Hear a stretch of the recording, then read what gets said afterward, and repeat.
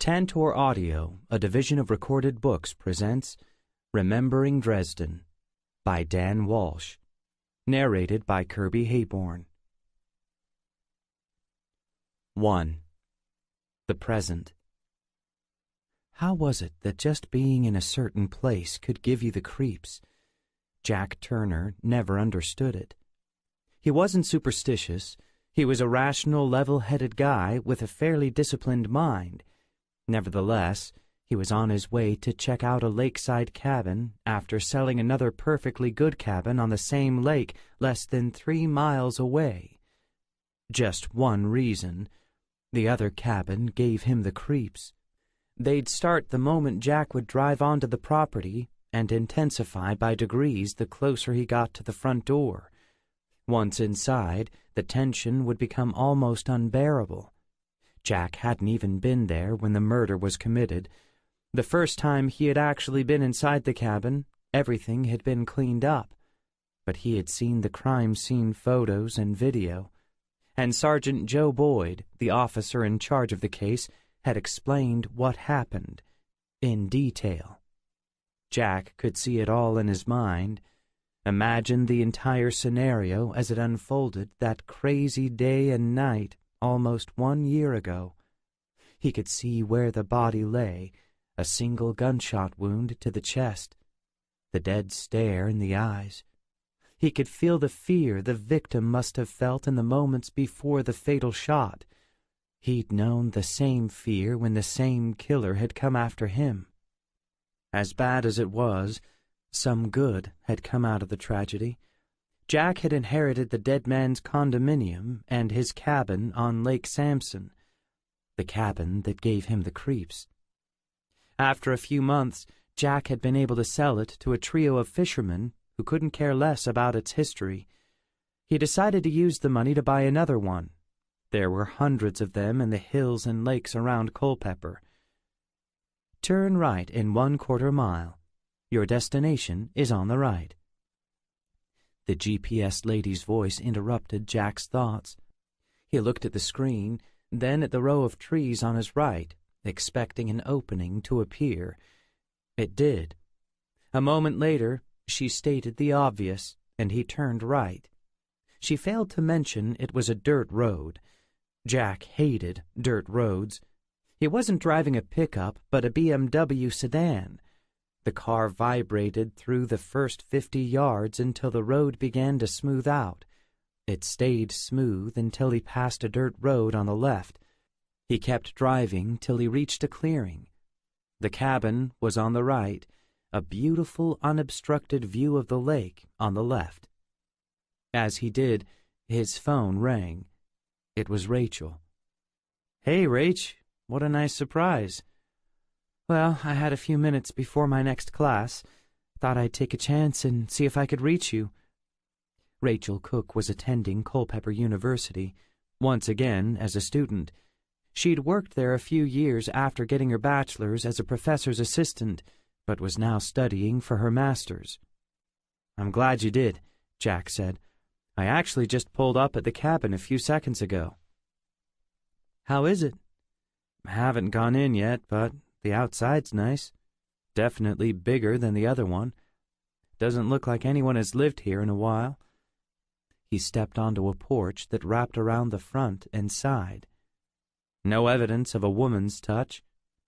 "Why do you say that?" "No wind chimes or little gnomes. No potted plants or flowers." Something caught his eye about 20 yards away. He stepped off the porch. "Wow, I like this." "What? What is it?" "I'm seeing you and me about 2 months from now when the evenings cool down, sitting here on these 2 Adirondack chairs facing the water, a fire pit right in front of us, 2 cups of hot chocolate." "I like the sound of that. But will you still be out there 2 months from now? I thought you were only leasing the cabin for a month." "You're right, I am. But if this little getaway goes smoothly, and if the cabin looks this nice on the inside, I might just buy it.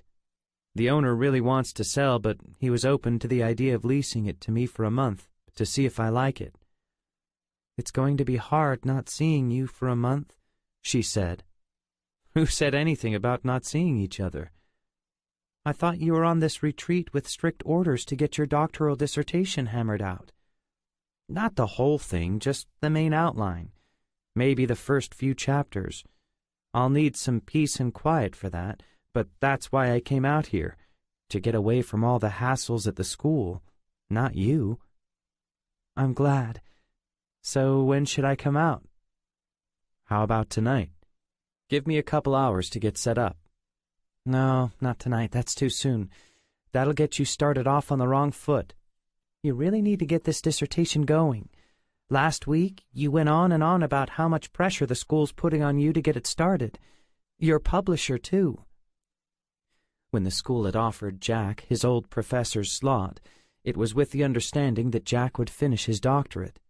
He'd completed half the coursework 2 years ago before coming to Culpeper, then completed the second year of classes this past year, while teaching 3 of Thornton's classes. But he hadn't any time to work on his doctoral dissertation. "You're right. Okay.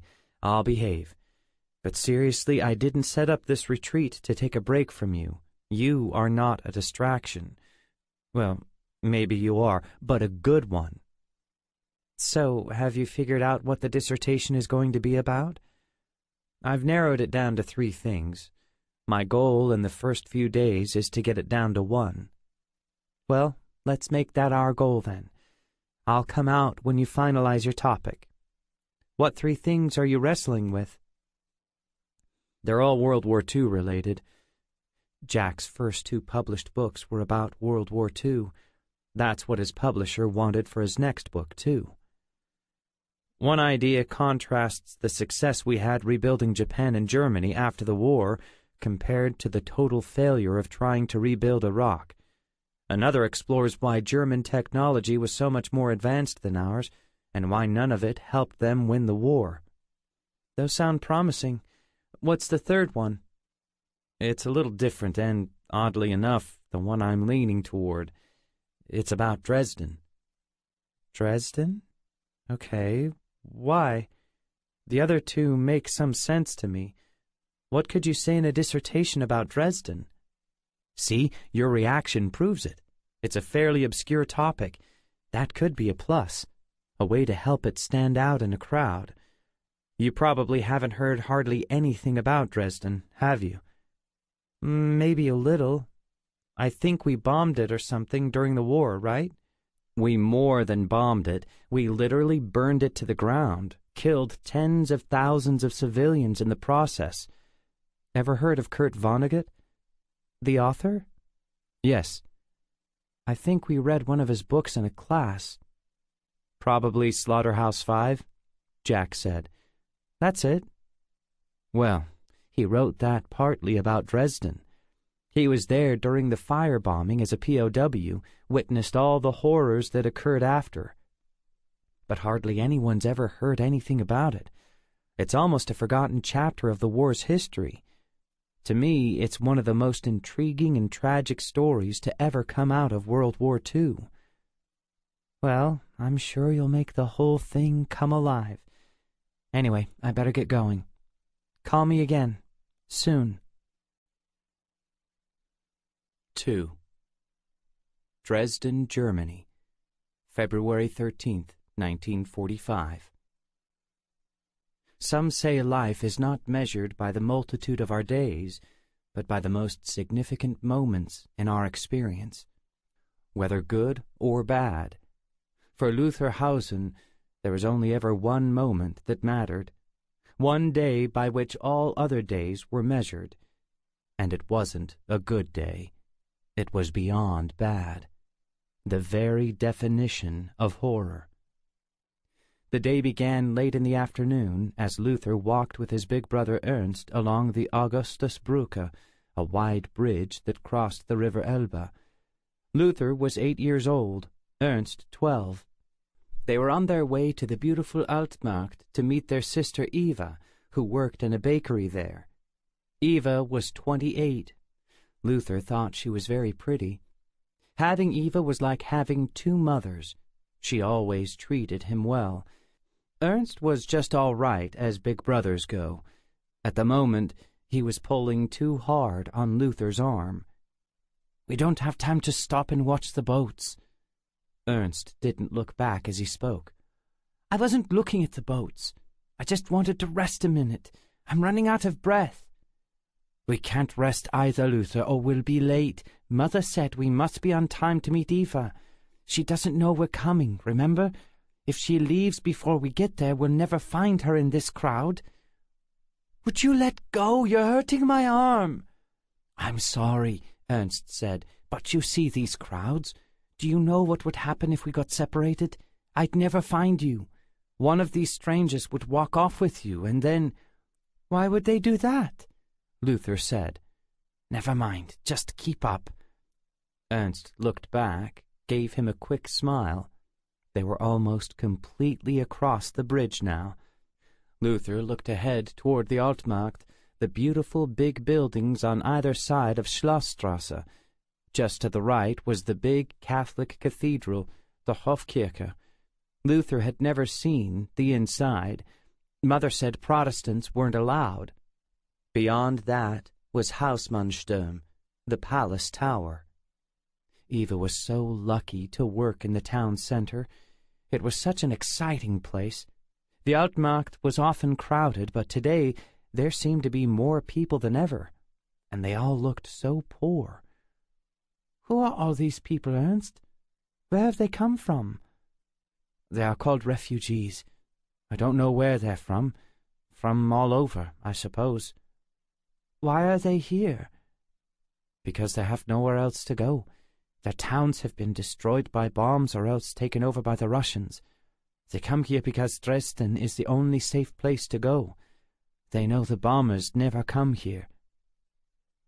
"Will they live here forever now? In the streets?" "No. Someday our mighty Luftwaffe will rid the skies of all these Allied planes, and the Wehrmacht will drive the Russians back to wherever they came from. Then all these people can return to their homes." "Stupid boy!" A harsh voice came from out of nowhere. Luther and Ernst turned to face an older boy leaning against a brick building. His face and clothes were dirty, his coat sleeve torn. Trash gathered at his feet. "What did you say?" Ernst said. Luther suddenly felt afraid. The boy stood straight. He was bigger than Ernst. "I said you're a stupid boy. The mighty Luftwaffe, did you say? The Luftwaffe is gone. The Brits and American bombers do as they pleased now, with no one to stop them. The war is lost." "You're wrong!" Ernst shouted. "What kind of German talks this way?" "I'm not wrong. I've seen it with my own eyes. The Allies bombed my city, and not a single Luftwaffe plane rose to meet them. Then the Red Army came and chased us away. Soon we'll all be speaking Russian. That is, if they don't kill us first. You wait and see." "You're a traitor to the Reich!" Ernst yelled. Luther was angry too. This boy shouldn't say such things about the fatherland. "What do you know?" The older boy stepped closer to Ernst. "I see the way you look at me, like I'm some kind of street rat. Back home, before the bombers and the Russians came, we had a large house with lots of servants. People like your mother probably did our laundry." That was it. Luther didn't even think. He just walked up and kicked the boy in the shin. "Ow, you little—" The boy grabbed Luther's shirt. Ernst didn't hesitate. He punched the boy hard in the stomach. The boy doubled over. Ernst grabbed Luther's arm. "Run, Luther, now!" They took off. Luther heard a loud thump. Ernst groaned but kept running. "Come back here, cowards!" the boy yelled. "Go ahead then, run away! But remember what I said. You'll be on the streets next." After running a full block, they slowed down. "What was that thumping sound, Ernst?" They started walking normally. "He punched me in the back." "Are you all right?" I'll be fine. Thanks for saving me. He had it coming. You just got to him first." Ernst rubbed his head and smiled. "We showed him, didn't we?" "We sure did," Luther said. "He shouldn't have said those things about Mother or the fatherland." "There's Eva's store up ahead," Ernst said. "Don't tell her about this. She'll just get upset and tell Mother." They walked a few moments in silence, weaving through the crowd. Ernst gripped Luther's arm again. "Ernst, do you think what that boy said is true? Could the bombers come here next?" "No, he doesn't know what he's talking about. He's just bitter from living on the street too long. Has our town ever been bombed in all the years since the war started?" Luther shook his head no. They'd often heard air raid sirens go off, but nothing ever happened. "And it never will," Ernst said. "I heard an old man say we have some kind of deal with the British. They have a historic town in England called Oxford. It has all kinds of architectural landmarks like us. The deal is our planes don't bomb Oxford and their planes won't bomb Dresden." "What did that boy mean about the Russians coming soon? The Russians are bad, aren't they?" "Very bad. But they can't come here either. The Wehrmacht will make sure of that. Herr Goebbels said so on the radio. We have nothing to worry about." Luther felt much better.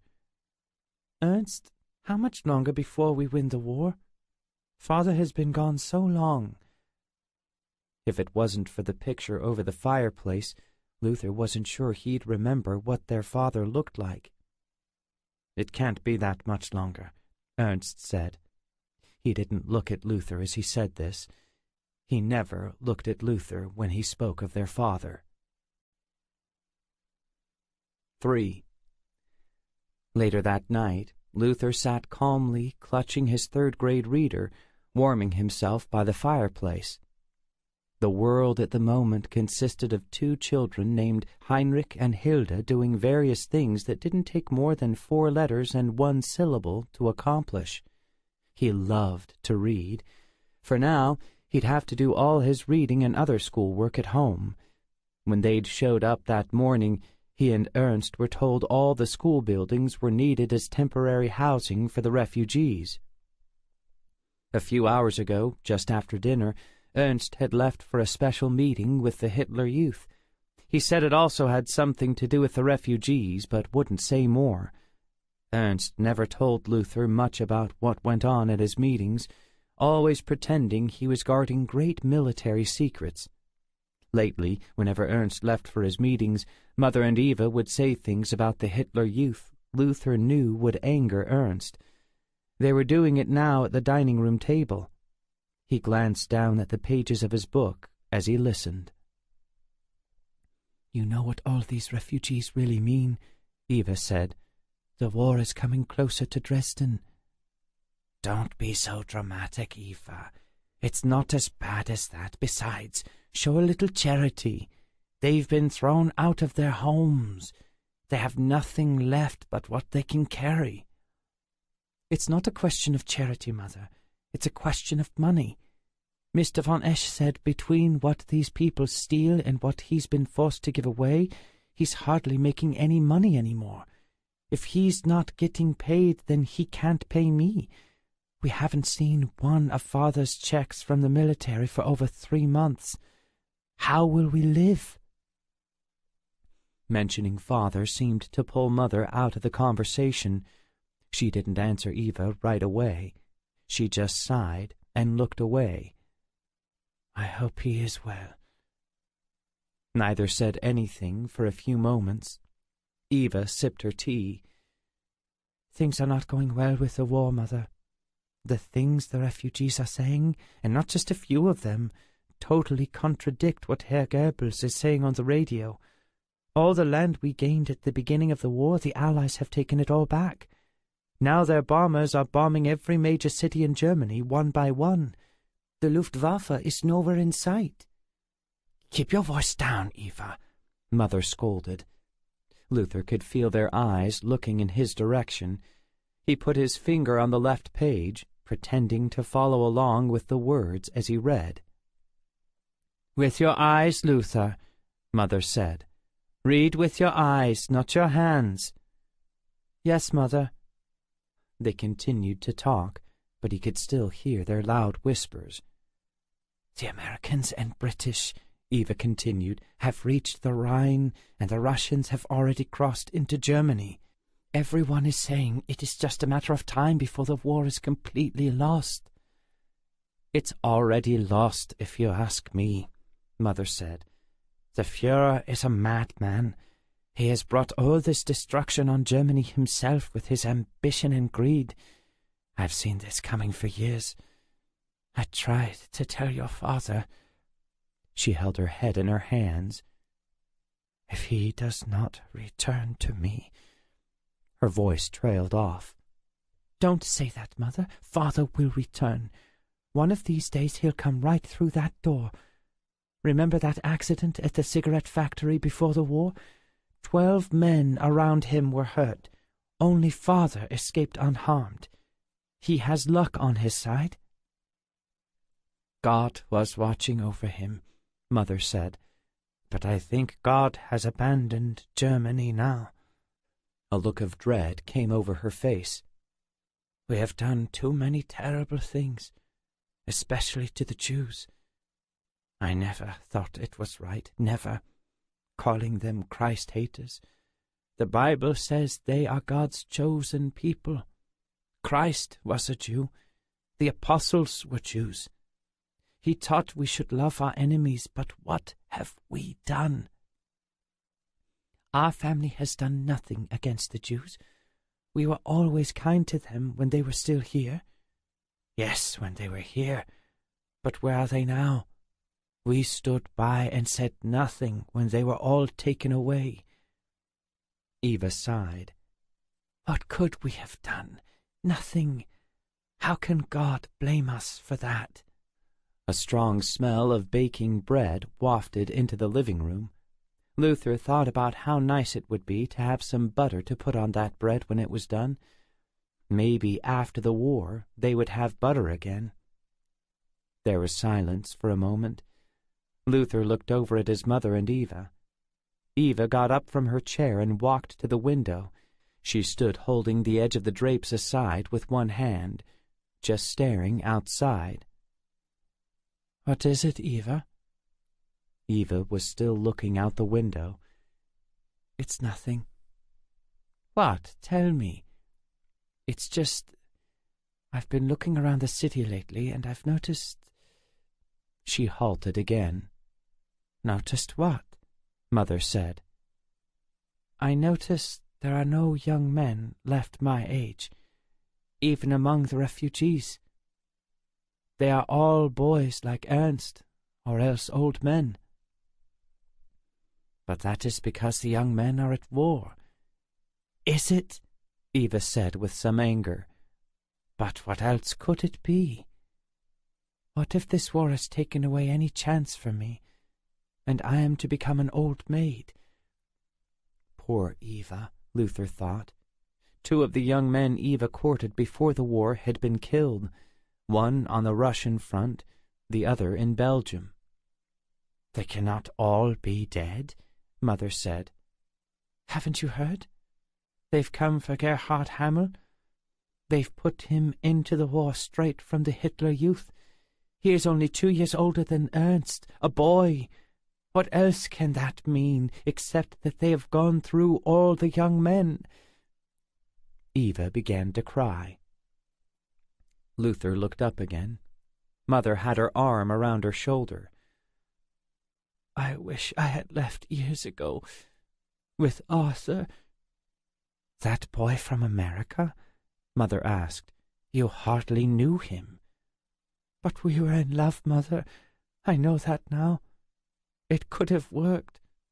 Then maybe I could have sent for you all before America got into the war." "Eva, do you think your father would ever have consented to such an idea, to leave Germany for America? Our family has always lived in Dresden. for more generations than I can count." Eva sighed. "I know. It all just seems so hopeless now. You and Father were married at 19. I am 28. There will be nothing for me but old men and cripples when this war is over." "Oh, Eva, don't say that." She looked over at Luther, noticed him paying attention. "Luther, it's getting late. You need to start getting ready for bed." She motioned for him to get up and pointed toward the hall. Luther obeyed. "Where's your brother?" Mother said. "Remember," Eva said, "Ernst's group went to that circus in town after their meeting. He told you about it at dinner." Luther remembered. When they had picked up Eva at the bakery, Eva's boss, Mr. Kleindienst, asked Ernst if he was going. He had taken his family the night before. Ernst told him he didn't have the money. Mr. Kleindienst had offered to pay Ernst's way if he would stop by after the circus ended to help him move some boxes into his storage room. "That circus should be over now, shouldn't it?" Mother said. "It probably is," Eva said. "I guess he's still at the bakery." His mother sighed. She entered the hallway. "I just wish there was some way to get Ernst out of the Hitler Youth altogether. You know they'll come after him next." A loud, frightening noise pierced the air outside. "Luther!" Mother called. "Into the cellar! Now! Eva, you too!" It was the air raid sirens. Luther followed Mother and Eva through a narrow doorway in the dining area that led down to the cellar. "But the bombers never come here," Luther protested. 4. 15 minutes had passed. Luther, Eva, and their mother continued to sit in the cold, damp cellar without making a sound. Finally, Luther spoke up. "Mother, can we get out of here now? It's just like all the other times. No bombers are coming. Ernst told me this afternoon they're never coming here." His mother said nothing. It looked like she was thinking. Eva joined in. "I think Luther's right. There's no reason to stay down here." "All right," his mother said. "I suppose there's no harm." Luther got up and opened the cellar door. A few moments later, he was in the kitchen. He heard Eva's footsteps right behind him, then his mother's. "It's still time for bed, young man," she said. "Can't I just go outside a moment to get some fresh air? The cellar stinks." "For a moment," she said. "Then you get right back in here and get ready for bed." "I will." "I think I'll join him," Eva said. "He's right about the smell down there." "It's not that bad. But go ahead. Make sure he comes in soon." Eva joined Luther, who was standing out on the sidewalk looking south toward the Altstadt, the old town area.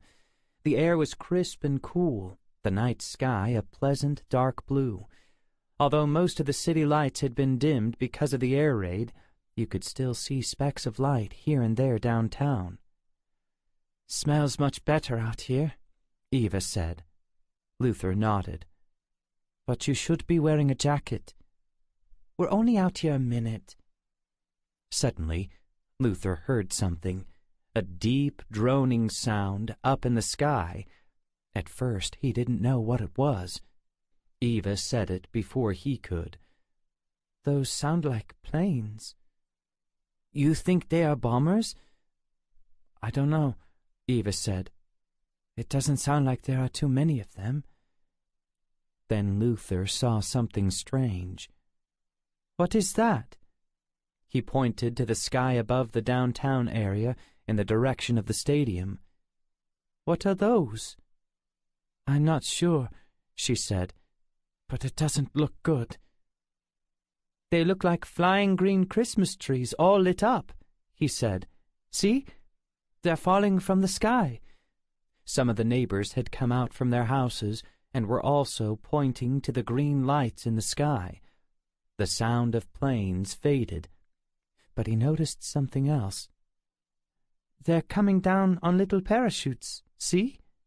Luther also noticed green light appeared to be dripping and falling to the ground in big drops. "Those aren't Christmas trees," Eva said. "I think they're flares. I've heard about them. Those planes we heard must have dropped them. They're here to light up the city." "Light up the city? Why?" "We need to get back in the cellar right away." She turned back toward the house. "Eva, what's the matter? Light up the city for what?" Moments later, Luther had his answer. A new sound. Eva heard it too. She stopped just before the front door and turned around. Her head shot upward. It sounded like swarms of monster bees coming. "What is that, Eva? Are those bombers? Are they coming here?" She reached out her hand. "Come on, we have to get to the cellar, now!" Everyone who'd been outside began running back into their homes. Others ran down the street in the opposite direction. "But what about Ernst?" Luther said. "He's right down where those green lights are falling." Eva sighed. She looked up at the lights. The first few were close to reaching the ground. She looked toward the alt-marked area, then back at Luther. He didn't understand the expression on her face. The sound was getting louder. They didn't sound like bees anymore. Luther knew exactly what they were. "I don't know what to do about Ernst, Luther. I'm sure whoever's in charge of their group will take them to a shelter. That's what we have to do. Now! Come on!" Mother appeared in the doorway. "That sounds like planes." A frantic look on her face. "They are, Mother, and they're coming here. We have to get back down to the cellar." Luther came up behind her. "But what about Ernst? He's still downtown." Eva pulled Luther through the front door. "Don't worry about Ernst. He'll take shelter. Just follow Mother, quickly." "Oh, Ernst," Luther heard his mother say. "God, please take care of him." "Ernst, what are those? Come here and see." Ernst looked over at Albert. Albert was Mr. Kleindeist's oldest son, a little younger than Luther, and the reason Mr. Kleindeist had offered to pay Ernst to come and move all these boxes into the storage room. Albert was frail. There was no way he could have lifted even a single box on his own. "What are you talking about?" "Come see. There are strange green lights coming down all over the sky." Ernst walked out of the storage room. About 20 minutes ago they had heard the air raid sirens go off, but since nothing had ever come of them, Mr. Kleindeist said they could keep working. Ernst looked up into the sky. He'd never seen anything like this before. "I don't know." People were coming out of buildings up and down the street, all of them looking up and pointing. The sky was becoming so bright. "What is happening?" Albert asked. Ernst had an idea, but he wasn't sure. Before he could answer, he heard a sound he did recognize. Bombers, off in the distance. Sounded like hundreds of them. Occasionally they had flown near Dresden, but always on their way someplace else. It almost sounded like they were getting closer. Between them and these strange green lights, he became convinced, as hard as it was to believe, they were coming here. The back door of the bakery swung open. Mr. Kleindeist appeared. "Bombers!" he screamed. "They're coming!" He ran out and grabbed hold of Albert's hand. "We have to go, quickly! I can't leave my family alone at the house!" Ernst knew Mr. Kleindeist's house was several blocks away. "What should I do?" "You can come with us or take shelter in the bakery cellar. I don't think you have time to make it home. The planes are getting louder. The bombs will start falling any moment." Ernst didn't know which way to go. "I think I'll stay here. It's closer to my house. What should I do about the rest of the boxes?" "Leave them!" Mr. Kleindienst said as he turned toward the direction of his house. "Get in the cellar! If I can, I'll come back after to check on you." He ran down the street, dragging Albert behind him. Albert looked back just once, his face full of terror. By now, everyone had begun to leave the street. Some ran back into the buildings they had come out of, others fled in different directions. No one ran toward bomb shelters. There were none in Dresden. No one imagined they'd ever need one. Ernst headed into the bakery and closed the door behind him. He wasn't even sure where the cellar door was, but quickly found it. After locating a small chain dangling from a light bulb on the wall, he pulled it. It provided enough light to see the bottom of the stairs, but not much else. He had barely made it halfway down before he heard the first explosions. The whole building shook. He almost tripped. Then more explosions, one right after the other. The ground rumbled beneath him. He couldn't see much beyond the stairs, but he made it to the nearest wall and slid down. The explosions were getting closer. One went off right outside. He crunched into a ball as dirt and dust fell from the floorboards above. The light went out. It was pitch black. 5. For the last 20 minutes, Ernst sat curled up in the basement of the Kleindienst bakery in that same position, eyes closed. Until moments ago, the ground had been shaking violently, non-stop like an earthquake. The explosions seemed to come from every direction. The noise was deafening. At any moment, he was certain the building above him would crumble and crush him to death. Now it sounded like the planes had gone. He became aware of a new sensation. The chilly cellar walls began to feel hot. The air, too.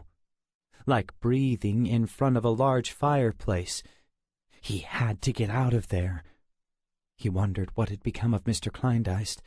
It sounded like a lot of bombs fell in his direction. What about his own house? Were Mother, Eva, and Luther all right? Surely the bombs didn't reach out that far from the town center. It had suddenly become even harder to breathe. He forced himself to stand. Feeling his way up the wall, he climbed the cellar steps. The wall was much hotter than it had been just moments ago. Smoke began to seep through the crack of the cellar door. Was the bakery on fire? He began to cough. When he reached the top, he put both hands on the door. It didn't feel too hot.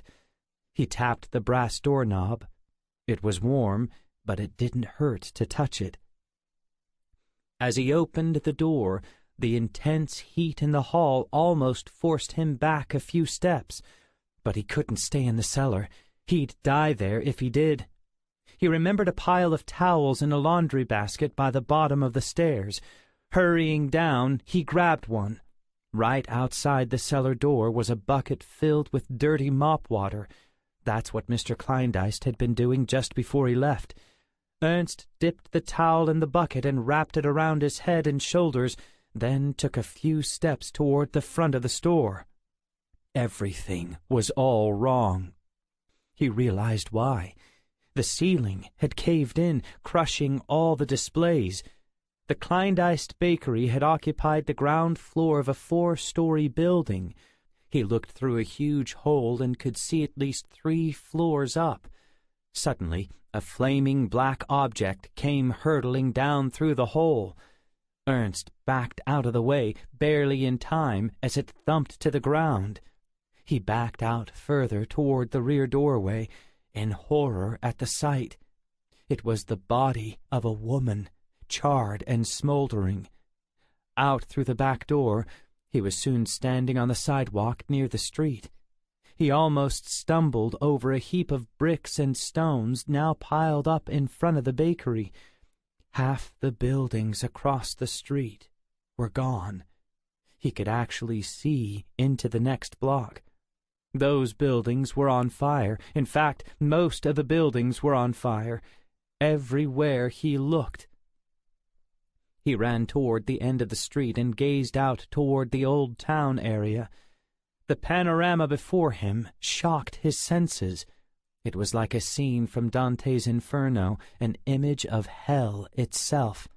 Flames leapt high into the sky from every direction, as if every building in the downtown area had been hit and was on fire.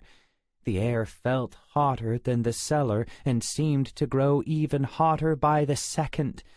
Hundreds of sparks, like devilish snowflakes, swirled through the air all around him. Where had this sudden wind come from? He had to get home. Running toward the bridge, he stayed as close to the center of the street as possible. Still, he constantly dodged flaming debris falling from buildings. Everywhere he looked, people were screaming and running in every direction. He turned at the last corner before the bridge and came to a 3-story building totally engulfed in flames. The central beams of the structure burned through. The remnants of the roof fell onto the floor below. Their combined weight crashed down upon the remaining 2 floors. An eruption of sparks and flames shot out through the openings that had once been windows. Horrific screams came from beneath the blazing mass. Ernst realized people had taken refuge in the cellar below. There was no way to help them. Seconds later, the screams died out. Ernst turned and continued running toward the bridge. The wind grew more intense. Now he could tell it was coming from across the river, moving directly toward the center of town. He became aware of a dull roaring sound behind him. It was getting louder. He was about to turn and look when suddenly, out of the corner of his right eye, he saw a ball of flame come out the front door of a bombed-out building. As he stepped out of the way, he could make out 3 figures holding hands, fully engulfed in flames. Was it a mother and 2 children? He gasped as the realization took hold. After a few more steps, the mother collapsed in the street, face first. The 2 flaming children fell on top of her. Ernst took the towel off and ran to them. Another man with a blanket helped him try to put out the flames.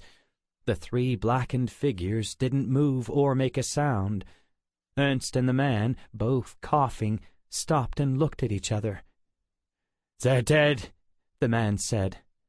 "They are better off than we are." He ran off. Ernst decided against putting the towel back on his head.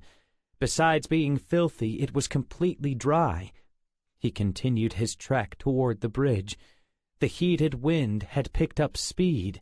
He had to lean forward as he ran to push against it. When he arrived at the bridge, it was mobbed. Hundreds were trying to cross it. He fell in line behind a thin, bald man, his head blackened and sooty. The man turned when Ernst bumped him. Ernst gasped. It wasn't an old man, not even a man. It was a young woman. Her hair had burned off. Ernst apologized quickly. The woman turned around without reply. Ernst wasn't sure even she understood. They had barely made a few yards' progress when Ernst saw a small group of men pushing through, going the opposite way toward the fire. As they got closer, Ernst realized many of them were boys his age, some from another chapter of Hitler Youth. He wished he still had that towel around his head so he could hide. An older man in the back of the group recognized him. "Ernst, is that you?" "It is you. Where are you going?" "I'm heading home to look in on my family." "If they're behind us, they're probably fine. Most of the bombs didn't reach across the river. Come with us. You can look in on them later." Ernst nodded. The man made room for Ernst to get in line. He turned around and began to go with them. The wind was now at his back, hot and howling. He couldn't believe he was heading back into this horrible nightmare. 6. It was hard to stay close to Eva, especially moving against the crowd, and especially since Eva didn't know Luther was following her. The bombing had stopped 10 minutes ago. Thankfully, their neighborhood was untouched, but it was the scariest experience of Luther's life. Eva had left the house against their mother's wishes, insisting she had to find Ernst and make sure he was all right. She'd thought by now he would have certainly left the circus for the bakery. That's where she was headed now. When his mother wasn't watching, Luther had snuck out. He and Eva were making their way across the bridge toward the fires. Almost everyone else was going the other way, fleeing the center of town. When they had made it across, it became a little easier to move and to keep his eye on Eva. But he was so distracted by the terrible sight before him. It looked like the whole town was on fire. It was hard to even recognize any of the buildings, and the heat was so much worse this side of the bridge. He found it hard to breathe. The hot wind he'd begun to feel as they neared the river was much more intense. Eva stopped for a moment, so he stopped too, trying to keep the same distance between them. She was looking at a collection of boys, teenagers, and old men carrying shovels and pickaxes. They stood together, staring at the blaze. She waved and called out Ernst's name. Luther looked more closely at the group. There was Ernst! He turned and saw Eva. She waved at him again and started walking closer. "Stay there!" Ernst yelled. "I'll come to you!" When he reached her, they embraced, which wasn't normal, but Luther wasn't surprised. "I thought for sure you were dead," she said. "For a while, I almost was. Eva, you can't believe it. It was so horrible. The bakery is destroyed, and so are most of the homes and buildings around it. You can't believe the things I've seen just getting from there to here." He started to cry. She hugged him again. "Is Mr. Kleindeist okay?" "I don't know. He and Albert ran off as soon as the bombers came. He wanted to be with his family. I don't know if they're okay, though. It sounded like so many bombs landed in that direction." She kept her arm around his shoulder. "Come, Ernst. Let's go home." He pulled back, looked up at her. "I can't, Eva. I have a duty." "No, Ernst, there's no putting out fires like these. Surely you can see that. There are far too many." "But, Eva—" "Ernst!" She grabbed both shoulders. "Look at me. These fires are completely out of control, and you are just a boy. There's nothing you can do." "I'm not a boy." "I'm sorry, I shouldn't have said that. You are very brave to come out here like this, but please, Ernst, now is not the time to listen to the Hitler Youth voices in your head." An older man dressed in fireman's gear walked up. "Ernst," he called, "let's go." "Shut up, old man!" Eva shouted over the sound of the wind. His face registered shock. Luther was surprised by it, too. He had never heard her talk disrespectfully to her elders. "We have to help," he said. "It's our duty." "If it's your duty," Eva shouted back, "you go help. Ernst's duty is to look after his family. He's the man in our house now." It seemed to work. The old man looked back at the fires. They had spread to even more buildings in the few minutes they had stopped. And the wind continued to grow more intense. Where was it coming from? Luther wondered. There were no storms in the sky, only smoke. "She's right, Ernst," the man finally said. "Go take care of your family. We'll be—" "No," Ernst said. "It is my duty. Our neighborhood was spared. You go home, Eva. I will come soon." "Ernst, please." She stared at him for several moments. His eyes never flinched.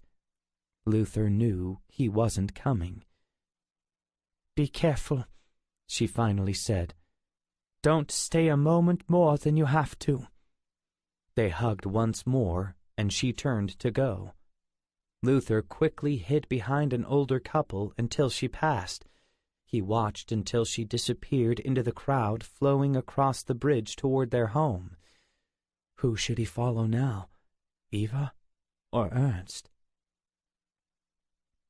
They were almost home now. For obvious reasons, Luther chose to follow Eva.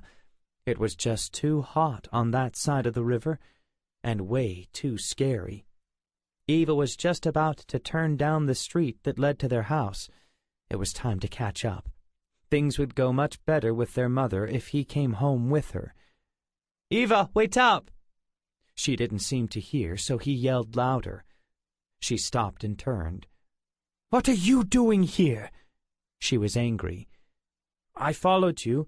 I wanted to make sure Ernst was okay." "You shouldn't have. It was too dangerous. You could have been hurt by falling debris or lost in that crowd, and we would never have found you." "I'm sorry." "Okay." She hugged him tight. "Let me do the talking with Mother." They walked together the rest of the way home. Every so often, Luther looked back. The entire old town area was on fire from one end to the other. The sky glowed orange-red. When they got home, they didn't see Mother outside. It was quite late, almost 11, but Luther couldn't imagine how she could be sleeping. She wasn't. Eva opened the front door. She was standing by the sofa. "Oh, thank God you got him." "What?" Eva said. "No, Mother, I didn't." She stepped aside, revealing who stood behind her. "I found Ernst, and he's fine. But some of the firemen are working with the Hitler Youth, and Ernst insisted he be allowed to stay and work with them." "What?" Mother saw Luther step out of the shadows. "What are you doing here? I thought you were in bed." "I couldn't sleep. I was too worried about Ernst, so I followed Eva." "I didn't know he did this," Eva said. "I never saw him until we were almost home." "Come here," his mother commanded. Luther braced for a spanking. Instead, she almost smothered him with hugs. After, she scolded him and repeated the same things Eva had said outside. She led him to the sofa and sat, pulling him down beside her. "Sit," she said to Eva, "and tell me, are you sure Ernst will be all right?" "I hope so." Eva sat in the upholstered chair. "I hope so? You don't know for sure?" "How can I be? He wouldn't come home with me." Eva sighed and buried her head in her hands. "It was so awful, Mother. The whole downtown area, all of Dresden's beautiful buildings, they're all gone.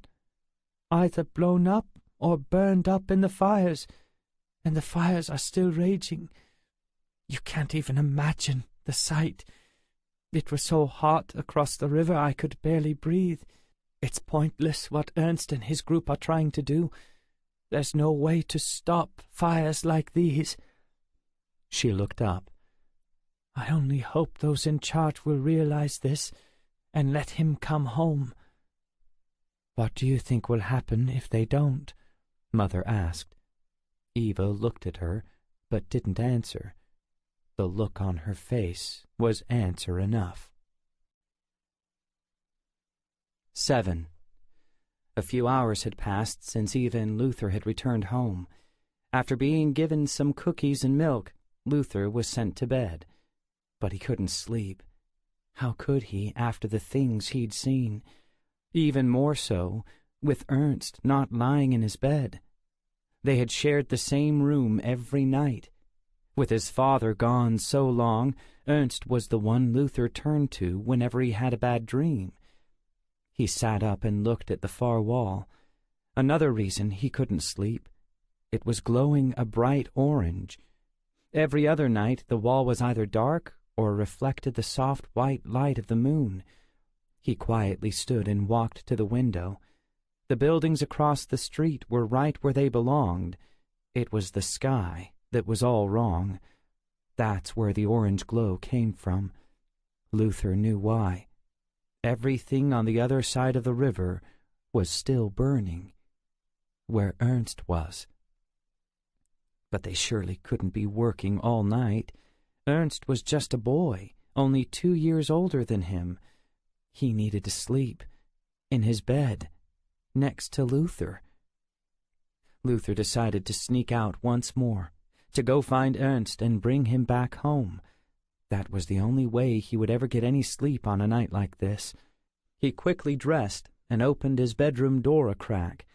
The rest of the house was dark. He listened a few moments. Not a sound. His mother and Eva must have gone to bed, but sometimes his mother waited up in the living room in the dark if Eva had ever come home late on a date. That hadn't happened in a long time, but Luther couldn't take a chance that she might be waiting up for Ernst. He decided to sneak out the back door and went the opposite direction down the hallway. Outside, a wave of fear stopped him. Could he really do this? He'd walked this same path to the river, then over the bridge, even around the old town area many times, but never at night, and always with Ernst. He knew the way, and with these fires, it really wasn't all that dark out, and there was no way he could ever get to sleep without Ernst. He started walking, quickly, before he talked himself out of it. It had taken an extra 10 minutes to get here, but Luther was now on the last street before reaching the bridge. The darkness hadn't slowed him down. It was the bomb damage. Apparently, some bombs had fallen on this side of the bridge, knocking a few buildings down right in the middle of the street. This had forced him to find another route, but at least he'd never felt lost. The ever-present glow of the night sky had kept him on track. He turned the corner. The once familiar Augustus Brücke was across the street. Nothing else looked even remotely familiar.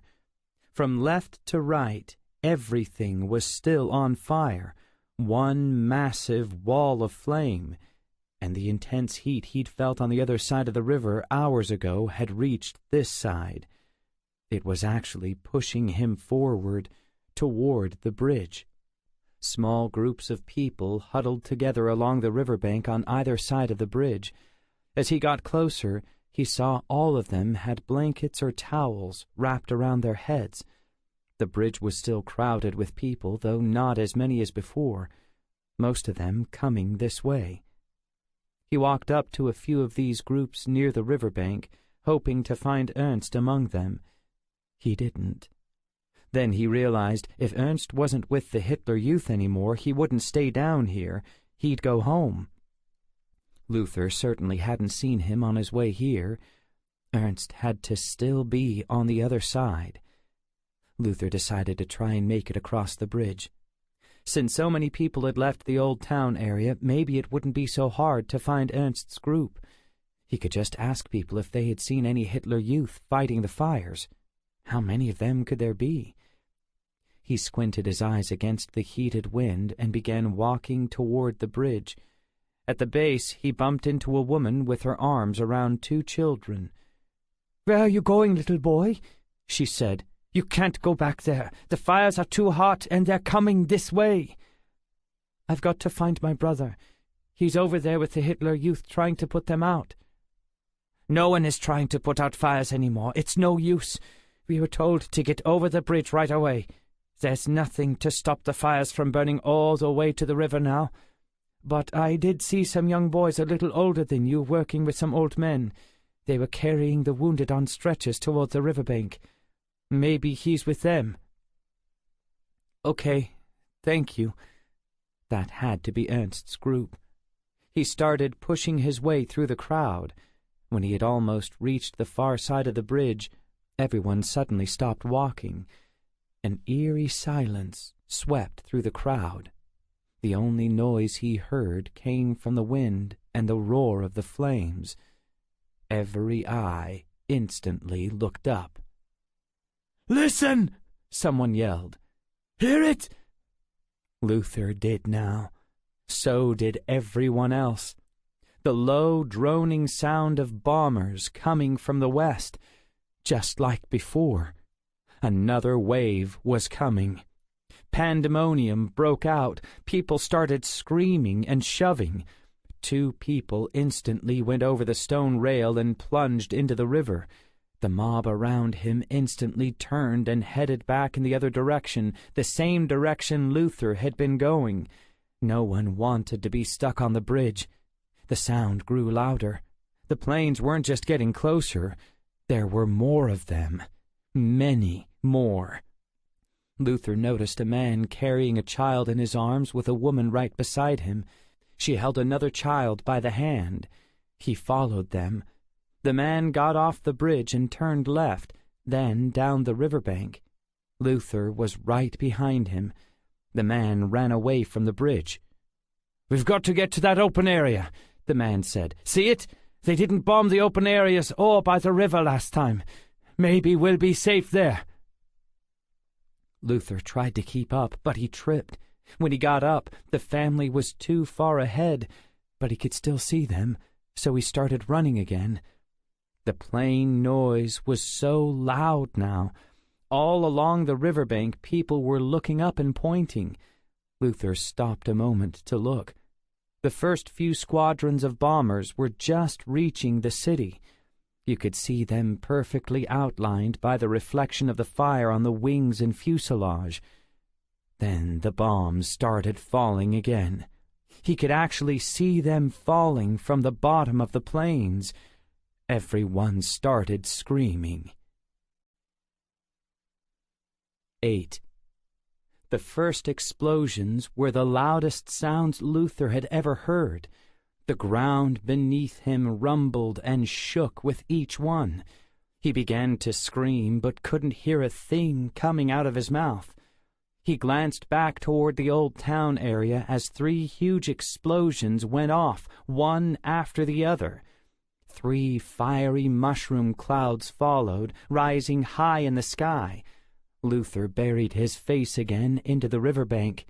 More explosions came, this time on his right and much closer. He lifted his head. It was the railway station, already on fire from the first raid. Soon explosions came from every direction. He curled into a ball and clamped his palms around both ears, but it made no difference. Images of his mother and Eva flashed into his mind. Why had he come out here? He could be safe at home with them. And what about Ernst? If he was anywhere else but right here near the riverbank, how could he survive? How could anyone? Luther was certain any moment a bomb would fall right on top of them. What did it feel like to die that way? Did it hurt? Anything would be better than burning to death. Luther continued to lay there on the riverbank for the next 20 or 30 minutes, along with a mass of strangers. The bombs continued to fall almost non-stop. Only a few came close. Luther became more aware of 2 other things besides the terrifying explosions: the wind and the heat. Both had gotten much worse since the second round of bombs began. In the last few minutes the wind had gotten so strong Luther had to dig his heels and claw his fingers into the mud to keep from being pulled away. But it did seem like the explosions were finally starting to cease. The hot wind made the greatest noise now, followed by the roaring sound of flames. The heat was so bad Luther found it hard to breathe. Suddenly a towel had blown from somewhere right into his face.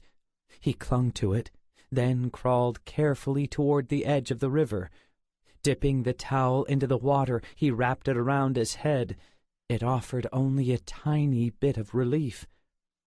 When the explosions finally did stop, some of the people around him stood. Luther saw the father and mother with 2 small children coming this way. Everyone standing had to lean forward into the wind. "We have to get out of here!"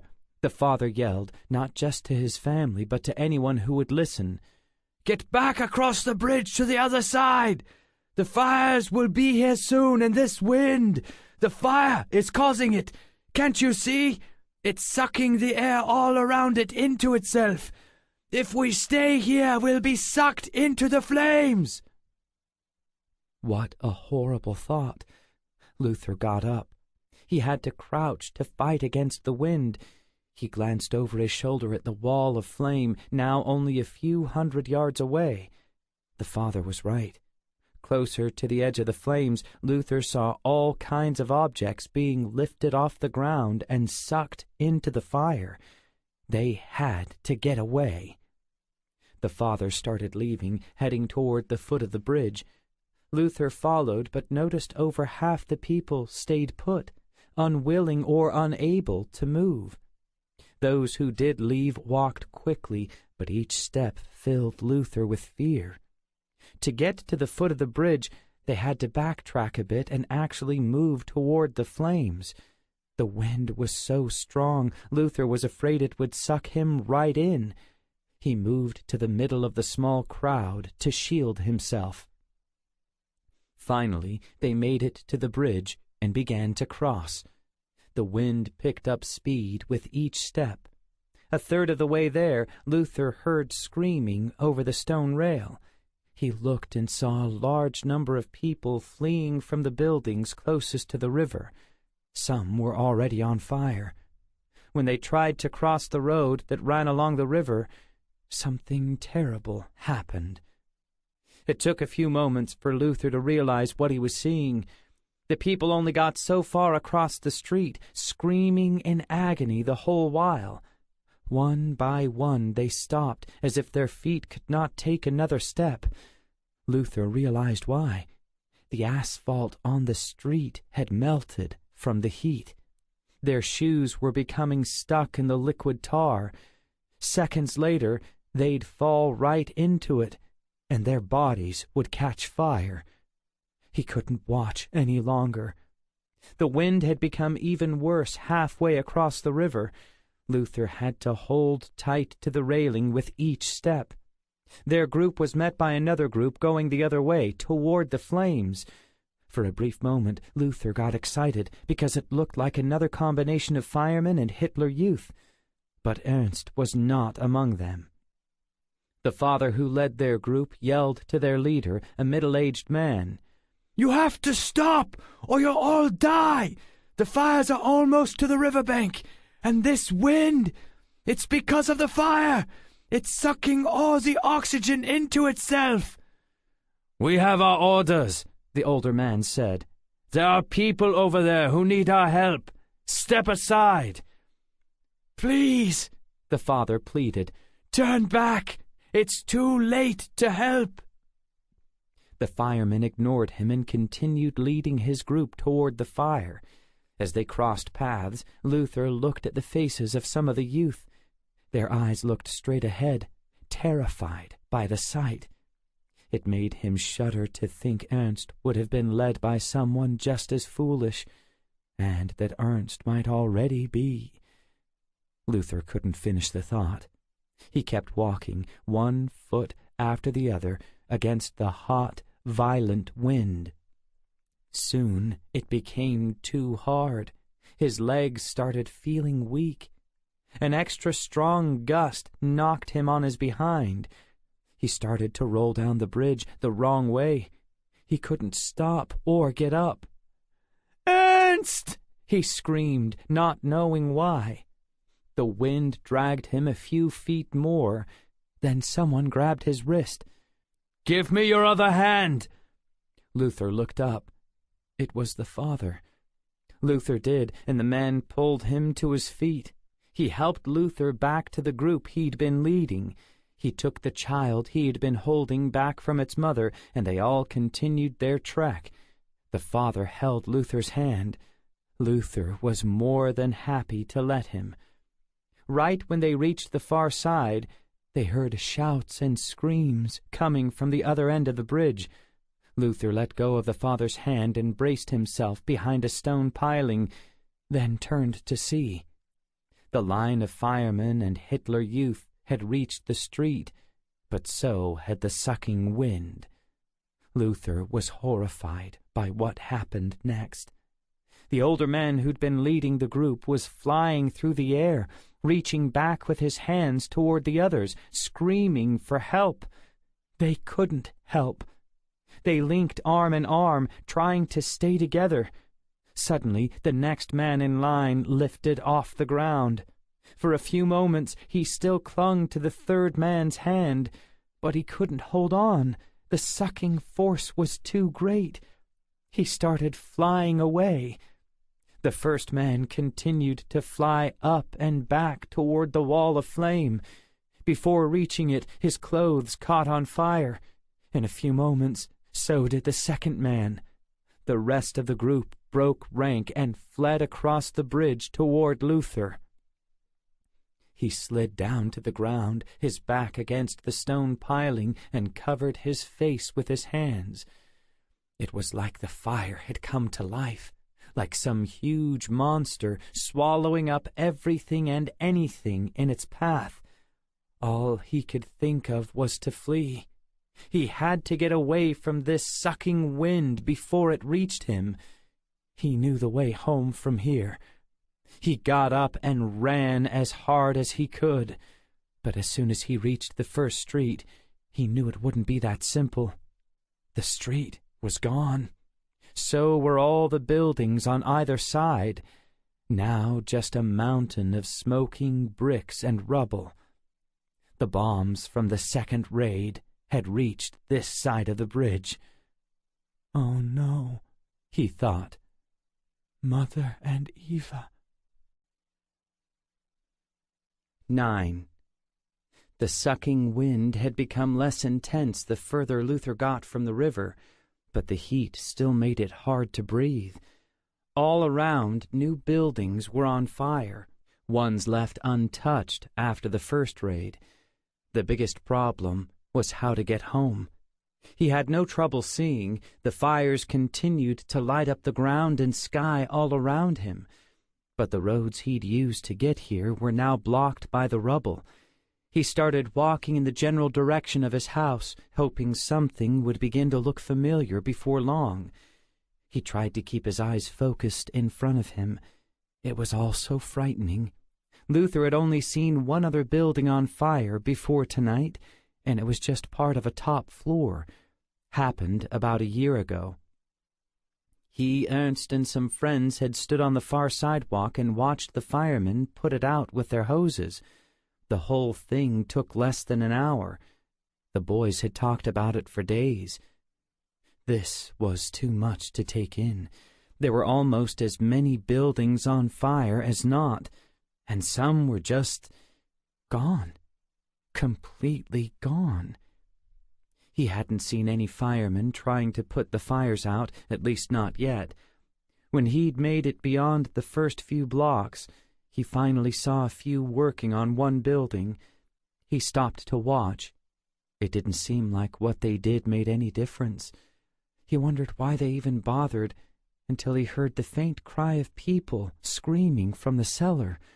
The stairwell was blocked by chunks of debris. Just then, a boy about his age tapped him on the shoulder.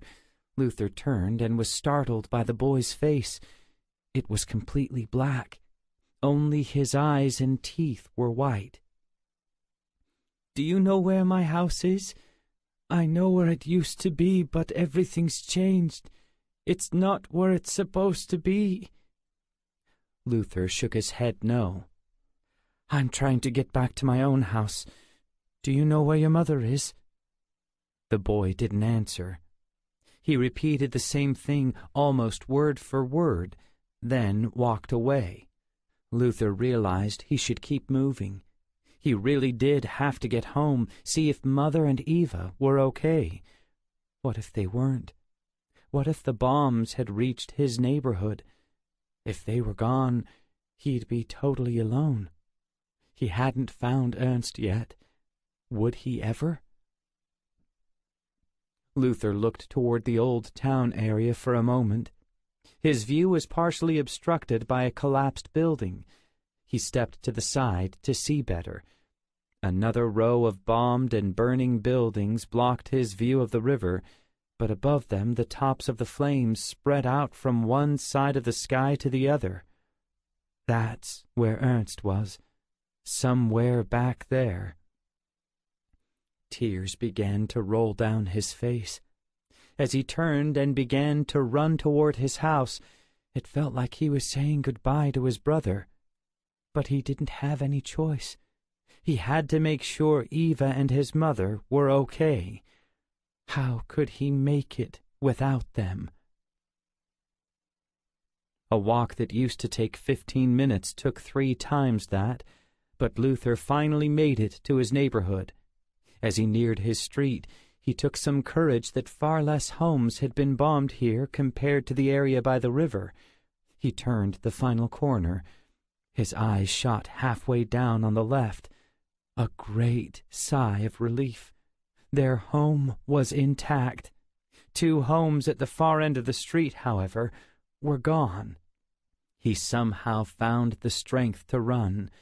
There was plenty of heat and smoke here, but it was less intense. He came in through the side door, which led to the kitchen. The house was dark. Someone was crying in the living room. "Hello? It's me, Luther. I'm here." "Luther, oh, thank you, God." His mother's voice. "Is Eva with you?" "Eva? No, why would she be?" She ran up and hugged him.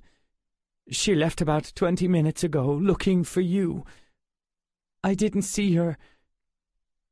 Still holding his shoulders, she pulled back a little and bent down. "Where were you? Where did you go?" "I couldn't sleep without Ernst. I went out to look for him. I made it to the river, then more planes came." "You could have been killed." She hugged him some more. "Did you see Ernst?" "No, I couldn't find him anywhere," he said, still leaning against her. "Mother, it was terrible. The fires are everywhere. The whole old town area is gone. It's one big fire from one end to the other, and it was so hot I could barely breathe." She walked him back to the couch where they sat side by side. She started crying again. It made him cry. "I don't know if Ernst is safe, Mother. I don't know how he can be. The whole area his crew is working on is on fire. And it's not just fire. There's this terrible wind that is sucking everything into it. I was standing on the bridge when it started sucking me in. I fell down, and it started dragging me into the fire. Oh, my gosh! Then this man grabbed my arms. He pulled me back." Luther was seeing everything all over again in his mind. The people running toward the river, their feet getting stuck in the street, them falling and catching on fire, the men being dragged into the air, right off the bridge, catching on fire, the wind sucking them into the wall of flames. He buried his face into his mother's sweater and sobbed. He heard her pray, "Please, God, bring Eva home safe. Speak to her. Let her know she should come home. And if Ernst is still okay, please keep him safe. Bring my children back to me." She had barely said the words when a loud bang came from the same door Luther had just walked through. "I can't find him anywhere. I've walked all around the neighborhood and all the way down to the river. If he's on the other side—" It was Eva. "He's in here," Mother said. "He's all right." She stood, so Luther stood. When Eva saw him, she ran to him and gave him a hug, crying the whole while. "I thought we lost you too." What did she mean by that? Did she know something about Ernst? It sounded like she believed he was gone for good. They all sat in the living room. "I had to try to find Ernst," Luther said. "He never came home and I couldn't sleep. So I went down by the river to the last place I saw him, but it wasn't like before. The whole place was on fire. Then more planes came." Eva wiped her eyes with a handkerchief. "Mother, you can't believe what's happened. What the bombs have done. The whole downtown area, not just the old town, is completely destroyed. It was so hot and so windy I didn't dare go near the bridge." "That's where I was," Luther said, "except across the bridge. But it got too hot. Then the fire started coming toward us. Then the wind grabbed me." He started feeling all the same feelings and seeing everything all over again in his head. He burst into tears. Eva put her arms around him and let him cry into her lap. "We were sound asleep until the planes came again. We kept calling your name as we ran down the cellar, but you didn't answer. I ran into your room. I couldn't believe my eyes. Neither one of you were there." She started to cry. "Don't ever do that again." They all sat for a while. When Luther was done crying, he lifted his head. Eva looked like she had stopped too. "What are we going to do? What if more planes come back again? Where can we go?" For a moment, no one answered. "What else can we do?" Mother said. "Just go back in the cellar and pray. There is nothing else." "I'm so tired," Luther said. "Can we at least sleep out here? I don't want to go back in my bedroom alone." "You can sleep in my bed," Mother said. "That's okay," Eva said. "I'll stay out here with him. I don't know how much sleep I'll get, but we'll try to make it work here on the couch. You go on back to bed." Mother got up, leaned over, and gave both of them a kiss on the forehead. "You come wake me when Ernst comes home." "I will." 10. Luther awoke, totally disoriented. It was definitely daytime. Light came in through the windows. But where was he? He couldn't be in his bedroom. The wrong walls were staring down at him. He smelled smoke. Why smoke? Where was it coming from? Then he remembered. The planes, the bombings, the explosions, the fire, it all came rushing back. He was in the living room, on the sofa. He sat up. He had been leaning against his sister Eva, who was still asleep. Rubbing his eyes, he looked around. Except for the lingering smoke which hung in the air like fog, everything looked the way it should. He stood, then remembered something else. Ernst. He ran into the bedroom they shared, desperate to find him there, but his bed was empty, still made from the day before. He fell across the bed and burst into tears, his fists grabbing Ernst's bedspread in bunches. He could think of only one reason Ernst had not returned. He would have come home if he could. He was gone, perished last night in the fire and the flames.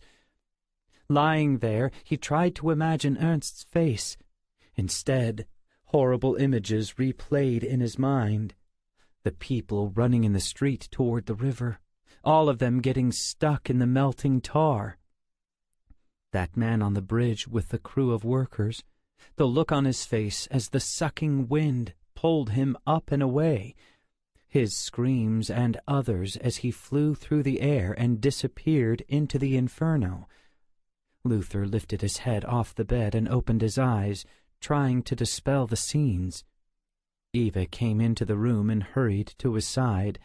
They hugged tightly. It's okay, Luther. It's going to be okay. But he could hear her crying. She knew what the empty bed meant. He's gone, Eva. Gone. Maybe not, Luther. He could still be down there working. She lifted his face to look into hers. There is so much work to do. Maybe his crew worked through the night. Don't give up hope yet. You think it's possible? She nodded, but her eyes didn't seem very sure. Just then their mother stood at the doorway. She looked down at Ernst's empty bed. Tears filled her eyes. Not you too, Mother. I'll tell you the same thing. Ernst might just still be working with the Hitler Youth. So much of the city was destroyed last night. There's so much work to be done. I'm sure that's why he didn't come home. Why don't we all get some breakfast? Then we'll head down there and look for him together. Luther liked that idea. That's what they would do. It was nearly noon. No one said a word as they walked from their house down to the river. Luther knew they hadn't seen the worst of it yet, but in the light of day it was already beyond anything they could have imagined. The sky was gray and dingy. Nothing looked the same. Not a single road was clear and passable. Not a single block of buildings was intact. Smoldering rubble lay everywhere. Smoke and fire also, increasing in intensity the closer they got to the river. Although his mother and Eva constantly shifted their gaze from side to side, trying to absorb what their eyes almost refused to see, Luther kept his focus straight ahead. So many people had died last night in these buildings, and he didn't want to see any more of it. When they reached the river, ignoring it became impossible. Death was all around, everywhere he looked. Work crews were dragging charred bodies out from the cellars of nearby buildings and stacking them into a pile in the street. What they carried didn't even look like people, more like burnt pieces of shriveled wood. But Luther knew what they were. He wished he didn't. It was almost hard to look away. The three of them had to stop walking a moment as a man dragged 3 blackened bodies by, their limbs intertwined. Eva gently turned his head. You don't need to be seeing that.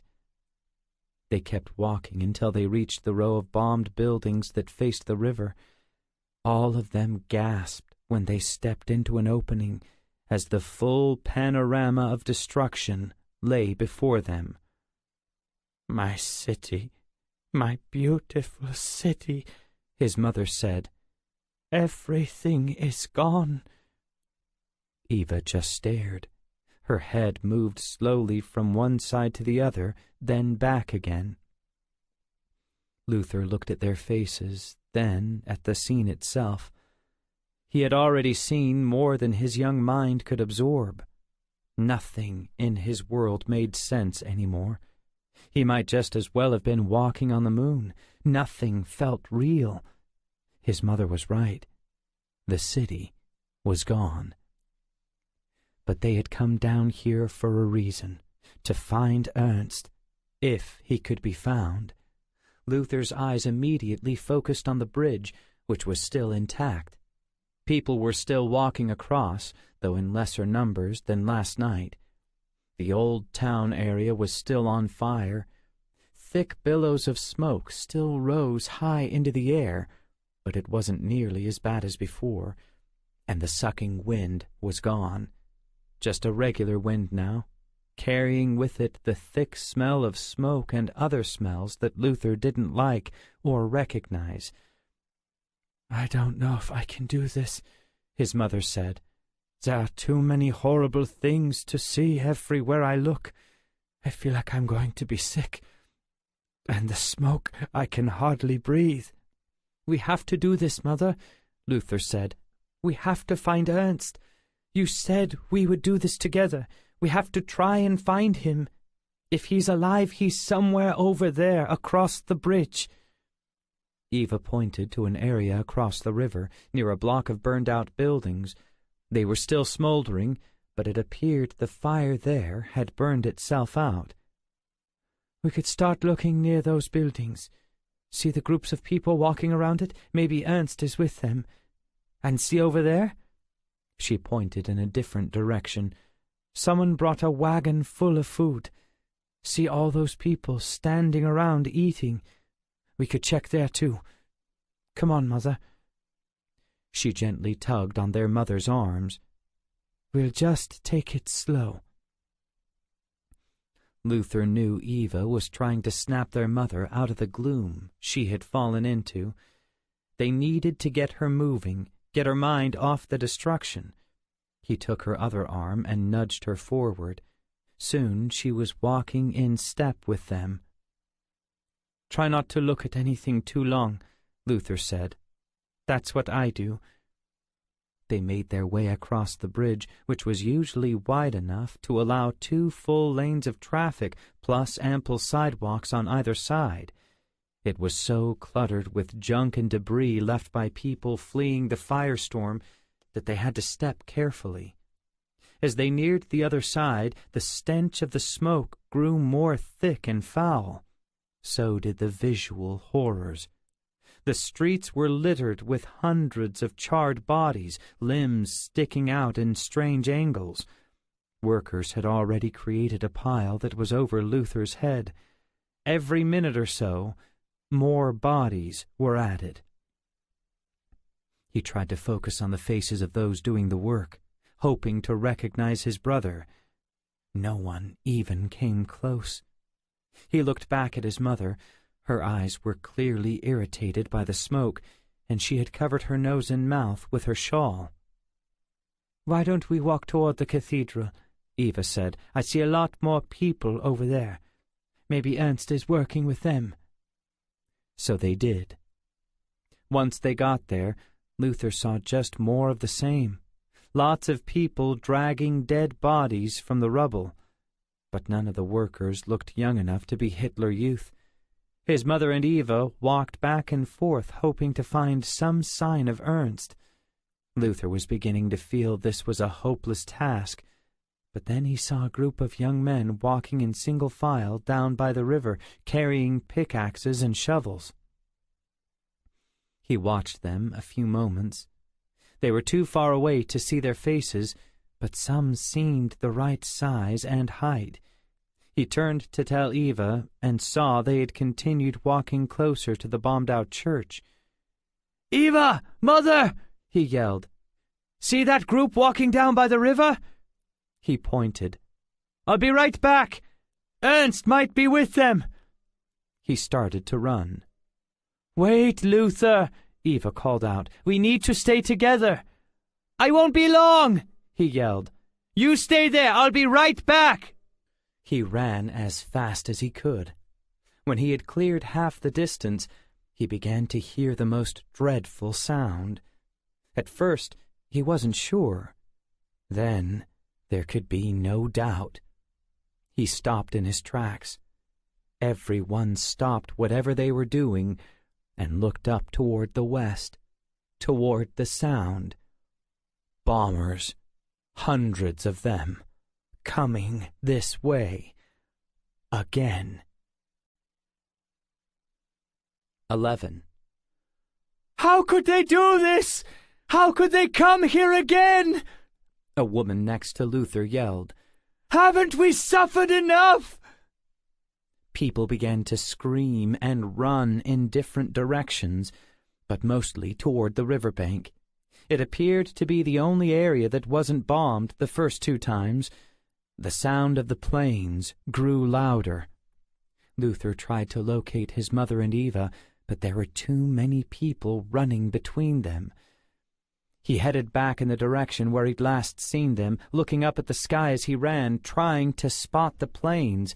He collided with a man carrying a small boy and was knocked flat on his back. His head banged hard against the sidewalk.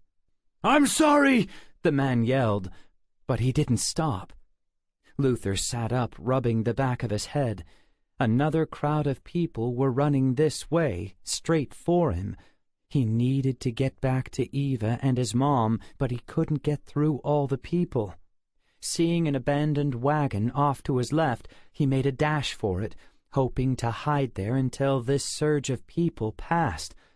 The sound of planes filled the sky now. Luther remembered from last night, when they got this loud, bombs started to fall. "Look!" a man shouted right in front of him. "There they are!" Luther's eyes followed where he pointed. "Good God, they are Americans! Those are B-17s! Now the Americans are bombing us too!" Luther remembered something Ernst had told him once when they'd talked about the war. He'd said the British commanders were all devils, bombing German cities and towns without mercy, even going after civilians on purpose. The Americans, Ernst said, only bombed military targets, not civilians, at least not on purpose. Luther stood and looked up.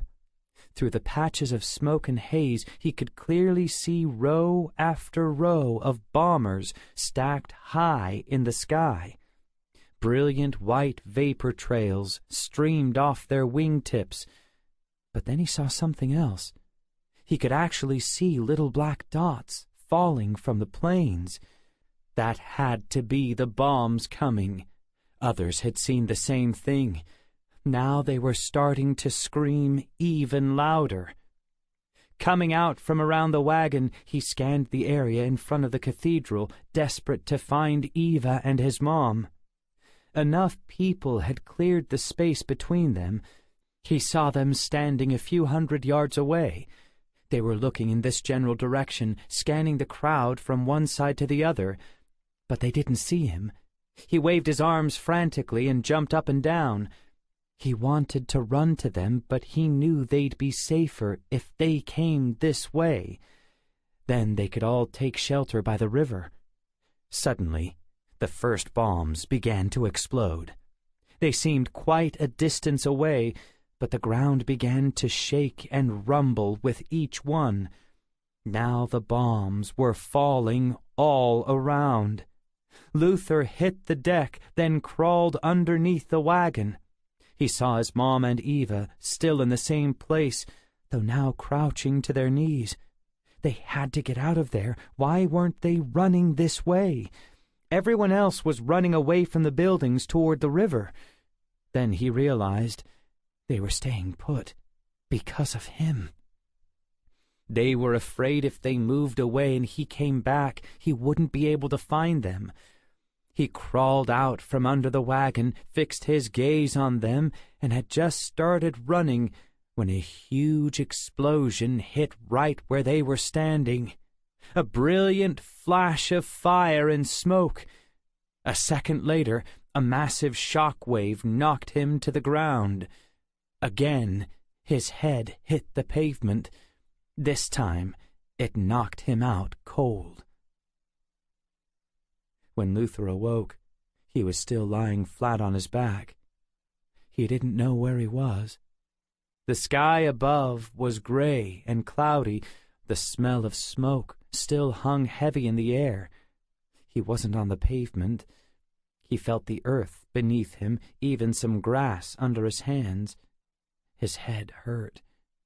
When he sat up, he was aware something was wrapped around it. It felt like bandages. He was near the riverbank, but far from the river, on the other side of the bridge, the side where he lived. How did he get here? Who had brought him? All around him, in neat rows, other people were laying down also. Many looked badly burned. Some were unconscious, or were they dead? A man and woman were tending them. The man wore a soiled white coat. Was he a doctor? Luther tried to stand. He could, but felt wobbly, like he might pass out if he wasn't careful. His head started to pound. Slowly, he turned to take in his surroundings. Everything looked the same. The city totally destroyed. Not a single building intact. Fire and smoke still rose into the sky in several places. Other buildings smoldered. On the fringes of the burned-out areas, several crews of workers dragged debris and bodies from the buildings, just as before. Where were Eva and his... He remembered. The explosion, the flash, the invisible force smacking into him, knocking him to the ground. The moment just before that surfaced and froze in his mind, like a photograph, only in color. His mother and Eva were standing near the rubble of the cathedral, searching the crowd for him. He had started to run toward them. Then they just disappeared in the explosion. "Mama!" he cried. "Eva!" He fell to his knees, then curled up in a ball on the grass and cried some more. They were gone, and so was Ernst. Luther was all alone now. What would he do? Who would take care of him? He lay there a few minutes, sobbing, then felt a firm but gentle hand on his shoulder. "Little boy, you okay?" A man's voice. Luther looked up into the face of a soldier, or was it an older man dressed as a soldier? He shook his head no. He was not okay. "I lost my mother and my sister, and my brother too." "Don't worry. We'll find them. When did you last see them?" "I'm not lost. They're not lost. They're dead. I saw it happen. The bombs." He started crying again and buried his hands into his face. The man patted his shoulder again. "That's okay. You just cry then. You have every right." Luther must have cried himself to sleep. When he opened his eyes, he could tell some time had passed. He saw the old man dressed like a soldier about 30 yards away. He and a younger man were carrying an unconscious woman this way. He guessed this must be some kind of temporary hospital. The other man in the white coat, whom Luther guessed was a doctor, walked toward the woman and pointed to a place in the grass. The men laid her there, and the doctor began to examine her. Luther didn't know why, but he decided to walk toward this older man. When the man saw him, he nodded and came toward Luther. "How are you?" the man said. "Are you doing any better?" "No, don't answer that. Of course you're not. How could you be?" Luther did what he said and offered no reply. "Which of the bombings killed your family?" "The one today," Luther said. "Except for my brother. I think we lost him last night during the second one. He started to come home with my sister and me until some men took him to help the people from the first bombing." "Oh," the man said. "But how could anyone have known the Brits would come back to attack us again? Twice in the same night." "My brother said we would never be bombed. He said we had some kind of deal with the British. They have a city like Dresden. If we didn't bomb it, they wouldn't bomb us." "I've heard that before. Oxford, I think. Well, obviously it wasn't true. Last night may have been the worst bombing of any city in the entire war. I've never seen anything like it." "I hate the British," Luther said. "I don't blame you," the man said. "But I'll tell you who you should hate even more." "Who?" "Hate the Americans. They were the ones who bombed us today. I saw the planes, American planes, B-17s, hundreds of them. I couldn't believe my eyes. I used to have some measure of respect for the Americans, but they're no better. We have no military targets here, not a single flak gun to defend us, not even a bomb shelter to protect us. The Brits totally destroyed Dresden last night. Thousands of people were already killed, tens of thousands. What purpose could the Americans possibly have sending their bombers here today? There can be only one: to kill the survivors. As if we haven't suffered enough.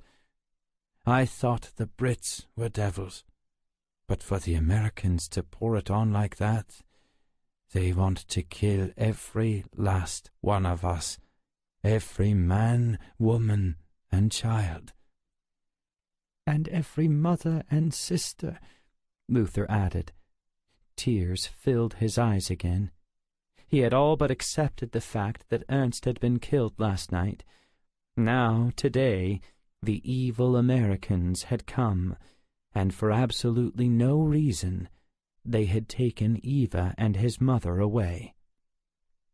Now he was alone, completely alone. Luther looked up, locked eyes with the old soldier. "I will always hate the Americans," he said. "From now until the day I die." The present. 12. Jack had been at the cabin for just over an hour, mostly getting situated. He'd hung up his button-down shirts, unpacked his suitcase, put the food and drinks he'd brought in the fridge and cabinets. Then he'd spent some time figuring out the best place to set up his laptop for writing. There were two choices: a dinette table near a window with a decent view of the lake, or a desk in the loft bedroom. It also had a window, but didn't face the lake. From the outside, Jack couldn't even tell the cabin had a second floor because of the high-pitched roof. The loft was really just an open room with a double bed in one corner and some mismatched upholstered chairs in the other. The desk stood between them under the window. A braided oval throw added some warmth to the scene. For now, he decided to put his laptop and research materials downstairs on the table. The downstairs bedroom was smaller than the loft, but the bed was softer, and you didn't have to duck your head to get into it. Except for the bedroom and bath, the rest of the downstairs was just one big open space.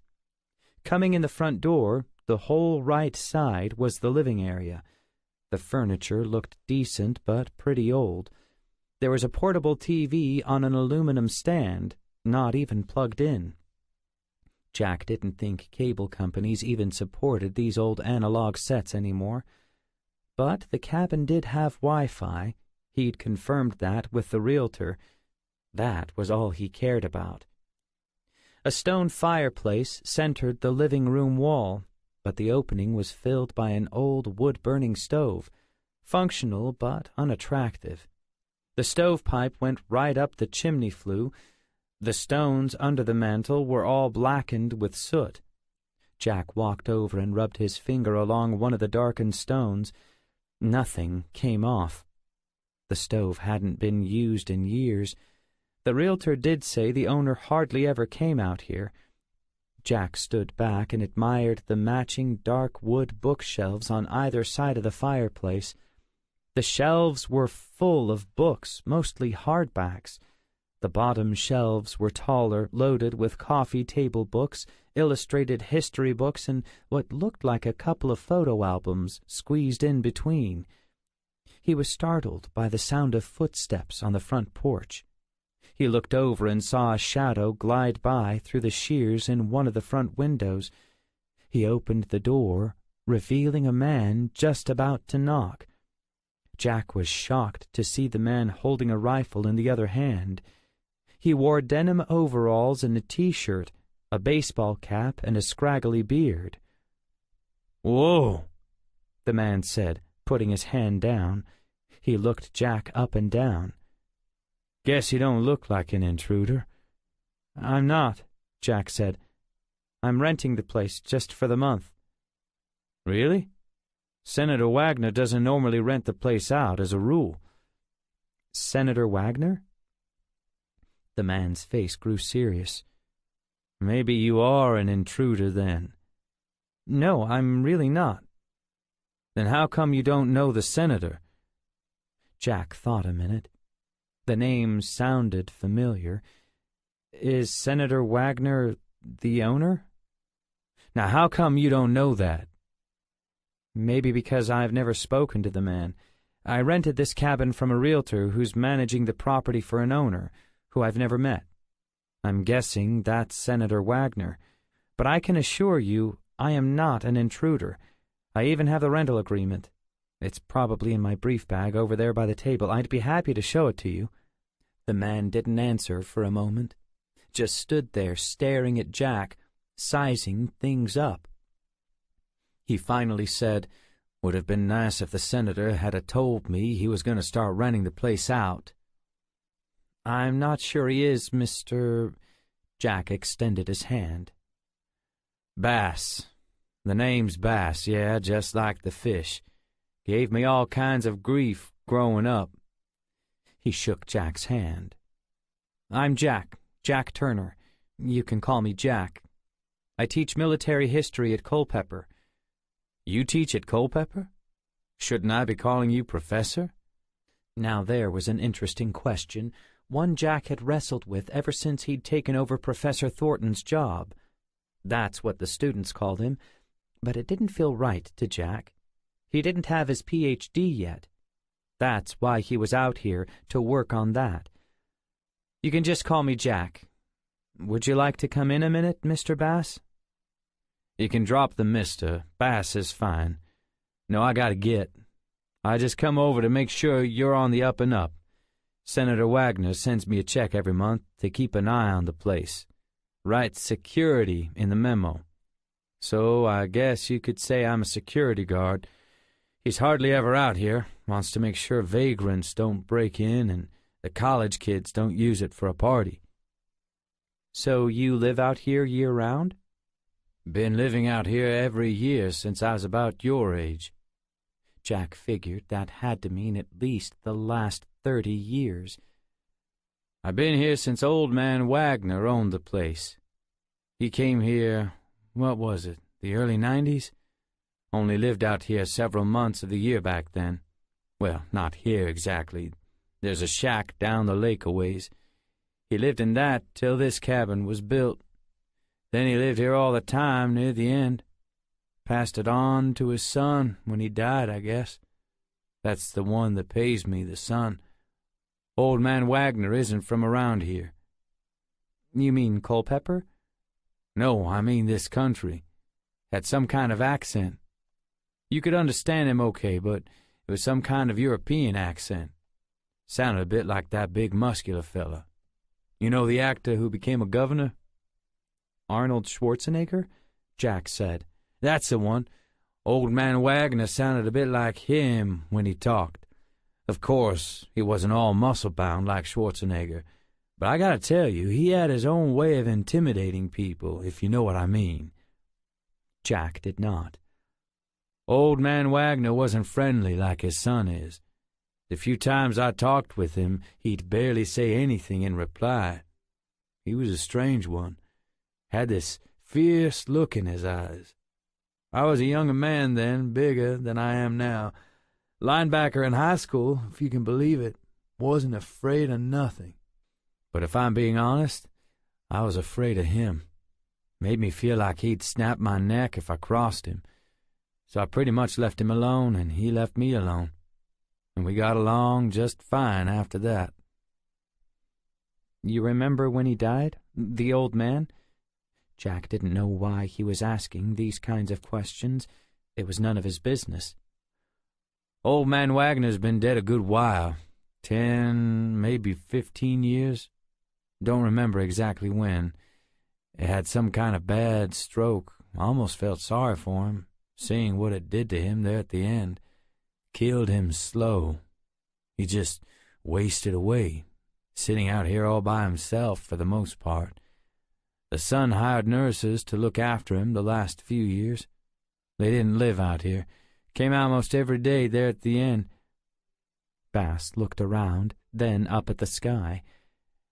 "Anyway, I better move on before I lose all the light. Gotta get home, exchange this rifle for my fishing pole." He smiled. "Fishing's great on this lake, by the way, if you want to join me sometime." "Maybe," Jack said. "Thanks for the offer." He couldn't remember the last time he'd fished. "Well, I'd better get. Glad you weren't an intruder. Would have hated to have to shoot you. You need me, just head west through the woods a bit. I'm the next place over." He smiled and walked off the porch the way he came. Jack closed the door. So, Mr. Bass would become his permanent neighbor if Jack bought the place. Should he put the checkmark for that in the pro or con column? He walked toward the living area, mostly thinking about the things Bass had said about Old Man Wagner. Had to be some kind of a story there. A moment ago, this cabin was just a cozy little place on a quiet lake. Now it had some history. Old Man Wagner. He may have been dead for decades, but Jack was all about history. He loved snooping into stories about interesting old guys who'd been dead for decades. 13. The following morning, Jack decided he would head outside and enjoy this fresh air, but first he wanted to improve the quality of the air inside the cabin. Last evening, and all the way until bedtime, he'd noticed how musty and stale it felt in here. Another evidence the cabin hadn't been used in a while was the little dust cloud that lifted off the braided oval throw rug in the living room whenever he walked across it. The same thing happened with the rug upstairs in the loft. He carefully grabbed both throw rugs, brought them outside, and laid them across the wood railing. He'd found a broom in the pantry, brought it out, and started whacking them. Kept it up until no more dust came out. The porch quickly filled with a thick gray cloud. He had to step off it every 30 seconds or so to catch his breath. Then he used the broom to break up the dust cloud, get it moving out into the yard. That accomplished, he opened up all the downstairs windows. Now he could relax. He walked his coffee out to the fire pit facing the lake, sat in one of the Adirondack chairs. A few charred logs had been left in it from the last time it had been used. He guessed maybe a year. He didn't notice what time it was, but judging by the lack of mist on the water and the height of the sun, it was after 9. On these riding retreats, he generally ignored bedtimes and wake-up alarms. That was part of their charm.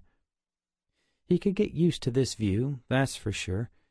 The water was a soothing dark blue, a nice contrast to the sky. The properties that bordered this part of the lake were set on rolling hills, enough trees that he could see only a few traces of the other cabins. Except for the boat docks sticking out here and there, he could feel he had the lake all to himself. Tapping an icon for a Bible app on his iPad, he spent the next few minutes reading the proverb for the day, something he'd done off and on through the years. Most months had 30 to 31 days, and there were 31 chapters in Proverbs. Made it easy to know which one to read. A singular theme emerged in today's chapter that had to do with the wisdom of listening to others and getting counsel before making decisions.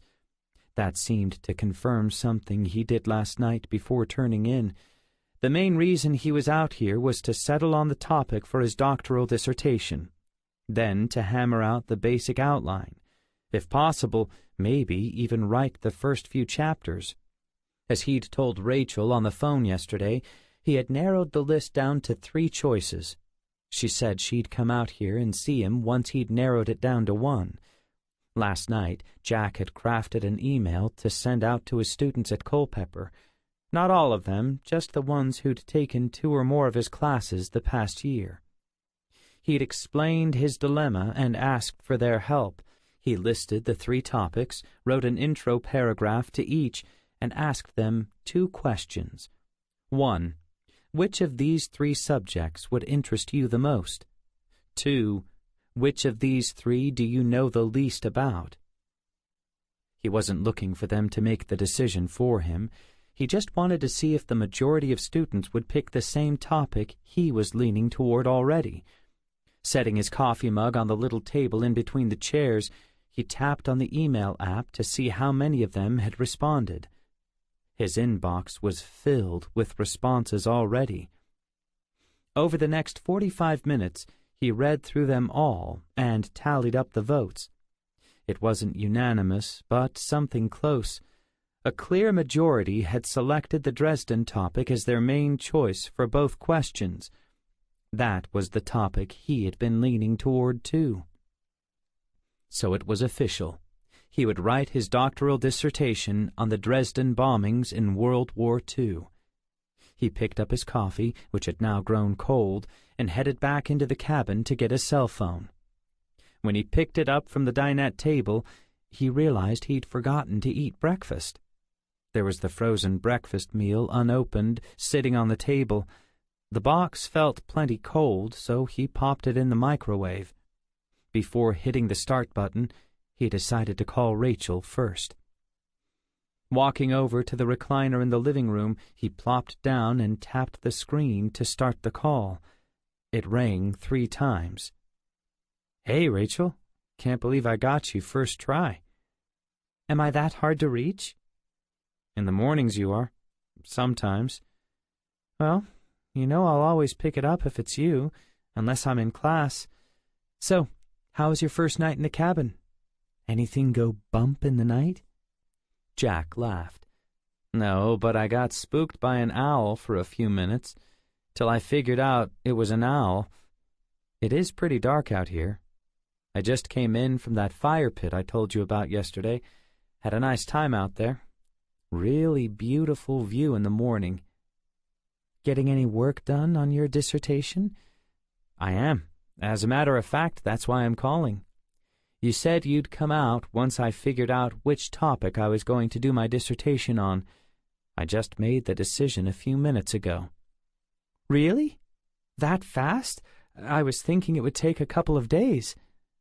"Well, I was going to go through a detailed analysis, but I've been leaning toward one all along." He explained to her what he did with the email survey of his students and the results. That really firmed it up for me. "Well, I'm glad. You're going to be spending a lot of time on whichever one you picked, so I'm glad you're sure about it." "I am. So, does that mean you can come out tonight? I can fix you a nice dinner. Then we can take a walk, maybe a sunset canoe ride." "Jack, that sounds nice, but—" "But what?" "It doesn't sound like your mind's too much on this dissertation. That's the main reason you're on this retreat." "My mind is on the dissertation. It's just not the only thing. I mean, look, I've already picked out the topic. That's huge. Some people take weeks on something like that. I'm just decisive. When I know what I want, I go for it." "Okay, I guess I can come out there. I just don't want to be a distraction. You getting that dissertation done is a big thing for our future. I know the regents at the school love what you're doing, and this past year your classes have all been full. But having that doctorate is part of the deal, right?" "Yes, you could say that." Wait, he thought. Did she just say our future? She did, didn't she? Jack had definite plans about popping the question to Rachel, but he wasn't quite there yet. He had been dropping hints here and there about his intentions. So far, she hadn't said anything negative when he did, but this was the first time he'd heard her say something like this. Should he say something? Should he point it out? "Jack?" "What?" "Sounded like you had something more to say." "No, I'm just wanting to see you, Rach, that's all. I didn't rush this decision just for that. Dresden is really the topic I want to work on, and I know how important this dissertation is. This retreat is all about getting that outline done and turned in, not just to the regents, but to my publisher. That's my goal before my time out here is through. I won't let anything get in the way of that. I promise. 14. Jack had spent the last 4 hours reacquainting himself with the research materials he'd gathered over the years on the Dresden bombing.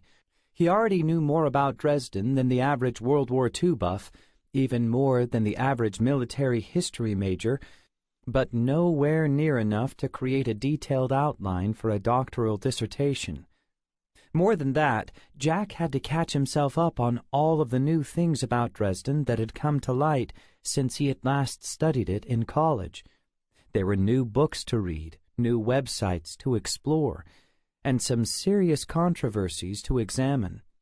One side claimed the Dresden bombing was totally immoral, actually referred to it as a war crime by the Allies. The other side presented evidence that Dresden was a justifiable military target. Jack would have to get his mind around all of this and navigate around these delicate matters as he sought to make his own mark and offer his own contribution to the historical discussion. But right now, he needed a break.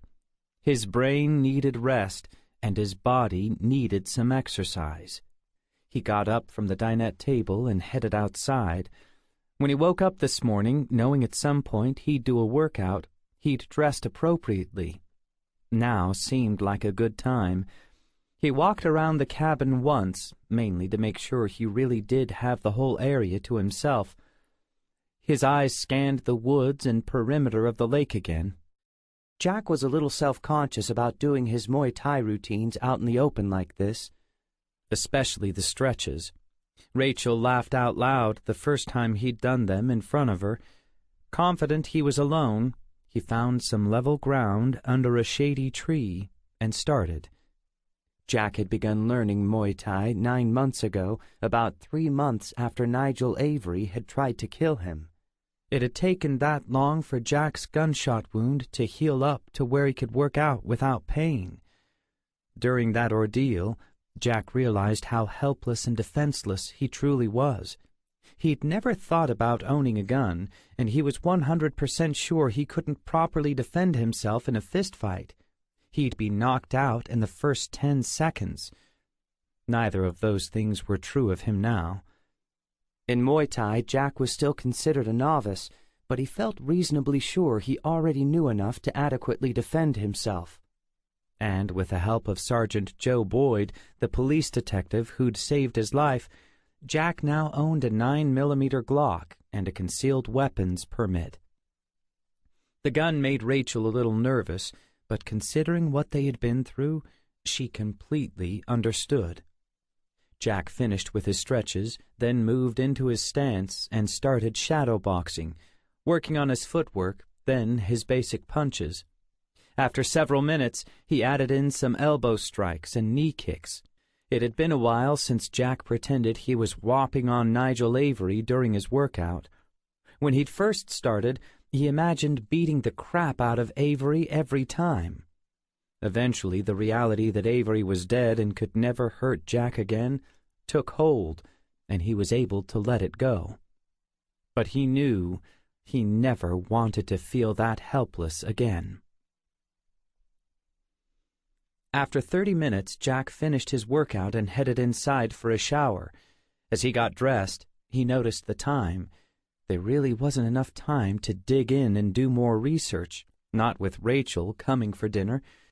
Sizing up the kinds of food he had brought with him, sometime in the next hour or so he really needed to head down to the store and buy a few things. He walked over to the dinette table and began carefully placing everything he'd spread out back into the plastic container. They needed to eat on this table in a couple of hours. The last thing he picked up was the one fiction book he'd brought along, a copy of Kurt Vonnegut's novel Slaughterhouse-Five.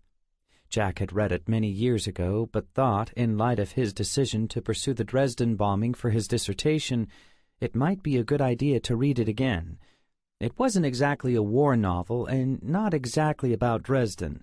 Vonnegut had elected to depict the Dresden bombing, which he experienced firsthand as a POW, in bits and pieces throughout a unique, if not bizarre, sci-fi story about a guy named Billy Pilgrim who gets unstuck in time.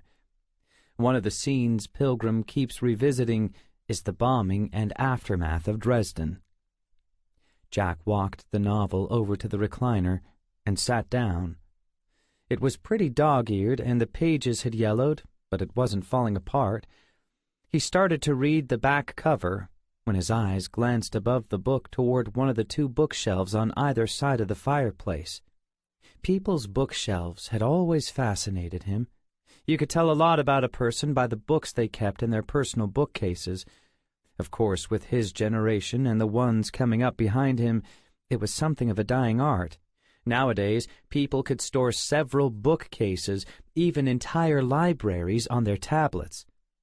Jack set the novel down on the armrest and stood. His head tilted, and his eyes began to roam slowly across the top shelves, taking in the titles. Interesting. As he'd noticed before, most of them were hardbacks. Quite a few books about World War II, some about the aftermath of the war, the creation of the Iron Curtain and the Cold War era with the Soviets. In some of the middle shelves, Jack noticed several books weren't written in English. Some were in Spanish, quite a few were in German. Judging by the age of the collection, Jack guessed the books were put there by Old Man Wagner, not the son. He was about to pull out a few, then paused. The dad had been dead for years, but Jack had no idea what the son was like. The senator, was he the kind of guy that would notice if someone had been fiddling with his father's books? Maybe, maybe not. He had rented the place out to Jack. He knew it was for a month. He had plenty of time to come in and take out anything he considered too personal for rental guests to see. Jack looked down at the bottom shelves. Wasn't that his answer? How much could the son care about privacy if he'd left family photo albums on the shelves? Jack wouldn't even do something like that. And hadn't Mr. Bass said that the senator hardly ever came out here anymore? Jack walked back to the dinette table and picked up his phone. Just to be on the safe side, he decided to take pictures of the books in place first. Then he wouldn't have to worry one way or the other about getting them back in their proper place. After finishing that task, he started thinking more about Old Man Wagner and his son, the senator.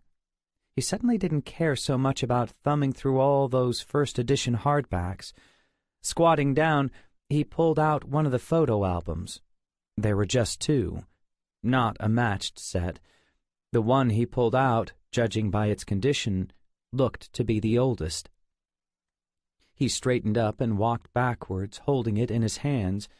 Suddenly, his right heel banged into the edge of one of the floorboards. Fortunately, he was shuffling his feet slowly, or that could have hurt more than it did. He bent down and rubbed his heel, then looked at the cause of his pain. Sure enough, the floorboard was slightly higher than the ones around it. Looking at it more closely, it seemed a slightly different shade than the other boards, too. He'd have to watch out for that one, at least until he brought the rug back in from airing out. He stood, stepped over the board, and plopped into the recliner. He was just about to open the photo album when he remembered the time. He still needed to run down to the store and get some things for his dinner with Rachel. Pulling out his phone, he checked the time, then smiled. He had a good 30 minutes before he needed to leave for the store. Knowing how quickly he could get lost once he opened the album, he tapped his alarm app and hit a 30-minute preset button he used quite often. Then he sat back and carefully opened the first page. The pages were made of thin black paper and so brittle. All the pictures on the first page were very small, and all were black and white. 15. The first thing Jack noticed about the pictures was that they were all children. They appeared to be elementary school age, a few girls but mostly boys. The boys' haircuts were short and choppy. The girls wore braided pigtails. They were of differing heights, but all looked uniformly thin, gaunt even. None of the children smiled in any of the pictures. If anything, they looked worried. The word pensive came to mind. The next thing he noticed was how dirty and dingy the scenery was. Granted, the pictures were all black and white, but it was more than that. The roads were grimy and dirty. He saw no trees or bushes, certainly no flowers. There appeared to be no sunshine reflecting on anyone's faces. In every photo, gray, cloudless skies. He wondered when and where they were taken. No obvious clues from the pics themselves. His first guess was the 1940s or 50s. Then again, judging by the apparent poverty, it could be from the 1930s, during the Great Depression. Carefully turning the page revealed much the same thing on pages 2 and 3. More pictures of children looking poor and disheveled. They weren't playing with games or toys. If anything, they were standing around or else doing chores. In several pictures, some children pulled and others pushed what looked like a handmade wooden wagon filled with scrap metal. One showed 2 boys sweeping a concrete floor. Another showed 4 boys filling up burlap bags with rocks, or were they potatoes, picking them up by hand. The odd thing was, Jack didn't see any parents or grandparents in any of the pictures. Whenever he looked at their old family photo albums, they were mostly filled with adults posing, relatives from every branch of the family tree. Kids might be in a few of them, but not every one. If they were smiling. Everybody smiled, even in pics Jack had seen taken in the black and white era. But no one smiled in these. What had they gone through, and what were they still going through when these pictures were taken that could take away all of these children's smiles? Another thing Jack remembered from his family's old photo albums was that people often wrote things on the back. The pics were usually glued to the paper, the corners tucked into little tabs. But over the years, some would break loose. He turned another page and saw that one had broken free and was tucked into the center crease. He lifted it out and looked at the front. Finally, an adult. 2, in fact. Both women. They were dishing out watery soup from a tall, silvery kettle to a line of anxious children, all holding little white bowls. A few children in the foreground sat at a wooden table, spooning away. Were these the same children that were in the first 3 pages? Jack wasn't sure. He turned the photograph over and read the words, "Das bin ich, das dritte Kind in der Schlag. Ich vergesse, der das Foto nahm. Vielleicht 6 Monate nach der ich eine Waise.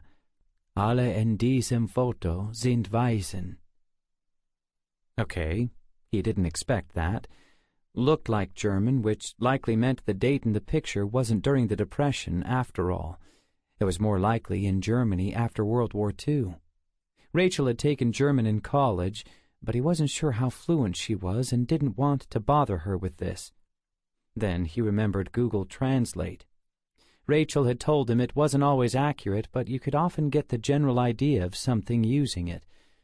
Bringing the photo to his laptop, he opened the program, selected German, and typed the words into the left box exactly as they appeared. As he did, these words appeared on the right box in English. "That's me, the 3rd child in line. I forget who took the photo. Maybe 6 months after I become an orphan. All in this photo are orphans." Jack turned the photo over and focused on the 3rd child in the soup line. It was hard to tell his age, maybe 8, maybe 10. He had light brown hair parted to the side. He wasn't looking into the camera. His eyes focused like lasers on the lady's hand dishing out the soup. Although there wasn't a name on the picture, now it was something real. Not just a smattering of miscellaneous photos, but someone's collection. Holding the photo in one hand, he browsed through the pages he'd already seen, comparing those pics to the loose photo. The boy wasn't in every picture, but in most of them. Jack started to recognize some of the other children as well. Perhaps they all lived in the same orphanage. As with the loose photo, the little boy never looked into the camera, and he pretty much had the same look on his face in each one, serious and sad. Well, that would make sense now, wouldn't it? Considering what he just read on the back of the photo. The boy had become an orphan 6 months earlier. His whole world had been shattered, not just with the loss of his parents, but likely his childhood home. He had probably been relocated to a different city. Jack had read about this situation. There were hundreds and thousands of orphans in Germany after the war. In some ways, the effort to rescue them included a desire to rescue their souls. All of Europe had just suffered through a Second World War foisted upon mankind by the German people. Everyone agreed everything that could be done must be done to make sure this never happened again. It was decided the minds and hearts of these orphaned children had to be redirected toward a brand new way of thinking on every level. Germany needed a clean slate, a fresh start. These orphans were seen to be part of that solution, but only if they could be raised with a brand new set of values. Relocating them to different cities helped accomplish that goal. All ties to the past had to be severed. A new day was dawning for Germany, or so that was the hope. Judging by the looks on these children's faces, they weren't buying any of it. Not yet, anyway. Something else Jack had noticed in these pictures confirmed another thing he'd read. These German orphans were all mixed together. Whites of Aryan blood bunked together with surviving children from the concentration camps. Poles, Czechs, and other Slavic children were also part of the mix. Leading up to the war, the Nazis had tried to create a master Aryan race. Whites only need apply. Jack could clearly see the blending together of all these people groups in the faces of these orphans, and none of them seemed to struggle with each other in the least. They were all bonded together in the simple struggle for survival. He was so tempted to pull some of the photos off the pages to see what else he could learn from what was written on the back. They would add so much more to this little boy's story. Maybe there's a way. What if he took a picture of each page? That way he'd make sure he glued all the photos back in their proper places. He would only pull off those that came away easily without tearing the page. It could work. He was just about to try with the pics on the first page when he realized he didn't have any glue. Maybe he could pick up some when he went to the store. Just then, the alarm sounded on his phone. He looked at the screen and remembered Rachel, the store, dinner. That's what he should be doing right now, not playing around with this old photo album. He slipped the loose photo back in the crease of the page, got up, and slid the photo album back in its place on the shelf. As he walked toward the dinette table, intending to write out a list of things he needed, his foot caught the edge of that stupid floorboard again. "Ow!" he yelled. He sat on the edge of the couch and took a look at his foot. He'd scratched it, but it wasn't bleeding. He wasn't thinking of bringing the throw rugs in from outside just yet, but maybe he should reconsider. Then he looked down at the floorboard again. No wonder it had lifted up. It wasn't nailed down. He couldn't see if the other end was properly fastened. It was under the recliner. But maybe that's all it needed, a couple of nails. He had seen a toolbox in the pantry when he'd gone looking for the broom. He could probably fix this in a few minutes. Glancing at the clock, he realized he didn't have a few minutes. He'd have to do it later. Just out of curiosity, he pushed down on the board to see if it would lay flat. It didn't want to go down. but he knew with a couple of nails and a good pounding it'd behave. He also noticed when he pushed down on it how loose it was. He grabbed the end with his fingertips and lifted. "Well, look at that," he said aloud. It came right up. The end under the recliner mustn't be nailed down either. He slid the board out of place and set it on the floorboards beside it. It revealed a long, thin, dark hole. Jack knew there wasn't any cellar. The cabin was built a few feet off the ground, had a crawl space underneath. That's probably what he was seeing. But why would this one floorboard not be nailed down? And why was it a different shade than all the others? He looked at the clock again. Better worry about this later. On the off chance the owner or Mr. Bass came by while Jack was gone, he quickly set the board back in place. 16. Sergeant Joe Boyd responded to the radio call. "I'll get this one, Sandy." He already heard the location of the convenience store and was only half a mile away. "I thought you were off this afternoon," Sandy replied. "What are you even doing listening to the radio?" "I'm already out this way, checking on a cabin out here by Lake Sampson." He got his lights flashing and whipped his unmarked car around. "Thinking of renting one for the family the last 2 weeks of summer. This a real 211? "The store owner called it a robbery," she said. "No guns involved. Sounds to me like some college kids are making a ruckus. A little hard to understand him. Some kind of accent, maybe Indian." "Are they shoplifting?" "I don't think so. I asked him to stay on the line, but he already hung up. I could hear yelling in the background. Want some backup just in case?" "Might as well. It's probably nothing.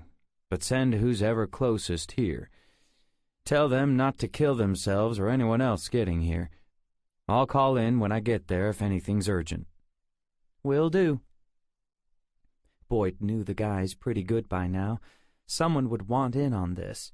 He'd been here in Culpeper just over a year now, except for that one major bit of excitement right in the beginning with that crazy conspiracy, experimental drug, multiple murder shootout ordeal at the university. Things had been relatively quiet. No, make that super quiet. Too quiet for him, at least compared to his 16-plus years in Pittsburgh. But Kate loved it here, the kids even more. And he had to admit, Boyd's blood pressure liked Culpeper too. His GPS said the convenience store was right up on the left, just around this curve. And so it was.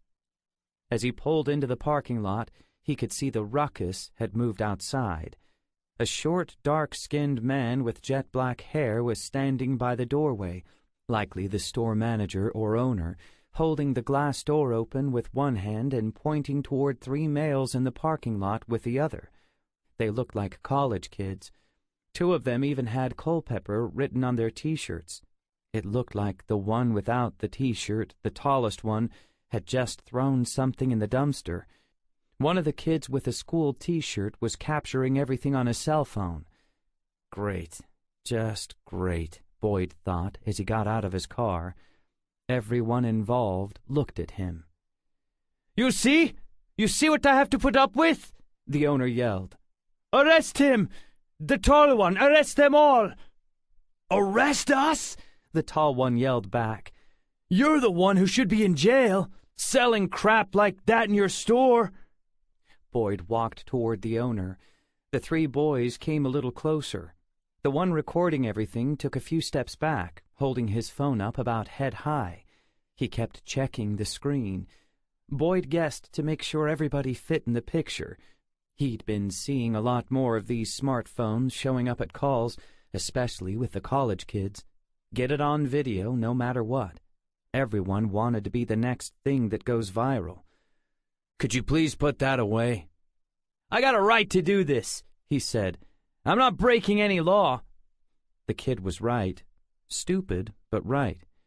"Well, keep it out of my face." "I'm nowhere near your face." Boyd shifted his focus toward the main issue. Okay, what's going on here? The Indian guy and the tall college kid started talking on top of each other. Boyd put up his hand. Okay, stop. One at a time.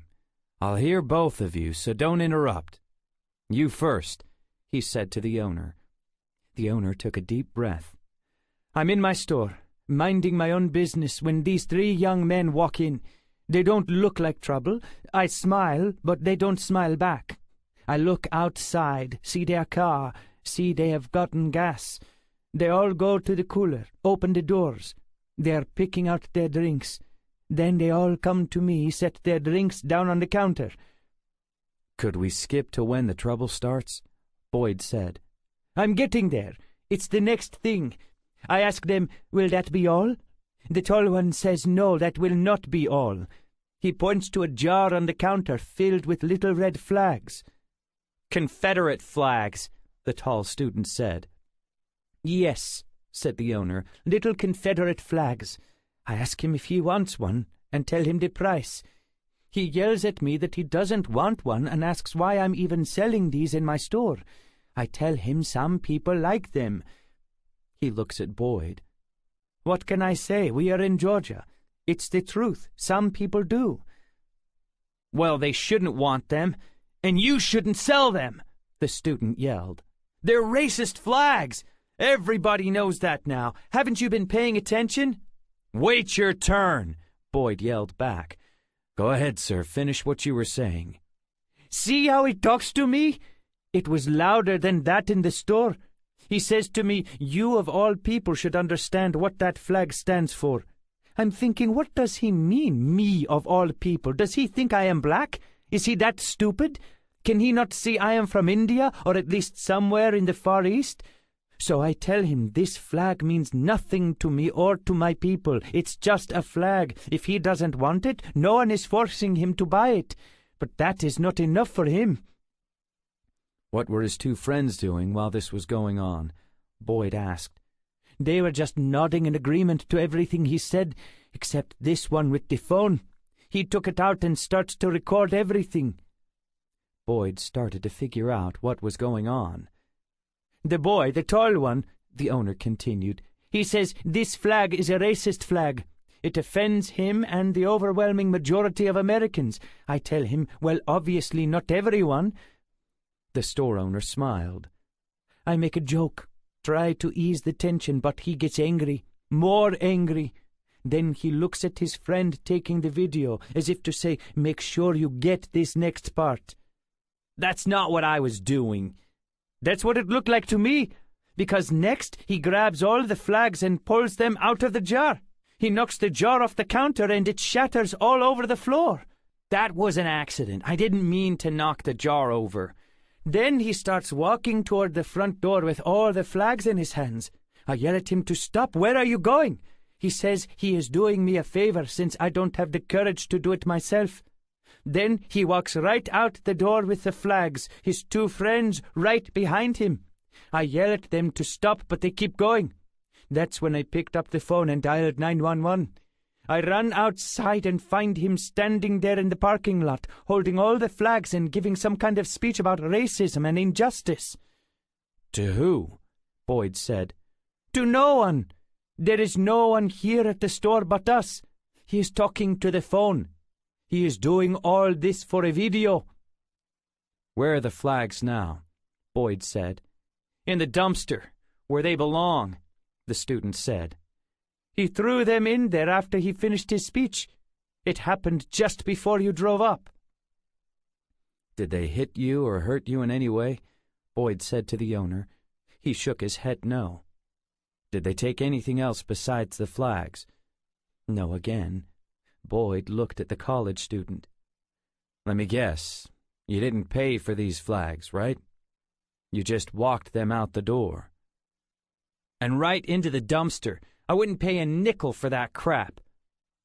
Boyd looked at the owner. What's the value of the merchandise he took? There were 50 flags. I'm out $150. I don't know what the jar costs. Interesting, Boyd said. And I don't suppose you want the flags back? I mean, We could just take them out of the dumpster. No, I don't want them back. They are ruined. The dumpster is full of garbage. We just threw out all our outdated food last night. I can't sell them now. I'm assuming you want to press charges. Yes, I do. That's all I needed to know. He took out his handcuffs, turned to the college student. Turn around.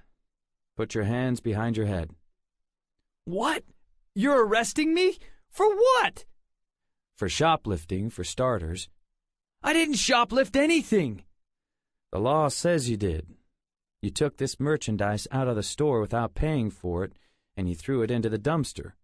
And since the value of the merchandise you destroyed is over $100, I gotta take you in. I can't believe this. This is ridiculous. The student looked at his friend holding the smartphone as he put his hands behind his head. You getting all this? Every bit. This obviously racist cop is arresting me, the student said, staring right at the phone, for simply standing up for the rights of the oppressed. That's all I'm doing here, taking a stand against racism. And this racist symbol this store owner is selling for a profit. After Boyd finished handcuffing him, he turned toward the kid with the phone. Okay, videotape this. He looked right into the screen. My name's Sergeant Joe Boyd. I'm a detective with the Culpeper PD. What I'm arresting this young man for has nothing to do with racism. It has to do with stealing and destroying property that is not his. I'm not a racist now and never have been. I've been a cop for 17 years. Some of my close friends are African American. A few have even saved my life. I'm from Pittsburgh, so this Confederate flag has no meaning for me. Far as I'm concerned, the Civil War ended 150 years ago. When it was going on, my ancestors didn't even live in America, let alone own slaves. This store owner is from India. Pretty sure he never owned any slaves either. He has a right to sell this flag if he chooses, and you all have a right not to buy it. He turned toward the kid in handcuffs. You even have a right to share your opinion with the store owner, respectfully. You can even tell him it offends you, and that you wish he wouldn't sell it. But that's where your rights end. What you did next is a crime. And if I recall, you could get up to 12 months in jail and pay up to a $1,000 fine, even for a first offense. He looked back into the camera.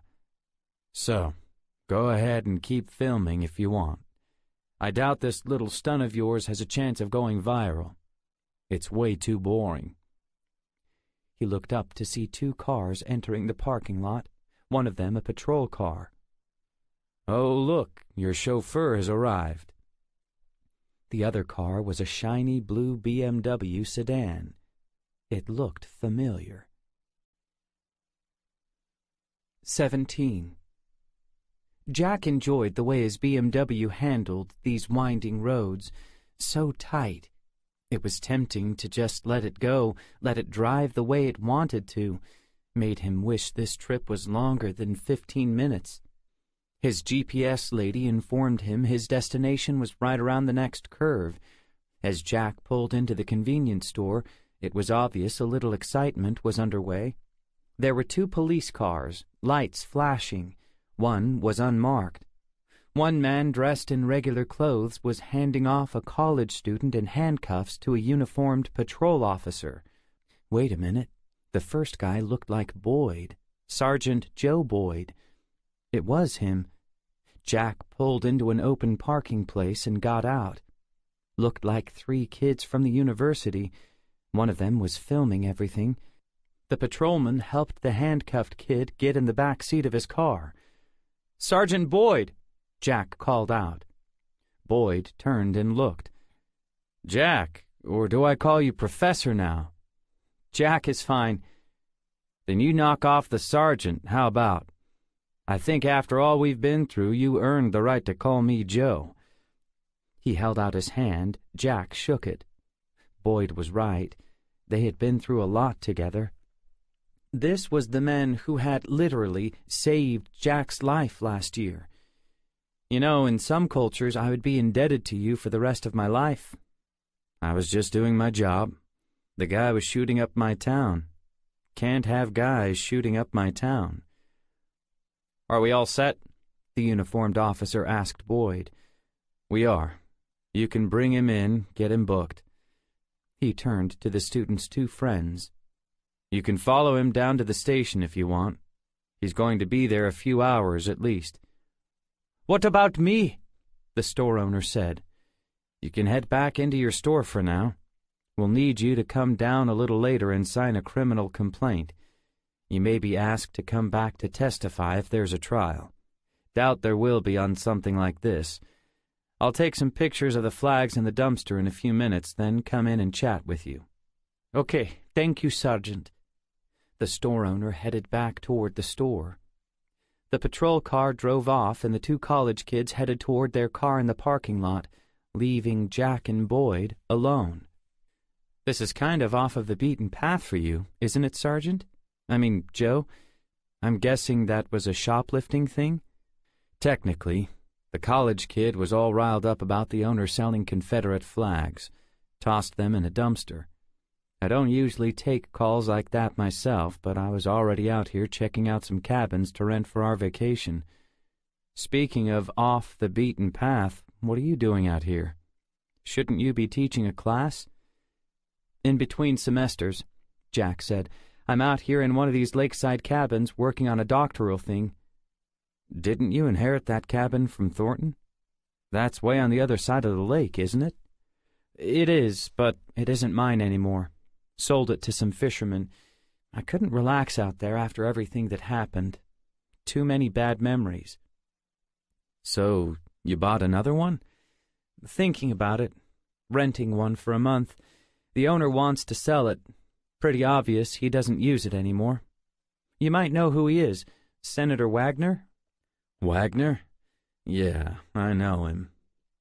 The look on Boyd's face was almost sour. Don't like him? Jack said. Nothing personal. Let's just say he's the kind of guy born to be in politics. Guys like that generally rub me the wrong way. I've never actually met him, Jack said. So far I'm liking his cabin. Might just buy it. Say, when do you need yours? In 2 weeks, Boyd said. Rats, Jack said. I'll still be renting this one then. But I tell you what, if I do wind up buying this one or another one, you and your family can use it any time you want, rent-free. Well, that's very nice of you, Jack. So, how are you making out now? You all healed up? Pretty much. Even after I healed up from the gunshot wound, kept having nightmares and some mild PTSD symptoms for about another 6 months. But I'm doing much better now. Good to hear. You and that girl Rachel still together? Definitely. In fact, that's why I'm here. She's coming up for dinner at the cabin in a little while. Boyd got a confused look on his face. He turned around and looked at the convenience store. And do you think they've got something you might want to serve her for dinner in there? Jack, I stopped in there a few times. We're not talking Wawa or even 7-Eleven. We're talking shipped-in food made last week or maybe last month. Jack laughed. I've already got most of what I need for the dinner. Just missing a few things. Thought I'd stop in here, take a chance, see if they had 'em. The nearest supermarket's another 15 minutes away. Boyd nodded. Gotcha. Glad you guys are still together. She's a nice lady. She truly is. I'm actually pretty close to popping the question. That's great to hear. Congratulations. I haven't done it yet. Well, when you do, I'm sure she'll say yes. Jack felt pretty sure, too. How are things around Culpeper from your perspective? Seems pretty quiet. At least, I never hear about anything major on the news. Definitely nothing major. Sometimes it's too quiet for me, but I keep reminding myself that's why we moved down here. Seriously, that thing you went through last year, that was the big leagues. That would have been handled by major crimes in Pittsburgh. Here, it was almost like the apocalypse was going down. Jack laughed.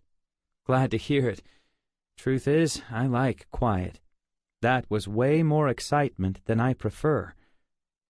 Well, Boyd said, I better get back in there and finish things up. You stay out of trouble now. Don't need you getting involved in anything that might mess up my vacation. It's just 2 weeks away. I'm a history professor, Joe. What kind of trouble could I be getting into? 18. Jack had dinner all set. The chicken piccata was ready, in the oven on warm. The angel hair pasta was draining in the strainer. Table set, chilled bottle of wine in the fridge. He'd asked Rachel to call him once she had started the drive up here, so the dish wouldn't get all dried out. He looked at his watch. Should be here any minute. That was another nice thing about living in a small southern college town. No such thing as rush hour. He didn't know how people who lived in places like Atlanta ever managed to coordinate a dinner time. He stepped outside onto the porch, intending to be there when she got out of the car, really just to show off the place a little. Then he saw the 2 oval throw rugs hanging over the wood rail. He'd forgotten all about bringing them in. He grabbed the one that went upstairs first and headed inside. As he carried it up the stairs, he could already tell it didn't smell near as musty as before. And when he plopped it down on the floor, no dust clouds. He hurried down the stairs, but heard the obvious sounds of a car coming onto the property.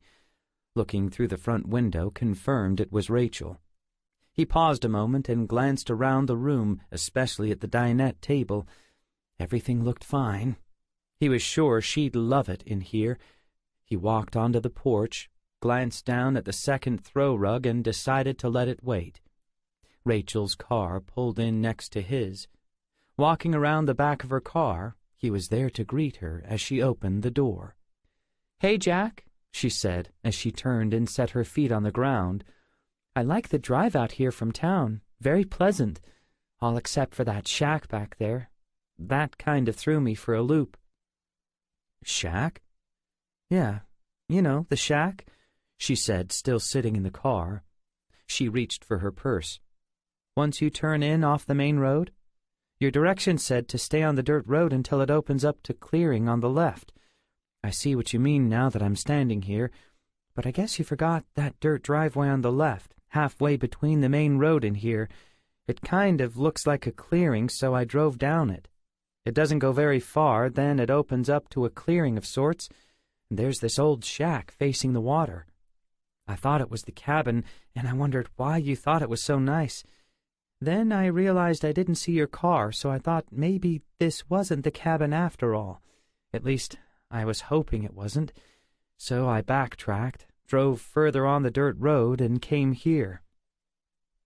"I forgot all about that shack. I haven't actually seen it. Mr. Bass mentioned it. So did the realtor, so I knew to keep driving past that opening in the road. Sorry, I forgot to tell you." "Who's Mr. Bass?" "A neighbor. Apparently he gets paid to keep an eye on the place." Jack held out his hand and helped her to her feet. As she stood, he leaned toward her for an extended kiss. They hugged, and he kissed her once more. "Okay, that makes up for it," she said. "Well, seeing the real thing might make up for it some more." They held hands and walked around the car, now in full view of the cabin and the lake. "Wow, that is beautiful." She was looking mostly at the lake. "A way better view than the cabin you inherited last year." "And it doesn't make me feel creepy," he said. "You wouldn't say that if you'd seen that old shack," she said, looking at the cabin now. "But this is really nice. I like this." "It's about 1.5 times bigger than the one I sold. It's got a loft, too, which the other one didn't have. And the best part? No dead guys lying on the bed." "Another nice feature." "Speaking of nice features," Jack said, "step over here away from my car and feast your eyes on this." He led her toward the fire pit. "That is nice. It's just the way you described it." He put his arm around her shoulder. "Can't you just see us sitting out there some evening a month from now, drinking hot chocolate as the sun's going down? The only sound is the crackling logs in the fire, maybe a few crickets and katydids?" "I can, but does this glorious scene include mosquitoes? They've been really bad this summer." "No mosquitoes. They don't come out anymore once it starts getting cold." Rachel slapped her forearm. "Well, they're out now. Can we go inside?" "Of course. Dinner's all ready." "What are we having?" "Chicken piccata over angel hair pasta. I have a nice bottle of white Zinfandel chilling in the fridge." "I could use a glass of that right now." "Then you shall have one." He took her by the hand and led her toward the porch. "Is the shack part of the property?" she said. "I'm not sure. I'll have to ask the realtor. If it's that creepy, I kinda hope not." She stopped walking when she saw the braided oval rug on the railing. "That's interesting." "I've had it airing out all day. It smelled so musty. The whole cabin did. I've had the windows open all day, too. I just closed them a few minutes ago." "Don't you think you should bring that in? It'll get damp if you leave it out all night." "I'll bring it in after dinner." He opened the front door and stood to the side to let her in. As soon as she walked in, she sniffed the air. "Smells wonderful. I love your chicken piccata." "That's why I made it," he said, and closed the door. They spent the next 35 minutes enjoying a romantic dinner for two, getting caught up on what each other had done the last few days. Rachel was really glad to come out here and take a break from her schoolwork. She was taking 2 classes over this summer semester, but it felt like they were being assigned 3 times the homework. When the semester ended, she'd be at the halfway point in her master's program. Like her bachelor's, it was in political science. Jack shared with her some of the progress he had made with the Dresden material, doing his best not to get lost in the weeds and bore her to tears. Although Rachel could typically hold her own on almost any military history discussion, especially from the World War II era forward, mainly because she had taken several courses on it at Culpeper in an effort to get closer to her father, a retired Air Force general. That's where Jack and Rachel had met last year, met again, when she had attended his Pearl Harbor lectures in Professor Thornton's class. During dinner, the whole time Jack shared his part of the conversation, he kept thinking about that old photo album he'd been looking at before he'd left for the store, wondering if Rachel would be interested in seeing it. For the most part, she seemed to enjoy his interest in historical things and even chatting about it, but he also knew she had a boundary line. The problem was, he didn't. He could go on for hours. The only thing that held that in check was his people skills. Thankfully, he had some. Boring others, especially boring others without knowing it, could be an occupational hazard for any professor, especially those who taught history. Lord knows he'd been bored by a fair share of academics in his occupation over the years. People who lacked the ability to recognize the warning signs when people had completely lost interest in what they were saying. Jack never wanted to be that guy, especially with Rachel. "Okay, Jack, where did you go?" "What? What do you mean?" "I can tell I lost you maybe 2 paragraphs ago. What are you thinking about?" "It's nothing. Nothing important, anyway." "Most of what we've been talking about throughout dinner is not important," she said. "Since when has that been our standard?" He smiled and reached for her hand. "See, that's why I love you." "I love you too. So what's keeping you from being totally enchanted by what I'm saying?" He stood, picked up his wine glass, and started walking toward the bookshelf on the left side of the fireplace. "Come, and I'll show you." She stood and followed. "A book? You want to show me a book?" "Not quite a book," he said. "Here, I'll show you." When he got closer to the bookshelf, he bent down. How good is your German? 19. My German? Pretty good, I guess. I don't get to speak it very much, so I'm sure I'm rusty, but I can probably read it okay. Jack slid the old photo album out from its place and stood with it. I think this belongs to the cabin's owner. Senator Wagner? No, his father, but I'm not sure. I haven't seen any names yet. I've only just started to look through it. Then I had to stop and get ready for dinner. It's full of photographs, original ones. A bunch of kids, German orphans, I think, just after World War II. I'll sit on the couch so we can both look at it. He sat near the middle, and, after setting her wine glass down on the coffee table, she cuddled up beside him. He turned through the first few pages slowly, the ones he had already looked through, letting her eyes take everything in. Then he pointed out the little boy he now believed to be the focus of the album and showed her how often he appeared in the pictures. "You're right," she said. "He's in most of them. You said he is an orphan. How'd you know that?" Jack turned to the third page and pulled the loose photo from the center crease. "Read the back." She looked at the front for a moment, then turned it over. "He tells us himself," she said. "I guess he doesn't have any siblings either. You don't see any other children in all of the pictures, or even most of them. I'm thinking if a number of kids from the same family were orphaned together, it would be hard to keep them apart." "I think you're right. He doesn't mention any other siblings in that picture. But it's only one picture. I'm thinking he probably wrote on the backs of most of these. That's what my family did." She started flipping through the other pages. "What are you doing?" "Seeing if there are any other loose pictures." She stopped after 3 or 4 pages.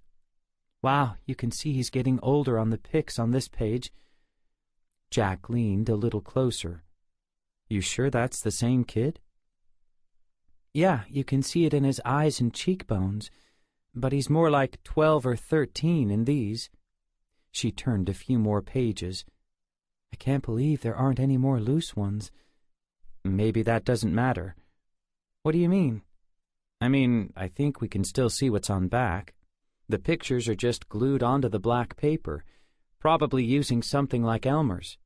I know in my old photo albums the pictures pull away with just a little bit of effort." "But what if they rip? I'm guessing we're doing this without permission?" He can't care too much about it, considering he left these albums right there on the shelf for anyone to find. If I was renting a place out, I'd bank on people being totally nosy. Like we're being, she added. "Yes, like we're being. The point is, I wouldn't leave something out unless I expected people to look through it." "But you're not talking about just looking through it. Like I said, what if we start pulling these pictures off and the paper rips? Or some of the pics do?" "We'll be super careful," Jack said. "We'll just lift the top edge a little, like this." He demonstrated what he was saying. "See, that one doesn't want to give, so I'll just leave it." He tried a few more and found one on the bottom row that popped right off and slid down the page. "There we go." He turned it over. "Well, nothing written on this one, but see, it didn't rip. And I bought some Elmer's glue at the store before dinner. I'll get my phone, take pictures of every page so we make sure we get them all back where they belong. And when we're done, we'll just glue them all back. It'll be fun, like having a safe, kinda historical little adventure. I'll even let you be the one to decide which pics are loose enough to come off." "Okay, but if I think one of these pics is going to rip even a little, I'm going to leave it in place." "That's fine. I'm just thinking it'll be so much more fun if we knew what was going on in some of these pictures. When I read that first one, it's like I wasn't just looking at a bunch of miscellaneous pictures anymore. I was stepping into someone's story." "That's why you're such a good history teacher, Jack. This stuff comes alive to you." He leaned over and kissed her and looked down at the album.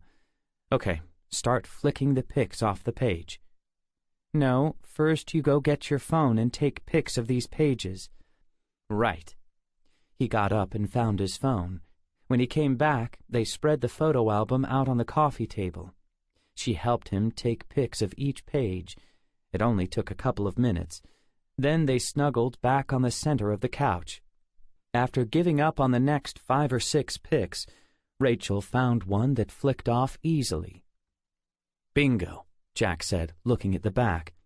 4 lines in German, the same handwriting as before. He turned the pic back over a second to see who was in it and what was happening. 2 little boys, one of them, the main one, the other considerably younger, both in bare feet, standing on a cobblestone road. Behind them, a cracked, broken sidewalk. Behind that, a bullet-scarred wall. They were looking at whoever was taking the photograph with sad yet hopeful eyes. "Doesn't it almost look like someone has just promised them something?" he said. "Like maybe some food, if they stood still for the picture?" "I don't know," Rachel said. "I just can't get over how sad they look in every picture." She flipped it over and read the words aloud, in German. "Das bin ich und ein kleiner Junge ich befreundete. Ich weiß seinen Namen nicht mehr erinnern. Wurde krank und starb am nächsten Winter. Der Fotograf war gerade bot uns ein kleines Stück Schokolade." "You were right, Jack. The photographer had just offered them some candy. How did you know that?" "I didn't. It's like when I see these old photographs, I put myself there. I just imagine what might be going on." "You're pretty good at it." She read what it said now in English. "This is me and a little boy I befriended. I don't remember his name now. He got sick and died the next winter. The photographer had just offered us a small piece of chocolate." "It's so sad," she said. "They're standing there in bare feet. Looks like they haven't had a bath in weeks. They're both so skinny. And he can't even remember his friend's name, because he died." "I wonder when he wrote this note," Jack said. "It was obviously many years after the picture was taken. Could have been decades. Whenever it was, it looks like the same time as when he wrote on the other pic. Let's check out some more." Rachel turned the page. "I have to admit, this really is fun." They continued doing this for the next hour or so, making their way to the 5th page. Rachel was able to safely extract 2 or 3 pics on each page. Of those, about half had writing on the back. Both agreed the writing was all done by the same hand, using the same ink, probably at the same time. The story of this young orphan boy's life after the war began to emerge. He definitely had no siblings still alive. He'd said as much on one of the pics. The reason why the backgrounds in the pictures seemed so different was due to how often he'd been moved. Not just to different orphanages, but even different towns. By the 7th page, there was at least some noticeable progress in his situation. He wasn't skinny anymore, and his clothes didn't look so shabby. On the 9th page, the pictures began to change somewhat dramatically. It looked like the young boy, now grown into a teen, had joined some kind of military youth organization. Jack and Rachel had only looked at the back of one picture on that page, and it had no writing. The boy was standing with 2 friends in front of a large banner with the letters FDJ, which sat atop a logo that looked like a sunrise. "What do you make of that?" Rachel said. "What is FDJ?" "I have no idea," Jack said. "My East German history after the war is pretty malnourished." But he was definitely intrigued. "I can look it up." Rachel glanced at her watch. "No, I better go. It's not that late, but I've got some homework I have to do before bed." "You really have to go?" "I really do." She set the photo album back on the coffee table. They both stood, and he walked her toward the front door. Once outside, they kissed several times, as they always did, saying goodbye. "So glad you came," he said. "Hope it wasn't too weird, doing that photo album thing at the end." "It wasn't too weird. After reading the first few, I got sucked in, like finding the missing pieces of a puzzle. I wanted to keep finding more of them with writing on the back. But hey, don't you get too sucked in. What do you mean? I know how you get. This photo thing might be a nice diversion, like when you need a little break. Don't let it become an obsession. That's not going to happen. She gave him that look. They'd only been together a year, but he knew that look. He decided not to argue the point. She waved and smiled again, walked toward her car. Hey, Rach, wait up. I'll follow you in my car down the dirt driveway till you get to the main road. It's pretty dark, and then there's that creepy shack, she said. Yeah, that. 20. After Rachel left, Jack spent the next half hour cleaning up after dinner. While they were eating, Rachel had offered to help, but Jack refused. He knew she had the homework to do and couldn't stay long. He didn't want their time together eaten up with chores.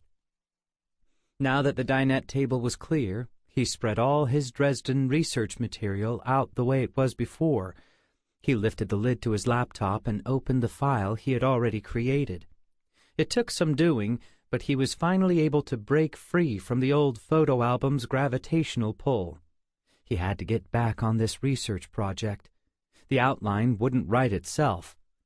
Within 15 minutes, he was fully into it again, then spent the next 3 hours totally immersed in the project, adding 5 new pages to his outline notes.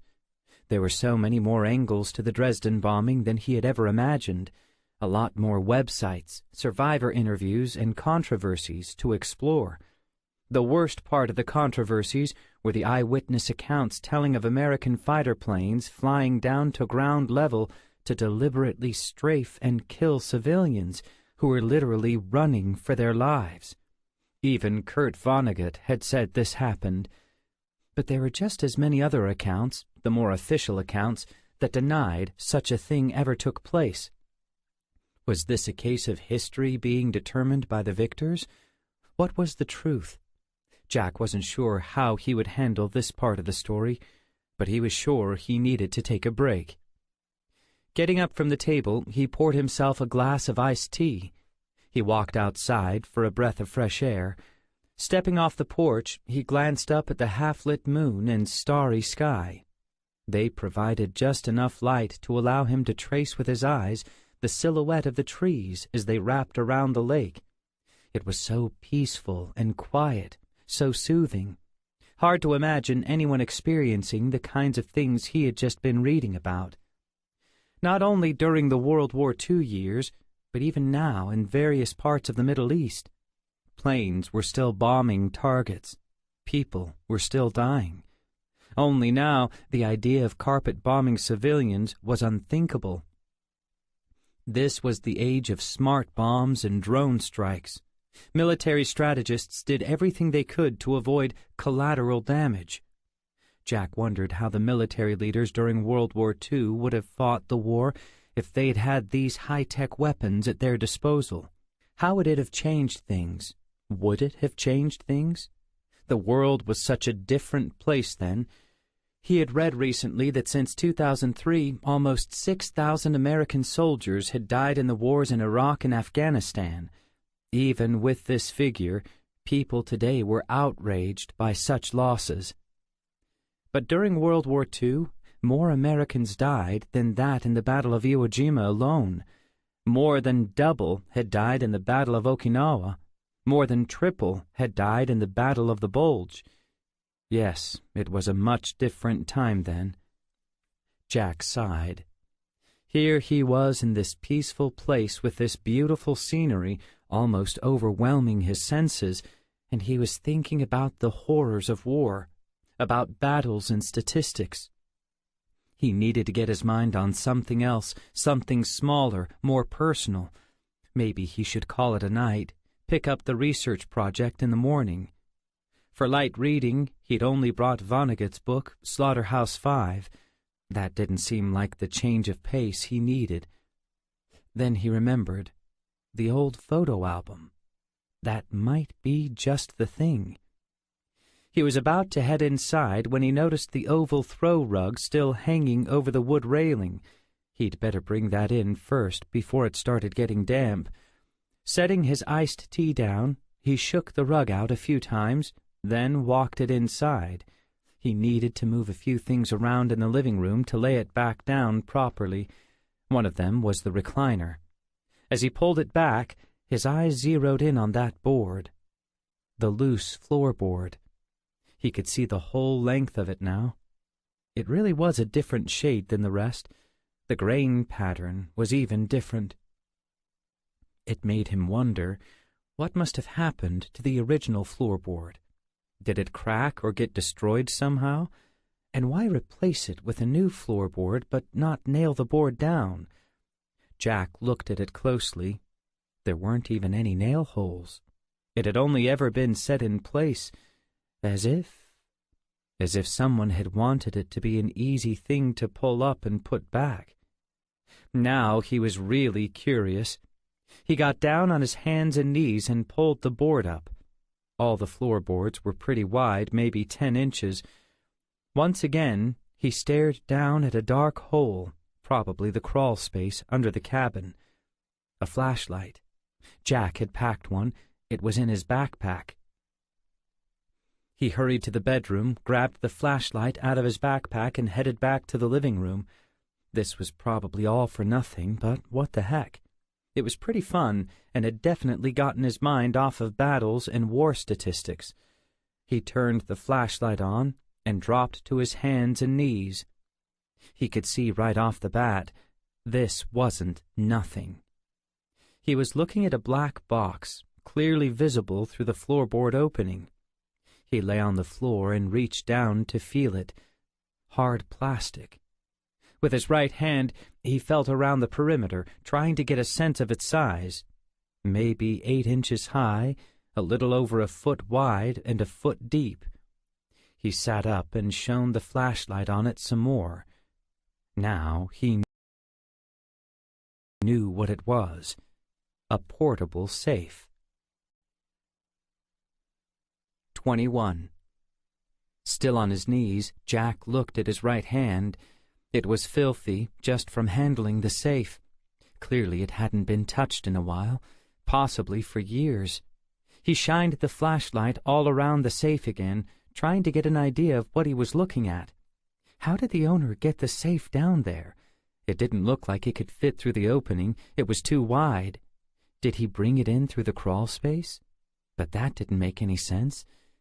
Then he figured it out and felt pretty stupid. The safe was too wide to bring up horizontally, but it was only 8 inches high. The opening was at least 10. You could pull it up if you turned it sideways. So he did. It came right up through the opening with a little room to spare. He laid it flat on the wood floor. It really was so dusty and dirty. If someone told Jack it had been down there for 20 years, he would have believed it. He shined the flashlight back down through the opening because something had caught his eye as he lifted the safe through. Now he could see some concrete blocks lying on the dirt. That's what the safe had been sitting on, which made sense. The blocks would have kept it off the ground in case any moisture or standing water ever gathered there. Jack was just about to get up and wet some paper towels to clean it off when he stopped to think about it some more. Was that a good idea? If it was all cleaned up, someone would know somebody else had messed with the safe besides the one who'd put it there. Then Jack realized he'd already messed up that idea when he felt along the safe's edges with his hand and lifted it through the opening. It not only looked messed with already, his fingerprints were all over it. Cleaning it up was actually a necessary step now. It only took a few minutes, and the safe looked good as new. Now, the bigger problem became evident. The safe was locked. It wasn't any kind of fancy security system, just a simple opening for a key, which of course Jack didn't have. The crazy thing was, having gotten this far, seeing what was inside the safe had quickly grown from a mild curiosity to something just shy of a quest. He bent back down and shined the flashlight all around the concrete blocks and the dirt underneath where the safe had been. No key. Nothing even shiny or metallic. He got up and sat on the edge of the recliner. This thought involuntarily ran through his head. If I were the owner and I wanted to hide a key in this cabin, where would I hide it? He stood and spent the next 30 minutes going room to room and spot to spot, trying to answer that question, but no luck. He located one hopeful drawer in a dresser in the loft upstairs. It was filled with odds and ends, spare buttons, old combs, tie tacks, nail clippers, some old coins, and even some keys. All of them, however, too big to fit in the safe opening.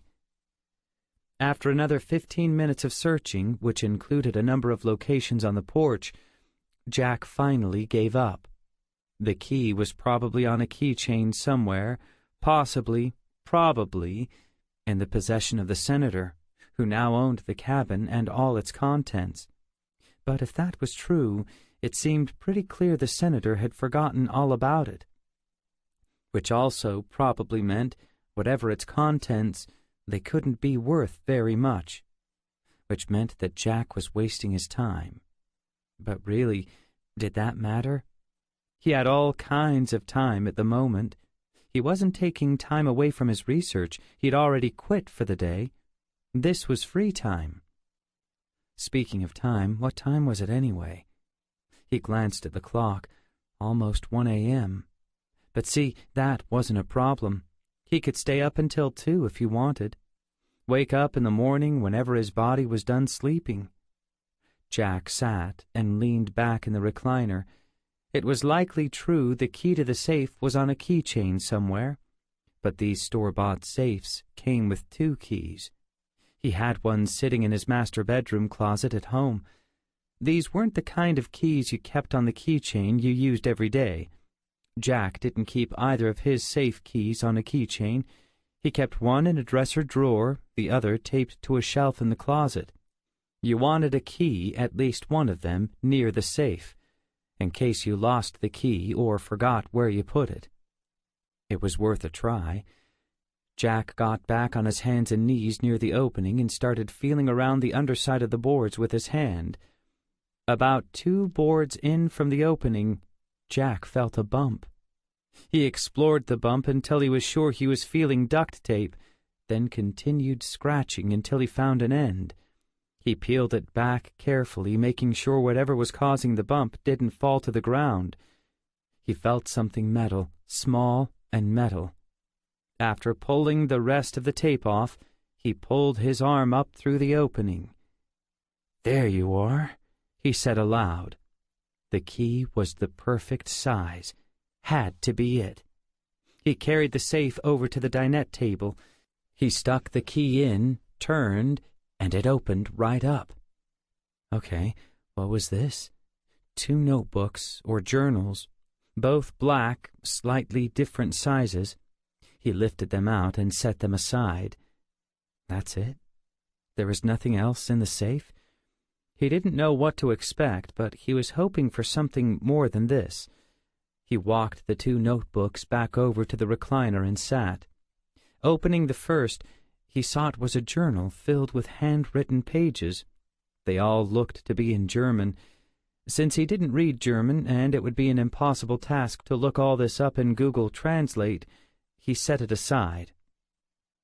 The other one appeared to be a small scrapbook filled with newspaper articles, all cut out and pasted to the pages. He scanned through the articles and didn't notice anything remarkable other than that they appeared to be obituaries, all written in English. The pictures of some of the deceased were fairly old men. Others showed black and white pictures of much younger men in military uniforms. Jack quickly picked out the ages of the men from the text. All were in their 70s when they died, and all appeared to be military veterans, at least at one time. So what was this? A scrapbook filled with the obituaries of old war buddies? Not very intriguing. He yawned as he set the scrapbook down on top of the journal. This was a total waste of time. There wasn't anything here. The only question now was, should he put this mess back together now or in the morning? He yawned again. In the morning, then. He stood and stretched. Then a thought popped into his head. Really an image. Then a second image. The German handwriting in the journal. The German handwriting on the back of the old photographs. Were they written by the same hand? He stepped over to the bookshelf and pulled out the photo album, then sat with both on his lap. Glancing back and forth between the two, it didn't take long to see. They were both written by the same person. The little orphan boy in these photographs had written everything in this journal, which had been tucked away in a safe, hidden under the floorboards of the cabin. Now, this had possibilities. 22. Jack yawned again. As interesting as this was, it was still all written in German, which Jack didn't speak. Rachel wasn't here, and based on her concerns that he'd become obsessed with this, he wasn't likely to get her back here to read this in the next day or two. Using Google Translate was okay for a few sentences, maybe even a paragraph, but it was way too inaccurate to use for an entire notebook. He got up with both books and walked back to the dinette table. After setting the notebook back in the safe, he was just about to lay the scrapbook with the obituaries on top of it when an earlier thought percolated upward. When he'd glanced through it the first time and noticed all the dead guys were military vets, he'd dismissed it completely, thinking it was just a scrapbook filled with the obituaries of old war buddies.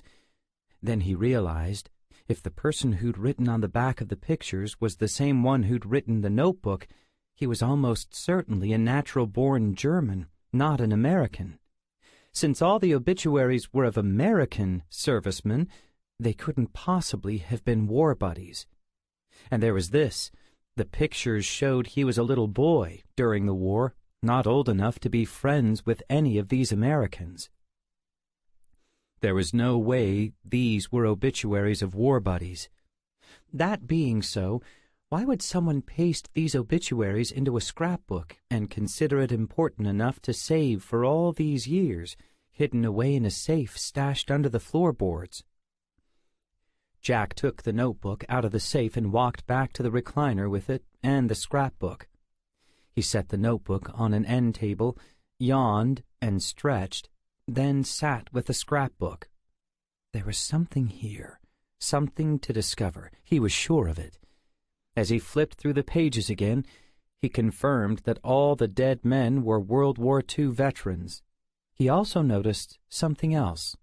Some of the articles had handwritten notes in some of the margins that also looked to be in German.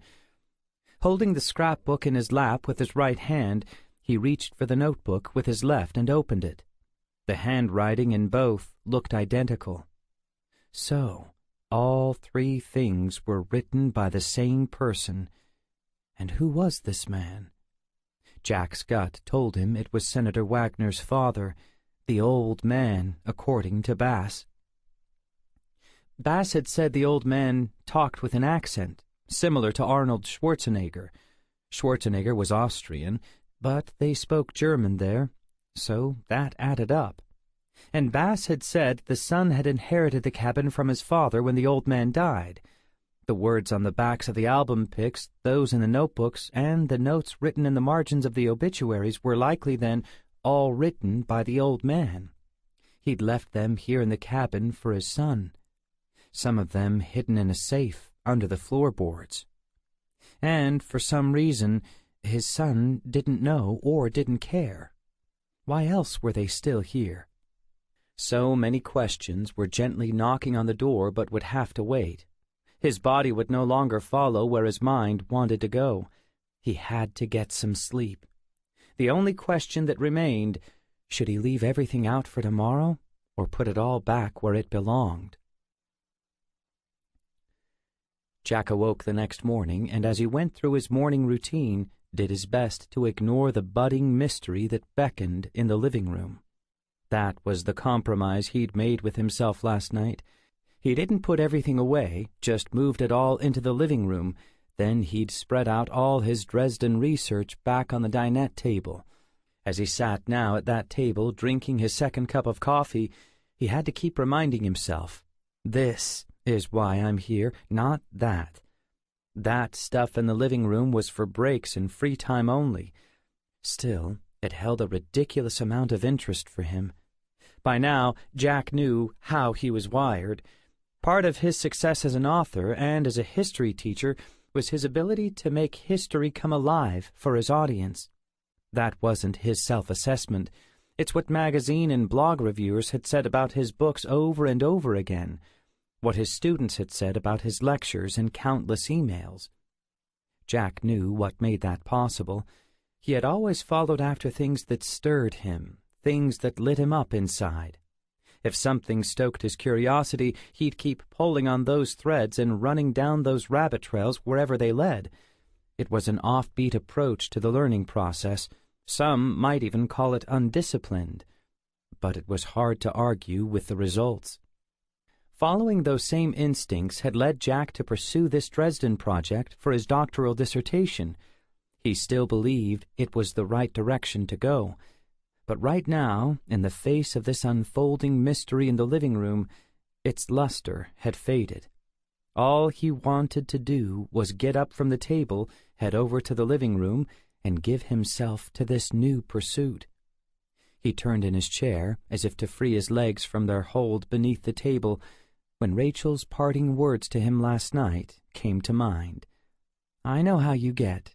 This photo thing might be a nice diversion right now, like when you need a little break. Don't let it become an obsession." Then a reminder of his own reply, "That's not going to happen."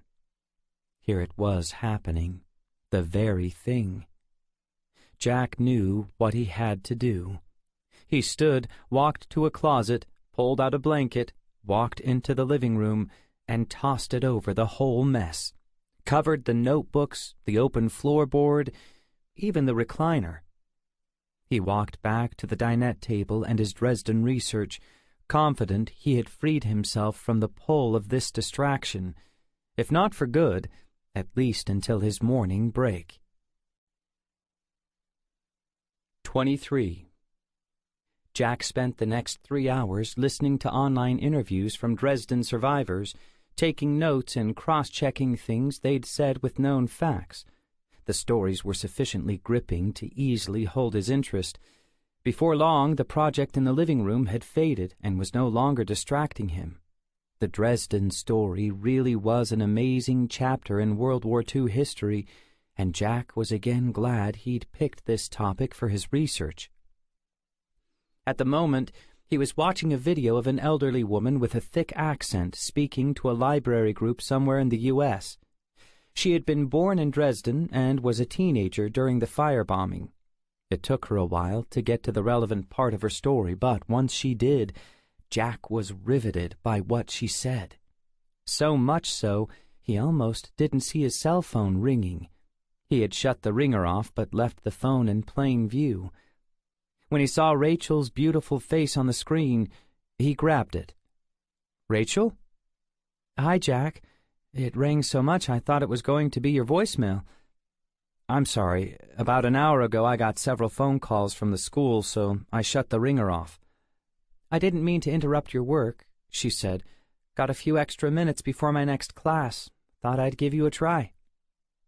"I'm glad you did. You're my favorite distraction." "So, the research is going well?" "Definitely, and as always, where would I be without the internet? I know it was around when I studied for my bachelor's, but it wasn't anything like this. Between Google and YouTube, it's crazy to be able to listen and watch videos on almost any topic you can think of in a matter of seconds. It almost seems unfair how much easier it is to study for a doctorate now than it was 20 or 30 years ago." "That's true," she said, "but you're still the one doing all the work and the one who's going to have to write that big paper. Oh, before I forget, I had a brief chat with my dad on my drive to school this morning. He said to say hi, by the way." Jack still wasn't used to being on such familiar terms with Rachel's dad, a retired Air Force general, especially a man he had served under many years ago. "He called just to touch base," she said. "Nothing special. I was telling him about our little adventure last night. You know, that photo album you found with all the little German children. Of course, he wasn't in the military during World War II. Vietnam was his era. But he told me something I didn't know about his story. He was stationed in Berlin for a few years, was there when the wall went up." "Really? That's pretty cool." "Isn't it? I thought I knew his whole story. Anyway, I asked him about those last few pictures we saw when the little boy was a little older. Remember that one when he was standing under a big banner with those big letters?" "FDJ?" Jack said. "That's the one. My dad knew what that was. I thought you'd find this interesting." "What's it stand for?" "The exact German translation is Freie Deutsche Jugend. In English it means Free German Youth. My dad said he always found that to be an ironic title for a group of young people who were anything but free." "What do you mean?" "They were in East Germany, Jack. It's a communist youth group. Apparently that little boy in the photo album grew up on the other side of the Iron Curtain." "Really?" "That's what he said. FDJ was a huge communist youth organization. He said it reminded him of the Hitler Youth the Nazis had set up. It was all about indoctrinating young people in the communist ideology from the ground up. He said it was especially big among the thousands of orphans raised in East Germany after the war ended. It became like their family. I bet if you kept looking at the rest of that album, you'd see a lot more pictures of life in East Germany before the wall came down." As he listened, Jack stood and walked over toward the living room. He pulled the blanket back, exposing the end table and recliner. He was looking right at the photo album, but also at the scrapbook with all the obituaries of the American pilots. He wanted to tell her all about it, but wasn't sure that was a good idea. "Jack?" "What?" "You didn't answer. Usually that means you're distracted. What are you thinking about?" Women's intuition was a scary thing. "I'm wondering if you want me to hold off looking at the rest of the album until you get over here and we can do it together." "I'd love to come back, but I don't want to get in the way of what you are supposed to be doing." "You won't be in the way. I can't do my research day and night. My head would explode. You could come after dinner, after I quit working for the day." "I suppose I could do that." "Of course you can. Let's plan on it. I'll finish up, let's say, around 6:30. "How much time will you need for dinner?" "That includes dinner. I'm going to work through it. I just bought some of those frozen dinners. I'll pop one in the microwave and eat while I'm working." "Okay," she said. "I'll do it. I'll be over there sometime just after 6:30. "Great." "Well, I better go. Can't wait to see you." They both said "love you" and hung up. Jack was standing behind the recliner now. He looked at his watch. The phone call had only lasted 5 minutes. Really, not much of a break when you think about it. She really did interrupt the flow of his concentration in a good way. Maybe he should just go with the flow and take his lunch break a little early. Yes, that made sense. And while he was eating, he could spend a little more time on this project. Eat on the couch as he looked over the scrapbook with the obituaries. He'd save the photo album for this evening, when Rachel came over. 24. Jack sat in the recliner with a fresh cup of coffee, the scrapbook lying open in his lap.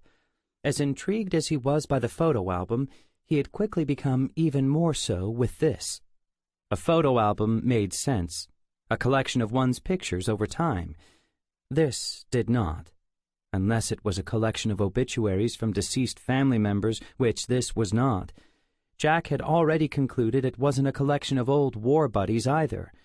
So what was it? What was the point of cutting out various obituaries from a local newspaper of people who were not relatives and pasting them into a scrapbook? Jack slowly turned the pages and quickly realized none of these obituaries were from the local newspaper. None were even from the same newspaper. He read them aloud. The Florida Times-Union, the Miami Herald, the Sarasota Herald-Tribune, the Post and Courier from Charleston, the Daily Sentinel in Texas, the Houston Chronicle, the Roanoke Times, and the Kansas City Star. 8 in all. Jack noticed something else, something he hadn't realized before but should have. All these obituaries were written in the 1990s. He had assumed they were newer than that, but given that the ages of the dead men represented were all in their 70s, the articles would have to be that old. World War II veterans dying now were in their 90s. He quickly thumbed through them and confirmed something else. The obituaries had been pasted in chronological order. In other words, the first article was about a man who'd died in February 1993. The last one died in April 1998. 8 men in 5 years. He flipped back to the first article and began to read. World War II pilot dies in accidental house fire. William James Hanover, son of Tom and Madeline Hanover, died in his home on Sunday, May 13th. The likely cause was smoke inhalation. He was 71 years old. An investigation of the fire is still underway, but authorities do not suspect foul play. Hanover was known to be an avid smoker. He appears to have died while taking a nap on the living room sofa, a fire department spokesman said. Results of an autopsy are still pending. When the fire department arrived, one whole side of Hanover's house was fully engulfed in flames. He was a widower and lived alone. Hanover was a long-time Tampa resident, having moved here in 1952 with his bride, Mary Gleason, from Vermont. The couple had been married since 1945, shortly after Hanover came home from the war. Hanover served in the U.S. Air Force during World War II. He was a first lieutenant, captain and pilot of a B-17 bomber in the 379th Bombardment Group. His crew successfully flew 35 missions over Germany from Kimbolton Airfield in England. Hanover won the Distinguished Flying Cross after one harrowing mission to Cologne, where he managed to bring his bomber home with only one remaining engine. Jack continued reading a few more paragraphs, but the article shifted to things like what Hanover had done after the war and listed the names of his surviving children and their spouses. He carefully turned the black scrapbook page and began to read the second obituary. It was from the Miami Herald, dated about 6 months later. This man's name was Franklin Hodges, who died at age 74. Like Hanover, he had also died in his home, but Hodges was killed from what appeared to be an explosion. Fire department officials suspected a ruptured gas line. Once again, no foul play suspected. Jack read down a bit until he found the paragraph describing Hodges' World War II involvement. Again, like Hanover, Hodges had flown B-17s in the war. The article didn't mention which bombardment group Hodges flew for, but it did say he was based in Kimbolton, England. Jack was pretty sure that meant Hodges must have also flown for the 379th. He set the scrapbook aside for a moment, went over to his laptop at the dinette table and Googled it. Sure enough, Kimbolton was where the 379th had been based. What were the chances? He brought the laptop back over to the living room and set it on the coffee table in case he had any more details to look up. Picking up the scrapbook, he went on to read the third obituary, dated 5 months after the second. Okay, this was becoming ridiculous. The headline itself grabbed Jack's attention. Former World War II bomber pilot dies in fire. Before reading any further, Jack read the headlines and first few sentences of all the other obituaries. Every single man, in one way or another, had died at home in some kind of fire-related accident. He spent the next 30 minutes reading through each article, only this time he took notes. Besides the fact that they were all killed in some kind of fire in their homes, none of the fires appeared to be listed as arson. All of them were cited as accidental deaths. No foul play suspected. If not plainly stated, that was the implication. The other astounding coincidence? All of the men had flown B-17 bombers during the war, and all but the last one mentioned either Kimbolton Airfield or that they had flown for the 379th Bombardment Group. The last one didn't mention any bomb group affiliation, but Jack was certain if he looked it up, he'd find this pilot had flown for the 379th as well. This was crazy. Jack set the scrapbook down on the coffee table next to his laptop and sat back on the recliner. The implications of what he'd discovered began to set in. A scrapbook of former bomber pilots, all from the same bomb group, all killed in their homes over a period of 5 years in fire-related accidents. And no one suspected a thing. Why would they? The deaths took place in different cities across several different states. The internet was alive then, but in its infant stage compared to now. Most local police departments had no way of comparing data with other police departments, let alone different law enforcement agencies. If someone had a mind to kill these men this way and make it look like an accident, Jack saw how they could easily get away with it. Just then, part of that first conversation he'd had with Mr. Bass played through his mind. They had been standing out on the porch. Bass had been talking about Old Man Wagner. He was a strange one, had this fierce look in his eyes. I was a younger man then, bigger than I am now, linebacker in high school, if you can believe it. Wasn't afraid of nothing. But if I'm being honest, I was afraid of him. Made me feel like he'd snap my neck if I crossed him. Jack shuddered. He was certain he was holding a scrapbook Old Man Wagner had put together himself. Jack had no idea why just yet, but what else made any sense? These obituaries were his trophies. Men who, for some reason, Wagner had killed in house-related fires, made to look like accidents. And Jack was holding in his hand the only thing that tied them all together. 25. It was another gorgeous afternoon in downtown Culpeper. Burkhart Wagner, called Burke by his friends, Senator Wagner by the rest, stood by the thick burgundy drapes in his plush sixth-floor office, peering out at the sight. He was looking down at the array of historic shops and buildings that surrounded the manicured city square. Wagner had paid some serious dues for this view and liked to catch it whenever he could. Right now, his eyes focused on the county courthouse annex. He could see it clearly from his office. It was a place he knew well, from the inside. As exciting as it was arguing live cases before a jury, these days Wagner preferred to avoid courtrooms. Too much work for the money.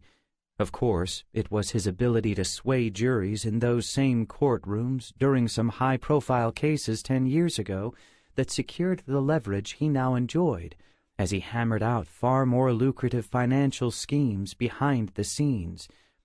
Those victories had earned Wagner something of an intimidating reputation. No one wanted to fight him in court. The threat of it alone tended to make folks settle out of court fairly quickly. The following year, that same public exposure had secured an upset victory for Wagner in the district's state Senate seat, held by a retiring Democrat. Since then, Burke Wagner had become one of the state's rising Republican stars. He found it amazing how much attention people paid to someone who could talk well. Over the next few years, Wagner found it just as easy to sway folks on the Senate chamber floor as he had in the jury box. Of course, it helped if you didn't mind bending the truth here and there to make your points. Burke Wagner wasn't a true conservative, either morally or politically, but he didn't consider that much of a handicap. As he'd confided to one of his closest friends, "I could certainly play one on TV." The talk was now that Wagner was in line to become the leader of the Republican majority in the Georgia Senate, which would make him one of the state's most influential power brokers. In that office, he'd have a strong voice in shaping every major bill that came before the Georgia General Assembly. He'd be among a handful of people who made the final decisions on which programs were funded in the state budget. Now, a position like that would mean some real money. Wagner smiled as he thought about it. What would his father think if he could see him now? The old man certainly had his virtues, but his methods in dealing with people had been archaic, even brutal. Burke could never get him to see it. The game was all about leverage. One could whack people with a stick, or use that same stick to set a massive boulder rolling downhill. Wagner turned from his view of the city below and sat in his stuffed leather chair. It squeaked slightly as he leaned back. He loosened his silk tie and shifted his neck from side to side, working out a kink. He took a final sip of his café amaretto and thumbed quietly through the pages of some contract negotiations, prepping for a meeting with his young aide, Harold Vandergraff. Being a state senator was a part-time job for Wagner. Had to be, considering the Senate only convened the first few months of each year. The rest of the time, Wagner practiced law as a senior partner in the firm of Wagner and Reynolds.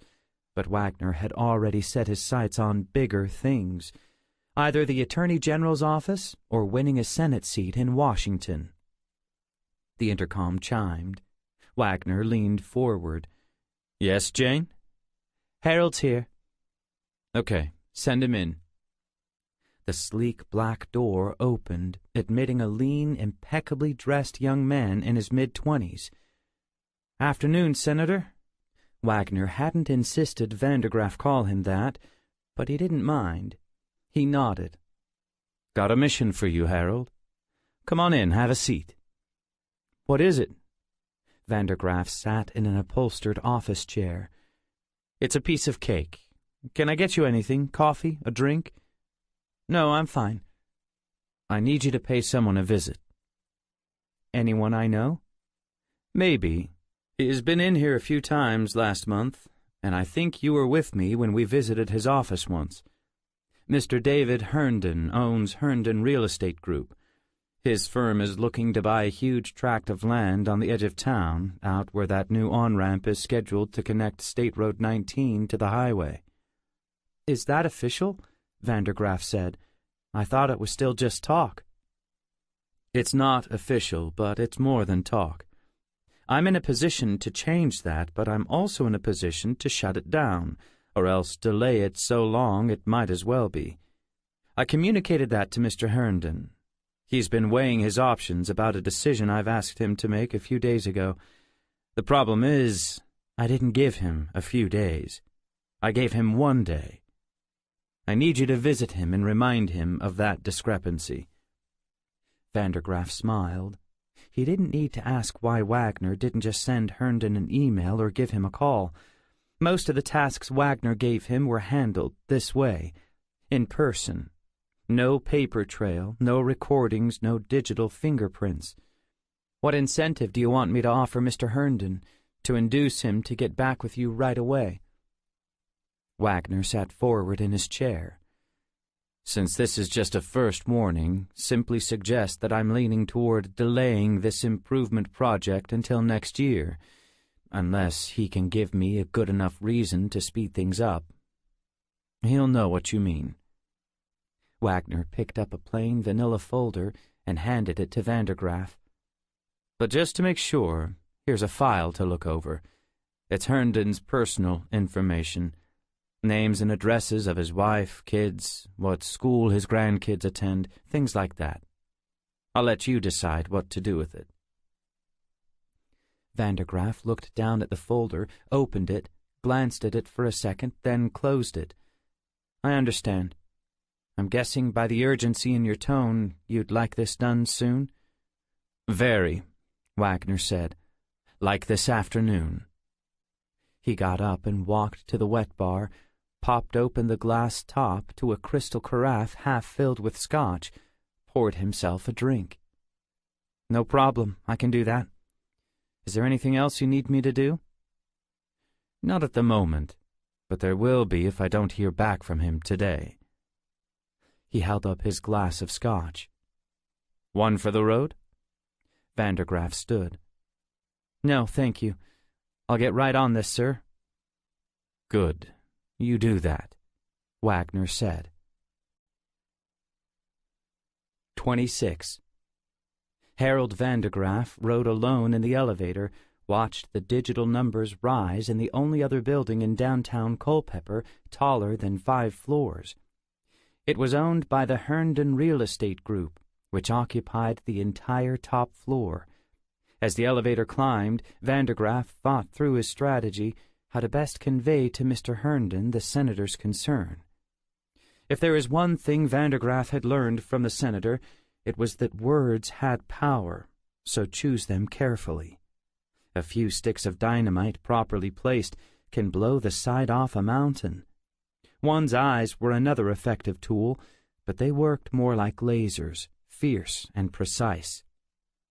Together, Vandergraff had found they enabled him to manipulate soft, pudgy men in expensive suits with relative ease. He let go of the polished brass handrail as the stainless steel elevator doors opened. As he stepped into the lobby, he digested the scene of Herndon's world. Plush tan carpet, walls paneled in marble and mahogany, a petite brunette sitting behind a large colonial reception desk. The receptionist noticed Vandergraff standing there. She looked and gave him more than a courteous smile. "Can I help you?" Vandergraff walked up confidently. "I sure hope so." "Me too," she said, then laughed. "I'm here to see Mr. Herndon." She glanced at the computer screen. "Do you have an appointment?" "I don't." "I didn't think so. I didn't have any scheduled on his calendar." "But I'm pretty sure he'll see me, if you'll just let him know I'm here." "And you are—" "Harold Vandergraff. I'm Senator Wagner's aide." "I thought you looked familiar. You were here before, a few weeks ago, right?" "Good memory. That's true, I was." "You could tell him I will only take a few minutes of his time." She clicked a few buttons, then spoke into her headset. She listened a few moments, looked up and said, "Mr. Herndon said you could come right in. Do you remember where his office is?" "I think so, but maybe you should escort me just to make sure." Vandergraff took a few steps, intentionally in the wrong direction. "Wrong way," she said, taking the bait. He followed her down a wide hallway. Her walk suggested she'd spent time on the runway. "Right in there," she said, "through the big wooden door. Mr. Herndon's executive secretary is out today. Just pass her desk through the second set of doors." "Thank you very much, Miss—" "Just call me Julie," she said, holding out her hand. First name, very good. "Thank you very much, Julie." He let his grasp linger. Julie did not resist. "Right in there," Julie repeated, gently pulling her hand away. "See you later," Vandergraff said. "I hope so." She gave him another interested smile as she turned to walk away. He stepped into Herndon's roomy outer office, noticed the empty secretary desk and the second set of doors. As he opened the one with the doorknob, he heard, "Come in, Harold. I've been expecting you."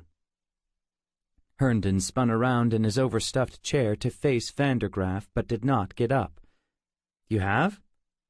"Well, I figured the senator preferred to handle matters like this in person. Considering how busy he is, didn't figure he'd come himself." "I assume, then, you know why I'm here?" "Let me guess," Herndon said. "I'm late." Vandergraff nodded. "Care to have a seat?" "I don't plan on being here long enough." "Suit yourself." "Have you made a decision?" Vandergraff said. Herndon didn't answer. He inhaled deeply, then exhaled a sigh. "See, the thing is," Vandergraff held up his hand, "I don't want to hear what the thing is. I'm not here to discuss the matter with you. I don't even know enough details to do so." What do you know? Herndon said. Vandergraff needed to be careful. He quickly scanned the room, looking for any obvious signs of a video camera. He didn't see any, but they could be well hidden. I know it has something to do with a large tract of land your company wants to buy, if you can get certain assurances. I know that Senator Wagner is inclined to recommend delaying any activity along those lines, at least in the current fiscal year. Is that what he said? He's planning on delaying the project? I think the phrase I used was inclined to recommend, but I understand he gave you some things to consider, specifically a decision to make. Herndon sat back in his chair, sighed again. I've come for your reply, and as you said, you are late. Herndon sat up. It's not as simple as you make it sound. Vandergraff shot him a menacing look. I'm afraid it is. He noticed Herndon's office had a balcony. Shall we finish our discussion out there? Herndon glanced at the glass door. Why? Vandergraff walked toward it. He realized by the look of fear on Herndon's face. He was thinking Vandergraff was planning to assault him, maybe even throw him over the side. He wasn't, not for a first warning, but it certainly didn't hurt for Herndon's mind to go there. It's a beautiful view. I like fresh air. Take your pick. The real reason was he couldn't be certain Herndon wasn't recording the conversation. On the balcony, he could speak freely. When he got to the glass door, he unlocked it and slid it open. You coming? Herndon stood up but didn't move. Why can't we talk in here? Come on, Vandergraff said, more like an order than an invitation. This won't take a minute. Herndon sat back down. I'd rather... Vandergraff stepped out onto the balcony, left the door open for Herndon. He waited a few moments. Finally, Herndon appeared. I've made my decision, he said, still standing on the carpet. Tell the senator I accept his proposal. As is? Vandergraff said. As is. Good. I'm glad to hear it. The senator said if I did, it might give him enough reason to change his mind and get fully behind this project. He did? Vandergraff said. Well, if he said it, I'm sure he meant it. The senator is a man of his word. They stood there looking at each other a few moments. You sure you don't want to come out here, Mr. Herndon? It's really very nice. 27. All afternoon, Jack did his best to stay plugged into his doctoral research project, but he was having the hardest time. Whenever his mind was free for even a few moments, it instantly drifted back to the scrapbook with the obituaries. In the hours since making the discovery, he was only more certain he'd found something very dark and sinister. The implication was stunning. Old Man Wagner was a killer. Not just a killer, but a serial killer who, for some reason, had stalked these 8 elderly World War II pilots over a period of 5 years and systematically executed them. Nothing else made any sense. But why these 8 men? Were there more than 8? Was there another scrapbook somewhere? Or were there others he had killed but didn't save the obituaries? He got up from the dinette table and walked into the living room, picked up the scrapbook again. This wasn't just innocent or idle information. It was evidence of a crime, a series of premeditated murders. Jack knew by itself it wasn't proof, at least not enough to gain a conviction, but it seemed like enough evidence to launch an investigation. He picked up the journal, thumbed through all the handwritten pages. This had been in the safe with the scrapbook, and it was written by the old man. Maybe there was more evidence inside, incriminating statements that could link him to these murdered pilots. maybe even a confession. He couldn't read a word of it, but Rachel could. He had to call her. She had to see this. He set the books down on the coffee table and pulled out his phone. The phone rang 4 times. "Hey, Jack, I was just thinking about you." He so loved the sound of her voice. "Hi, Rachel. That's nice to hear. Obviously, I was thinking about you. Actually, I was thinking about how much I wished I could see you." "That's funny," she said. "That's exactly what I was thinking about." "Actually, the reason I want to see is probably a little different. I mean, I'd love to see you any time, but something's come up. Something pretty serious. I could really use your help with it." "Uh-oh, that doesn't sound good. Are you okay?" "Yeah, I'm fine. It's not me. It's something I found here at the cabin." "Something in the photo album?" "No, something else. It's connected, but it's something else. Something a lot more serious. Is there any chance you could come out here?" "I'm sure I could. What time are you thinking?" "How about right now?" "Now? Okay, I guess it is pretty serious then." "It really is." "Can you tell me anything else?" "I'd really rather just show you. After you see it, we can talk." She paused a moment. "Do you see the time?" He glanced at his watch. "It's getting pretty close to dinner." "That's what I was thinking. Want me to bring something up with me?" "Sure, that would be good. Maybe some Chinese or some other kind of takeout. You decide. You know what I like." "Okay," she said. "Then that's what we'll do. I can be up there in about 45 minutes. "Great. See you then. Love you." "Love you too." Jack was straightening up the cabin when he heard Rachel's car pull up outside. He had decided to leave the living room as is. The recliner moved out of the way, the floorboard exposed, the scrapbook and journal laid out on the coffee table. His cleaning efforts were mainly about getting all his research material put away so they could eat on the table. That and making his bed, putting his dirty clothes in a laundry bushel. He hurried to the front door and opened it just as she stepped onto the porch. "Chinese! I was hoping it was going to be Chinese." "I figured you were." She leaned forward and they kissed. She handed him 2 little white boxes. "These are yours, Szechuan pork and pork fried rice." "And yours is orange chicken with white rice." "Of course." Jack had never seen her order any other kind of Chinese food since their first date. They walked back into the cabin toward the dinette table, but Jack noticed Rachel's eyes instantly lock onto the mess in the living room, especially down at the opening in the floorboards. "Jack, what have you been doing? Did you tear that up?" They set their boxes down on the dinette table. "No, the board wasn't nailed down. It lifted right up." "How would you even know it was loose?" Jack laughed. He realized how odd the scene must look now viewing it through her eyes. "I kept banging my foot on it. Since it wasn't nailed down, I guess over time it warped a little, which made it raise up a little from the rest. After the second time, I looked down and noticed. It wasn't only not nailed down, it didn't even have any nail holes in it. It never had been nailed down." Rachel gave Jack a puzzled look. "What?"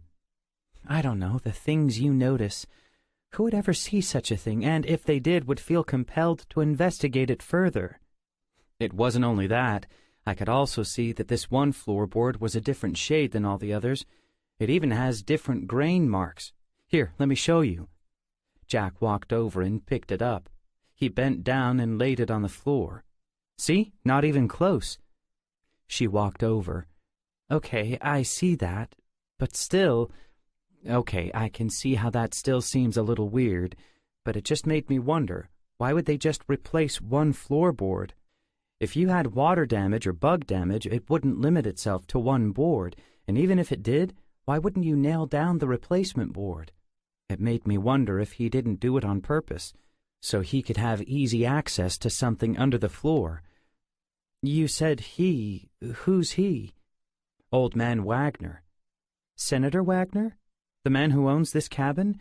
He doesn't seem that old. No, I'm talking about his father. Senator Wagner inherited this from his father. I'm about 95% positive the pictures in that photo album we were looking at last night were his, when he was a kid. Mr. Bass, he's the next-door neighbor I met shortly after I got here, he told me all this, and that old man Wagner lived here in the early 90s. He's dead now, died of a stroke quite a few years ago. Mr. Bass also said he was afraid of him. Now I know why. Why? That's why I wanted to see you. I found something really disturbing. Do you want to see it now or after we eat? Rachel glanced over at the Chinese food on the table. I want to see it now. We can heat the food up in the microwave after if it gets cold. 28. Jack and Rachel sat close together on the couch. He pulled the coffee table closer so they could easily see the scrapbook and journal. So what are we looking at? Rachel said. I think we're looking at a collection of trophies. You know how serial killers collect trophies? That's what this is. I can't think of any other conclusion that makes sense. Senator Wagner's father was some kind of cold-blooded killer. I'm not sure why yet, but he had it in for World War II pilots, especially B-17 pilots. That's what all these obituaries have in common, but it's more than that. They actually all flew in the same bomb group, at the same airbase in England. I haven't figured out the significance of that yet. You've read them all? Jack nodded, several times, and I made some notes. Rachel turned to the second one. You can read them if you want. I'm in no hurry. No, I know how thorough you are. I believe you. They all died in fire-related accidents, Jack said. Well, that's what they were called, but I think every single one of those fires was deliberately set by the old man. And he's dead? For over 10 years. Rachel released an obvious sigh of relief. Do you have any idea why? Why old man Wagner would want to kill all these pilots, and why he waited till they were so old? I haven't gotten that far into this yet, but can you think of any other reason why someone would collect a bunch of obituaries like this? Rachel turned a few more pages, glanced at the headlines. It's definitely very strange. More than strange, it's downright creepy. So I guess that makes these like cold case files. I guess, Jack said, but they're not even that yet, if you think about it. No one even knows these were murders. To this day, the family members all think their loved ones died in accidental fires. For that matter, it happened so long ago, I doubt they even think of these men very much anymore. Not even the police who served in the cities at the time know these men were killed intentionally. They wouldn't even have cold case files opened on them. I mean, why would they? She kept turning the pages, slowly, until she came to the last one. You know what I think this is? I bet they're revenge killings. Why else would someone track down all these pilots, men who all flew the same planes from the same airbase, and then kill them all either in a fire or an explosion? Yes, that's what I was thinking, Jack said, but I wanted to see what you'd say. He loved the look in her eyes. She was into this. He had half wondered if she'd be upset with him for spending so much time on it. We already know, he continued, old man Wagner was an orphan. Maybe this tells us why. Do you know what missions what is it? She glanced down at one of the articles. The 379th Bombardment Group flew on? I'll bet one of the towns they bombed was his hometown. Maybe the bombs killed his family. I haven't had time to check, but I'm sure I can find out. From my book research, I've spent lots of time on World War II websites. You'd be amazed at the volume of details people have put on the internet. I bet with some digging, I can find out not only which cities the 379th bombed, but what missions all 8 men have in common. Obviously, if these are revenge killings, then these guys all flew in the same mission that killed old man Wagner's family. But we don't have to do all that now. I can look into it after you leave." Rachel sat back. "This is really something, Jack. What are you going to do with it? I mean, with this information.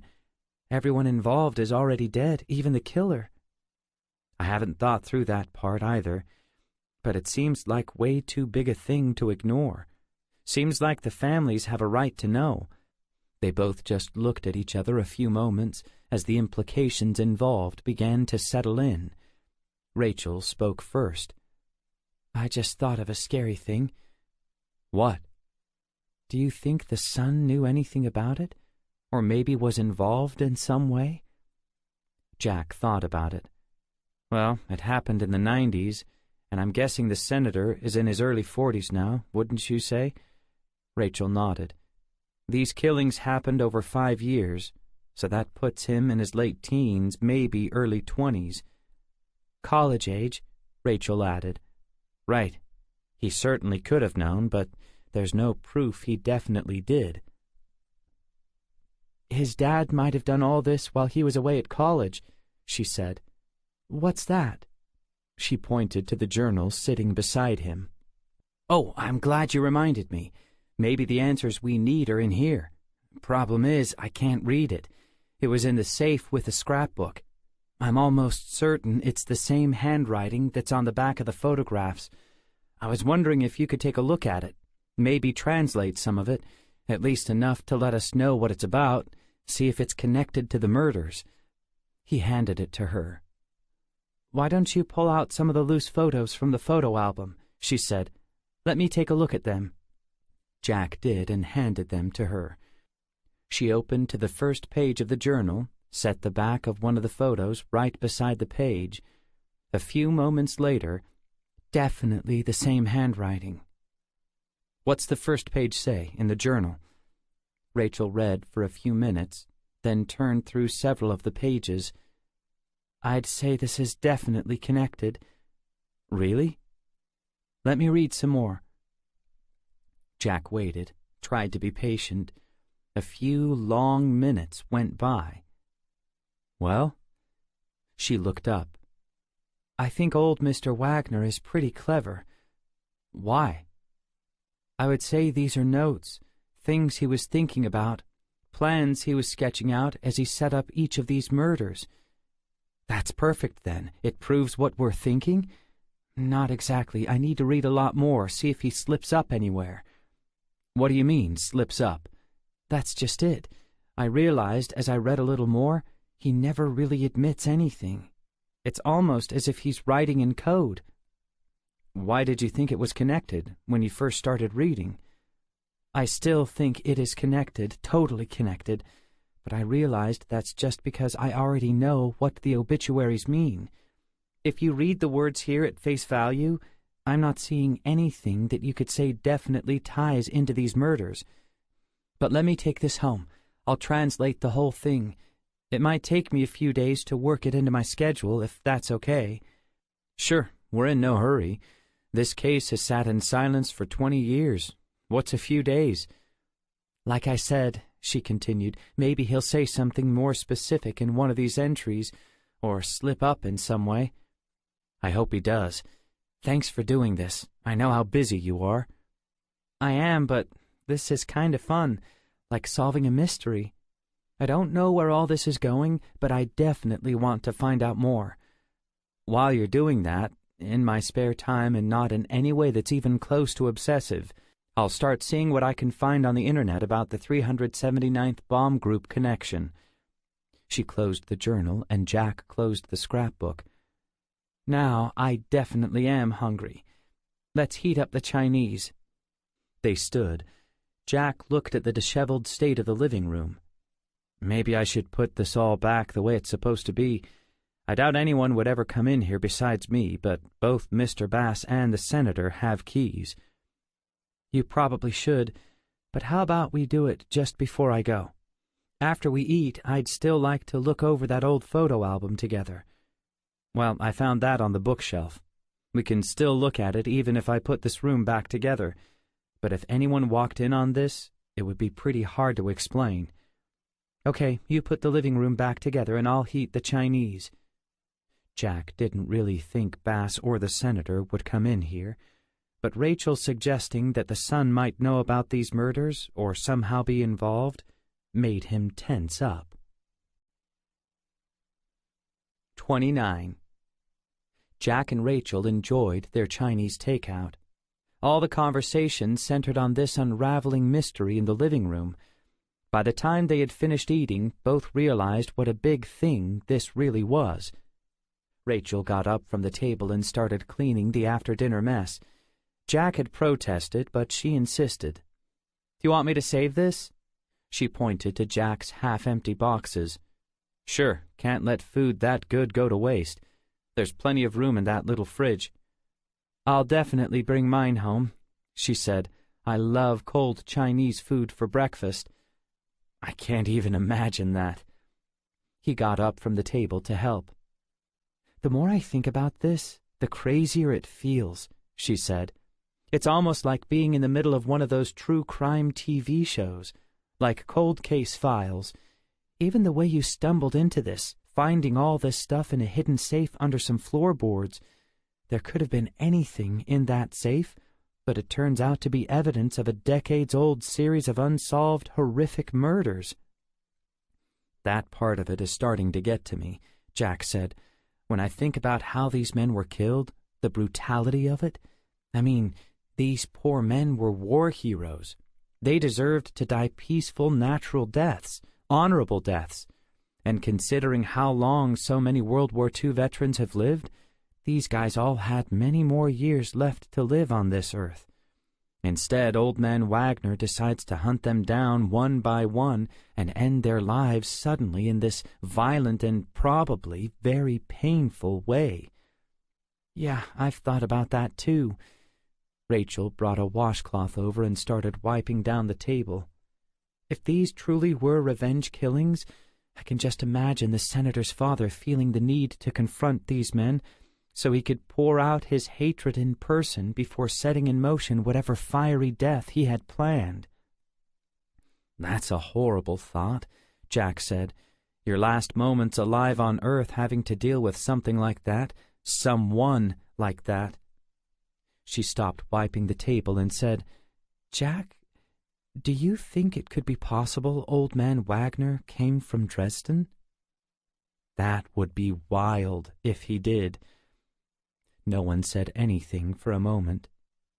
"Even if that were true," Jack said, "knowing the awful things that happen in those bombing raids in Dresden, it's not like these pilots could have done anything about it. Every mission they flew was under orders. They didn't have the option of saying no. Certainly had no say in what cities or targets were picked for bombing." He slid the chairs back under the dinette table.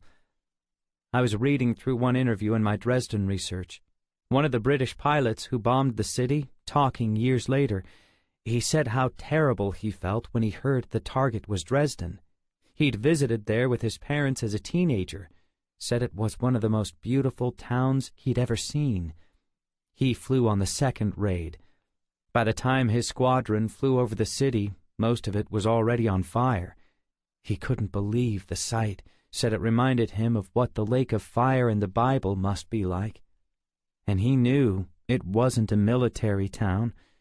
With most of his missions, he at least knew they were bombing things that supported the Nazi war effort, but Dresden didn't have anything like that. He said he cried when he heard about the tens of thousands of civilians they had killed." Rachel didn't answer right away. Then she said, "War is so horrible. I'll bet those bomber pilots old man Wagner killed felt the same way. They probably tried to explain that to him when he came there to kill them, and I'm equally sure it didn't make any difference to him. It's so senseless." The kitchen was all back together. Jack reached for her hand.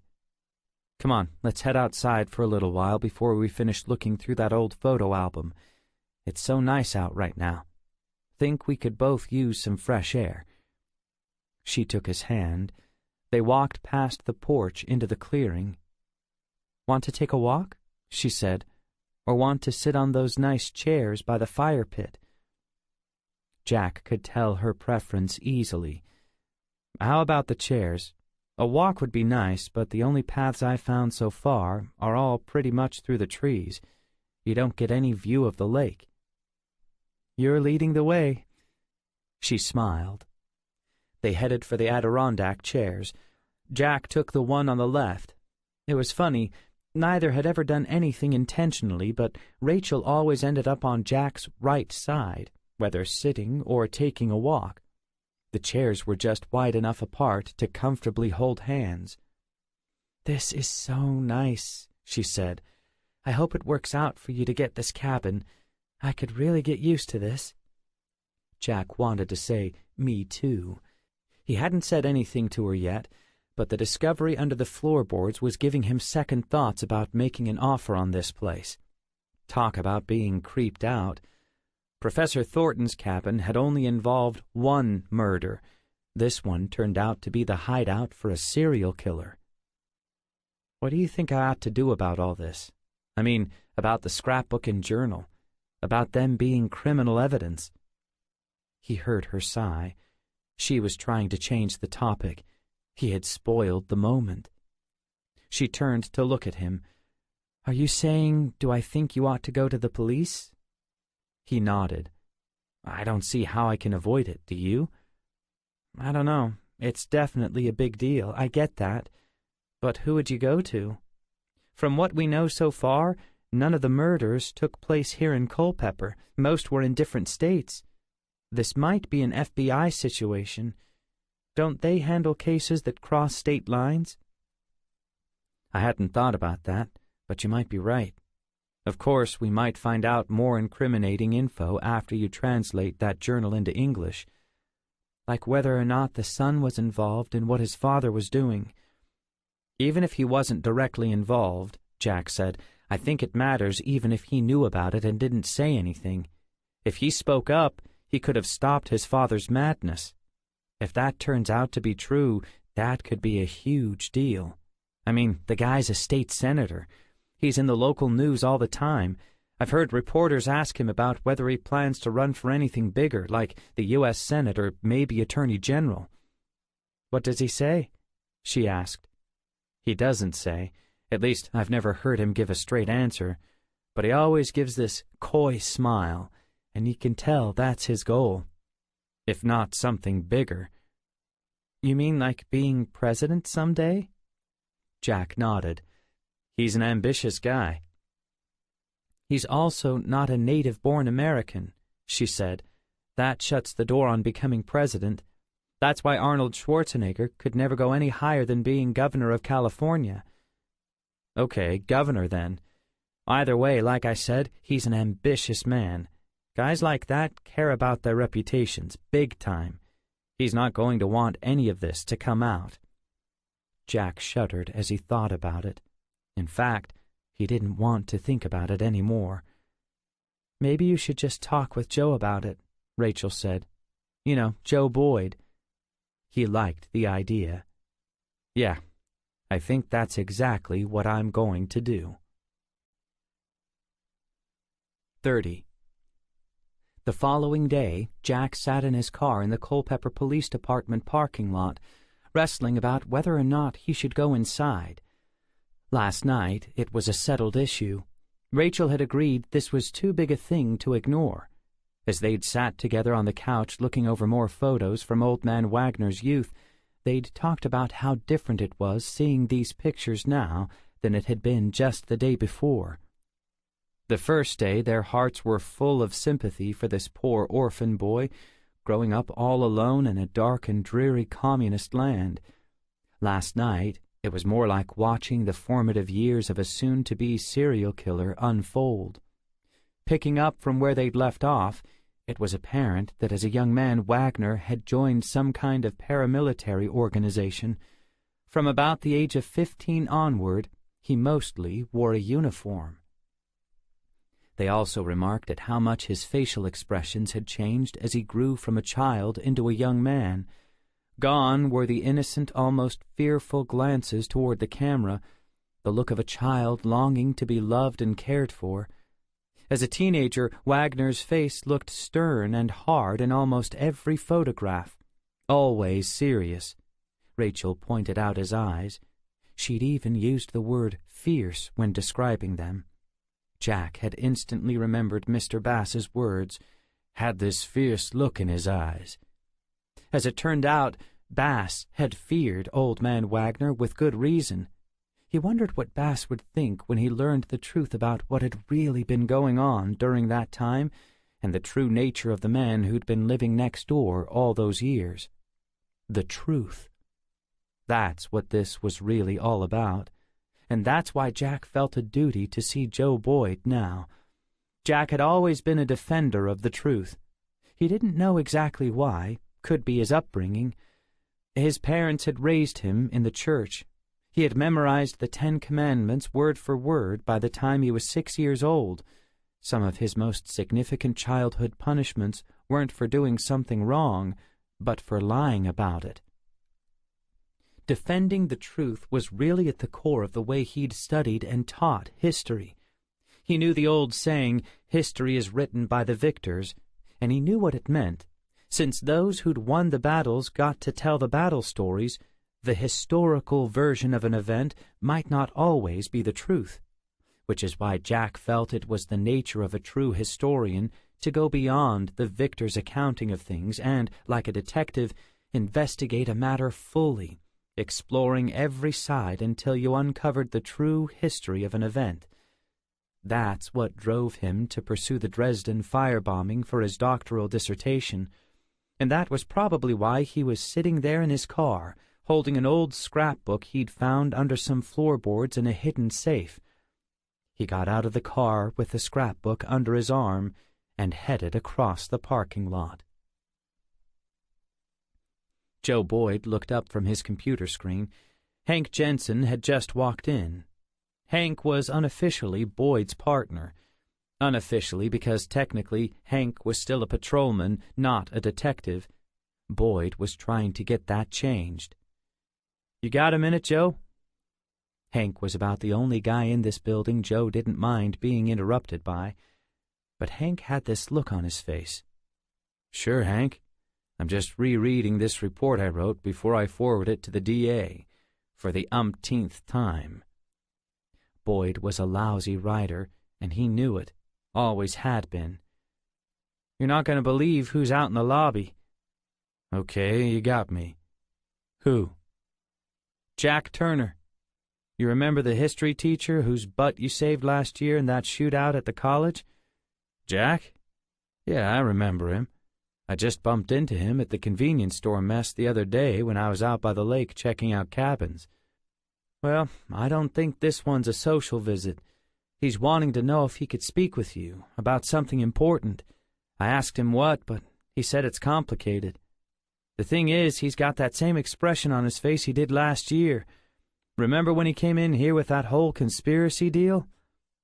Boyd did. He also remembered totally blowing Jack off, and then everything turned out to be true. "Wonder what in the world it could be. He seemed totally fine when I chatted with him the other day." "Well, something must have turned up. He doesn't look very fine to me." "Then sure, send him on back. Let's hear what he has to say." Hank headed down the hall. If it had been anyone else, Boyd would have figured they were probably making something out of nothing, but Hank had decent instincts. Boyd slid his chair over a few inches, centered himself behind the desk. Through the glass in his partition wall, he saw Hank escorting Jack back this way. Jack looked up, saw Boyd, smiled, and nodded, but it was clearly a forced smile. Boyd could see it in his eyes. Something was bothering Jack big time. Jack stepped through the doorway. Hank turned to leave. "I don't mind if you stay, Hank," Jack said, "if it's okay with Sergeant Boyd." "It's okay with me," Boyd said. "Appreciate it," Hank said, "but I'm working on something that's kind of urgent. But if you need me here, Joe—" "No, you go on then. Let me hear what Jack has to say. I'll call you if I need you." Hank headed back the way he came. Boyd looked at Jack. "Come on in, have a seat." He was holding some kind of ragged-looking notebook under his arm. "I really appreciate you seeing me like this. I know you're a busy guy." Jack sat, then set what looked like a scrapbook on the edge of Boyd's desk. "No problem. So, what's going on? Hank said you seemed pretty serious. Have something to do with this?" Boyd pointed to the scrapbook. "It has everything to do with this." "He also said you told him that it's complicated." "It kind of is. What I really meant was it's not something I can summarize in a few sentences, and I didn't really want to talk about this out in the lobby." "Okay, then I guess you better get to it. What's going on?" Jack leaned forward in his chair and was just about to speak when Boyd said in a light-hearted manner, "First, tell me this. Nobody's trying to kill you, right?" Last year, that's what was happening when Jack had come in to see him. Jack didn't pick up on Boyd's attempt at humor. "No, it's nothing like that." He didn't even smile. "And I sure hope it stays that way." 31. Boyd couldn't tell if Jack was serious. Was he really in some kind of trouble again? Jack opened the scrapbook to the first page and spun it around so that it faced Boyd. "This is why I'm here. And before I get too far into this, thought you should know, I've run this whole thing by Rachel, and she totally agrees that there's really something here. Something potentially pretty serious." Boyd pulled the scrapbook closer and glanced down. Some kind of newspaper clipping. The headline spoke of a World War II veteran dying in a fire. "Is this something that just came up?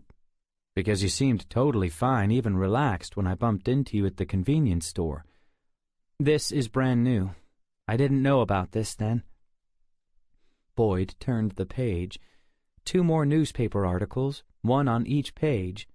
The headlines both talked about the same thing: World War II veterans dying in some kind of fire. "These look like obituaries." "They are," Jack said. "There's 8 of them in there, all from different newspapers from several different states. I've spent some time digging into this. The men died over a 5-year period, between 1993 and 98. "Okay," Boyd said. "I'm getting curious. But why would you be collecting obituaries from dead World War II pilots? I know you teach military history over at the college. This have something to do with that?" "No, this isn't my scrapbook. It's something I found." "Where?" "The cabin where I'm staying." Jack looked as if he had more to say, but wasn't sure if he should. "Look, I know this is a strange thing, me coming here like this. I've been sitting in the parking lot for almost a half hour arguing with myself about getting you involved. I remember what happened last year and how crazy that all sounded at first." "Jack, it's okay. I gave you a pretty hard time last year when you came in with that whole conspiracy thing involving that professor. You gotta admit, it was really out there." "But all of it turned out to be true." Jack was getting a little defensive. "I agree, that's my point. I was wrong to blow you off last time. I didn't take you seriously until the whole thing started spinning out of control. If I recall, though, I apologized to you after it was all over." "You did." "So I'm saying you don't need to be on edge here. I know you're not a whack job or some kind of conspiracy freak. If you're telling me this situation, whatever it is potentially serious, I'm inclined to give you the benefit of the doubt. So take a deep breath, relax, and tell me what this is all about." Jack sat back in his chair, his shoulders slumped slightly. His facial expression lightened up just a tad. "Thanks, Sergeant. I mean, Joe. I really appreciate that. I hope you still feel that way after I'm through." This time, he did smile. Boyd turned another page. Like Jack said, more obituaries. Similar headlines. "Okay, so you got this at a cabin. Do you know who put these together and why? What am I looking at here?" "It's the cabin I told you about the other day. The one I'm renting, the one I might buy if I like it." "I remember." "That's not all I found. There was an old handwritten journal with it. Problem is, it's written in German, which I can't read. Rachel does. She took it home to translate over the next few days. I also found an old photo album filled with pictures that has an indirect connection to all of this, but I'm getting ahead of myself. I'll just cut to the chase and tell you what my research and my gut instinct is telling me. That," Jack pointed at the scrapbook, "is a collection of trophies compiled by a serial killer." Whoa. Boyd didn't see that coming. He tensed up. "You think the owner of your cabin is a serial killer?" "No, but his father is. I mean, was. He's dead now, for over 10 years. "That's a relief. So nobody's in any danger, right? Not you, not Rachel. We're talking about a potential cold case situation, correct?" Jack nodded.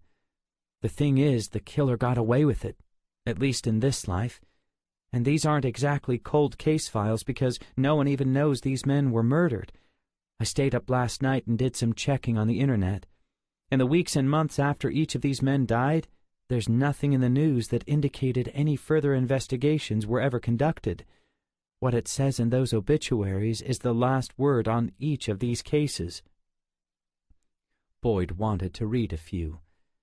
"How about you go get a cup of coffee and let me check a few of these out? You know where the coffee pot is, right? There's a stack of foam cups right beside it. Don't worry about the sign reminding you to put 50 cents in the can. My treat." Jack agreed and left the office. Boyd started reading. He'd gone through 3 of them by the time Jack returned. They all read like standard obituaries, with a few extra paragraphs, given that each of these men had been former World War II pilots. That's when he picked up on something. He quickly flipped through the other articles, scanning them for the paragraphs about the men's war records. "Each of these guys flew B-17s. Jack sat, put his cup of coffee on the edge of Boyd's desk. "They did." "And it looks like most of them flew in the same bomber squadron," Boyd said, "and out of the same airfield in England." "You got that right, too. Actually, all of them did." "That can't be a coincidence." "Nope." "And they all died in accidental house fires," Boyd said. "Or explosions," Jack added, "like from a ruptured gas line. In any event, they were all fire-related deaths." "And someone paid enough attention to these accidents to collect each of these obituaries and paste them into this scrapbook." "Yep," Jack said. "But there's more. Remember that old photo album I mentioned a moment ago? It is full of black and white pictures of orphans whose parents were all killed during World War II. One orphan in particular shows up in every photo." "Let me guess," Boyd said. "You think these kids were made orphans by these B-17 bomber pilots?" "I'm certain that's the case," Jack said. "At least with this one orphan, but I haven't confirmed that fact yet. I think with a few more hours' research I can nail that down, but the evidence points solidly in that direction. I'm thinking that these 8 bomber pilots all flew on the same mission, and that mission wound up killing the killer's family. So, decades later, he killed these pilots in revenge, made them all die a fiery death, just like his family did." Boyd looked down at the obituaries in front of him, specifically looking for the date. Then he remembered Jack had said the men had died in the mid-90s. "Why do you think he waited so long? If he became an orphan during World War II, he would have been an adult by, say, the late 1950s. Why wait 40 years to avenge your family's death?" "Because," Jack said, "the pictures in that old photo album I mentioned confirmed that the killer spent the rest of his childhood in East Germany, behind the Iron Curtain. He wouldn't have been free to travel to the U.S. until the Soviet Union fell apart and the Berlin Wall came down. That happened at the end of 1989, the beginning of 1990. The first B-17 pilot was killed in early 1993. Maybe it took a few years for him to get over here and get set up. Darn if this thing wasn't making some sense. I hate to say it, but I think you might be onto something here, Jack. I mean, who collects obituaries of dead pilots, especially ones who all flew the same kind of plane from the same bomber group and from the same airfield in England? Who all died in fiery deaths ruled as accidental, Jack said. And the internet wasn't what it is now in the mid-90s. How would someone even know where to find these obituaries in the first place? They were spread all over, in different states, several months apart, all printed in local newspapers. None of these incidents made the national news. Who would even know to connect them all together? Unless they were the one making things happen, Boyd added. He sat back in his chair. I guess it's a good thing this guy's been dead for 10 years. I agree, Jack said. Does that mean you don't think we should do anything about this? I don't know, Jack. It's a whole lot to take in. I might need some time to digest this. He sipped his coffee, now almost cold. But hey, I guess since this thing's been sitting around so long, there's no great hurry here. Not like there's any tie-in to the present. Jack's face got real serious. It doesn't, right? All this stuff happened 20 years ago. Jack was shaking his head. What's the matter? What are you thinking? Are you forgetting who owns the cabin? Jack said. The identity of this serial killer? Wait a minute. Jack had said it at the convenience store. It was Senator Burke Wagner, Jack said. The serial killer is his father. Oh, crap. Right, Jack continued. And remember I said I found this handwritten journal with this scrapbook? Written in German, the one Rachel's translating? I don't know if he'll be implicated by anything in the journal, but by our calculations, Senator Wagner was in his college years during the time his father was committing these murders, going to school here at Culpeper. What if he knew about it, or was involved somehow? Oh, crap, Boyd said again. He wanted to say something worse, but he'd been working hard on his language to make Kate happy. He leaned forward, picked up his phone, looked at Jack. You mind going through all of this one more time? Jack shook his head no. Good. He pushed the button for Hank's desk. Hank picked up. What's up, Joe? Can you come in here for a few minutes? There's something I'd like you to hear. 32. Jack didn't expect this. Boyd was taking him seriously. He offered a silent prayer of thanks. The Bible verses he'd meditated on after his workout this morning talked about trusting God no matter what. All that anxiety out in the car had been for nothing. Officer Hank Jensen had just walked in and sat in the other chair. Boyd spun the scrapbook around and slid it over to Hank. Take a look at that. The reason why will become clear as Jack explains some things. He looked at Jack. Tell Hank everything you just told me. So Jack did. Took about 10 minutes. Would have taken longer except Boyd jumped in at several places. Jack couldn't tell if he was sharing too many details or if Boyd was just really into this. As they talked, Hank flipped slowly through the scrapbook pages. He never said a word until they were through. Then he said, "Wow, that might be the craziest story I've ever heard. This is for real, right?" "Totally," Jack said. "There's still some details to nail down, some facts to check on the internet, but I can't think of any other conclusion that makes sense." "Can you?" Boyd asked Hank. "Not off the top of my head." He looked at Jack, then got a look on his face Jack couldn't read. "I can see why your classes are always full, Professor. You're one heck of a storyteller." "Just call me Jack. But this is not a story. I'm not saying it is, or that I don't believe you. It's just the way you lay things out. You'd make a great attorney. Don't you think, Joe? That was like listening to some A-plus closing argument. I get what you're saying, Boyd said. Jack didn't. Was Hank saying something nice or insulting him? His confusion must have been obvious based on what Boyd said next. Hank means no offense. He's just pointing out the gap we deal with all the time in this business. The gap? Jack said. Between what we think happened and what we can prove, Hank said. Between the facts and our hunches. He looked at Boyd. You remember that Tomlin case, Joe? What was that, 4 months ago? Remember how angry the DA got when all that crap hit the fan and the judge overturned Tomlin's conviction? The Tomlin case had made the national news. Jack had a vague memory of it. Some guy 1 county over had been in jail for 10 years. He got a new trial and a jury wound up overturning his conviction. I don't see the connection, Jack said. It was a major humiliation for the DA who tried the case, Boyd said, and the entire police department who'd arrested him 10 years back. The whole case was built on weak circumstantial evidence, you ask me. Probably should have never gone to trial in the first place. The point is, our DA made it real clear to us.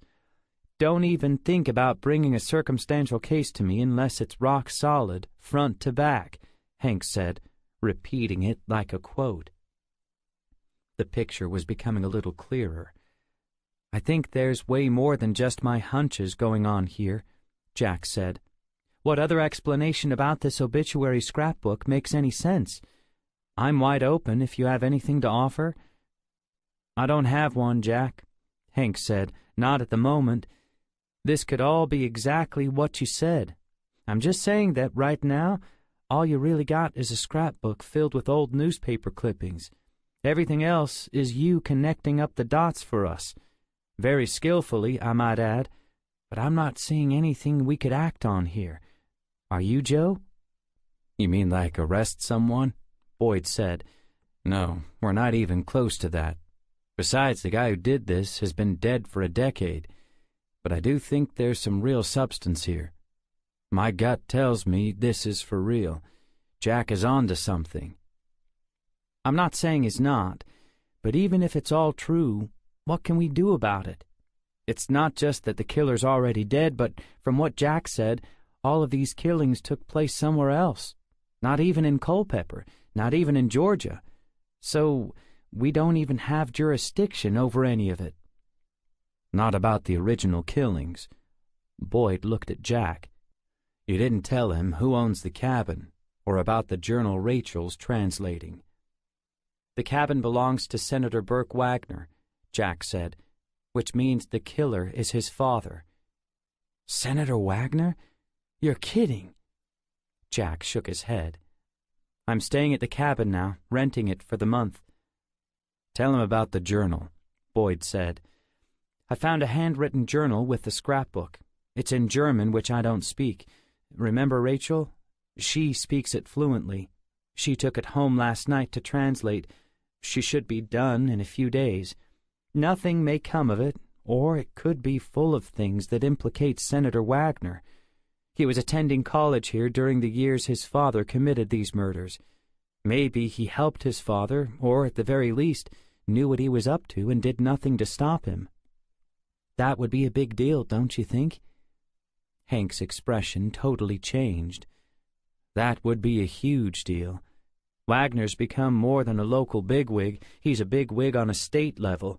But even so, unless he was directly involved, like he actually helped his father pull these killings off somehow, I'm not sure the DA would go after him for something his father did 20 years ago, especially with cases that were never even opened. It could certainly hurt him politically, but I'm not sure there's a crime here. And we gotta think about this. If the DA's drawing such a hard line over some average guy like Tomlin, he's gonna be triple that way if we try to bring him some case against a prominent state senator like Wagner. I don't know, Boyd said. I guess it depends on what turns up, if anything, when Rachel translates that journal. But no one's talking about going to the DA, not yet anyway. I agree, to go after someone with the clout of Senator Wagner, we'd have to have rock-solid evidence, and plenty of it. And, like you said," he looked at Hank, "we might not even have any jurisdiction here. A good part of the case, if not most of it, would belong to the FBI. Jack had to admit they made some good points. Some things neither he nor Rachel had thought about yet. But still, how could it possibly be right to do nothing at all with this? "So are you men suggesting I just drop this whole thing? Put everything back in the safe and pretend I never saw it?" "Put everything back where?" Hank said. Suddenly, Jack realized how bad that sounded. "In the safe. That's where I found these things." "What?" Hank said. "You broke into the guy's safe?" "No, I didn't break into anything." How could he say this without making it worse? He almost felt like he should plead the fifth. "I found the key." "So where was the safe exactly? In the wall?" "No." There was just no good way to say this. "I found it in the crawl space under a floorboard in the living room." "Jack," Boyd said, "tell me you weren't prying up floorboards in this guy's cabin." "I wasn't prying up floorboards in this guy's cabin. There was only one floorboard involved, and I didn't pry it up. It was never nailed down. That's what got my attention. I stubbed my toe on it. Then I noticed it wasn't laid flat like all the others, which were nailed down. And it was even a different shade of wood. So I got curious. What can I say? I'm a curious guy. I bent down to look at it and realized it didn't even have any nail holes. It lifted up pretty easily, which made me think it was put down that way on purpose, which made me wonder why. I lifted it up, and there it was, the safe staring right back at me.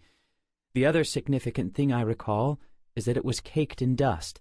It hadn't been opened in years. Clearly, it was something being hidden, and now we know why." "Jack, no need to get upset," Boyd said. "Do I sound upset?" "A little bit." "Then I apologize."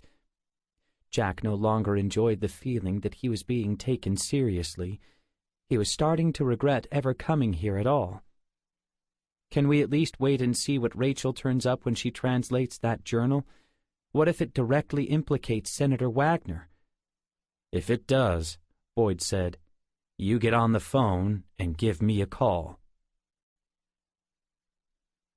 33. Located down the hall just one door from Boyd's office was the men's restroom. Officer Tony Campbell just happened to be coming out of the restroom 5 minutes ago. He had planned on just walking past Boyd's office back to his desk. That is, until he'd heard someone mention the Senator Wagner's name. His ears perked right up like a dog hearing the dinner bell. Campbell stood still, very still, and listened to what the men were saying. It was Boyd talking with Hank Jensen, Boyd's pet. There was a third man who was clearly the one stirring up all this talk. Campbell recognized him from that big shootout case that happened last year out at the college. Jack something. He didn't remember his last name. An easy problem to solve. He didn't really understand everything they were saying. Something to do with the senator's father. Campbell had never met the old man, but for the last 2 years, Campbell had been receiving a steady monthly check from the senator for what they had agreed to call private security services. It was easy money. So far, he'd just wanted Campbell to alert him to any conversations about him that took place at the police station, or anything that concerned him, his law office, or his dealings as a state senator, no matter how small. This certainly qualified. He hadn't had anything to report for about 6 weeks, so he was actually glad he'd stumbled into this. Wouldn't want to give the senator any reason to cancel this lucrative arrangement. Campbell was making his bass boat payment with it. When he got back to his desk, he spent some time digging through the online reports until he found those related to the college shootout last year. He didn't have to read long before he found the name he'd been looking for. He'd remembered the guy had been wounded. Sergeant Boyd had actually received a commendation for saving the man's life. His name was Jack Turner. Back when this whole thing went down, he'd been a guest lecturer at Culpeper. Campbell had heard something about him teaching there full-time now. He pulled out his personal cell phone, looked up the number the senator had given him for Harold Vandergraff, the senator's aide. He was instructed to always call Vandergraff first. Vandergraff would decide when or if Campbell's information needed to be passed up the ladder. Campbell got up from his desk, pulled out his cigarette pack, and showed it to one of the guys as he headed outside. "Smoke break."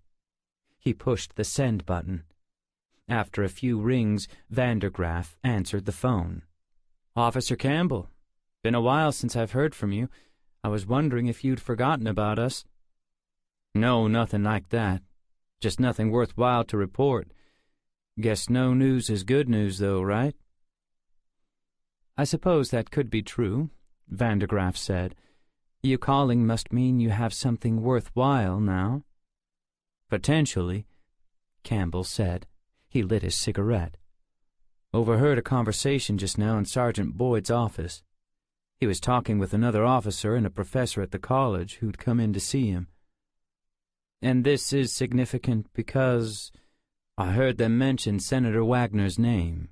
A few times, in fact. Couldn't hear everything they said because the door was half closed. I was out in the hallway. Piecing together the parts I did hear, it seemed this college professor had come in to talk about something to do with the senator's father. Like maybe he was trying to push them toward looking into something he thought the father might have done years ago." "You don't say." "I didn't hear anything specific, but I did hear somebody use the phrase, 'implicate Senator Wagner.' That sounded pretty significant to me." I'd have to agree with you on that. Did it sound like this professor was persuading the officers to pursue this, whatever it is?" "No, I'd say it was just the opposite. Sounded like they were trying to talk him out of it, whatever it is." "Well, that's good to hear. Maybe this will be the end of it then, whatever it is. Between you and me, I know very little about the senator's father. From what I understand, they weren't all that close. I do know he's been dead for 10 years, and that anything he might have done while he was alive is likely irrelevant, and would likely be of no interest to the senator." "So you want me to drop this, then? Not pass on anything else I hear?" "On the contrary, you've done well to call. By all means, call again if you learn anything more or anything new." "Great, I'll do that. You have a good rest of the day, Mr. Vandergraff." "You too, Officer Campbell." Vandergraff put his phone back in his suit-coat pocket, then quickly took it out again. Contrary to what he had told Campbell, the senator had confided in him some information about his father. Though he got the clear impression what he'd been told was just a fraction of the story. He knew enough to know the senator would not take kindly to the news that somebody was digging into his father's past, and it's never a good thing to hear the word implicate spoken by police officers in a police station. He sat back in his office chair, swiveled around until he faced the picture window behind his desk. A plan was already beginning to take shape in his mind. No need to overreact at this point. It certainly could be nothing at all. And he was glad to hear that the two officers involved in the conversation were discouraging the professor from pursuing this matter any further. Vandergraff had just thought of a way to ensure that the good professor did just that, and follow their advice. He hit the button to call Campbell back. Campbell answered almost immediately. "Hello, Mr. Vandergraff." He was almost whispering. Vandergraff knew that meant he must be inside the police station. "Something I can help you with?" "Has that professor left the station yet?" "He just walked by my desk toward the front door not 2 minutes ago." "Could you quickly get up and watch him get into his car? Find out the make, model, and color, and call me right back?" "I can do that. I can even get you the number on his license plate if that'll help." 34. The atmosphere inside the arcade was perfect, just how Jack remembered it. He hadn't planned on coming here, but as he'd driven by, it almost seemed to call out his name. He'd spent so many hours here years ago as a student at Culpeper. Used to be his favorite way to unwind. It was also a much cheaper hobby for a student on a tight budget than something like golf or even fishing. After the meeting he just had with Joe, he could use a little unwinding time. He was surprised to find the arcade still in business. These days gamers could find 10 times the sophistication and better graphics on their Xbox and PlayStation consoles, really even on their smartphones and tablets. When he had been in college, arcade games were the cutting edge. Jack, however, wasn't into high-tech, just low-tech pinball. To his great surprise, one of his favorite pinball tables was still here, in good working order, occupying the same spot it had so long ago. He decided to blow a few dollars worth of tokens, then head back to the cabin and dive into his Dresden research. Within 5 minutes, he had recovered his old rhythm with the flippers, had the bells and lights ringing, and was running up the score. "Aren't you a little old for pinball?" a male voice said over Jack's shoulder. Jack thought the words were directed at him, but ignored them, hoping he was wrong. "Didn't you hear me? I'm talking to you," the same voice said a little louder. Jack turned to look for just a second. 2 guys, college age, one short and well-built, Hispanic, baseball cap on backwards, baggy jeans. On his left stood a much bigger and taller guy, thick-necked with a shaved head. Had a dumb look on his face, like someone with a room-temperature IQ. Something about the way he looked reminded Jack of a big toe. Were they there to rob him?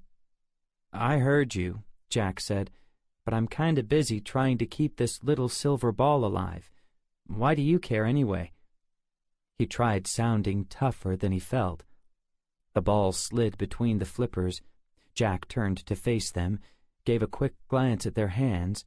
No weapons. Mentally, he readied himself in case either one reached behind them for a gun stuffed in their pants.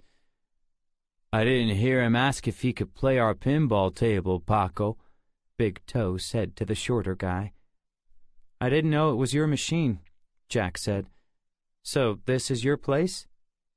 "Not really," Paco said. "We just look after it sometimes. And when we do, people gotta pay a little extra, like a cover charge. For you, I'd say $50 should about do it." Jack looked around the arcade, hoping to locate a security guard, at least somebody who worked here. "There's nobody else here," Paco said. "We checked." Jack couldn't think of anything clever to say.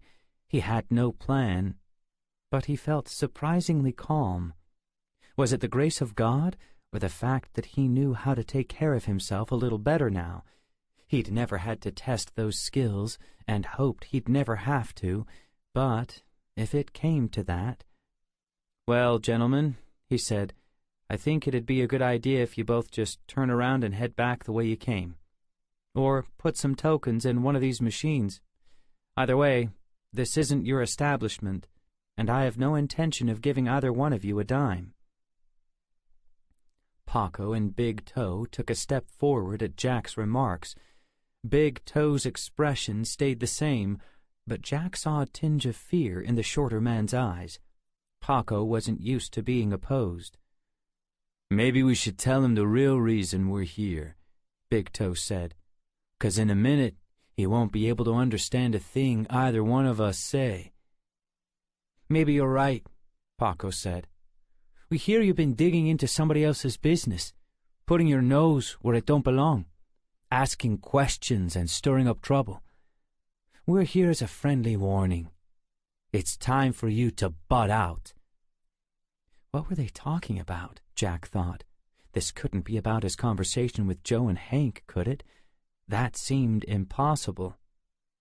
"He's acting like he doesn't know what you mean," Big Toe said. "He knows, but we don't even know," Big Toe said. "Shut up," Paco said. "Doesn't matter. I was told he'd know, and that's enough." He looked back at Jack. You do know what I'm talking about, don't you? And now you've been warned. Walk away from it." Paco pretended to turn around, then quickly came back at Jack with an overhand right aimed right at Jack's face.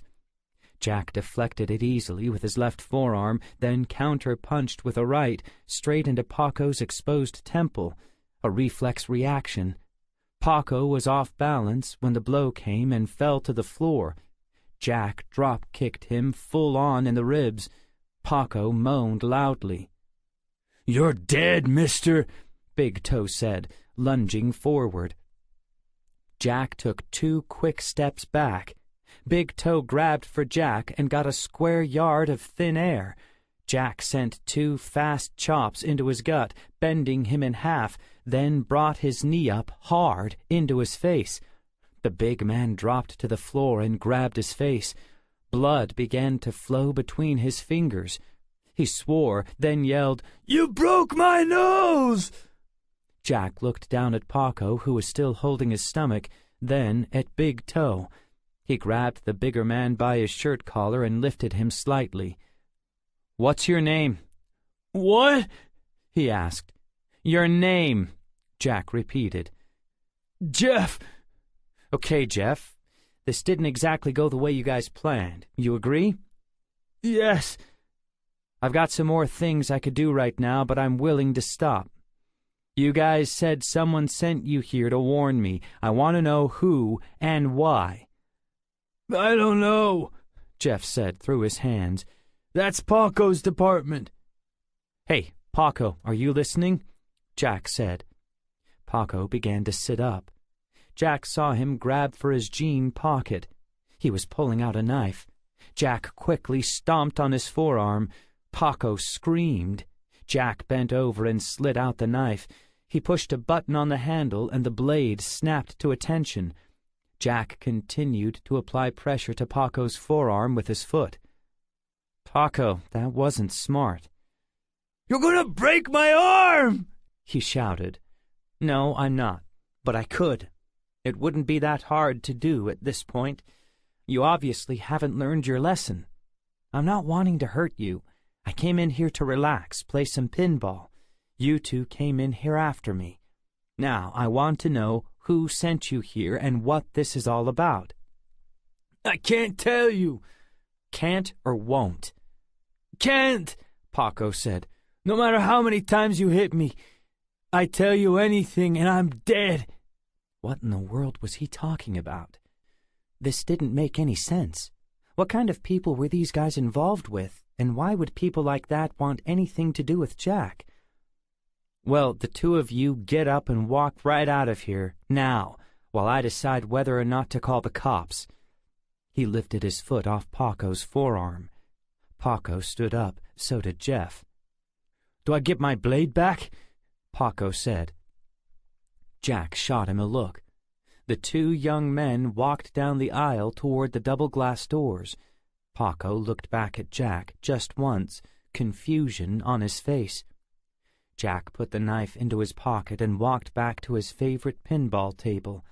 He still had 2 games left, but he wasn't in the mood anymore. He went into the restroom and splashed cold water on his face, then headed toward the parking lot.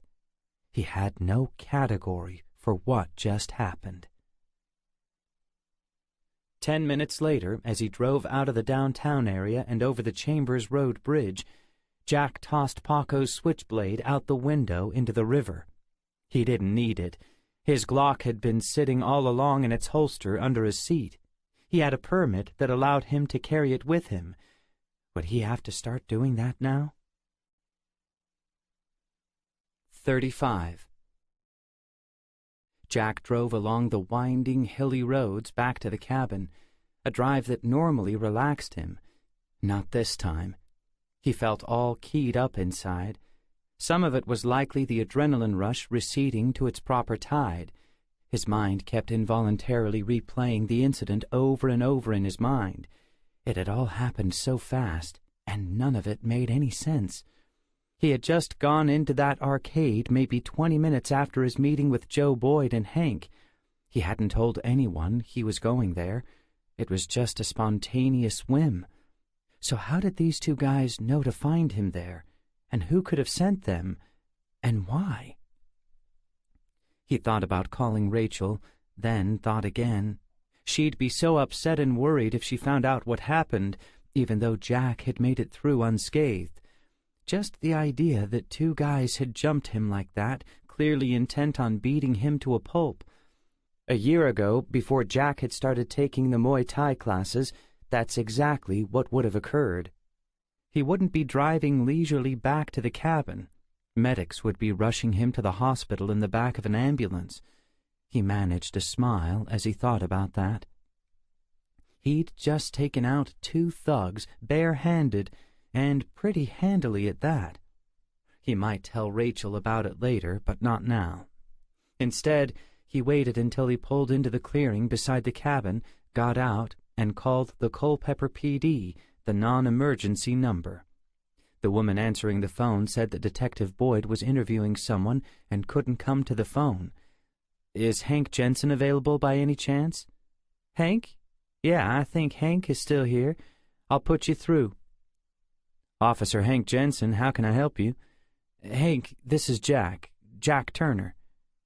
"Jack, what? Did you forget something?" "No." Jack sighed.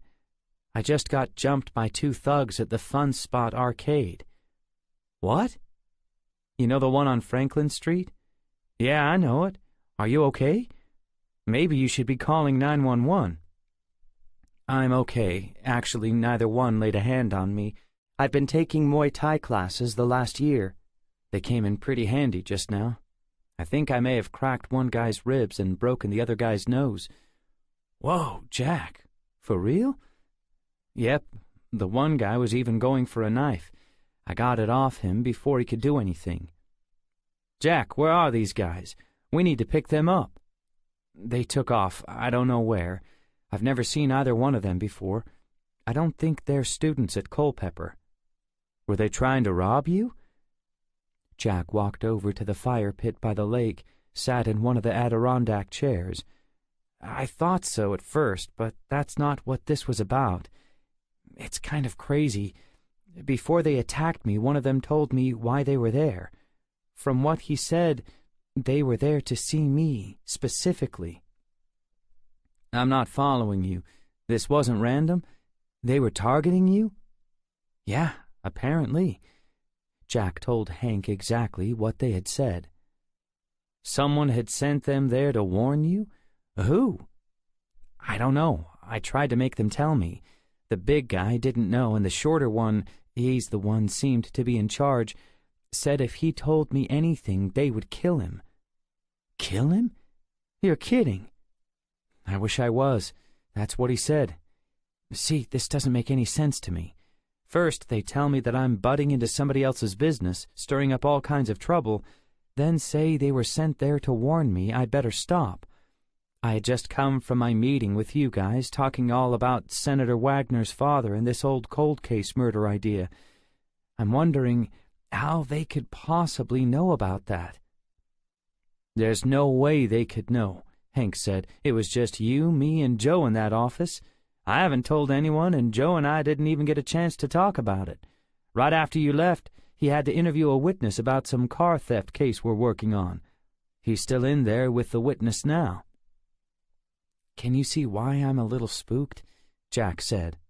"Sure I can. But this has to be some kind of a mistaken identity deal. They must have thought you were somebody else. Did either one of them ever use your name?" Jack thought a moment. "No, I don't think they did." "Well, see, they weren't targeting you. They must have had you mixed up with someone else. Maybe some other guy was supposed to be there at that arcade right then, and by some crazy coincidence, you popped in instead. Wrong place, wrong time." Jack so wanted to believe what Hank was saying. "Nothing else makes any sense," Hank continued. "Even so, these are some nasty characters hanging around town. Sounds like you dished out your own measure of well-deserved justice, but I'd still like to get hold of these guys and lock 'em up. Think you could come down here and go through some photo books? There's a good chance guys like that have been arrested before. I suppose I could, Jack said. But first, maybe you could check with the owner of the arcade, see if they've got some surveillance cameras that picked all this up as it went down. Oh, they've got cameras at the fun spot, all right. None of them work. I've had some dealings with that place, usually kids trying to break into the machines. I noticed the cameras and asked the owner about it. He said they haven't worked for years and he doesn't have the money to repair them. So, you're pretty much all I've got. When would you like me to come down? The sooner the better. If we know what these guys look like, we might be able to pick them up right away. You didn't see what kind of car they drove in? No. Jack really didn't want to do this. That's not how this afternoon was supposed to go. So, what do you say, Jack? What time can you be down here? I'll make sure I'm here then. Give me an hour? That'll work. The truth was, Jack wasn't sure he wanted to tangle with these guys a second time. If it was a case of mistaken identity and he left it alone, it might just go away. Did he really want to get mixed up with them on any level and take a chance that whoever sent them might now have a reason to come after him on purpose? 36. Senator Burke Wagner looked at his watch as his frustration mounted. It was 1:06 p.m. Where was Vandergraff? Their lunch appointment had been set for 1 p.m. He looked through the glass window of the Chez Bruchet, eyeing the montage of walking legs just visible at street level, then realized how absurd it was, as if he'd recognized Vandergraff's shoes. Chez Bruchet was the only high-end French restaurant in Culpeper. Here, patrons got to pay $20+ for a half-empty plateful of something they couldn't pronounce correctly.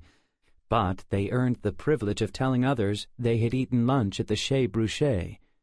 Wagner leaned back in his chair and looked at himself in the mirrored wall. 2 decades in a sedentary job hadn't gotten the better of him.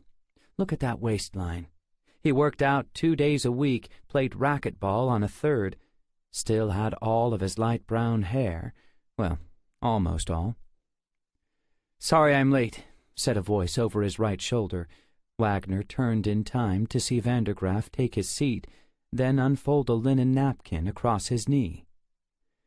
"Drove in from outside of town, got stuck behind an old man on a tractor. You know how that is. Single lane, curvy roads, no place to pass." Wagner did know how that was, which was why he always allowed 5 to 10 extra minutes when his route involved the country roads outside of town. "Is that the first slow farmer you've come across since moving here to Culpeper?" "Well, no." Vandergraff looked into his eyes. He got the message. "Ever eaten here before?" Wagner had never met his young aide here. He wondered if Vandergraff might need help to place his order. "No, actually, I haven't, but—" "Can I help you, messieurs? Are we ready?" asked a tall, thin waiter with a thick French accent. Wagner wasn't convinced it was authentic. "We'll probably need a minute, Jacques. My aide here has been running a little late." "That's okay, Jacques. If you're ready, Senator, go ahead. I think I know what I want. Let me just take a look here and see if they have it." Vandergraff's eyes scanned the surface of the menu. "Right, Jacques. Well, I'll have—" "The usual, Monsieur Wagner?" Jacques smiled. Wagner had only ever tried 3 items on the menu and had only really liked one. "Sure, Jacques, I'll have that. And a glass of Chablis. Pick a good year." "Very good," Jacques said. "C'est un mot, Jacques," Vandergraff said. Je voudrais la canard à l'orange, s'il vous plaît, avec Chablis." "Très bien, monsieur," Jacques replied. "And, Jacques, non presse." "Very good, monsieur. I understand." Jacques gave Vandergraff a satisfied grin, wrote down his order, turned, and walked away. Clearly, Vandergraff didn't need his help. Wagner had never learned French. Back in college, he'd thought about taking it, but his father hated the French. I spent 2 high school summers in Paris, Vandergraff said. Come here often? Every now and then, Wagner said. Did you get my voicemail?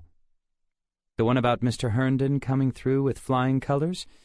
I did. I can't say I'm surprised. The way I left him after our meeting, he seemed pretty persuaded. So, I'm glad to hear it. You mentioned in your text, Wagner said, that something fairly urgent had come up. Something we shouldn't talk about on the phone. Vandergraff looked at his watch. They should have gotten back to me by now. They? Who were they? Wagner said. Earlier today I gave a pretty urgent assignment to 2 young men I hire for very specialized kind of work. I've used them before a few times, and they've always come through. They're not very bright, but then these assignments are never very complicated. Anything I should know about? I'm not sure. That's why I wanted to meet in person. This has to do with your instructions regarding plausible deniability. I certainly understand the concept of not sharing certain details of my work with you to protect your reputation and your ability to remain detached from any activity that might damage it. You pay me very well to exercise good judgment. But the situation I've just become aware of crosses into territory we haven't covered before. It has to do with your father. My father? Wagner said. What kind of situation would come up that might involve my father? He's been dead for over 10 years. I remembered that, sir. Nevertheless, it has. I have no idea what it's about, and very few details to offer. I do know how rigidly you guard any information that has to do with your family's past, and I perfectly understand that. He looked at his phone. I had hoped these men would have called me before we met so I could include how the situation was resolved as part of my update. They should be getting back with me any minute. You do know, Wagner said, I still have no idea what you're talking about. I do, Vandergraff said, and that's intentional on my part. Seems like the very concept of plausible deniability suggests that I play it safe and err on the side of telling you too little, not too much. Vandergraff had a point, but he had also piqued Wagner's curiosity. Maybe I could handle it this way, Vandergraff said. If you learned that someone was asking questions about your father with a police detective, would that be of little concern to you? Or would you want me to do whatever I had to do to make it stop? Wagner's heart skipped a beat. This wasn't good, not good at all, no matter what it was. He did his best not to let his depth of concern alter a single feature on his face. I'm leaning toward you doing whatever you have to do to make it stop. Within reason, of course. Wagner knew he had better set some boundaries. Vandergraff picked up on this in his reply. Perhaps I overspoke. When I said doing whatever I had to do, I wasn't referring to use an old German metaphor, the final solution, although that might be necessary in any assignment as a last resort. But I do feel better hearing your reply. It lets me know I probably handled this in a way that would meet with your approval. If you knew the whole story, happily, we can leave it at that. So, the situation is handled, then? Wagner said. Vandergraff picked up his phone again. Hopefully. I believe it should be. Just then, Jacques walked up with their glasses of wine. Your lunches will be out shortly, gentlemen, he said, and walked away. Vandergraff's phone began to vibrate. He picked it up. Finally, he looked at Wagner. I better take this outside. Wagner nodded. Hold on, Paco. I'll be right with you. Wagner watched Vandergraff navigate quickly through the tables and chairs toward the steps, then up the steps and out the front door. Out on the sidewalk, Vandergraff unmuted the phone. Okay, Paco. Please tell me you're calling to say mission accomplished. A long pause. I wish I was. His voice seemed shaky. What happened? You didn't get caught? No. You made sure there were no people, no one recording things on their phones? Yes. Then what? What went wrong? I don't know how to say this. The target, this professor, he was not like I expected. What do you mean? He looked like I expected, but he didn't act like I expected. What are you saying? Stop dragging this out. What happened? Just tell me.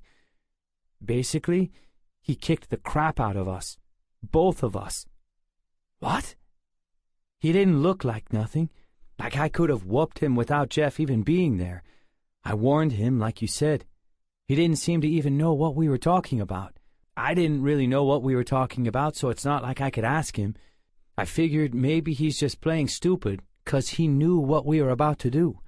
You know, act innocent and maybe we would go away. So it was time for the beatdown, only he suddenly becomes Jason Bourne, and we're the ones getting the beatdown, me and Jeff.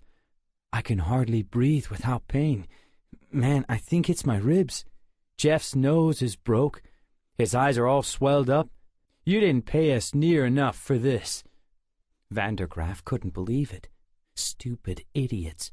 This thing was supposed to be quick and easy, over and done.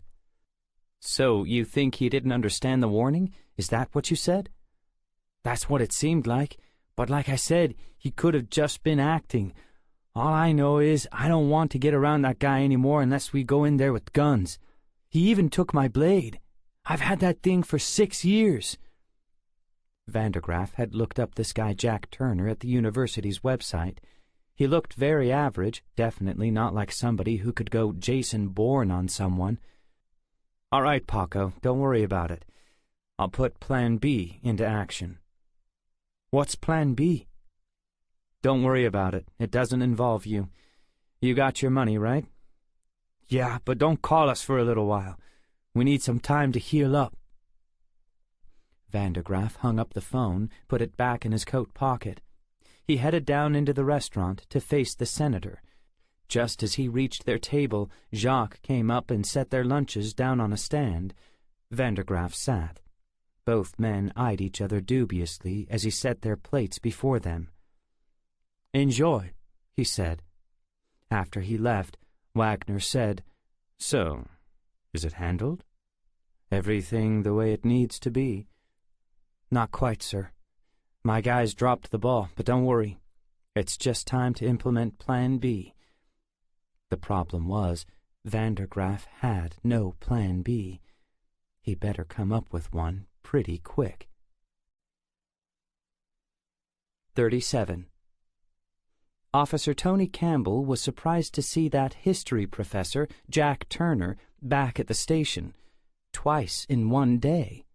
Vandergraff wouldn't be happy about that. Of course, Campbell was happy to have some action, anything to keep himself relevant, so they'd keep sending that monthly check. But he couldn't call Vandergraff back unless he had something substantial to say. Turner walked straight to Hank Jensen's desk. Campbell wanted to listen in, but another officer kept pestering him, and he missed most of the conversation. Hank and the professor headed over to Boyd's office, just long enough to duck their heads in for a chat. Then Hank escorted the young professor down the hall to one of the interview rooms.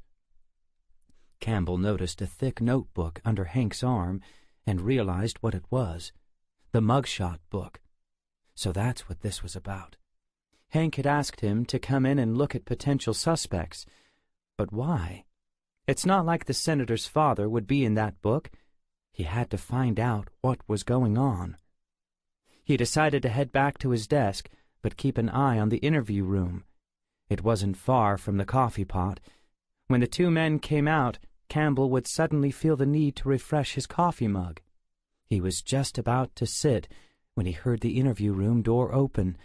Hank walked out, closed the door, and headed back toward his desk. Maybe he should get that coffee now. He waited till Hank sat in his chair, then got up.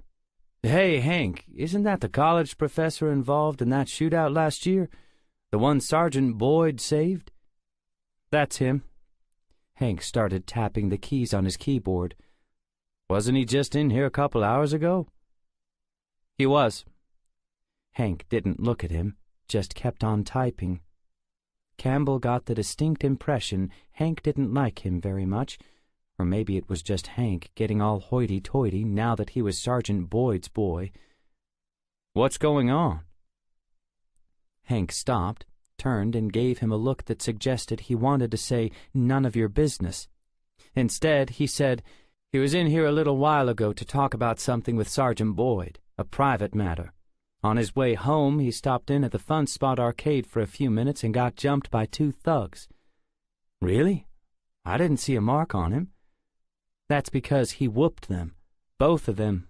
Apparently, he's got some Muay Thai skills.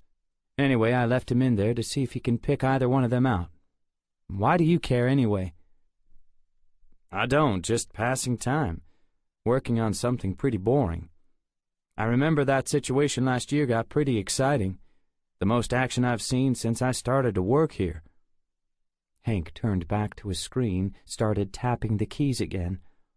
"Well, sorry to disappoint you, but I don't think this is anything like that." "Oh, well, you know me, always looking for a little excitement."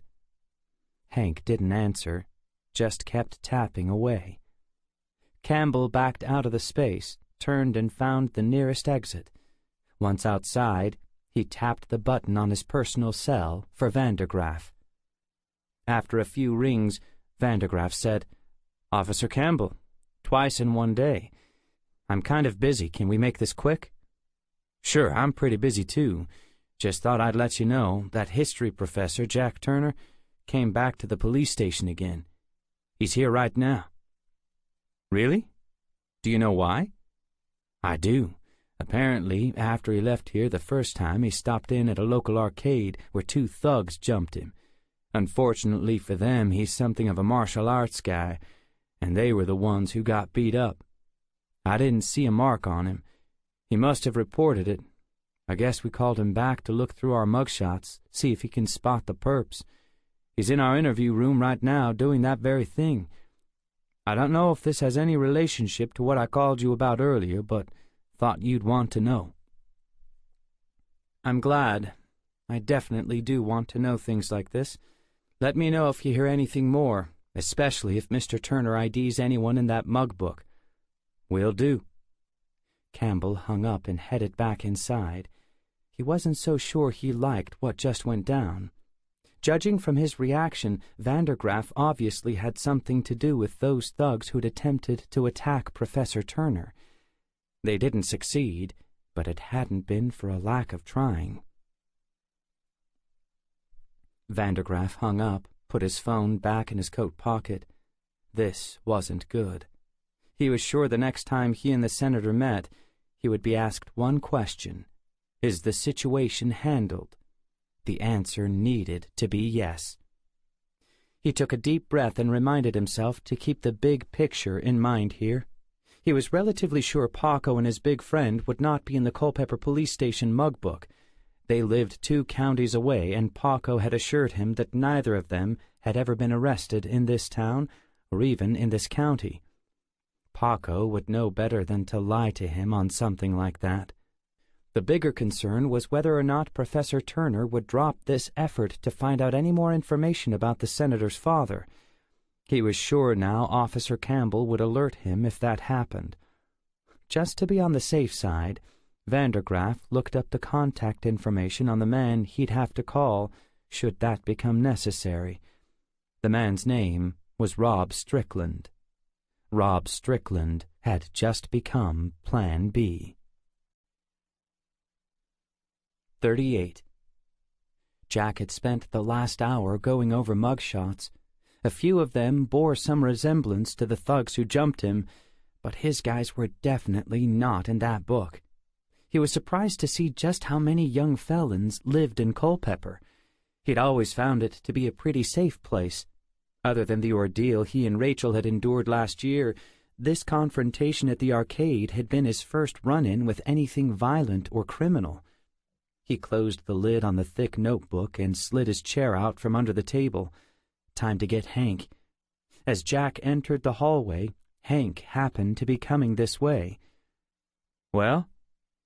"No luck.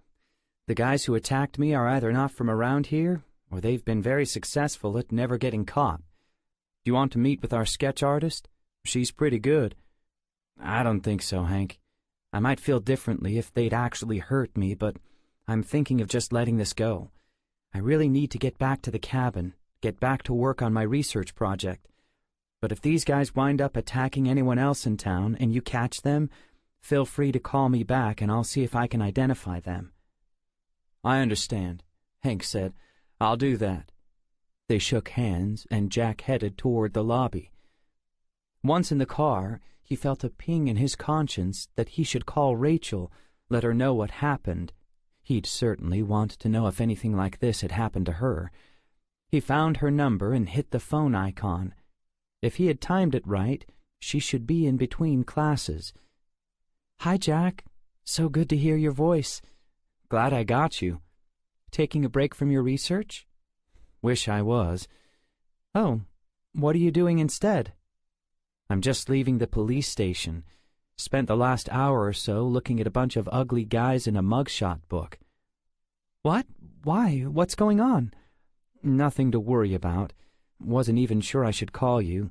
Then I started feeling guilty about not calling you, so I knew I should. Now, before I tell you what happened, you need to know I'm fine. I wasn't hurt, and the whole situation is over with." "Jack, if you're saying all this to reassure me, it's not working. What in the world are you talking about? What happened?" He spent the rest of his time driving through downtown Culpeper, filling her in.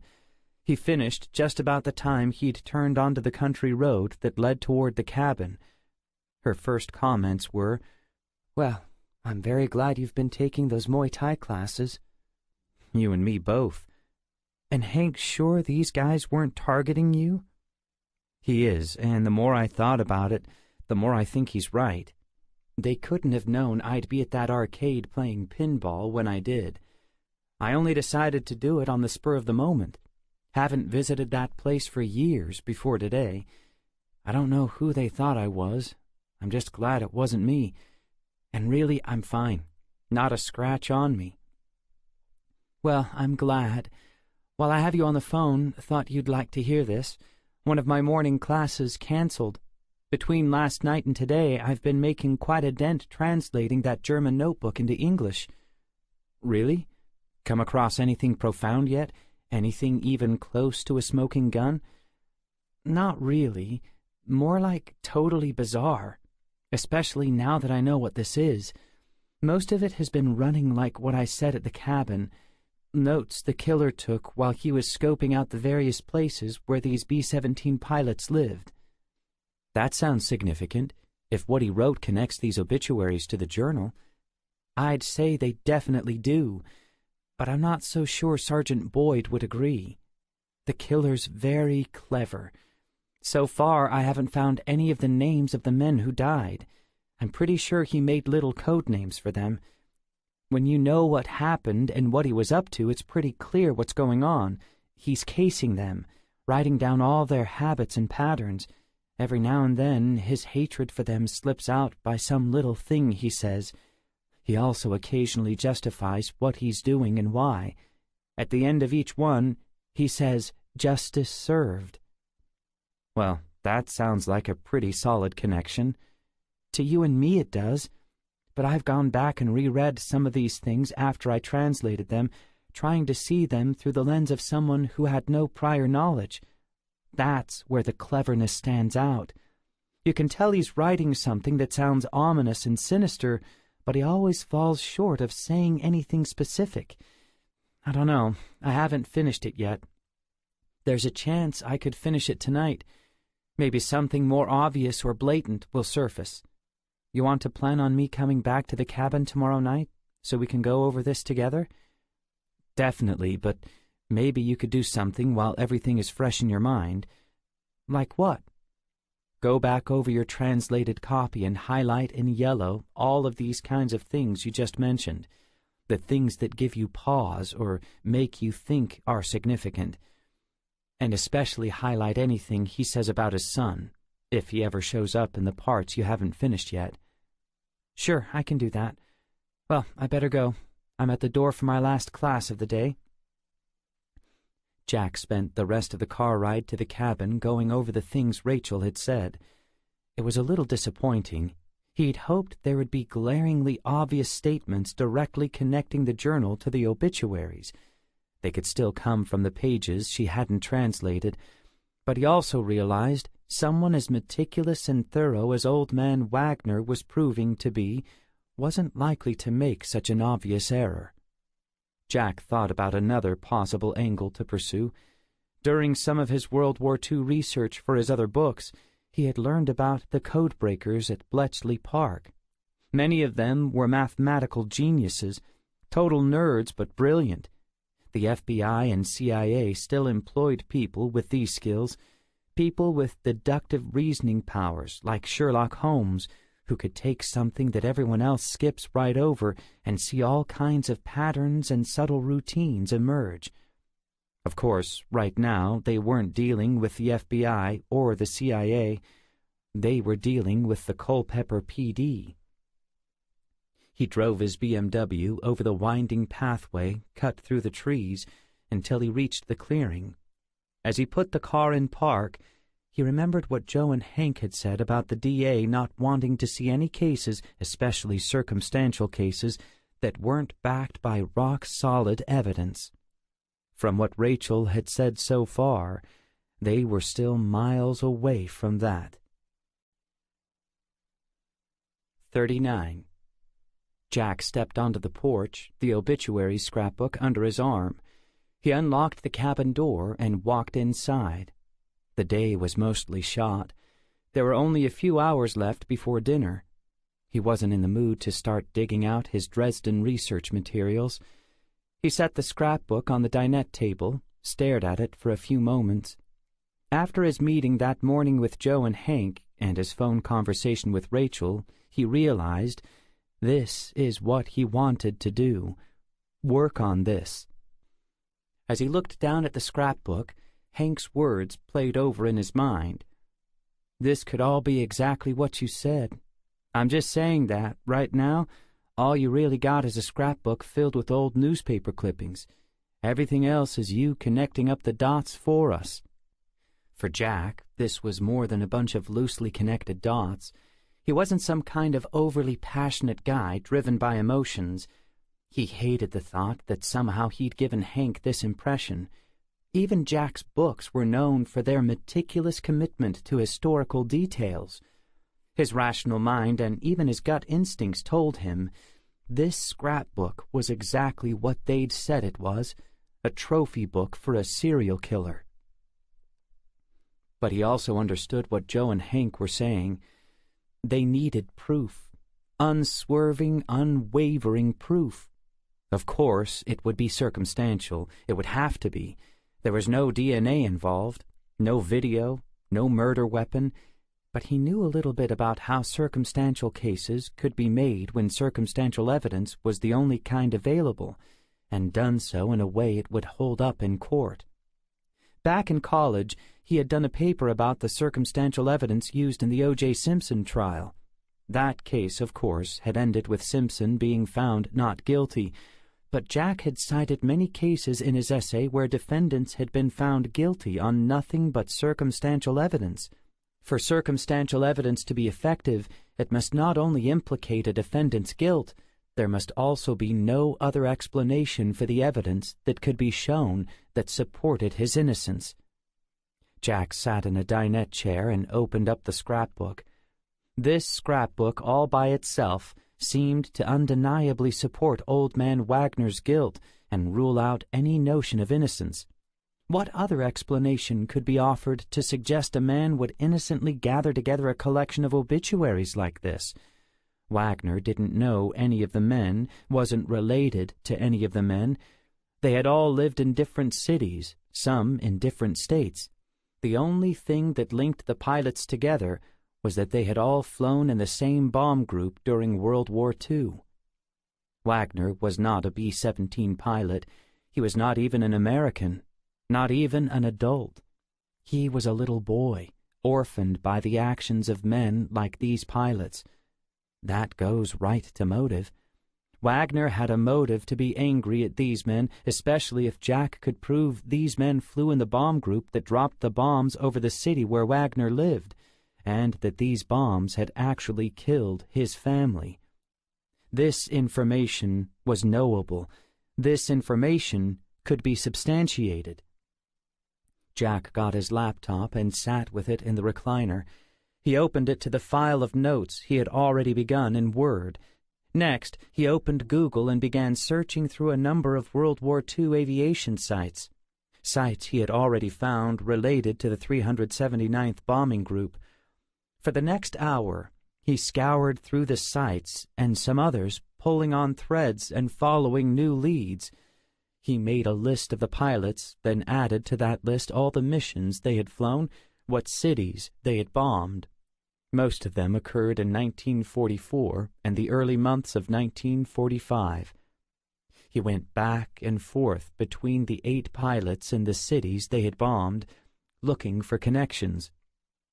Quite a few had flown together in some missions, but not in all. After checking and cross-checking the list several times, he finally discovered one city, one mission that all 8 pilots had flown on together. When he realized what city, he was stunned.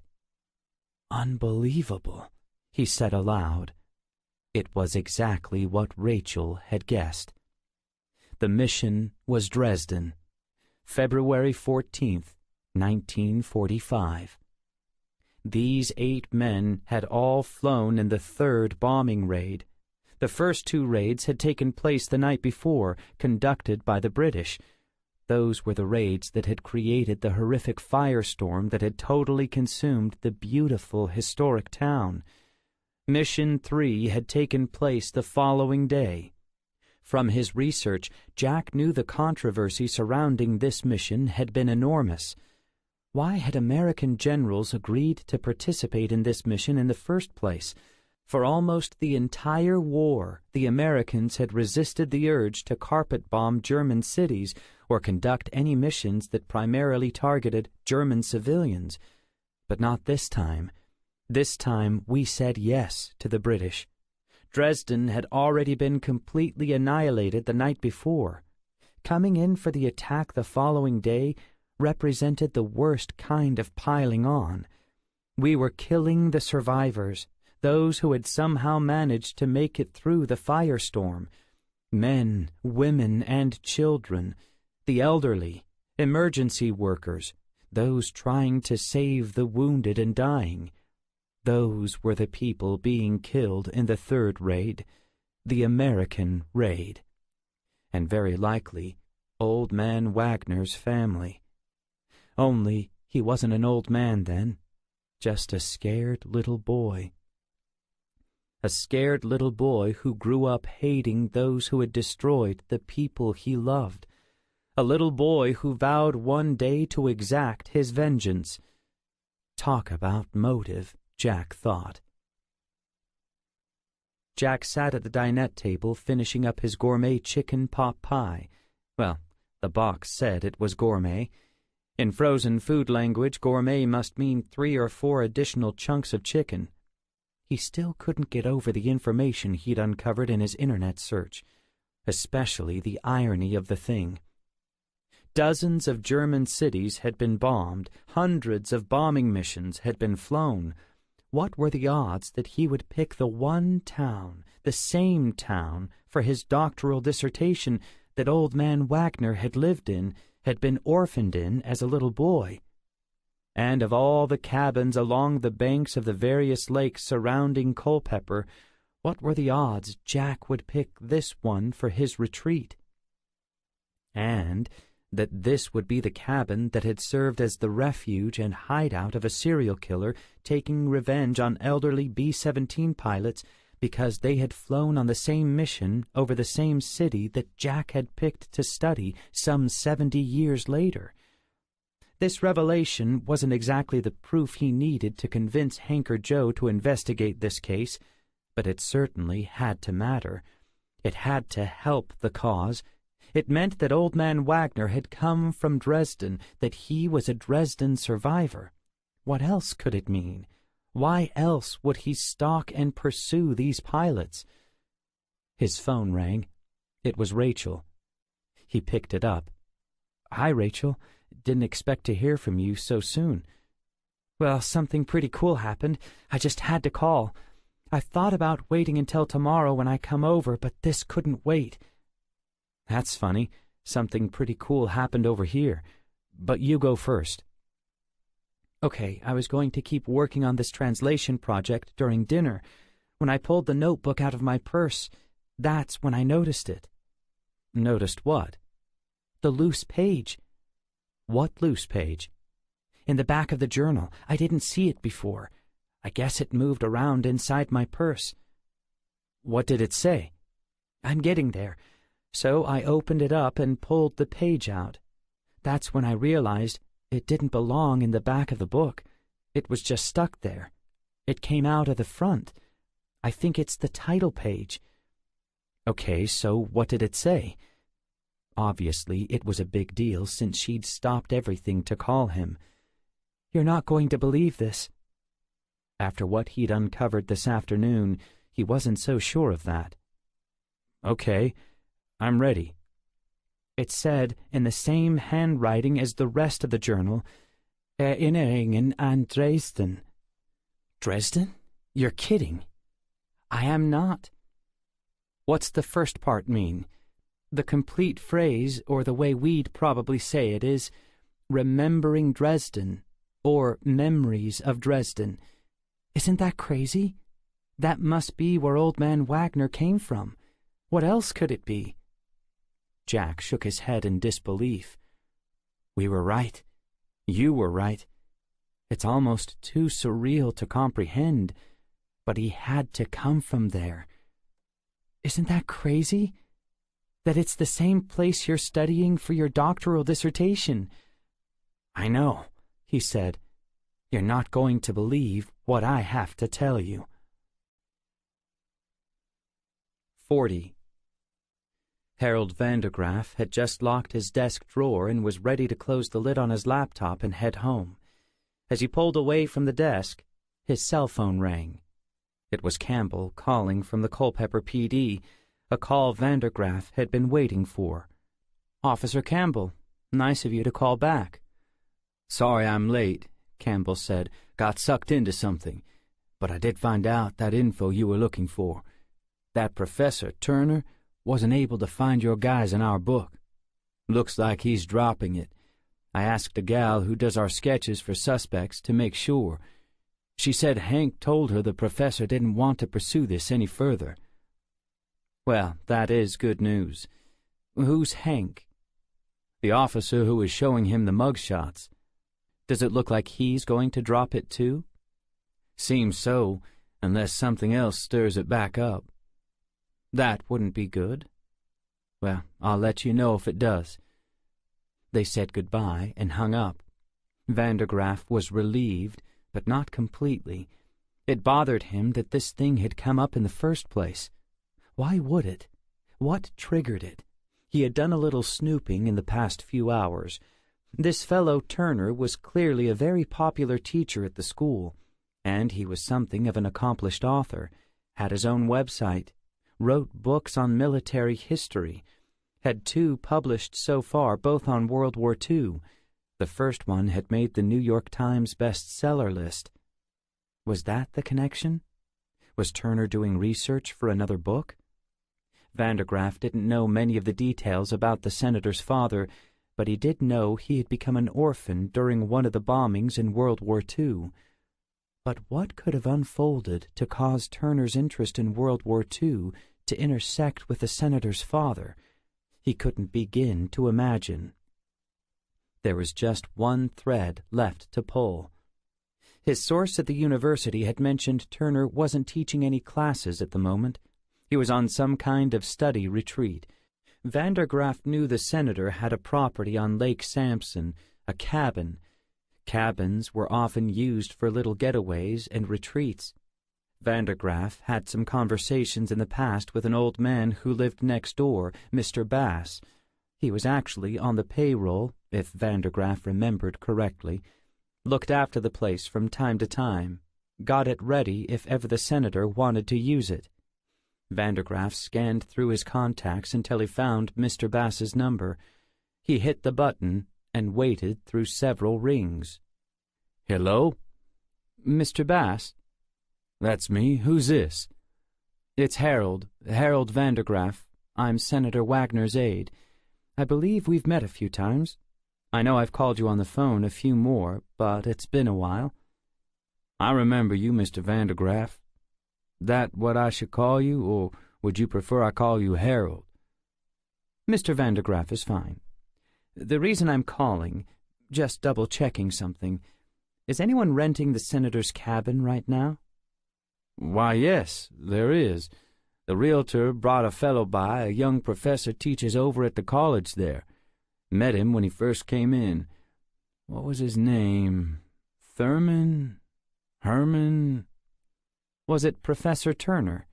That's it, Turner. Yeah, that's his name. Seems like a nice fellow. Mystery solved, thought Vandergraff. That's all I needed, just to confirm that little detail. Appreciate your time, sir. Sure there's nothing else? Any message you want me to give him? No message. Then he thought of something. But just out of curiosity, have you and the professor ever talked about the senator's father? His father? I don't think so. Well, wait a minute. We did ever so briefly that first afternoon he arrived. He was just a little curious about the cabin's history. Guess that's normal, seeing he's a history professor. Of course, there's not that much to tell. Can you remember what you did tell him? Not word for word, just the gist. I mentioned how he lived here off and on in the 90s, and then he got that stroke. Lived here a few more years after that till he died. Pretty sure that's about all. Vandergraff couldn't see how that could possibly have led to anything that would get Turner showing up at the police station. Was there something left at the cabin that Turner had gotten into? People who write books, especially history books, tend to be the curious type, the kind who like to dig up stories. Whatever it was, Vandergraff needed to sort this out. Say, Mr. Bass, any idea how long this professor plans on renting the cabin? I don't recall if he told me. That's okay. I can call the property management people on that. Sorry to bother you. No trouble at all. They hung up. He probably wouldn't be out there at the cabin too long. The fall semester started back up in a few weeks. Maybe nothing more would come of this. The problem was, his instincts said otherwise. He had this unsettled feeling he often got when something wasn't right or didn't add up. He had that feeling now. Vandergraff had learned in his short span of years to trust that instinct. It had protected him more times than he could count. He'd been thinking of making that call to Rob Strickland. Might be good to get him on retainer, just in case. A few minutes later, he had Strickland on the phone. So, Rob, where are you presently? Strickland was a trucker by trade, had his own rig. Gave him the freedom to come and go as he pleased. As a rule, he stayed within the southeast, so he was never too far away. I'm riding down an interstate in the fine state of Alabama. Good to hear your voice, Mr. Vandergraff. Usually means something good might be coming my way. Are you on your way out somewhere or heading back in? Back in. Should be arriving sometime tomorrow morning. Why, you need me? I might. 50-50 chance right now. But when you get back, I'd like you to hang loose near Culpeper, at least for a few days, until I get this situation sorted out. If I need you, it'll probably be on short notice. By hang loose, I assume you mean at my usual daily fee, even if nothing comes of this here situation. That is exactly what I mean. Keep your cell phone handy and all charged up. I will get back in touch with you with the details if that becomes necessary. I can do that. Is there anything else? No, that should about do it. A pleasure doing business with you, as always." Strickland hung up. Vandergraff slipped his cell phone into his suit coat pocket and headed to the elevator. They paid Strickland well on those occasions when his skills were called for. Vandergraff hoped this time would prove to be a false alarm. But it was nice to know Strickland would be close by and ready to go, should the need arise. 41. It was hard, but the following day Jack had done his best to focus on his doctoral research. There really wasn't much more he could do about the growing mystery surrounding old man Wagner until Rachel came over. Late in the afternoon, Rachel had texted him to say she would be coming over after dinner around 6:30, that she had finished translating the journal, and that she definitely had some new information to share with him. He couldn't wait to see it. He glanced at his watch. She could be arriving any minute. After clearing the dinette table, he put his research material into 2 clear plastic containers, then stacked the containers against the wall. Even though this mystery had temporarily overshadowed his interest in the Dresden research, he did find the research more stimulating and intriguing, knowing the connection to the murder case. He was particularly more interested in the stories of survivors and how they processed their anger and grief over the ordeal. Such a wide range of reactions. Some fixed the blame entirely on Hitler and the Nazi regime for leading their country once again into a major world war.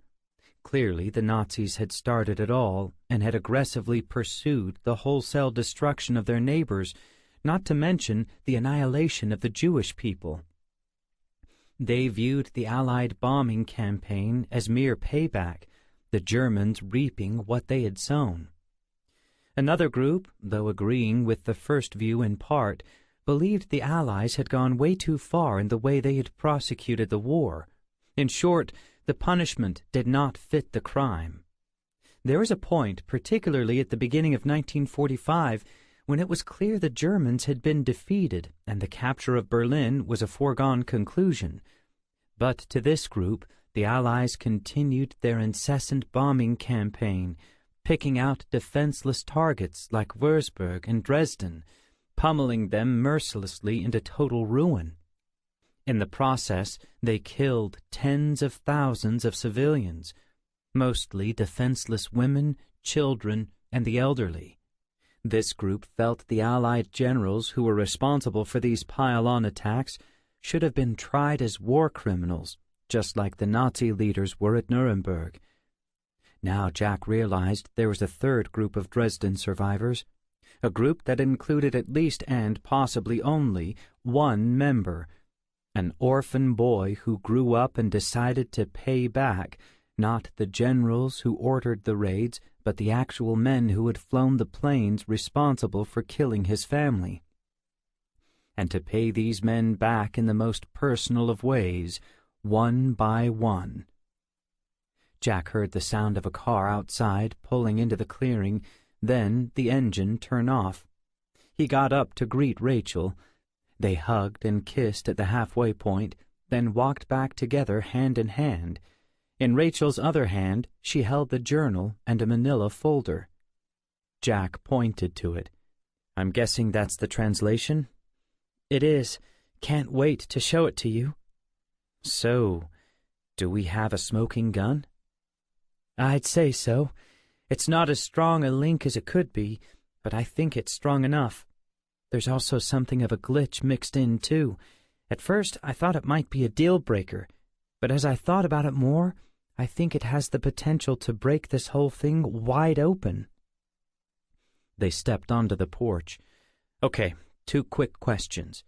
What is the glitch, and how does it go from deal-breaker to saving the day?" "You'll see inside." Jack steered them to the dinette table. "You can put your stuff on the table. I made half a pot of decaf. Would you like a cup?" "Definitely. You know how I like it." "I do." After getting it just right, he brought the mugs back and set them on the table, then took a seat beside her. She had already opened the manila folder. Several pages were flipped over. I thought we'd start off where the new and juicy stuff begins. All these turned-over pages are the ones I talked to you about last night." "The notes he made while he was casing the men at the different locations?" She nodded. "That's most of what's in here. But then toward the end, after the notes on the 8th victim, things began to change. He gets more philosophical, like he's trying to justify what he's done. Why it's not really revenge he's pursuing, but justice." "Wait a minute. He tries to justify what he's done? Does that mean he gets specific about what he did? Does he admit to anything?" "Not plainly. He's still talking in code or using very generalized terms. But to me, anyone with a brain in their head could, if they've been reading from the beginning, understand what he's really talking about. Especially if you have the scrapbook with the obituaries on hand to use as a comparison. But I'm not through yet. There's more." She laid her index finger on the page, traced down a few lines. "Start reading here, at this paragraph. It starts getting very personal." Jack leaned over. "You mean read out loud?" "Yes, out loud." Jack did. "So you see, my son, this great work I have begun. It is an important work, a just work." Jack stopped. "Whoa, my son?" "I thought that would get your attention." "That has to be Senator Wagner. And what does he mean saying, 'the work I have begun'? Didn't you say this comes after the 8th and final victim?" "Keep reading. It'll make more sense." "I'm beginning to realize that I cannot do this work alone. 2 things have convinced me. The first is, there are still so many more who participated in this crime against humanity." "He says that phrase quite often," Rachel said. "I'm convinced it's the code phrase he uses when referring to the death of his family and probably the entire town of Dresden. But he slipped up a few times here toward the end. I can show you later. He actually said 'crime against my family' a few times instead of this phrase. Keep reading." "When I consider how many months and years it has taken me to execute justice on these war criminals, and how many more of them are still alive, I'm convinced, my son, that I will need your help if I am to finish this work. The second reason is more serious. My health is not what it once was. It is not just my age that is slowing me down. I have been experiencing certain symptoms. A doctor has informed me they are the early warning signs of a stroke. I know you have always seen me as strong and fit. On the outside, I appear to be. But the stress of this task these past 5 years, multiplied by so many years working for the Stasi, have taken their toll on me. The Stasi... Rachel, do you know who the Stasi are?" "The East German secret police. I learned about them when I was studying German. Those guys were like the KGB. I'm guessing these B-17 pilots were not the first men this guy had killed." "Didn't you pick up on the other thing he just said?" Rachel pointed to it on the page. "He's talking about the early warning signs of a stroke. Didn't you say old man Wagner had a severe stroke and died a few years later from the complications?" "That's right." "Keep reading. You're almost at the part I was talking about, the deal-breaking glitch." Jack glanced back at the page and began to read again. "So you see, my beloved Ernst, why I need your help. I know this will be hard for you. You are enjoying your life as an American, your new life at the university, but you must not forget your duty. You must not forget who you really are and why we came to this country in the first place. You are Ernst Hausen first and foremost. You are my son. We are here to execute justice on behalf of the uncle for which you've been named, for your aunt, and for the grandmother you never had the chance to meet, and on behalf of all of the other innocents who were mercilessly killed by these criminals long before you were born." "Wow," Jack said. "Guess we don't have to wonder about the motive anymore. This pretty much just says it, flat out. But I see what you mean about the glitch. You're talking about the name, right? Rachel nodded. He identifies the son as Ernst Hausen, not Burkhard Wagner, which must mean his last name is Hausen also. You've got the same look on your face I did when I first read this, Rachel said. It would seem like instead of connecting it directly to Old Man Wagner and his son, he severs the connection completely. But after I had some time to think about it, I started to wonder, what if this isn't what it seems? He just admitted he was part of the Stasi for many years, the East German KGB. The Stasi were very bad men. After the Soviet Union fell, quite a few of them were prosecuted for crimes they'd committed during the communist years. I looked it up. You said it yourself, this man had probably killed many people before these B-17 pilots. What if... Jack instantly saw where she was going. What if Mr. Hausen was actually Mr. Wagner, who changed his name when he came here to close the door on his past as a former Stasi agent? Rachel smiled. Which would also mean he'd have to change the name of his son. Ernst Hausen becomes Burke Wagner, Jack said. Rachel nodded. We're just speculating now, but if they did change their names legally, there'd be a record of that. And if we could confirm that, it would be undeniable proof this scrapbook and journal were written by Old Man Wagner. And, Jack added, that his son, now the senator, had to have known what his father had been up to all along. 42. Boyd glanced at his watch. This wasn't exactly how he wanted to spend his lunch break, but Jack Turner had said he really needed to meet. Apparently his girlfriend Rachel had finished translating the journal yesterday. They'd met last night and had some big things to go over with him. Jack wanted Rachel there in case Boyd and Hank had any questions. She could only come during her lunch hour. He'd better round up Hank, make sure he could join them. He glanced at his watch again. They'd be here any minute. Getting out of his chair, he headed down the hallway, stopped at Hank's cubicle. Thankfully, he was at his desk, though Boyd had to wait for him to finish a phone call. "Say, Hank, Jack Turner is on his way here with his girlfriend Rachel." "He's coming back again?" "Looks like it. Remember he said she was translating that journal? I told him to give us a call when she finished, if it turned up anything relevant." "Guess it did, then." "Guess so. Can you keep an eye out for them? Should be here any minute." "Sure thing, Joe. I'll bring them back as soon as they get here." Boyd headed back to his office. He'd already stopped what he'd been doing. Maybe he could wolf down a few bites of that turkey and Swiss sandwich Kate had packed for him before they arrived. Jack held Rachel's hand as they walked across the parking lot toward the police station. He glanced down to see she was holding both the journal and the manila folder containing a marked-up copy of her translation. "What do you think Sergeant Boyd will do once he hears all this?" she said. Jack sighed. "I hope he'll take it seriously. Hope he doesn't think we're wasting his time." "You said the last time you guys met, he went out of his way to make you feel this wasn't going to go the way things went last year, when he blew you off completely." "I know, he did say that. But then Hank came in, and, next thing you know, I'm heading toward the front door feeling like a kid who got spanked." They reached the glass door.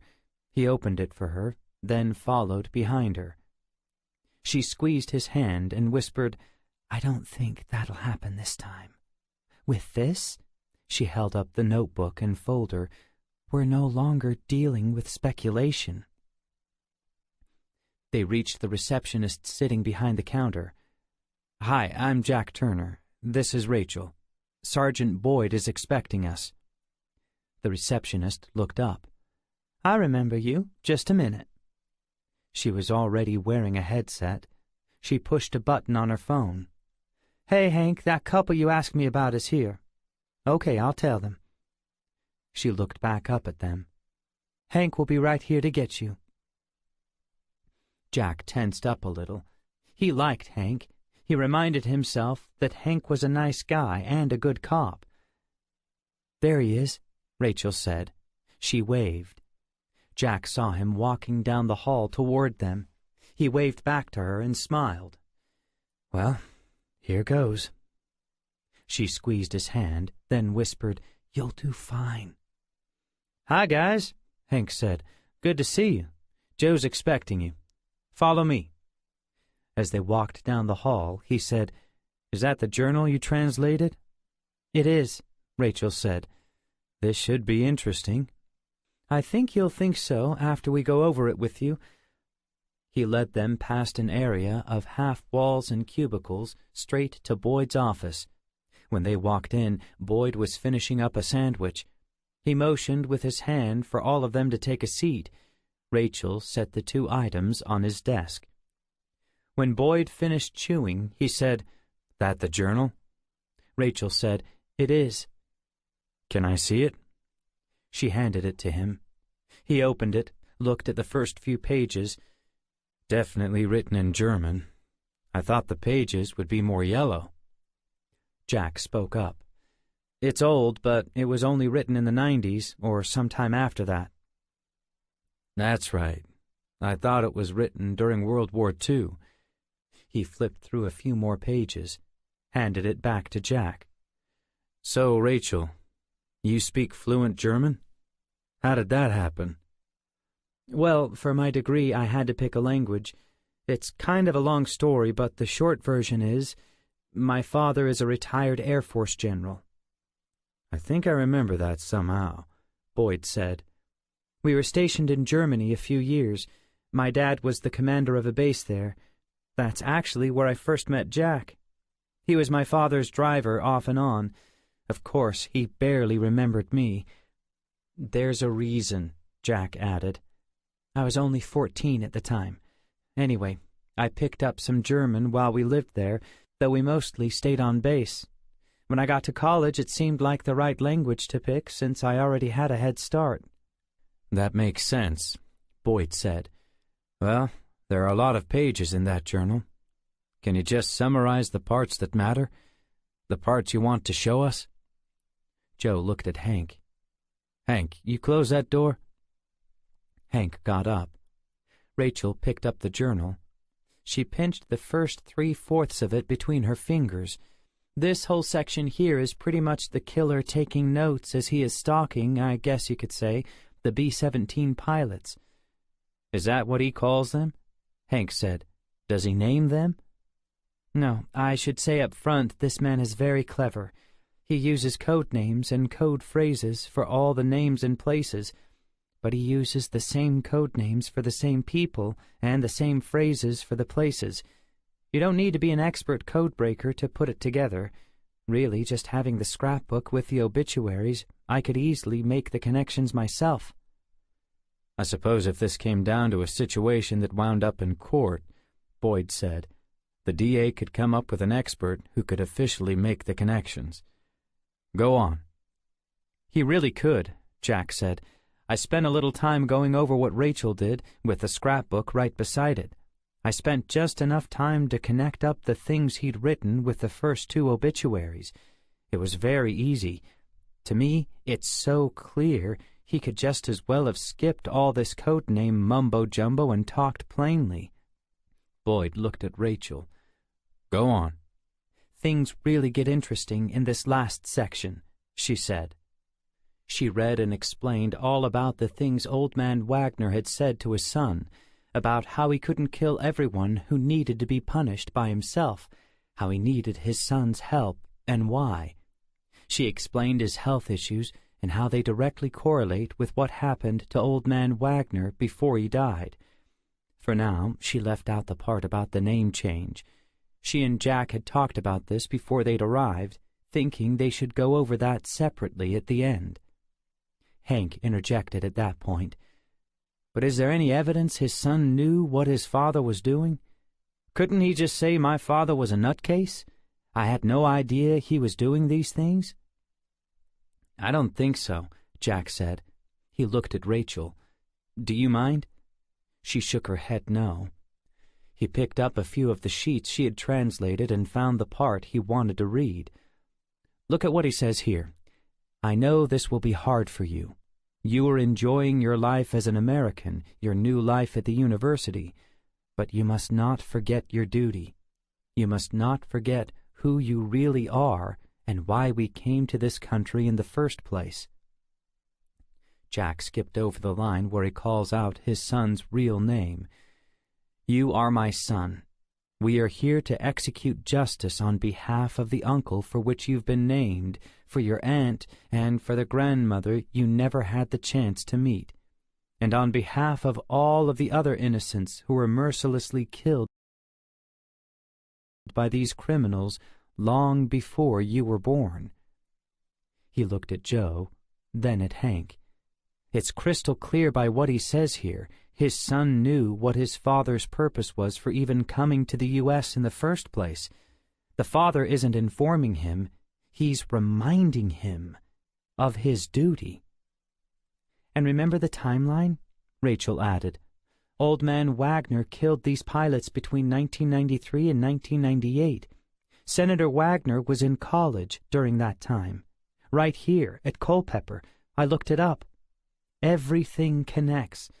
I didn't find anything that suggests the senator actually helped his father kill anyone, but I think it defies logic and common sense to think he had no idea what his father was up to."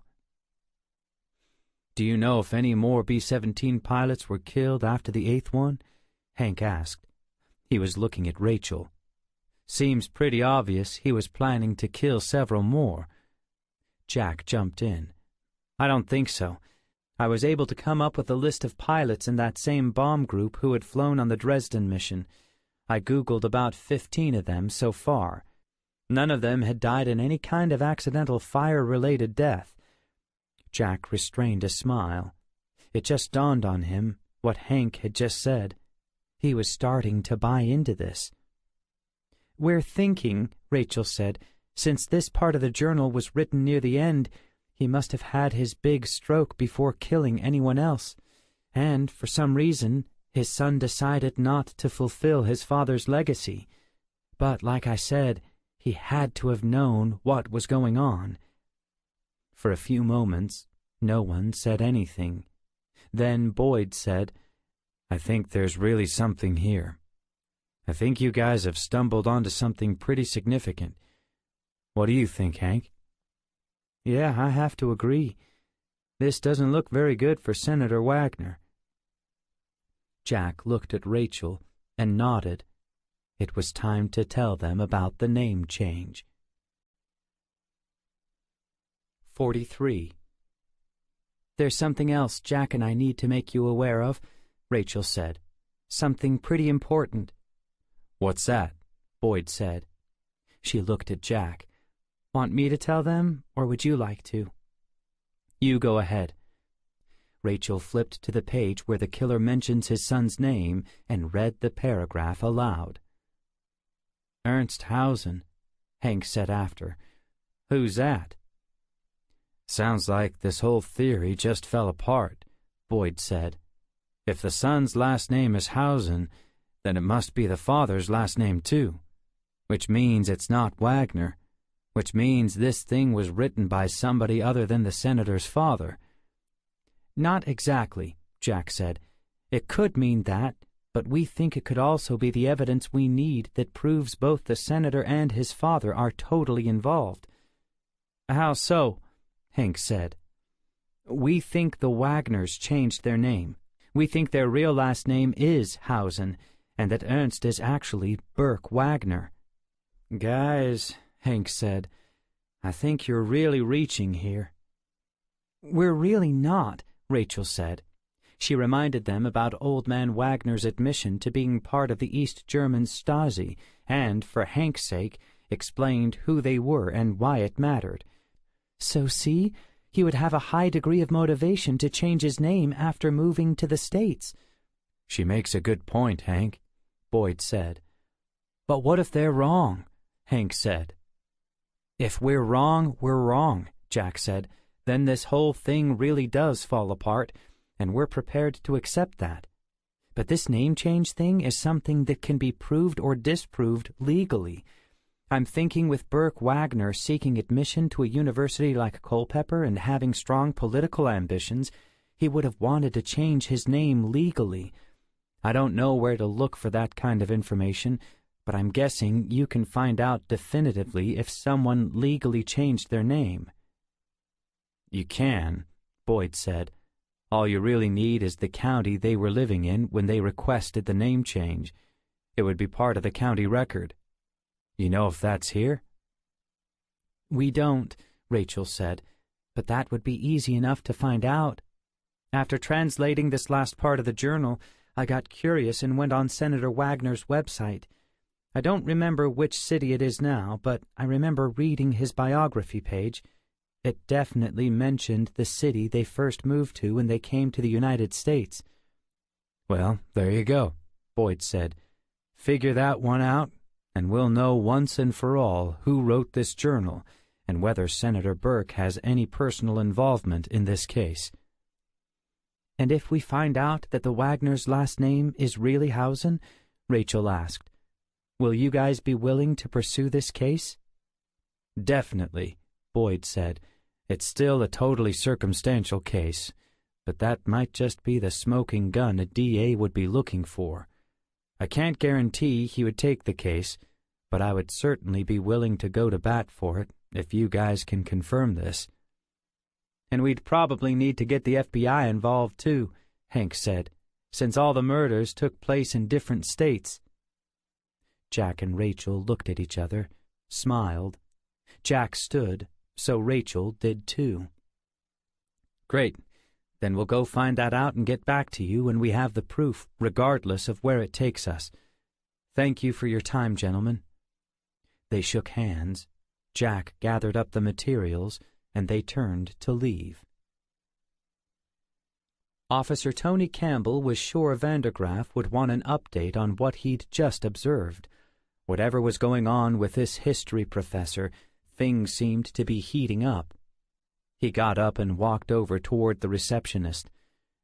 "That was that history professor who's been in here the last few days, wasn't it?"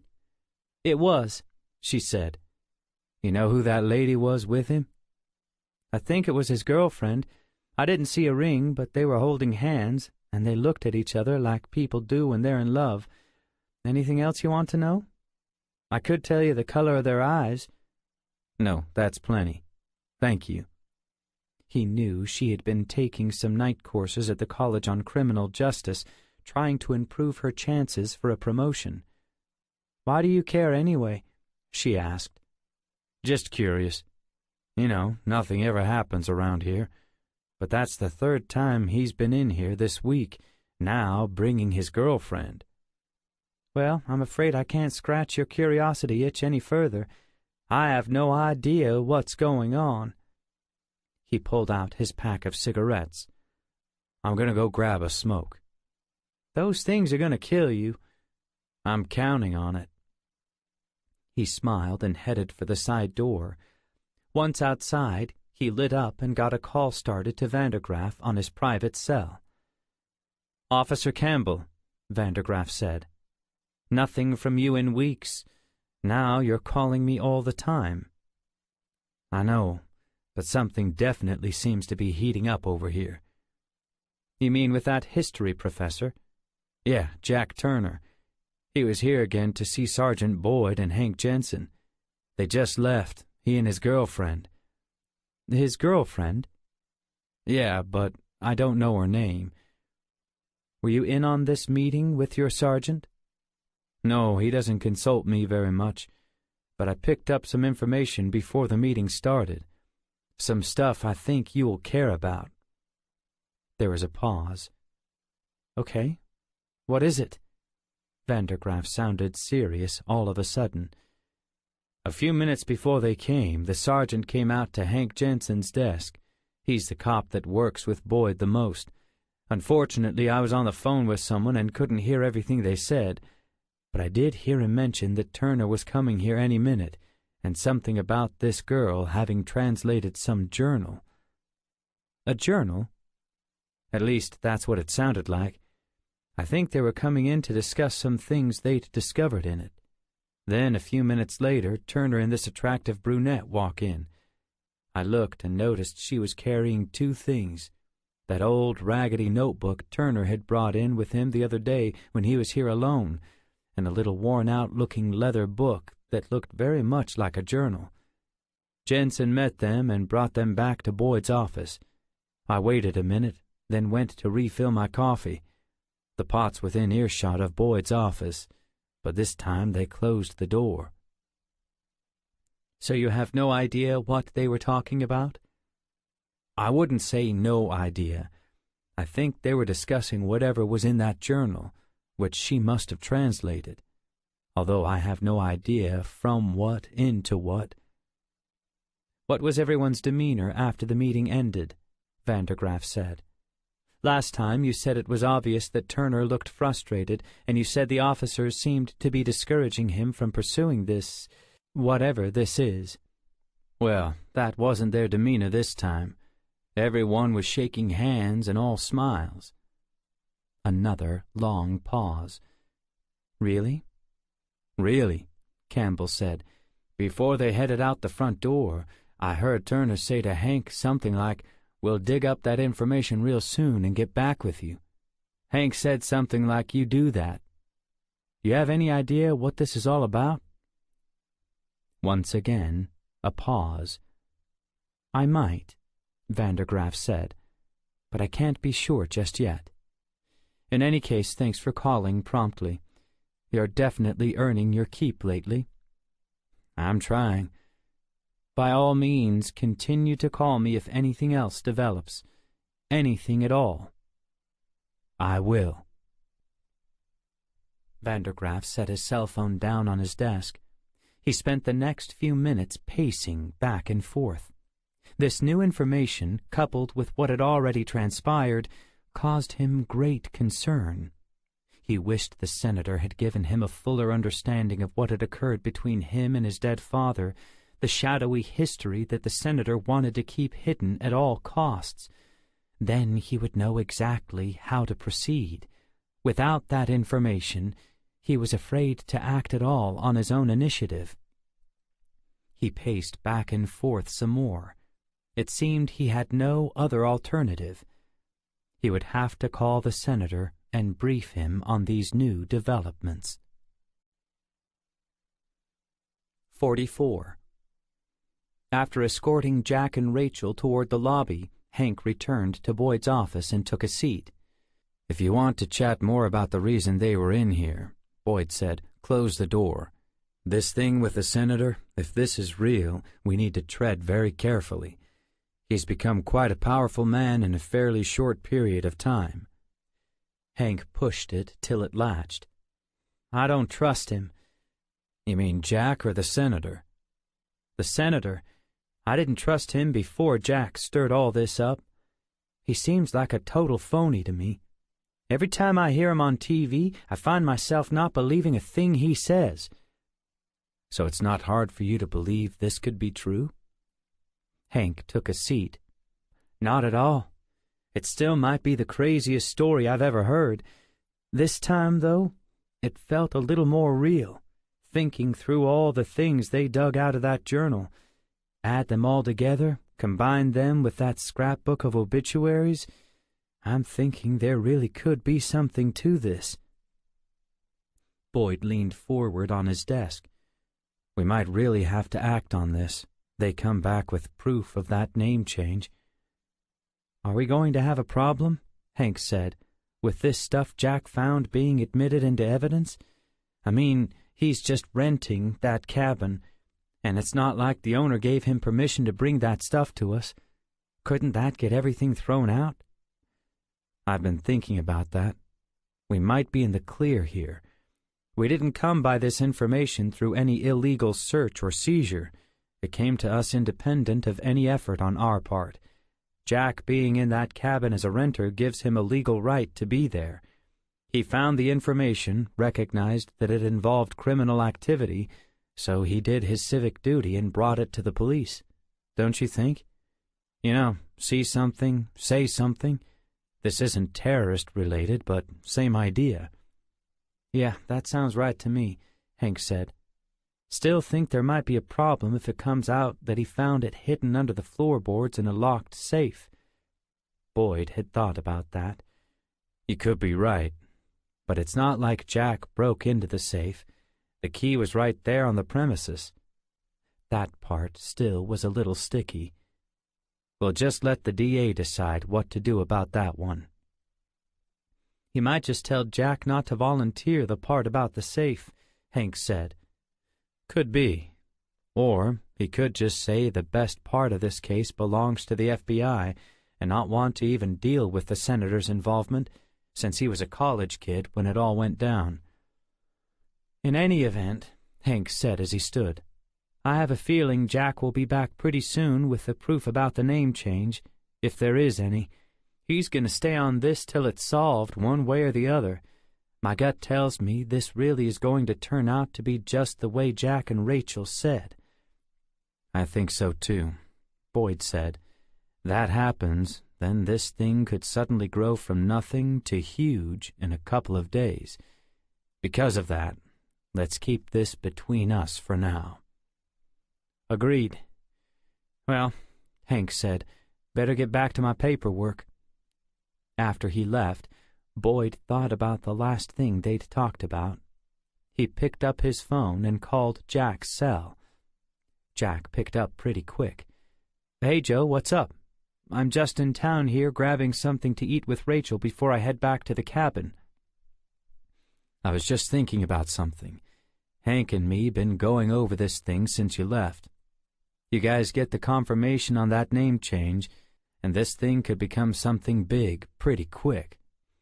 For that reason, we're both thinking you and Rachel should probably not talk about this to anybody but us.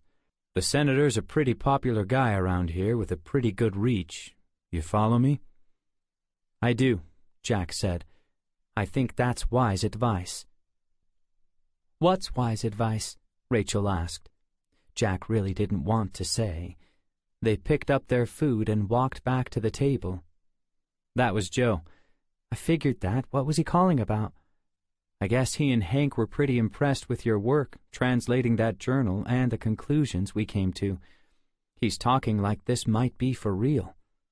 Why? What did he say? Jack paused. How should he respond to this question?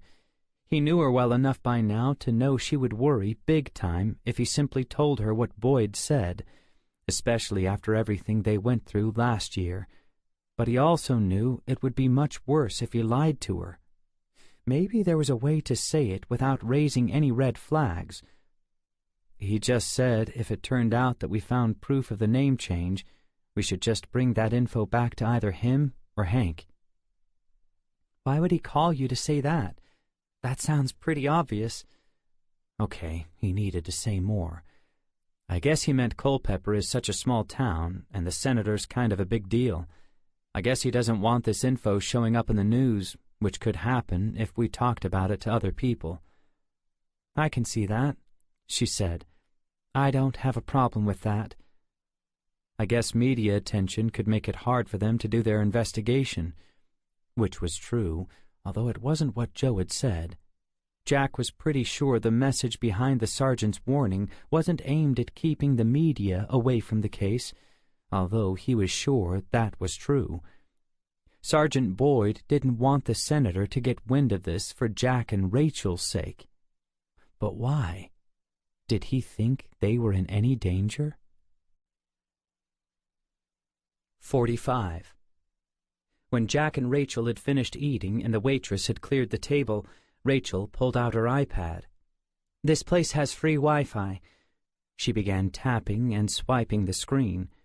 Why don't we do a little research before you head back to the cabin? I'm for anything that keeps you with me longer, Jack said.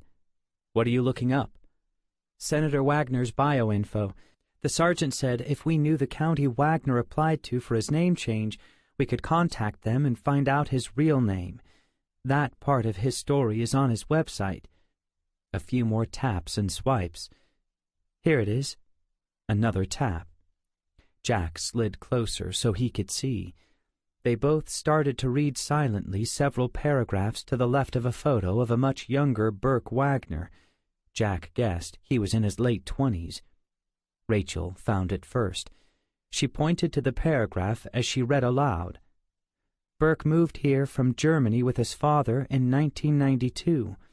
They lived in Columbia, South Carolina for a year, then moved to Culpeper, Georgia, so Burke could start attending Culpeper University. She looked at Jack. You think he changed his name here or in Columbia? I'm guessing Columbia. They were there for a year, and I'm thinking he would have wanted the name changed as soon as possible, certainly before he started applying to attend college anywhere. She went back out to Google and searched some more. This probably won't work, but I thought we could check and see if you can find out that information online. Sometimes it's crazy the information you can get from these government websites. Jack watched a few minutes until they both stared at the same information on screen. He read it aloud. You have to apply at the courthouse in person. That's too bad. Columbia's not that far, Jack said. I can be there and back the same day. You thinking about going there tomorrow? Yeah. Wouldn't you like to get this thing resolved? Yes, it's just I can't go with you tomorrow. I've got a major test. I'd really love for you to go with me. It would be fun getting away on a day trip, driving my BMW through all those winding country roads. You're making it worse. I can't skip this test. Is that the only reason you wouldn't want to go? Yeah, why? Should he even mention it? Nothing. I'm glad. Why? What are you thinking? I don't know. It's just, I wondered if you might be thinking this thing is starting to take up too much time. She thought a moment. See, he shouldn't have said anything. Well, it is a distraction. I mean, all the time we're spending on this is time you could be spending on your dissertation. But it kind of feels like we're too far gone at this point, don't you think? I do. I'd hate to have to pull out of this when it seems like we're so close to the bottom. He leaned over and kissed her on the cheek. What was that for? For being you. For getting sucked into things like this with me, rather than getting mad at me for getting off track. Well, in a way, it's not totally off track. Your doctoral dissertation is on the bombing of Dresden. This whole mystery thing is rooted in the Dresden bombing. All of these B-17 pilots were killed because they flew on that bombing mission. She thought a moment. You know what this kind of reminds me of? It's like those urban construction projects when they're digging down for the foundation and they uncover some archaeological artifact. They've got to stop everything they're doing and figure out what this thing is. It's a shame we can't think of a way you could work this whole thing into your dissertation project. That would be nice, but it didn't seem likely. Can you scroll back to where the courthouse address is? I'll need to write that down to put it into my GPS for tomorrow. After Jack wrote the info down, she said, You text me tomorrow as soon as you find out either way. Even if I'm in class, unless I'm in the middle of that test, I'll step out into the hall and call you back. Jack smiled. I will. What if it turns out to be him? What if they really did change their name from Hausen to Wagner? Oh, I'm fully expecting it to be true. There's no doubt in my mind that the serial killer is Old Man Wagner, and that the good senator isn't so good after all. 46. It was the following morning. Vandergraff was sitting in a golf cart with the senator. Last night he had tried for hours to reach him. Finally, the senator sent a text just before Vandergraff had gone to bed. Tea time 8 a.m. Talk in between holes. Have to sharpen my game. Playing 18 holes with Mr. B after lunch. Turned out the senator had been spending some quality time last night with a multi-billionaire donor, nicknamed Mr. B, whom he had been courting for months. He'd turned off his cell phone. Now, Vandergraff and the senator were out on the course doing a warm-up round, so the senator wouldn't look so bad when he got with Mr. B after lunch for another 18 holes. Looking at the scenery now, Van de Graaff had to admit it was a beautiful morning for golf, with one exception. It was barely 9 a.m., and the air was already damp. Southern humidity is a terrible thing. He wished Senator Wagner wasn't such a stickler for style, insisting they wore long pants like touring pros. Van de Graaff thought Wagner might think better of the idea if he could see the widening band of sweat on his rear end. He still hadn't talked to the senator about the phone call from Officer Campbell yesterday afternoon. He'd tried to as soon as they headed out to the first tee, but the senator had stopped him. "Is this life or death?" Van de Graaff didn't know what to say. "Potentially," he'd said. "If it's only potentially, then I want to finish my morning coffee before you potentially ruin my morning." Wagner sipped his coffee, nice and slow. They were approaching the fourth hole, a dogleg to the right, bending at the 200-yard mark. Van de Graaff had figured Wagner should have added at least 3 more strokes to his score that morning. He'd caught him kicking his ball to a better lie that many times. Van de Graaff enjoyed the comments Wagner made after the dirty deeds. "Didn't think I'd pull that shot off," he'd say, wiping his brow. Or, "That's what they call shot-making, my boy." Van de Graaff watched the senator sip his tall mug again, hoping it was the last one. Had to be close. It was Van de Graaff's turn to tee off. He'd made par on the last hole, beating the senator by a stroke. He yanked the head cover off his driver and slid it out of his bag. "I hate dog legs," Wagner muttered, still enjoying the shade in the golf cart. Van de Graaff knew Wagner's best drive wasn't quite 200 yards and usually sliced to the right. On this hole, anything less than the senator's best swing would put him in the woods. Hard to fake a lost ball. Van de Graaff had a suggestion that would help the senator avoid this, but Wagner didn't respond well to golf advice. Van de Graaff kept his mouth shut, put his ball on the tee, went through his pre-shot routine, and let her fly. "Nice, Harold," Wagner said, watching the ball soar off the tee. It wasn't nice, Van de Graaff thought. It was perfect. "It'll do," he said, feigning humility. The ball sailed right down the middle of the fairway, over 300 yards, bounced and rolled toward a perfect approach shot to the green. He'd never have hit like that when he first started working for the senator, opting instead to intentionally play a few notches below Wagner's game on every hole. He glanced at the senator still sitting in the cart to see if he'd give him the green light to start talking about the real reason he'd come out here. Not yet. Wagner got up, walked to the back of the golf cart, and pulled out his driver. True to form, he walked up to the tee, did that little pitter-patter with his feet and butt-wiggle dance of his, and swung the driver. They stood and watched as the ball sliced to the right. He swore as the ball careened into the trees about 175 yards away. "I don't know, Senator. I think you can play out of that one," Van de Graaff said. Wagner, recovering his poise, replied, "I'm sure of it. I think it hit a tree. Maybe it took a nice bounce in my favor." As they rode along in the cart, enjoying the breeze, Wagner was finally ready. "So, Harold, tell me about this potentially ruinous development that was so urgent you had to drive all the way out here this morning."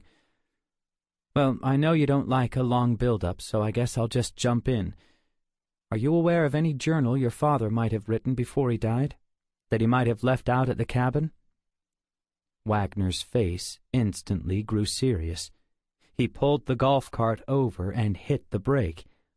"What did you say?" "That's what Officer Campbell called about. That history professor who's renting out your cabin. He showed up at the police station again yesterday afternoon, this time with his girlfriend. Campbell's not in the inner loop, so he's not able to sit in on the meetings they had with the detective, but he was able to pick up some important details from things he overheard in the hallway. The detective mentioned to his partner that this couple was coming in any minute, and said something about her having finished translating this journal. A few minutes later, in comes this couple, and Campbell says she's holding a small, well-worn leather book in her hand, along with an old scrapbook. Then all of them go into this meeting. The doors are closed, so he can't hear anything else. But after it was over, unlike the last time when it was clear the police were talking about not pursuing this any further, this time they're all chummy. The professor, his girlfriend, and the police. Campbell got the impression they were encouraging him to look into something else they had discussed in the meeting and to get back with them soon. As you know, I don't know what any of this is about, but it seems things are heating up, and I'm thinking we should be doing a little more than just observing. The senator's face became very grave, but Vandergraff still couldn't read how he was processing all this. Was I wrong to interrupt your golf game with this? Not only were you not wrong to interrupt me, Wagner said. Had you known what this was really all about, you would have said yes to my first question, not potentially. Wagner whipped the golf cart around and started heading down the cart path toward the clubhouse as fast as the cart would go. So, the senator considered this a life-and-death matter. He wished the senator trusted him enough to stop playing these games and would simply tell him what this was all about. He felt like he'd earned that much by now. Wagner's eyes stayed locked on the path ahead. I agree. This new development means we're past the point of mere observing. It's time to act, decisively. Do you know where Mr. Strickland is? Vandergraff almost smiled. I've already called him, sir. In fact, I started paying his retainer yesterday. He was finishing up a delivery and planned to arrive back in town today. I told him not to leave again, that I suspected we would need him soon, and to keep his cell phone charged and with him at all times. Good. It's time to put a stop to this little adventure our history professor has begun. We must keep this from going any further. They approached a sharp curve. He slowed the cart down, brought it to a stop, and looked at Vandergraff. Strickland must retrieve that journal and the scrapbook, and get them both to me immediately, no matter what it takes. Do you understand what I'm saying? Vandergraff nodded. I do, sir. No matter what it takes. 47. After abruptly ending their round of golf, Vandergraff and the senator got cleaned up in the locker room and headed toward their cars. Few words were spoken. Their cars were in separate sections of the parking lot. Vandergraff could tell the senator was just about to say some parting words, so he decided to jump in and take a chance. If there was ever a time Wagner would open up and share his family secrets, this was it. Senator, before I call Strickland and set this new mission in motion, is there anything more about this situation you can tell me? I'm not asking to satisfy my curiosity. I feel if I really understood what we're dealing with, I'd be able to make better decisions without having to constantly involve you like this.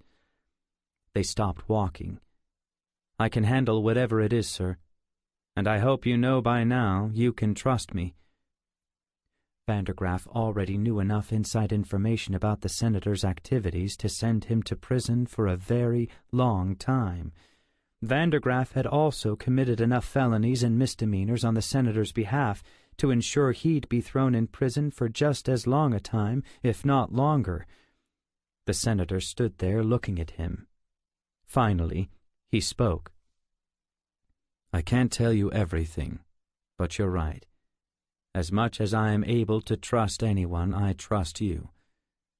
The contents of those two items, the scrapbook and the journal, contain enough information to destroy my career, to destroy everything I've worked for since the day I graduated college. I would be ruined, and the hefty salary I'm able to pay you for your services would instantly dry up. Vandergraff had figured this much by himself. It was obvious just from observing Wagner's reaction. But why? What's in them? Why do they matter so much? The senator looked away, then down at the ground, then back at Vandergraff. You never met my father. In some ways we are polar opposites. In some ways, I suppose, we are very much the same. He was a ruthless man fueled by a lifetime of rage. It's a very long and complicated story, but the bottom line is, we came here from Germany not long after the Berlin Wall fell, so that my father could exact his revenge on the World War II pilots who destroyed his family.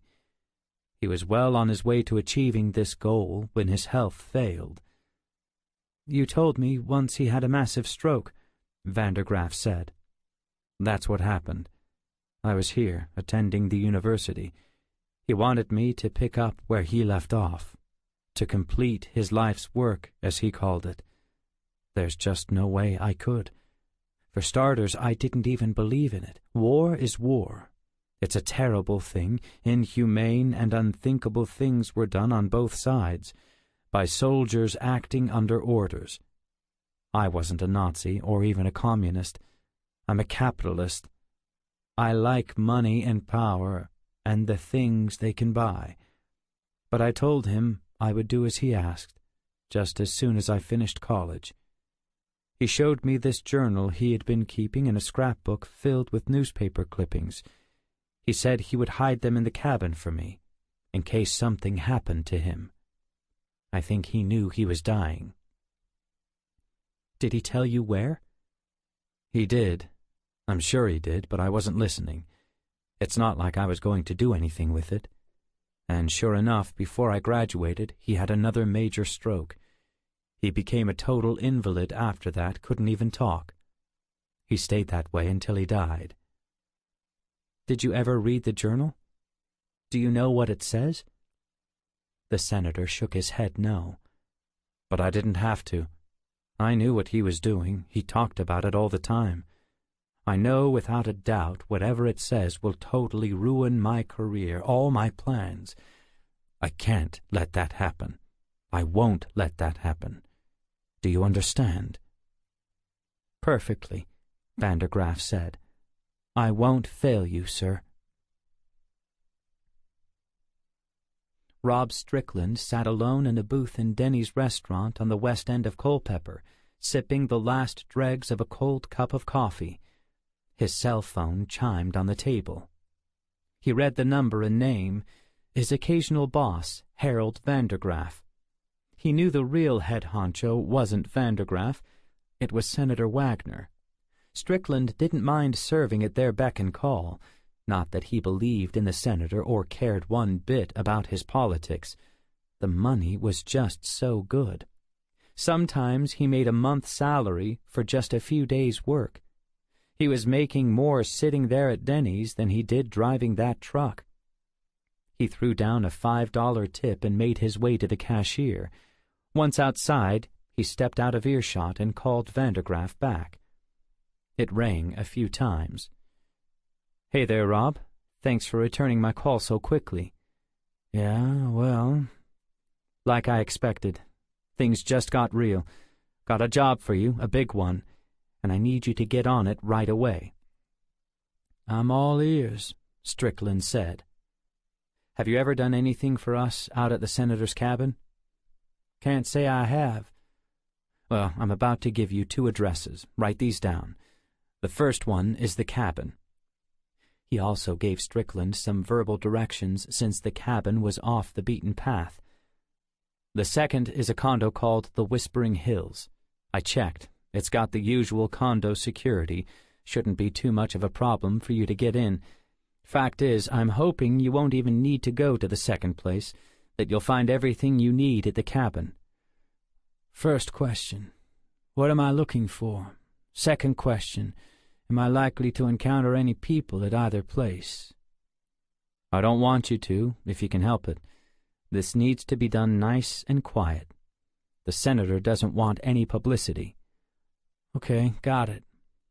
Strickland took that to mean he wasn't being given permission to hurt anyone, but Vandergraff and the senator both understood sometimes that was impossible to avoid. I still don't know what I'm looking for." "You're looking for two things: an old scrapbook filled with newspaper clippings and a small leather journal. Getting both of these items is of the utmost importance. Apparently they have something to do with the senator's father. There's a guy, a college professor, who's been staying at the cabin. I guess he's found these two things and has been talking to the police about whatever's in them." "What is in them? Why do they matter?" "Not important. What is important is that you get them back ASAP. I'm hoping this professor has brought them back there. To the cabin, I mean." "Do you know where I'll find them in the cabin?" "No, but they're in there. Somewhere. Unless the professor brought them home to his condo. If you don't find them in the cabin, go there." "Can I tear the place up looking for them? Or am I supposed to do it without leaving a trace?" "Do it cleanly. The best thing would be you get these two items and no one even knows you were there." "But, you know, the best thing hardly ever happens. I need to know if you're okay if the worst thing happens." There was a long pause. "Do whatever you have to do. The senator wants these items back no matter what. And you can't get caught. And no one can see your face." "By no matter what," Strickland repeated, "do you mean—" "I think you know exactly what I mean." 48. Jack almost ran down the marble steps of the county courthouse in Columbia, South Carolina. He couldn't wait to call Rachel. In his hand he held a photocopy that proved what he and Rachel had already believed. Senator Burke Wagner had started his life with a different name, Ernst Joseph Hausen. Wagner had been named after an uncle he had never met, an uncle who had died in the Dresden bombing, and the man they had been referring to as Old Man Wagner was actually Luther Wilhelm Hausen, born in Dresden, Germany in 1937. The court record said the name change had become official on February 14th, 1992, which was ironic. February 14th was the day the American B-17s had attacked Dresden back in 1945, the same day Luther Hausen's family had been killed. Jack hurried across the street toward a shady spot provided by a row of maple trees and pulled out his phone. He quickly found Rachel's picture and phone icon under his Favorites tab and pushed the button. She picked up in 2 rings. "Jack?" "It's me. Guess what I'm holding in my hand?" "You found it?" "I found it. Proof positive." "For both the father and son?" "Yep. Luther Hausen and his son, Senator Ernst Hausen. The name change became official in 1992. "Are you going to call Sergeant Boyd?" "As soon as I get off with you." "Wow. It's real then. This thing really happened. The senator's father really is or was a serial killer. And the senator knew all about it, at the very least." "This comes out, his career is finished," she said. "At the very least," he repeated. "What time are you heading back?" "I'll probably get on the road in about 20 minutes. Get some coffee first and top off the gas tank. Took me just over 2 hours to get here, but I think I'll celebrate a little and take the scenic ride home." "How long will that take?" "About another 40 minutes. "Are you going to drop off the court records at the police station?" "I'll probably bring them over in the morning, but I'm going to take pictures of them right now and send them to Joe just before I call him." "I wonder what they'll do." "I'm not sure. Like they said in our meeting, most of what the father did is FBI territory, or else the police departments in the cities where the men were killed." "I know," she said. "I'm wondering what they're going to do about Senator Wagner. He was here in Culpeper when it all happened, going to school." "You're right. I don't know. I guess we'll just have to wait and see." After they hung up, still standing there in the shade, Jack took the photos, then texted them to Sergeant Boyd with this message: "Call me if you get these in the next few minutes." They are what you think they are. If I don't hear from you, I'll call you once I get on the highway." Rob Strickland's favorite vehicle to drive was his red 1995 F-250 Ford pickup, but that's not what he drove when he did jobs for the senator. He drove a silver 2005 Toyota Corolla, mainly because it looked like 10 other cars. If he drove his red pickup on jobs, people would remember it right off. It'd stick out like a zebra in a horse race. Being invisible was its only benefit, though. It was a 4-cylinder piece of crap on these hills. No pickup, no power windows, no frills at all. Like GPS, for instance. Strickland didn't think anyone had ever even heard of GPS back when this Corolla was made. They didn't put them in cars anyway. He had GPS on his smartphone, but didn't bring it out on jobs either. He always picked up a cheap burner phone. And to stay on the safe side, he always pulled the battery out of it unless he was calling someone. So here he was, navigating the winding roads around the hills and lakes of Culpeper, glancing down at a paper map with handwritten instructions to the senator's cabin. If he was reading this right, around 2 more S-curves the turnoff should show up on the right. He was liking all the trees on both sides of the road. Not so much that he cared about trees. He cared about not seeing people when he was up to no good, which pretty much described all his work for the senator. Sure enough, there was the break in the trees, the turnoff on the right. He drove down the dirt road, so bumpy it made his jaw rattle. Stupid Corolla. His truck would glide over this stuff like he was water skiing. After a few minutes, he came to another break in the trees, another dirt road, veering off to the left. This must be it, the road to the cabin. Said it right there in the instructions. You'll see the cabin in a clearing off to the left. The dirt road was narrower, but a lot smoother. Sure enough, he quickly came to a clearing. The lake filled his windshield. Out his right window, there was the cabin. Thankfully, he didn't see any cars. Vandergraff didn't want him to get into any confrontations unless they were unavoidable. Just get in there and out with those 2 items. Shouldn't be too hard, considering the size of this cabin. It was pretty small. Looked more like a shack to him. He couldn't imagine anyone thinking this might be a good place to come and get some work done. But hey, it didn't matter to him. He was there for just one thing. He pulled the car close to the little building and got out. He listened for a moment, just to be sure he was alone. No sounds. Good. Vandergraff had given him a key, so he pulled it out. When he got to the door, he jiggled the handle, and it opened right up. So far, this was easy money. It was fairly dark inside except for a ribbon of light coming in from a lone window on the left wall. He felt for a light switch, but there was none. As his eyes adjusted to the dimmer light, he noticed a single bulb hanging from the center ceiling rafter, a pull chain dangling from it. He pulled, and it instantly glowed a dingy yellow. Couldn't be more than 40 watts. But he could see everything, which wasn't saying much. It was just one big room, bed in one corner, table and chairs in the other. In between them, a pot-bellied stove. Something like a kitchen counter made of butcher block was tucked into the third corner. Beside it, a freestanding slop sink. He didn't see any signs of life, any evidence that it was even being lived in. Made him wonder if the professor had already moved back home to his condo.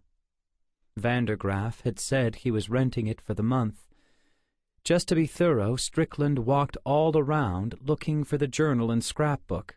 He lifted, opened, and looked under everything he could. Didn't find a thing. Clearly, what he'd come here for wasn't here. He put everything back the way he'd found it, pulled the chain to turn out the light, and backed out through the front door. Now it was on to the condo. He'd better find the goods there. Otherwise, he didn't see any other way to get them without confronting the professor in person. That would escalate things quite a bit. Jack drove south on I-26 about 20 minutes west of Columbia when his phone rang. It was Sergeant Boyd returning his call. Just before answering, he reminded himself not to call him that. "Hey, Joe, thanks for getting back with me." "Sorry I missed you. I was doing some interviews. I checked my cell phone when I got back to my desk. Looks like your drive to the courthouse proved fruitful. I can't say I was totally surprised by what you found, but still, seeing it there in black and white makes it pretty official." "I know, I had the same reaction. The question now is, what comes next?" "I've got a friend I used to work with when I was a detective in Pittsburgh. He's been with the FBI the last few years. Think I'll start by calling him. Tell him the story, see where he thinks it should go next." Jack liked the sound of that. "I know you both thought most of the father's part of the story involved FBI territory, since the murders happened in different states. But what about the local part? Senator Wagner, or rather Ernst Hausen, was attending Culpeper at the time. His father's home base was that cabin I'm staying in. The son knew everything the father was up to and never did a thing to stop it or even report it. Seems like those things would be crimes, don't you think?" "I think you're probably right. But there's an old saying, when unloading the ark, start with the elephants, not the mice. What the father did is huge in comparison to the son's involvement. I'm sure the FBI will see it that way too, and so will the DA. So let's start with that. Once I hear back from my friend, I'll set up an appointment with the DA, tell him the whole story. I'm sure he'll see any criminal allegations involving the senator right away. The important thing now is what to do with the evidence you've uncovered. You still have them, right?" "In a way, I put them back where I found them in the cabin." "You mean in the safe under the floorboards?" "I wanted everything to look just the way it was supposed to. Didn't want to take a chance in case anyone stopped in when I wasn't there. Both the senator and my next-door neighbor have keys." There was a long pause. Jack added, "Do you disagree?" "Not completely. Legally, I can't tell you what to do with it. Not until we have a search warrant. But with these documents you uncovered today, we're a whole lot closer to establishing probable cause. I'm just concerned about the meantime. The only evidence we have that proves everything is that scrapbook and journal. Know what I mean?" Jack thought he did. If he understood it right, Joe was asking him unofficially to get those two items out of the cabin and hide them someplace safe until they reached a point where they could secure them legally. "I got you, Joe. I'll take care of it when I get back to the cabin tonight. In the morning, I'll bring the courthouse documents to the station." 49. Rob Strickland sat in his car a block down from the Whispering Hills condominium complex, the main residence of this professor, Jack Turner. The sun had started to set, but there was still plenty of light. The street was relatively quiet. He didn't see anyone out walking around. It was a gated community providing a just-for-looks level of security, which included one very old man reading a book in the guardhouse. After driving around the place twice, Strickland had noticed a thick section of woods bordered the west side. A stone wall also outlined the perimeter. That was his way in. No fuss, no hassle. He was only there to pick up the two items, which he could easily carry in his hands. He got out of the car, walked across the street and down the sidewalk until he reached the spot where the stone wall turned into the woods. Glancing back and forth down the street to make sure he was still alone, he backed into the shrubs until they completely covered him. He turned and hurried along the edge of the stone wall until he found a tree with low-hanging branches standing adjacent to the wall. On the other side, a row of hemlock trees would hide him nicely from the neighbors. He climbed until his head cleared the top of the wall, then waited till it was obvious no one was looking. In no time he was over the stone wall and landed in a patch of mulch. He walked through the hemlock trees toward Turner's building, like he was just any resident out for a walk. He passed an elderly woman across the street walking a poodle and waved. She waved back and kept walking. Turner's unit was on the left. He walked through a breezeway between two buildings, turned right, and came to his building. He stopped long enough to confirm Turner's car wasn't in either of his assigned parking spaces. Vandergraff had said Turner rode a sporty blue BMW. 2 minutes later, Strickland was standing in front of Turner's door. Good, just a regular deadbolt. He pressed his ear to the door, listening for any signs of life. Nothing. He took out his tools and had the deadbolt sliding away in less than a minute. He opened the door, stood, and listened. The only sounds were bubbles floating up through the filters of a large aquarium. He waited in the hall a full minute just to be sure. Certain he had the apartment to himself, Strickland set about searching for the journal and scrapbook. Most people called Jack's next-door neighbor Mrs. Carlson. At the moment, she sat in her late husband's favorite chair, a sagging recliner, watching a movie on the Hallmark Channel. Her aging poodle, Ralphie, was sound asleep on his favorite spot on the sofa. Mrs. Carlson was thinking about hitting the pause button and fixing herself something to eat.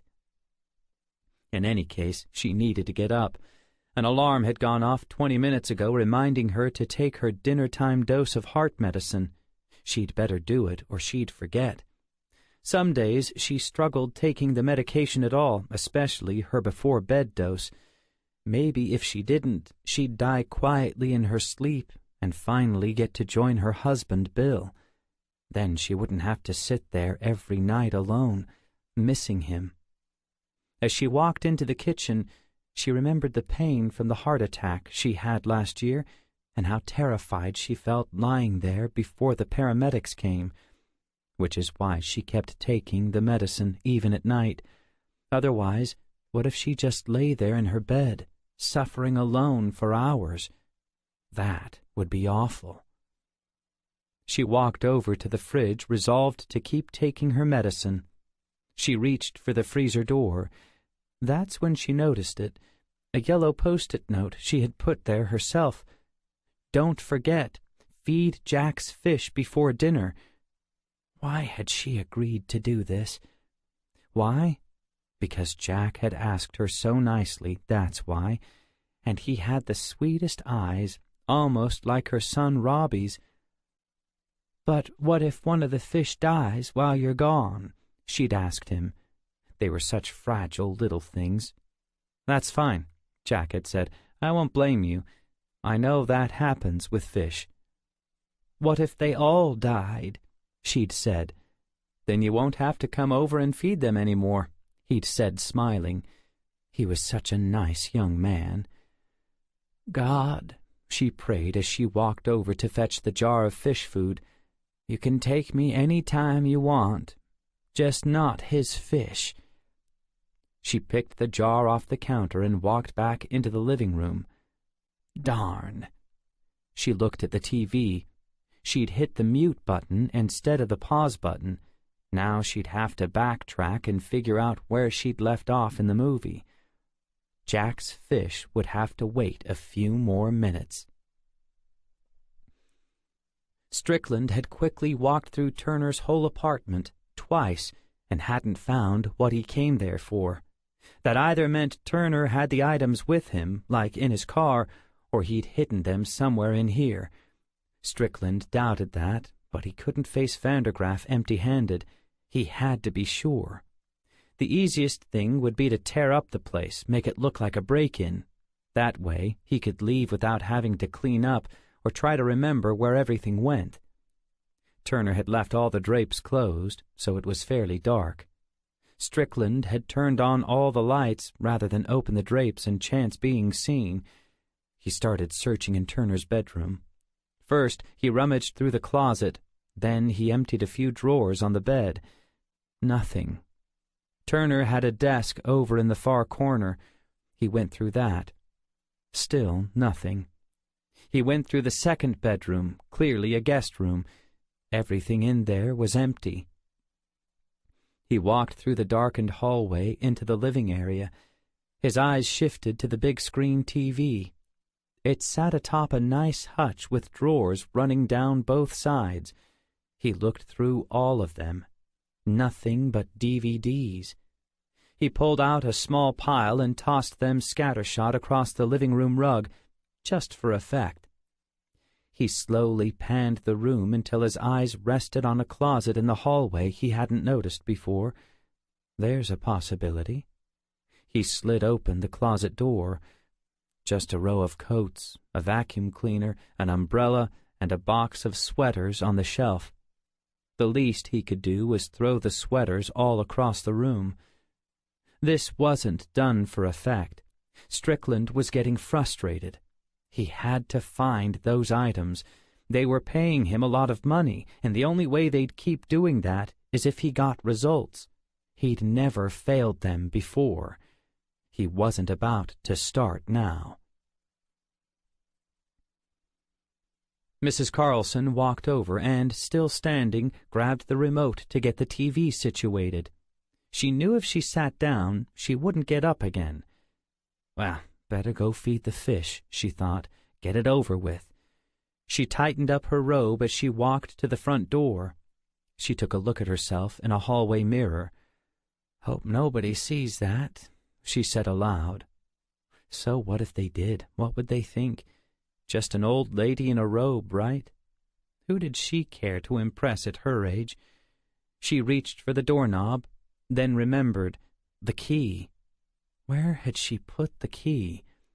For crying out loud, she had put it somewhere special so she wouldn't forget, and now she couldn't remember. See, more proof she had lived too long. When you start forgetting things like that, you've been on the earth too long. Then she remembered. It's on the windowsill above the sink, all the way back into the kitchen. Oh well, the fish have waited this long. They could wait a couple more minutes. 50. Strickland set the glass down on the kitchen counter. He was so thirsty. He had been wearing gloves, so there was no chance of leaving fingerprints. But he wondered, what about lip prints? There's no such thing, right? But there was DNA. They could snag him with that. So he'd bring the glass with him. The iced tea tasted so good he poured himself another. As he drank, he opened the refrigerator door to put the pitcher of iced tea back. For a second, he thought he heard something in the hallway. He stopped drinking. Now, silence. He started to drink again. There it was again. He froze. Someone was putting keys into the front door. The door was opening. Quietly, he set the glass down, then squatted on the kitchen floor. He couldn't see the door from where he was, but there was no doubt about it. Someone had just walked in. He heard the front door close over. He reached behind him and pulled his gun out of his waistband. He suddenly became aware of how many lights were on in the place. He wished he could flip the switch in the kitchen, but that would immediately give him away. He felt so exposed standing in that bright kitchen. Why hadn't he worn a ski mask? He'd gone to the trouble of dressing in black, of wearing gloves, but he had forgotten all about a mask. Now, whoever it was would probably see his face, so he would have to shoot them. He really didn't want to kill anybody today. "What a mess!"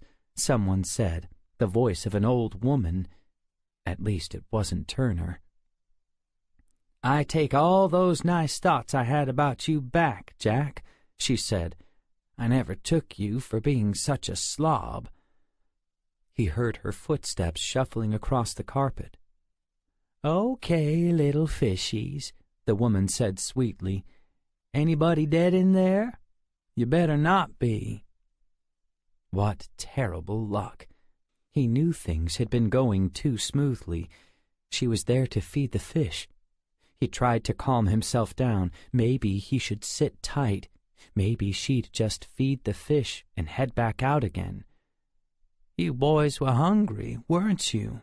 she said. A few moments of silence. Was she done? Was she leaving? "Why are so many lights on?" she said. "It's such a waste." That did it. She was going to walk around the apartment now, turning out all the lights, which meant she would be in the kitchen any second.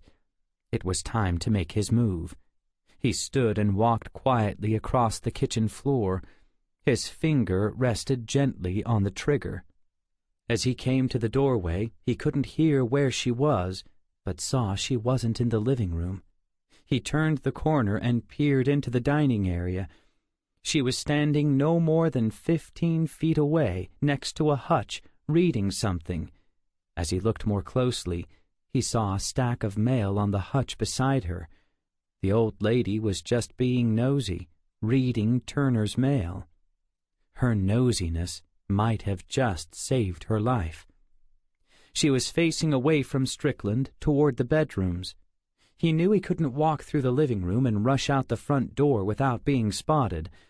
But he had an idea. If it worked, he wouldn't have to shoot her.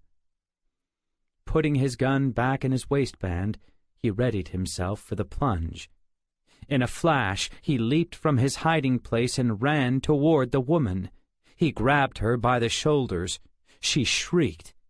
"Be quiet, old girl," he muttered as he manhandled her toward the master bedroom. He kept her face looking away from him. "Oh, God, please, no," she said. "Open the door," Strickland demanded. She obeyed. "Don't hurt me," she pleaded. "I'm trying not to." He threw her on Jack's bed. She landed face down on top of the pile of clothes Strickland had tossed there earlier. Before she had a chance to turn around, he quickly backed out and shut the door.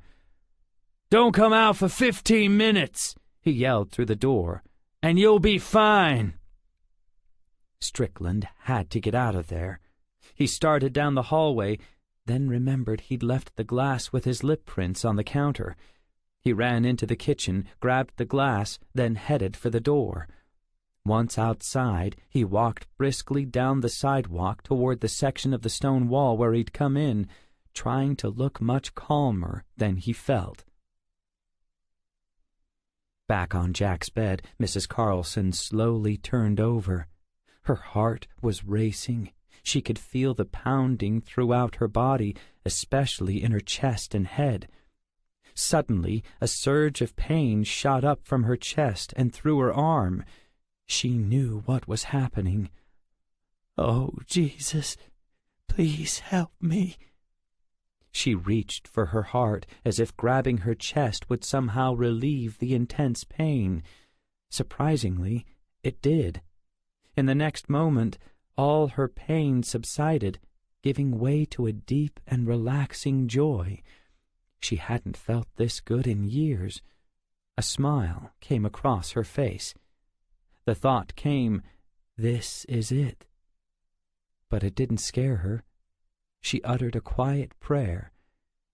"Jesus, this isn't so bad. It's really quite nice. Will I be seeing Bill soon?" Then she closed her eyes. 51. Rob Strickland drove through a Wendy's in the downtown area of Culpeper, then pulled into a shady parking spot in the town center to eat. He rolled down the windows to take advantage of the nice breeze.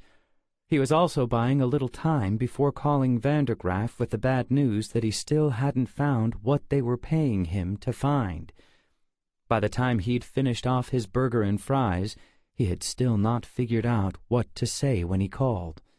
Was it time to break into Turner's car? Should he follow him a few days, see if he was carrying the items around with him? He took out his phone, stared at it a few moments, then made the call. "Mr. Strickland, I've been waiting for your call." He sounded cheerful enough. That was about to change. I don't have good news for you. I've searched the professor's cabin and his condo and haven't found any trace of the scrapbook or journal. He must be keeping them in his car or something.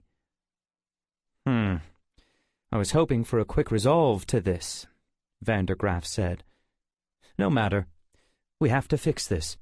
There's no other choice. He paused a moment. I thought for sure you'd find them in the cabin. That's where the senator thought they'd be. You sure you looked everywhere for them? In the cabin? Yeah. Of course, there wasn't much to look at. Just one big room. Looked more like a shack to me. What are you talking about? It's a pretty nice cabin. I beg to differ, Strickland said. I'm a pretty basic guy, but I think even I'd like something nicer than that. It's rustic times two. Wait a minute, Vandergraaf said. You said shack. There is a shack on the property in between the main road and the cabin. When you turned off the paved road, did you keep driving down the dirt road until you came to the clearing where the cabin is? I'm not sure. I came to a dirt road on the left, turned down that, drove through some woods and came to a little clearing. That's where I saw this shack. It was right on the water, like you said. Strickland, that's not the cabin. You turned too soon. I didn't say turn left at the first dirt road. I said keep driving till you come to a clearing on the left, and you'll see the cabin right there by the water. You haven't even searched the cabin yet. Oh, guess I got a little mixed up with your directions. But that's good news, right? I can head out there now. Won't take me more than 20 minutes, unless the guy's there. That happens, I might have to wait him out. But that probably means I can still finish this thing. Maybe even today. Vandergraaf sighed. Well, please go out there and take care of it. Then call me back when you've found the items. If he's there, you don't want me going in after it, right? No, we don't have to play hardball yet. I'd rather this not get messy. At least not at this stage. Got it. I'll get back with you soon. Strickland started up the car and headed for the road leading out of town toward the cabin. 15 minutes later, he turned right onto the same dirt road he'd driven on earlier that day. This time, he drove right past the dirt road on the left. Sure enough, about a block away, the road opened into a clearing. The lake was on the left, the cabin on the right.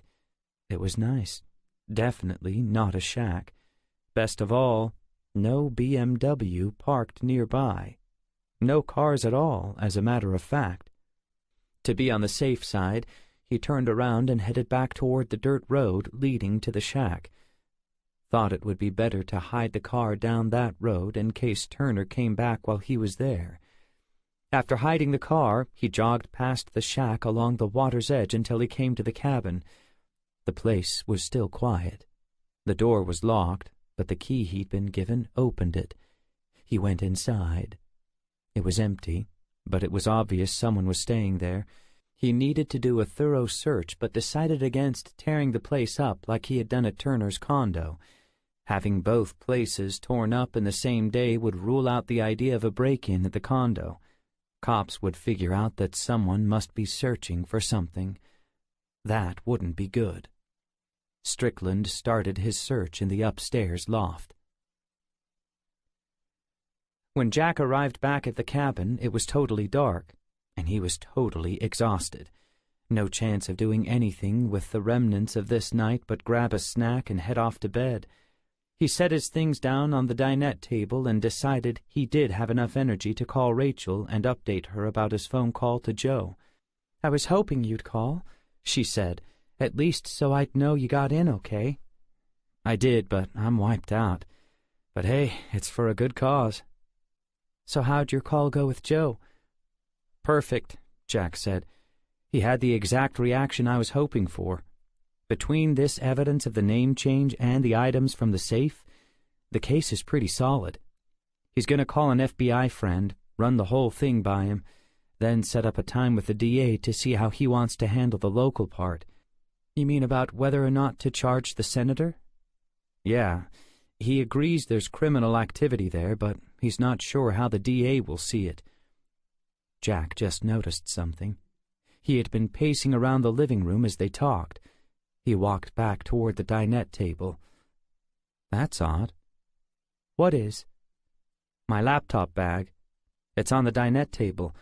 When I left, I put it on the chair. And my box of Dresden research material. He had left it sitting on the dinette table. It was still there, but the lid isn't snapped down.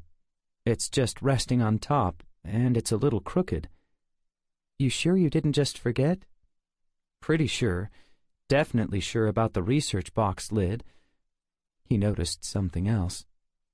My bedroom door is open. I closed it this morning before I left. Somebody's been in here. Are you sure? Yeah, I'm pretty sure. Let me check something else. He unzipped the top of his laptop bag. Good, still there. What is? My laptop. It wasn't stolen. Seems to me if someone broke in, they'd definitely steal something like that. But instead, it's like they just moved it. I don't understand. Can I call you right back? Sure, but don't forget. I won't. Jack spent the next 10 minutes walking through the cabin, seeing if anything was missing. Nothing was. He did find several more examples of things that had been moved, some just slightly. He called Rachel back. Well, this is very strange. I'm 100% convinced somebody's been in here while I was gone, but I can't find a single thing missing. Why would anyone do that? I don't know. I wonder if it was Bass, the next-door neighbor who looks after the place. Maybe he just came in when I was gone. You know, being nosy. Are you going to say something to him tomorrow? I don't think so. If it was him, he didn't really bother anything. But I gotta say, between him being next door and this cabin's dark history, I'm pretty sure I won't be buying this place when my month is up. Rachel laughed. I guess not. Although it is a shame, it's a really nice place, and I love that fire pit outside. I know. Well, anyway, I better go. Glad you made it home okay? Me too. I'll call you tomorrow sometime. Love you. After hanging up, Jack had another thought about his mystery visitor. He went into the living room, slid the recliner back, pulled back the throw rug, and popped off the loose floorboard. He reached down and felt the safe right where it belonged. But he started thinking about what Joe had said earlier about how critical this evidence was. He lifted the safe out, set it on the floor, and opened it. After bringing the scrapbook and journal to the dinette table, he put the living room back together again. He couldn't be sure there was any connection between all these events, but, to be on the safe side, he decided to lock these things in the trunk of his car. Right now, not in the morning. 52. Rob Strickland had just finished eating breakfast at Cracker Barrel. It was early, mainly because he'd hardly slept last night. He hadn't found the scrapbook and journal in the big cabin either. He'd looked everywhere. He didn't have the nerve to call Vandergraff about it last night, but he'd have to call him this morning. If he didn't, Vandergraff would be calling him. All things considering, it could have gone much worse. He'd avoided a disaster when that old lady walked in on him at the condo, but it ended up okay. He didn't have to shoot her, and he was sure she hadn't seen his face. Of course, it's not like he could share that small victory with Vandergraff. He was about to slide out of the booth when his phone rang. Crap, it was Vandergraff. Strickland, where are you? Vandergraff's voice was sharp and angry. What do you mean, where am I? Strickland said.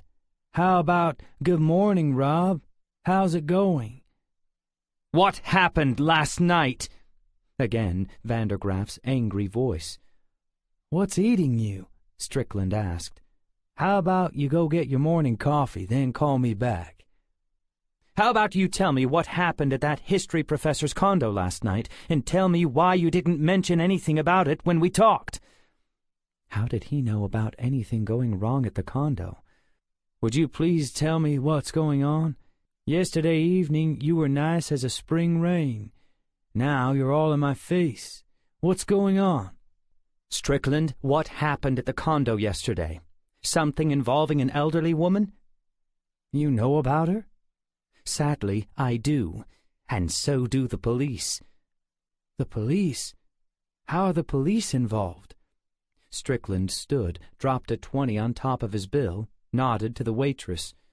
"You keep the rest," he whispered, and headed out the front door. "Then you don't even know?" "Know what? What are you talking about?" "I was a little curious," Vandergraff said, "so I drove by Turner's condo complex this morning. There's all these police cars and emergency vehicles there, and their lights are flashing. So I stopped and asked the security guard at the gate what was going on. He said the police found an elderly woman. He identified her as a Mrs. Carlson. She was lying dead on Jack Turner's bed. Turner's not there. The guard said he hadn't been there for over a week. He said the police are thinking it looked like she surprised a burglar, but they aren't sure yet. He didn't know how she was killed, if she was shot or what.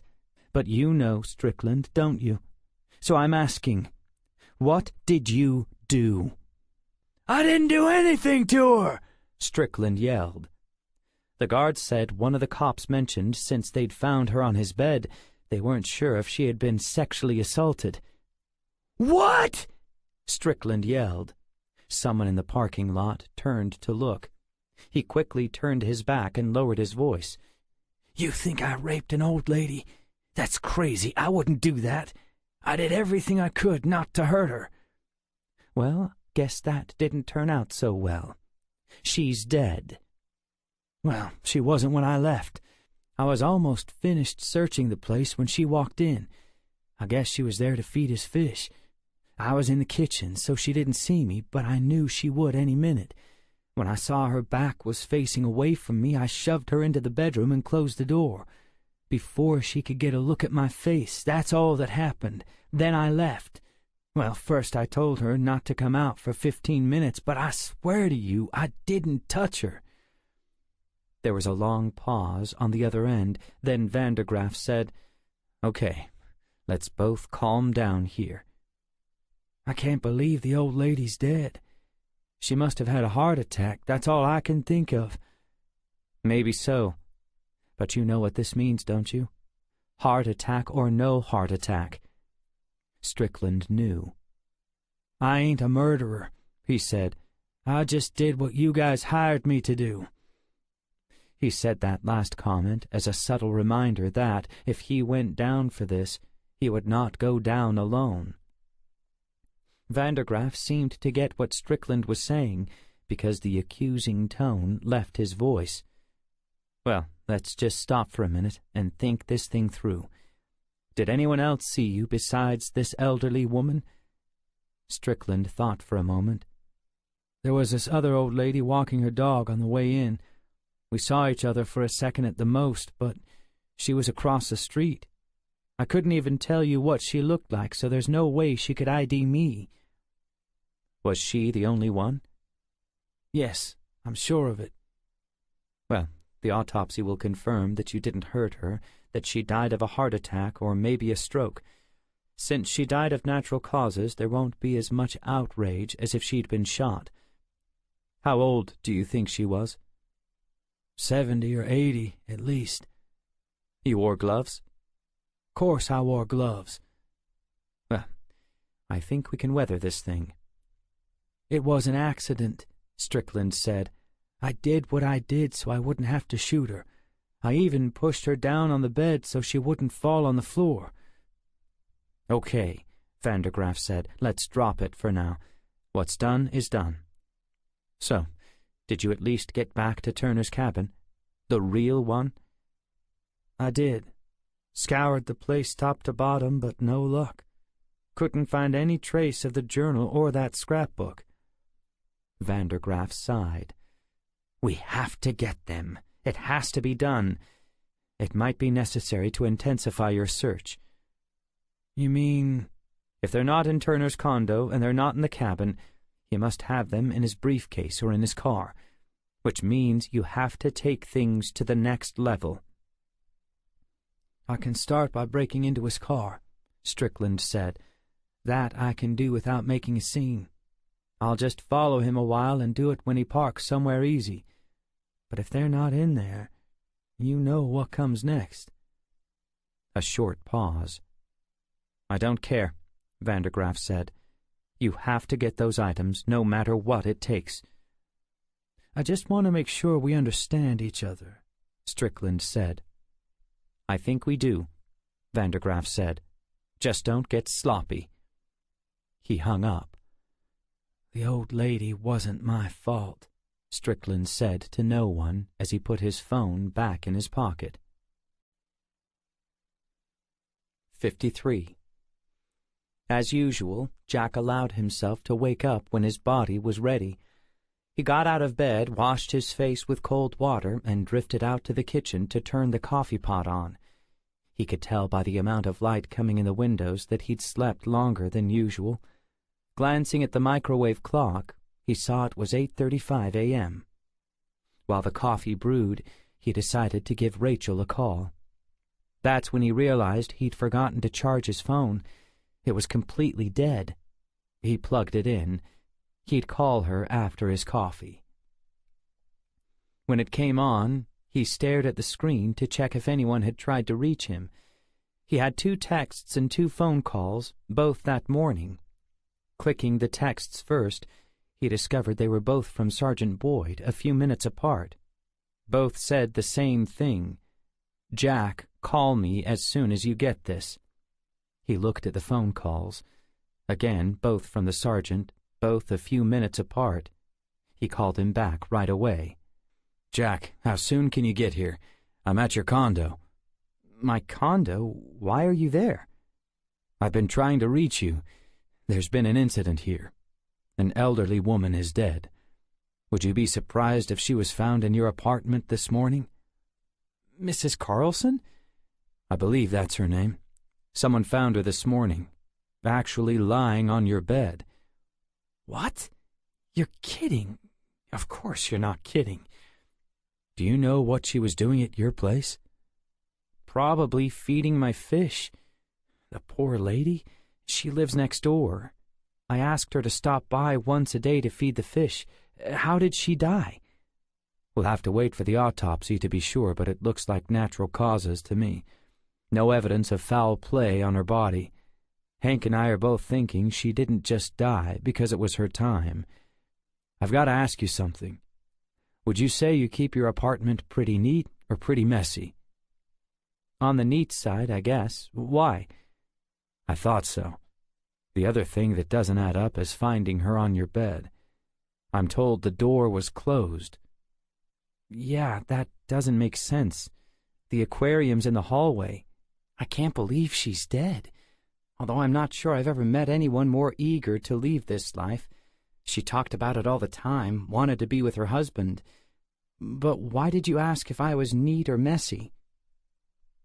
"Because your apartment is a total mess," Boyd said.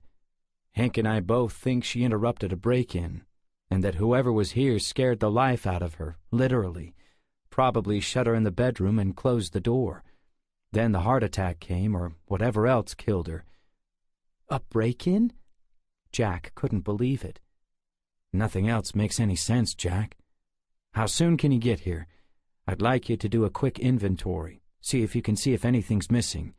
I've looked around, none of the usual things have been taken, which is strange if this is a robbery. Some pretty valuable things are right out in the open. But even if nothing was stolen, if someone broke in here and that resulted in this woman's death, it graduates to murder. I guess it's possible she surprised the thief before he could grab anything, or else he got spooked and took off." Jack felt his stomach tying in a knot. Or else it wasn't a break-in at all, just staged to look that way. "Staged? Why would you say that?" Jack explained what happened last night, the obvious examples that someone had been inside the cabin moving things around while he'd been on his day trip to Columbia. "And now you're telling me someone was inside my condo, and the place is all torn up, but nothing is missing. Joe, these things have to be connected. That can't be a coincidence." Joe didn't answer right away. "I don't believe in coincidences," he finally said. "Can I tell you what I'm thinking?" Jack said. "Somebody is looking for something." "Exactly. Although I have no idea how that is possible. Nobody has been talking about this thing involving the senator except you, me, Rachel, and Hank, and I'd trust Hank with my life." Just then, Jack had a flash of his confrontation at the arcade with those two thugs, Paco and Jeff. He remembered what they'd said. "Speaking of Hank, did he ever tell you about me getting jumped at that arcade by two guys?" "He did," Boyd said. "You came in to look at mug shots, if I recall. He also said you whooped them pretty good." "But did he tell you what they said to me?" Boyd paused. "No, I don't remember anything that was said." "That's because neither one of us thought there was any way it could be connected. But that was the same day I had come down to the station to tell you guys all about the evidence I had found at the cabin. Then a few hours later I'm blowing off steam at this arcade when these two guys come after me. They acted like it wasn't some random thing, like they had come in there specifically after me." "What makes you say that?" "Because one of them said they heard I'd been digging into somebody else's business. Putting your nose where it don't belong was the actual quote. He said I was asking questions and stirring up trouble. We're here as a friendly warning. It's time for you to butt out." There was a long pause. "I'm sure at the time," Boyd said, "it seemed impossible to Hank for those things to be related. But in light of what just happened here at your condo and at the cabin, I gotta believe they go together. I don't know how. I can't imagine our station being bugged. I mean, who would want to do it? Almost nothing ever happens in this town. But Jack, I think we need to start acting like somehow the senator has found out about this, and that he has resources in play to try and shut this down. Considering the consequences of the things you've uncovered, I can certainly understand why."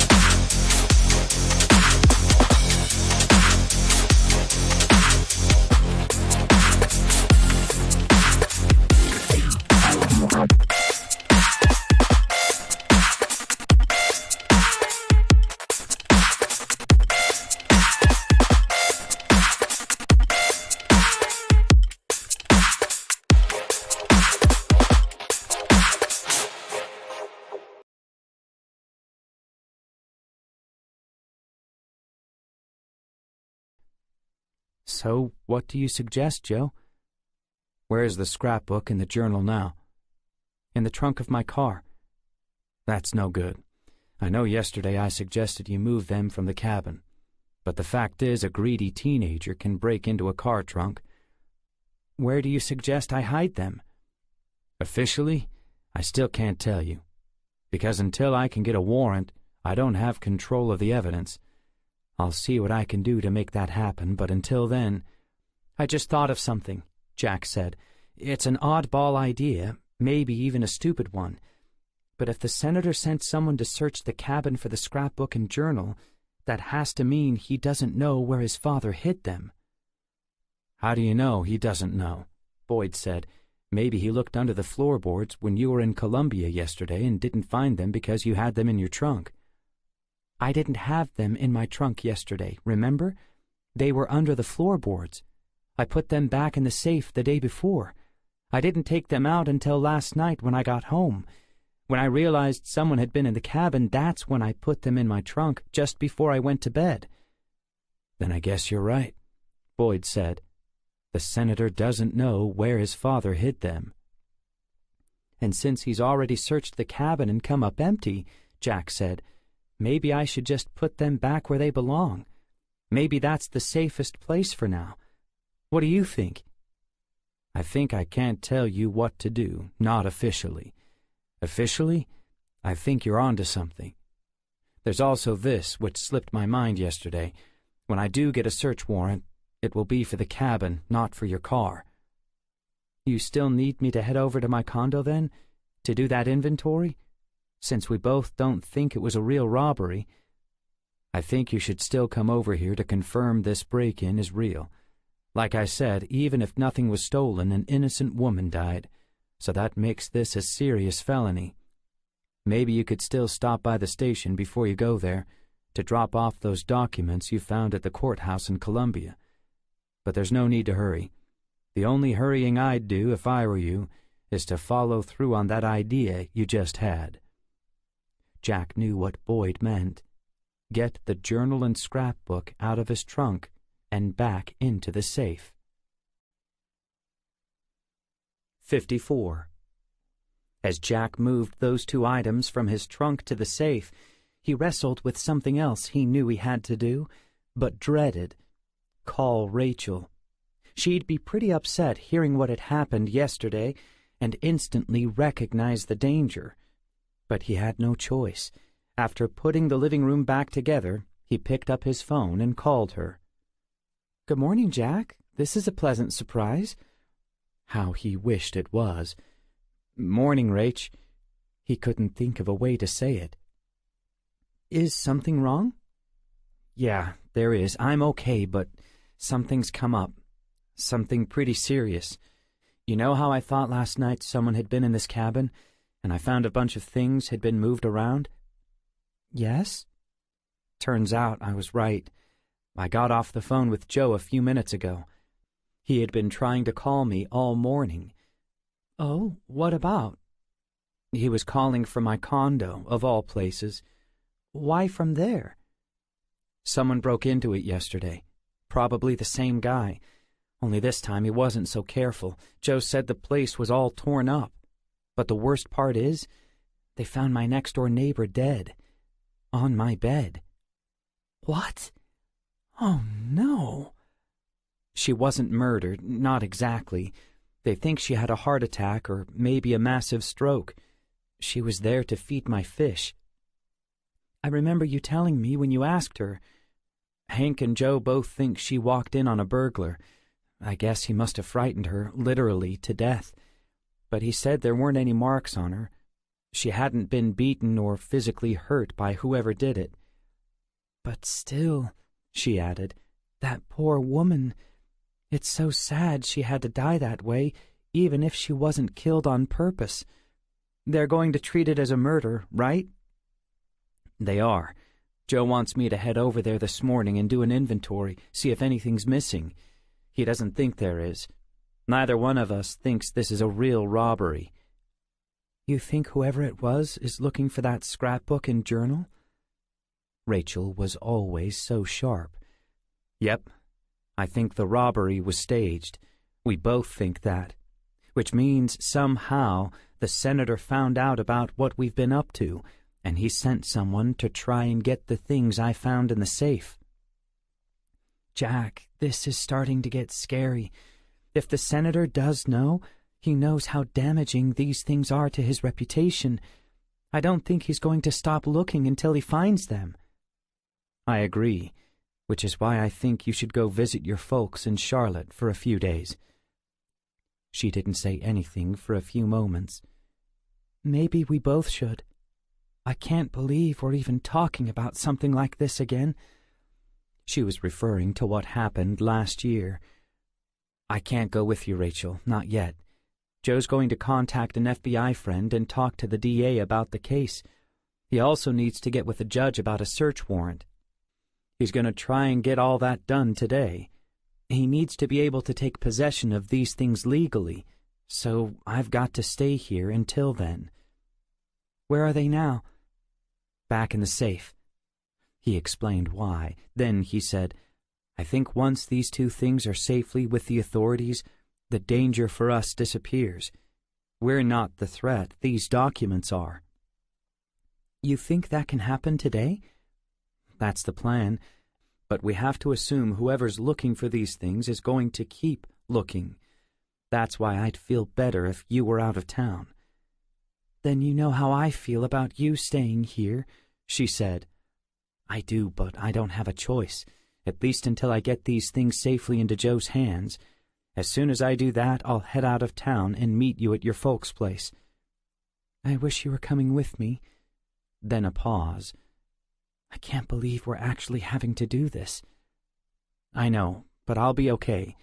This isn't like last year. For one thing, I know how to take care of myself now, and I have a gun and a permit to carry it, which I'm going to start doing until this thing is over. Anyway, it doesn't seem like these people are as ruthless as the ones we were dealing with last year.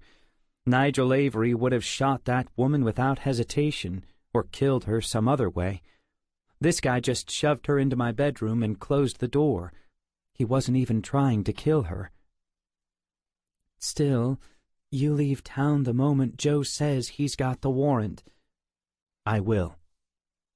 There's another reason to leave as soon as you can, she said. I was just watching the weather. There's a major thunderstorm system moving in from the west.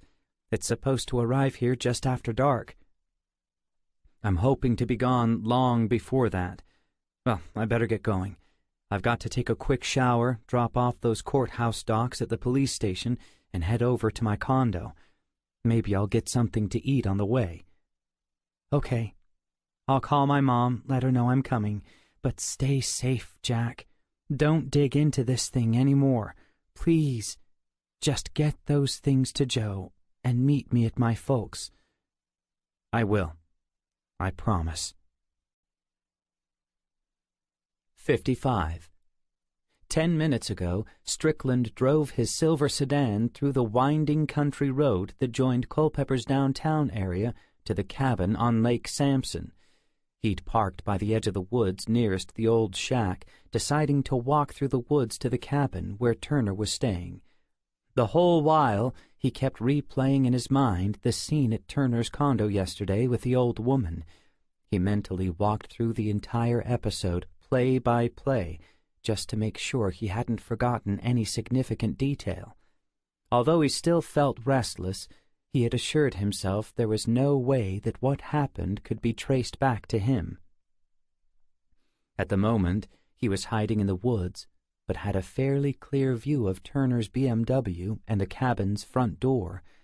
He wished he could study the man's behavior patterns more, but there just wasn't time. He didn't know how long Turner would remain in the cabin. Strickland could have the trunk opened, the 2 items removed, and be back here in the woods in about 4 minutes, maybe less. Of course, he had his gun tucked into his waistband just in case. Didn't need the silencer, not out here. With so many hunters nearby, an occasional gunshot didn't rattle anyone's nerves. After a few more minutes with no visible activity taking place in the cabin, Strickland decided it was time to make his move. He had just taken a few steps when the front door opened. He froze. Turner came out, turned, and locked the cabin door. Now he was heading to his car. He had nothing in his hands, which meant the scrapbook and journal were likely still in the trunk. As soon as Turner got in his car, Strickland hightailed it out of there, running back through the woods the way he came. He planned to follow him all day if need be, till he got his chance to get in that trunk. Strickland had followed Turner back toward town. He got nervous when Turner stopped at the police station, but he was in and out of there in 2 minutes. Next, he drove through a McDonald's, then turned right and headed out on another country road hugging the outskirts of town. After a few minutes, Strickland knew where Turner was going, back to his condo. It came up on the left. Strickland held back, allowing Jack to go through the security gate on his own. He decided to repeat his own method of entry, the route he discovered yesterday. He parked along the curb, got out, and headed through the woods, trotting alongside the big stone wall. Soon he had climbed the tree and peered over the wall, waiting till the coast was clear.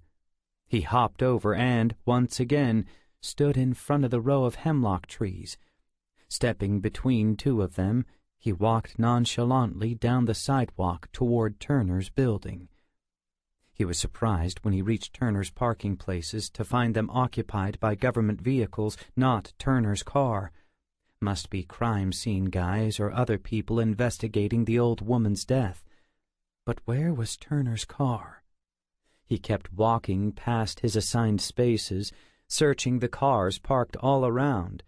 Finally, he found it in a guest spot 2 buildings away. The extra distance turned out to be a blessing in disguise. Turner's BMW was far away from the action.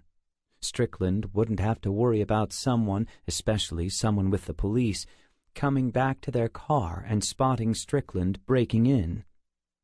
When he reached Turner's car, he slowed his pace, walked past it until he reached a pool fence about 50 feet away.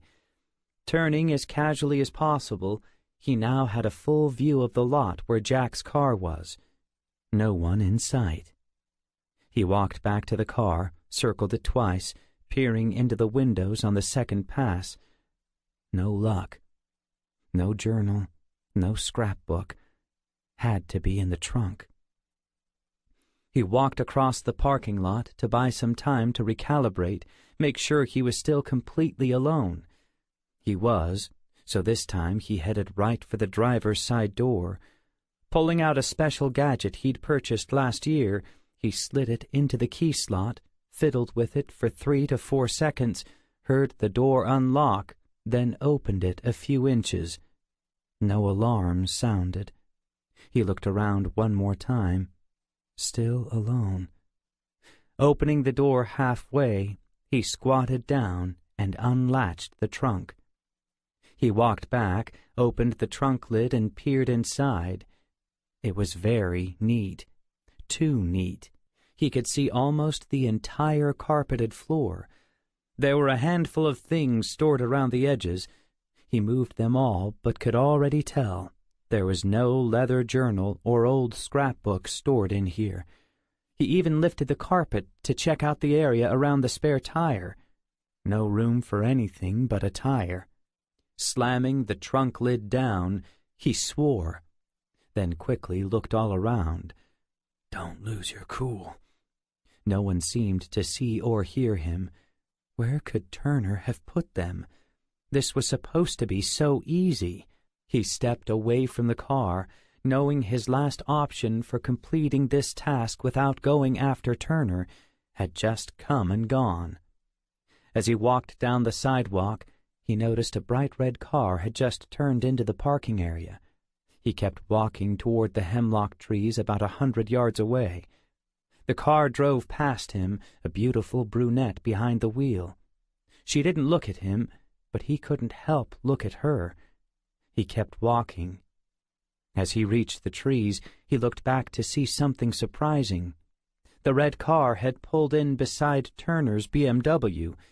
Then Turner came out from a breezeway between two buildings. The girl got out of the car, saw Turner, and waved to him. He saw her, waved, and headed toward her. As soon as they reached each other, they hugged and kissed. My, must be Turner's girlfriend. He watched as they walked hand in hand back toward Turner's building. He disappeared between the hemlock trees and climbed back over the wall, heading for his car. Seeing them together had just given him the perfect solution to his dilemma. 56. "This is a nice surprise," Jack said. "Way better than saying goodbye on the phone." He and Rachel had just turned a corner on the sidewalk and were very near his building. "Well, I just figured it's not that far out of the way. I'm heading back to my apartment to pack an overnight bag and hated the idea of driving out of town without seeing you." "I'm glad you did. You sure you want to come inside?" "Not much to see. Just imagine someone walking around my apartment throwing everything around for 20 minutes. "Have you found anything missing?" "No, and I'm not expecting to. My guess is the senator is paying his hired man a pretty good wage. Probably doesn't need any of the junk I have. But he wanted it to look like a break-in. Poor Mrs. Carlson just got in the way." "It is sad, but you told me many times how often she's talked about going to heaven." "To be with her Bill, I know. That's keeping me from getting too sad about it, knowing how happy she is right now. Of course, her dying like this has just complicated my life a little bit." "How so?" "The animal control officer left a few minutes before you got here. Mrs. Carlson had an old dog named Ralphie. Dogs that age don't always get adopted, so I told her I'd take him. But with all this mess going on, I can't take him just yet." "Aw, that's so nice of you. Have you ever owned a dog?" "Not since I was a kid, but I just didn't feel right letting him spend the rest of his days all alone, especially since his owner died helping me. Besides that, the manager told me Ralphie's the reason they found Mrs. Carlson. He wouldn't stop barking, and a neighbor complained because Ralphie never barks. When they opened the door to check on him, he ran right to my door and kept scratching at it with his paws." "Poor thing. Well, that's good to know he doesn't usually bark." "Yeah, he seems like a really calm little guy. I called the Humane Society and explained the situation. They're going to charge me a kennel rate to keep him for a few days, till all of this blows over." As they approached his front door, Rachel noticed it was wide open. "Well, if you leave it like this, no wonder people break in." "I left it open because there's still a couple of forensics guys in there doing their thing. I can't really clean up until they give me the okay. That's supposed to be soon. I figured I'd hang loose here, then after I get things put back together, maybe Joe will call saying he got the warrant." They walked through the front door and down the hall. Rachel surveyed the scene. "Man, what a mess. You sure you don't want me to stay here and help you clean up?" "No, it won't take me that long.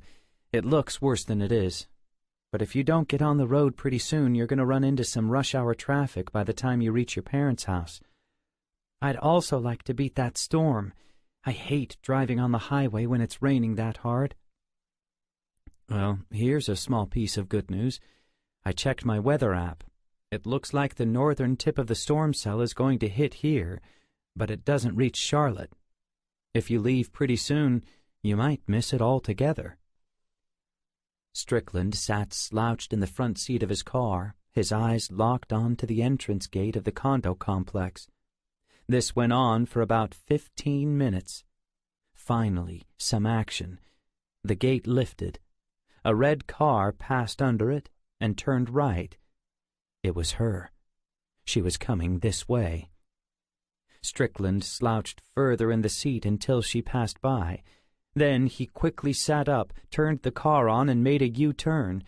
Thankfully, she wasn't a speeder, so he caught up to her in no time at all. The brightness of her car made it easy to track as they drove around the winding roads, carving a pathway through the hills along the outskirts of town. In about 10 minutes, she'd turned left into an attractive apartment complex. So he did too. He stayed back, allowing at least one building between them, and continued like this until she pulled into a parking spot on the right. He quickly pulled into one of the empty spaces on the left. He resumed his slouched position and watched as she got out of the car, walked up to a front door, unlocked it, and disappeared inside. How long would he have to stay here? He'd better not fall asleep. A few minutes into his wait, his phone rang. Crap, it was Vandergraff. No use ignoring it. He would just keep calling. Strickland picked up the phone. "You haven't called me yet, Rob. I'm assuming that means you haven't secured the 2 items." "Not yet, but I'm very close." "What's the old saying?" Vandergraff said. "Close only counts in horseshoes." "Close doesn't do it for me, Rob. We need that scrapbook and journal. What's holding things up?" "I still don't know where he stashed it. I searched the cabin, the real cabin, not just the shack. I searched his condo, and a little while ago I searched his car, including the trunk. Nothing." "Then you know what you have to do next." "I do, and I'm on it. I've got a plan in motion that is guaranteed to work. I will have that stupid journal and scrapbook in your hands before this day is done." 57. Hank Jensen took a seat in Joe Boyd's office.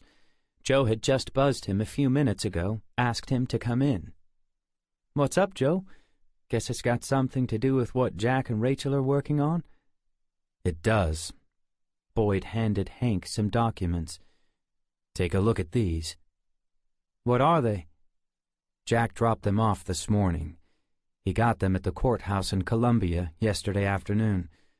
I guess you could call these the smoking gun." Hank looked them over. "Geez, this is for real then. The senator's real name is Ernst Hausen, born in East Germany, and his father really was a serial killer. Man, this is going to make some waves." "I think the waves have already started." "What do you mean?" Joe told Hank about the staged break-in at Jack's condo, resulting in Mrs. Carlson's death. Then about Jack's certainty that someone had been searching through his cabin yesterday while he was in Columbia. Hank instantly saw the connection. "But how could the senator know anything about all of this yet?" Boyd looked up, over Hank's shoulder. The front door of his office was wide open. "Maybe that's how," he said, pointing at the door with his head. "You think we gotta—" Hank reached over and closed the office door. "You think we got a mole in here? Someone who works for the senator?" "I don't know," Boyd said. "Hard to imagine. Nothing ever happens around here. Would be easy money for somebody." "Well, nothing happens," Hank said, "until now." "Whether we do or we don't," Boyd said, "somehow Wagner found out.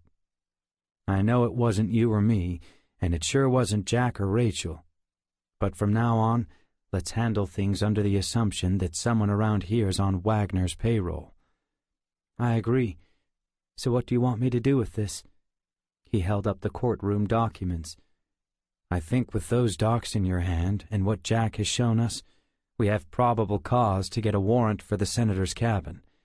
Jack and I talked about how this guy is searching. We're pretty sure the senator doesn't know where his father hid the journal and scrapbook. The sooner I get them under lock and key, the better. Why don't you start working on getting the warrant from the judge? I'll try and set up an appointment with the DA, get him up to speed. I've also got an FBI friend, an old partner of mine in Pittsburgh. I'm going to run this by him, get his advice." "On what parts might be their turf, and what things are ours?" Boyd nodded. "Let's make this case our priority, especially since we know the senator's got at least one guy working on this, maybe more. We need to get that evidence in our hands before they get hold of them. That happens, and they'll be gone for good. For the last 5 minutes, Boyd had been sitting on hold with the district attorney's office.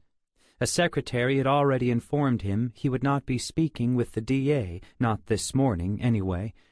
He was tied up working on a major case. Boyd knew of the case, and had mentioned to her the case he wanted to speak to the DA about would become even bigger than that one. She said she'd put him through to the assistant DA, a guy named Hoffman. Boyd had worked with Hoffman before and knew he was considered to be the DA's right-hand man. Finally, someone picked up. "Hello, this is John Hoffman. Who am I speaking with?" Boyd introduced himself. "Joe, I remember you. All right to call you Joe?" "Sure, Mr. Hoffman." "Call me John. So, what's up? All I heard was something urgent." "Yeah, it's not just urgent. It's going to be big in terms of media attention. I don't normally get your office involved until we're close to bringing charges. We're almost there. Thought I'd give you guys a heads up now, because of who's involved." "Okay, you got my attention." "It's Senator Wagner. I've got solid evidence that, now this is going to be hard to believe at first, that Wagner's father, now deceased, was a serial killer in the 1990s, and that the senator knew all about what his father was doing. He was attending the university then, and did nothing about it. He didn't try to stop it or even say anything about it. The father killed at least 8 people in several different states over a period of 3 years. He may have killed more than that, but this is what I know so far." Hoffman didn't say anything for a moment. "You're not kidding about this?" "I wish I were." "How solid is your evidence?" "Rock solid. I've seen it with my own eyes.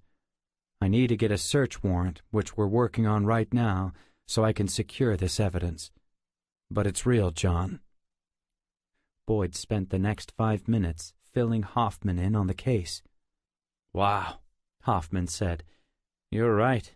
When this breaks, it's going to be huge. I mean, even if we've got no criminal case against the senator, the press will eat this up. It'll go national for sure. Wagner's political career will be over." "Are you saying you think we have no case against the senator himself?" "No, that will depend on the nature of the evidence you have, and how much we can prove.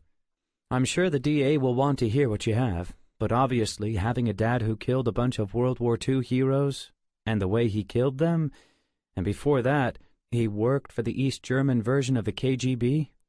Talk about skeletons in the closet." Boyd said he agreed that Wagner's political career was toast. "But it seems to me," Hoffman said, "that the biggest fish to fry here has to do with the father, not the son. And it seems like it will involve the FBI more than it does us." Boyd agreed. "My next phone call after this is to the FBI." "Well, Joe, thanks for the call. I'll definitely pass all this on. I'm sure the DA will want to meet with you very soon after we talk. Even if the evidence isn't all collected now, when you come, bring what you got. And do me a favor, keep us in the loop with anything that comes from the FBI side." "I will. Thanks for taking my call." 58. Boyd spent the next 15 minutes trying to get hold of his friend from the FBI, but no luck. He was able to leave a decent enough voicemail in 2 places, so he was confident he'd get a call back soon, hopefully today. The main thing, of course, was getting that search warrant. He was about to call Hank for an update when another concern came to mind. He started thinking about Jack and Rachel's involvement in this case, and the likelihood that the senator already knew something was up. He was certain Wagner was behind the break-in at Jack's condo, and whoever had gone inside Jack's cabin when he was in Columbia. Boyd considered himself a good judge of character. Wagner was a ruthless, ambitious, self-serving politician, Men like that don't take kindly to someone threatening their position or future plans. He decided to call the senator's office directly, see if he could talk to Wagner himself, send something of a warning shot across the bow of his boat. Harold Vandergraff had just received a disturbing phone message from his receptionist. Apparently a detective with the Culpeper PD was on line 2, insisting he needed to speak with the senator right away on a matter of extreme importance. She had been properly trained and knew to divert all such calls to him. He took a deep breath and pressed the button. "Hello, this is Harold Vandergraff, Senator Wagner's aide. Whom am I speaking with?" "This is Sergeant Joe Boyd with the Culpeper PD. I told the receptionist I needed to speak with the senator himself. I'm not sure why she connected me with you." Vandergraff was pretty sure he knew what this call was about. "I'm the senator's personal aide. I handle all his affairs. She connected us because she knows that also, and she knows the senator is completely unavailable right now. I'm guessing since you mentioned this was of extreme importance, she didn't want to put you off, so she directed you to me. Anything you say to me will be held in strict confidence, and I will personally deliver the message to the senator just as soon as that is possible." "Well, I guess if you're his trusted aide, then you probably already know what I'm calling about. It has to do with a young professor, Jack Turner, who teaches over at the university, who also happens to be renting a cabin from the senator. Is this starting to ring any bells?"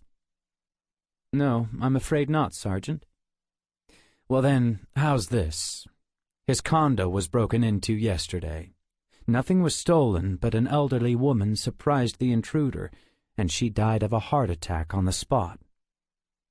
"Sergeant, that sounds like a terrible thing to happen, especially to that poor woman. But I don't see—" "As it turns out," Boyd continued, "that same day, another intruder, or possibly the same one, broke into the cabin Jack is renting while he was gone. My hunch is the condo was a staged break-in. The intruder was searching for something he did not find in either place. Is any of this starting to connect, Mr. Vandergraff?" Vandergraff didn't answer. His mind was scrambling for the right thing to say. "I thought it might," Boyd said. "The reason I'm calling is to let the senator know that he needs to leave this young professor alone. Tell him, for me, that if any harm comes to Jack Turner, I will know he's behind it. I will hold him personally accountable. I will come after him myself and not stop until he pays for anything he has done. Are we clear on this?" "Crystal clear, Sergeant. But again, I have no idea what you're talking about, and I'm sure the senator doesn't either. It almost sounds as if you're making a threat. Is that your intention?" Boyd paused. "An interesting comeback, Mr. Vandergraff. First, you deny having any knowledge of what I'm talking about. Then you're worried about whether I'm making a threat. Obviously, if you are not involved and have no idea what I'm talking about, then you have no cause to worry about anything I've said. But I will say it again. It's really very simple. Leave Jack Turner alone." He hung up. Vandergraff set his receiver down. Clearly, this represented an escalation. The only question was whether to involve the senator directly or handle it himself. The standing rule of providing the senator plausible deniability in matters like these only went so far. Vandergraff had always done his job well, and he'd always protected the senator's reputation. So far. If this matter resolved properly, everything remained intact. On the other hand, if things were beginning to unravel, Vandergraff followed an even greater, more primary rule. It was the same thing referees tell boxers just before a fight. Protect yourself at all times. He pulled out a pad of paper and began writing out a number of scenarios, different ways this situation could go down. It quickly became apparent Only one path kept Vandergraaf's primary rule intact. 59. Strickland sat in his silver sedan for almost 20 minutes waiting for Turner's girlfriend to come back out of her apartment. He didn't know her name, not that it mattered very much. He expected their time together to begin and end today. Finally, the door opened. The brunette came out pulling a small roll-away suitcase. He watched her load it up in the back seat of her bright red car, get in and back the car out.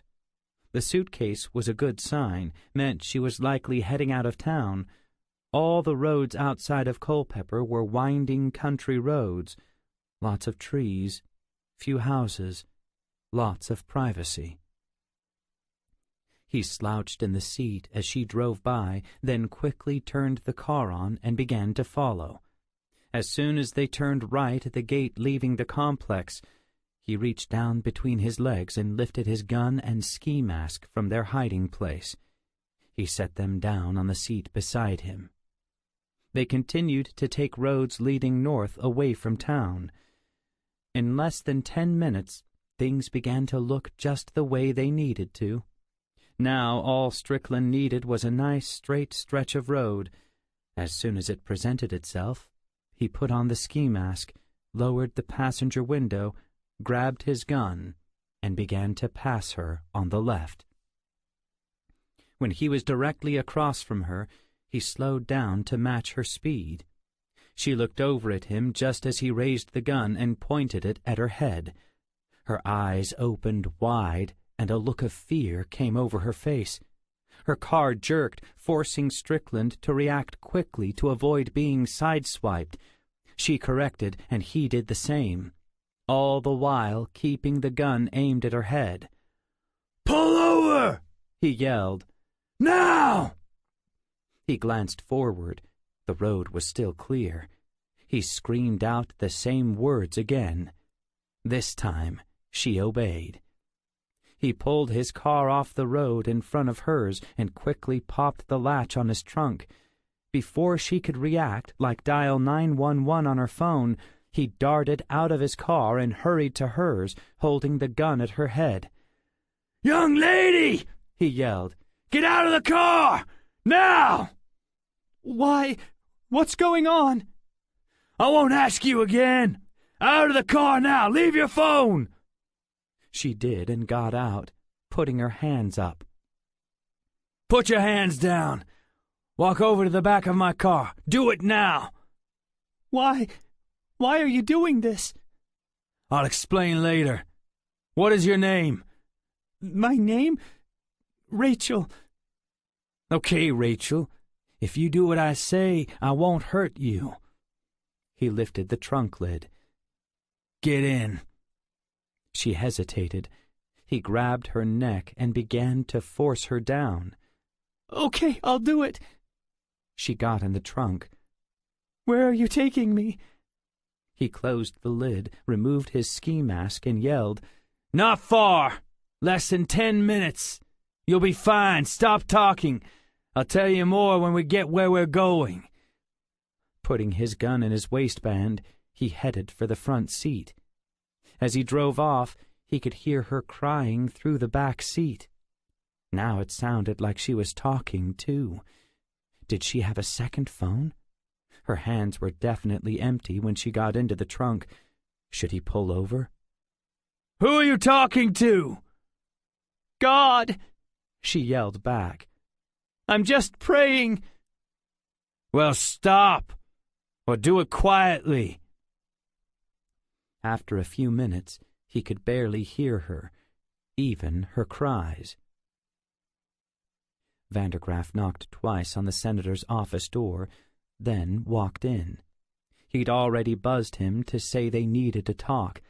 The senator knew Vandergraaf never interrupted him without good reason.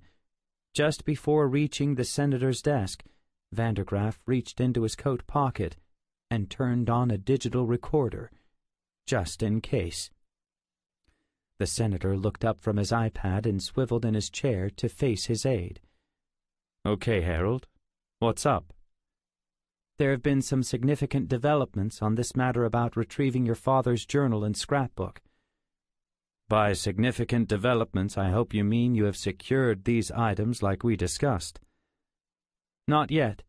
The situation is proving to be a lot more complicated than we expected.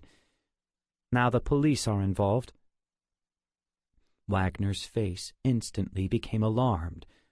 The police? If the police are involved, the press is next. What in the world is going on, Harold? This wasn't a difficult assignment. Vandergraff took a seat and brought the senator up to date. Nothing he said relaxed the look on his face. If anything, his scowl grew more intense. His first reply was, "It doesn't sound like Mr. Strickland is up for this assignment. These new complications stem from his poor judgment. I'm afraid you're going to have to take first chair on this." "I was thinking the same thing, sir." "My sense from what this Sergeant Boyd told you is they don't have any hard evidence yet. If they did, he wouldn't be calling with a warning. He'd be knocking on our door. He's buying time, maybe waiting for a warrant, maybe waiting for his evidence to build. The point is, we can't wait any longer. You have to make this go away. Today, or no later than tonight. This has to be taken care of. I think you understand by now the terrible consequences both of us face if my father's papers go public. You need to get them now and destroy them. If you have to, burn them. It's not like they're family heirlooms. In fact, I'm fine if you want to put them in the cabin and burn the whole thing down. I'll probably get more from the insurance money than I will from selling it." "I'll take care of it, Senator. Personally." "I'm afraid that's only half the story," Wagner said. "That'll take care of our legal liability, but we have to assume at this point this professor and his girlfriend have already seen everything in the scrapbook and journal. Even if or when you destroy this evidence, I can't take the chance that they will go public with their allegations." "Or," Vandergraff added, "that they haven't made copies." "Exactly. So you know where I'm going with this?" "I do, sir. You want me to take them out. What about Mr. Strickland?" "Same thing. I'd say he's outlived his usefulness to us, wouldn't you agree?" "I would." "Then take care of that also." 60. Strickland turned off the main road onto the dirt road leading to the shack and cabin. He hadn't heard a peep from his guest in the trunk for the last 5 minutes. Soon he came to the left turn that went to the shack. He drove for about a block in between tall rows of trees. Then the lake came into view. The sky overhead was a dull gray. When he came to the clearing, he pulled his car as close to the edge of the woods as possible. Before getting out, he put the ski mask back on. He held the gun in one hand as he opened the trunk. "We're here. You can get out." She did. As she stood, she looked around. "Where is this?" "Someplace safe," he said. "Safe and quiet. Turn around and pick up that roll of duct tape in the trunk. It's there on the right." She did. "Rip off a piece about 6 inches long." She did that. He took the tape from her and put it across her eyes, pushed it in nice and tight. He could tell it frightened her. "I'm only doing this for your own good. You see my face, and you have to die. Simple as that." Oddly, that seemed to calm her down. After pulling off his ski mask, he said, "I'm going to lead you into that shack. I'm sure you saw it when he got out of the trunk. Then I'm going to tape your hands and your feet so you can't go anywhere.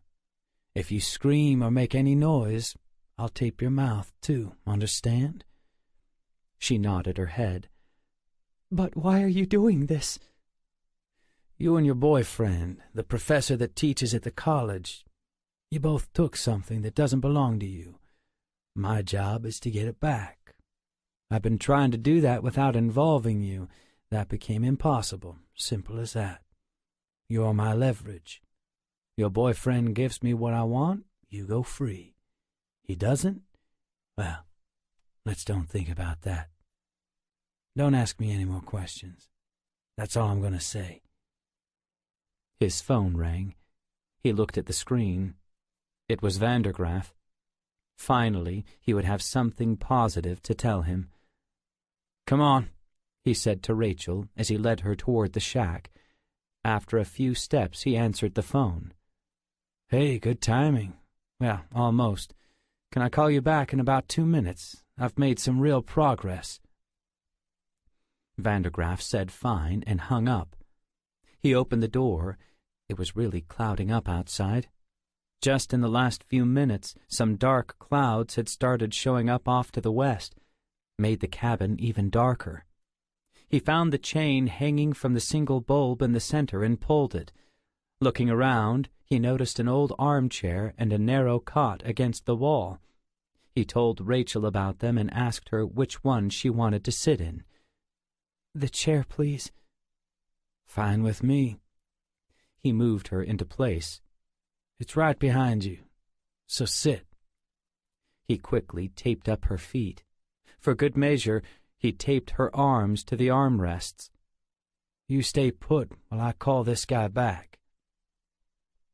Making sure he was far enough away, he picked up his cell and called Vandergraff back. "So, what's this new progress you've made?" Vandergraff said. Strickland explained the situation. When he finished, he waited for something positive coming from Vandergraff, but all he got was silence. "Nothing? You've got nothing to say? I got this thing halfway wrapped up. There's no way this guy Turner doesn't make the exchange. I saw them together back in his apartment. He loves this chick. I bet he comes right over as soon as I make the call." "I'm sorry, Strickland. I'm just a little distracted. You have made real progress. And you're sure she can't ID you?" "Totally." "You can call Turner, let him know you have her. In fact, that would be a good idea. Make sure he doesn't turn the journal and scrapbook over to the cops. But don't set up the exchange just yet. We have a little time." "But why do we need a little time?" "Well, for one thing, it would make a lot more sense and be more to your advantage to make the exchange once it starts getting dark. There's a reason why the majority of crimes are committed in the dark. Harder for the bad guys to be seen, easier to get away. All kinds of reasons." "Yeah, I suppose." "I'm not talking the middle of the night," Vandergraff said. "But you don't want to do something like this in broad daylight. Besides, you won't have to wait long. There's a big storm coming in from the west. It's been on the news. It'll probably be plenty dark by sundown." "Guess that's not too far away." "Do me a favor, though. Give me a call when you've solidified the time with Turner. Let me know what the plan is." "All right, will do. This thing's gonna happen this time. Not expecting any more glitches from here." "Good. Call me soon." Vandergraff hung up. Vandergraff sat forward in his chair, crossed a few things off on his legal pad, added a few to the bottom of the list. This really was a positive development, though not in the way Strickland had meant. Vandergraff didn't doubt that Turner would make the exchange for Rachel. He'd do that in a heartbeat. What he liked about the plan was it put all three of them, Turner, his girlfriend, and Strickland, in one place at the same time. And not just any place, but a secluded section of woods well outside of town. Vandergraff had checked the weather report. He wasn't exaggerating about the storm. A powerful cell was heading their way right around sundown. The weatherman said to expect quite a show, lots of thunder, lots of lightning, and some powerful gusty winds, the kinds of things that make gunshots pretty hard to hear. 61. It had been almost an hour since Rachel had left Jack at his condo. The forensics team had finished their work and had given Jack the all-clear signal to clean up his place. As expected, it took about 30 minutes. Also, as expected, Jack had confirmed nothing had been stolen. Sergeant Boyd hadn't called him yet, saying he had gotten the warrant. Jack was about to head back to the cabin, but decided to call Rachel first, just to see how she was doing on the road. After locking the condo up, he took out his phone to call her as he walked to the car. Her phone rang and rang. She never picked up. It's possible she had the volume turned down and the car stereo turned way up. He tried texting her instead. "Just called to see how you're doing. Guess you're enjoying a little music and didn't hear. Nothing urgent. Just wanted to chat. Call whenever. Still no word from Boyd. Heading back to the cabin. Love you much." He'd barely put the phone back in his pocket when it rang. He quickly pulled it out, expecting to see her face on the screen. It wasn't her. And it wasn't Sergeant Boyd either. Jack didn't recognize the number. Maybe it was Hank Jensen. He and Jack had talked before, but Jack had never saved his number. "Hello, this is Jack Turner." "Hello, Mr. Turner. You don't know me, but I know you, sort of. I know, for example, you and your girlfriend have been butting your nose into things that are none of your business." "What? Who is this?" "Doesn't matter. Like I'd tell you anyway. The thing is, I've been told you have taken a couple of things from a certain cabin that don't belong to you. The owner wants them back, in a serious way. You know the things I'm talking about. Some kind of old journal and scrapbook." Jack couldn't believe it. He instantly thought about what that punk Paco had said at the arcade, almost the exact same warning. Should he play dumb? "I've also been told," the man continued, "that you can take care of yourself pretty good. So I've taken some precautions. Or you could say I created an incentive that I think will convince you to cooperate fully and quickly with what I'm about to say." Jack wondered what he meant. "This has to do with Senator Wagner, doesn't it?" "Like I said, you know what I'm talking about. I want both of those things handed over tonight at 6:30. There's a little wooden table on the porch at the cabin. You can set them there, then take off. Go somewhere else for about half an hour." "Now why would I want to do that?" "Why? Because I think you're in love." He chuckled. "And the woman you love, Rachel, I have her. My guess is you would like to see her again, alive."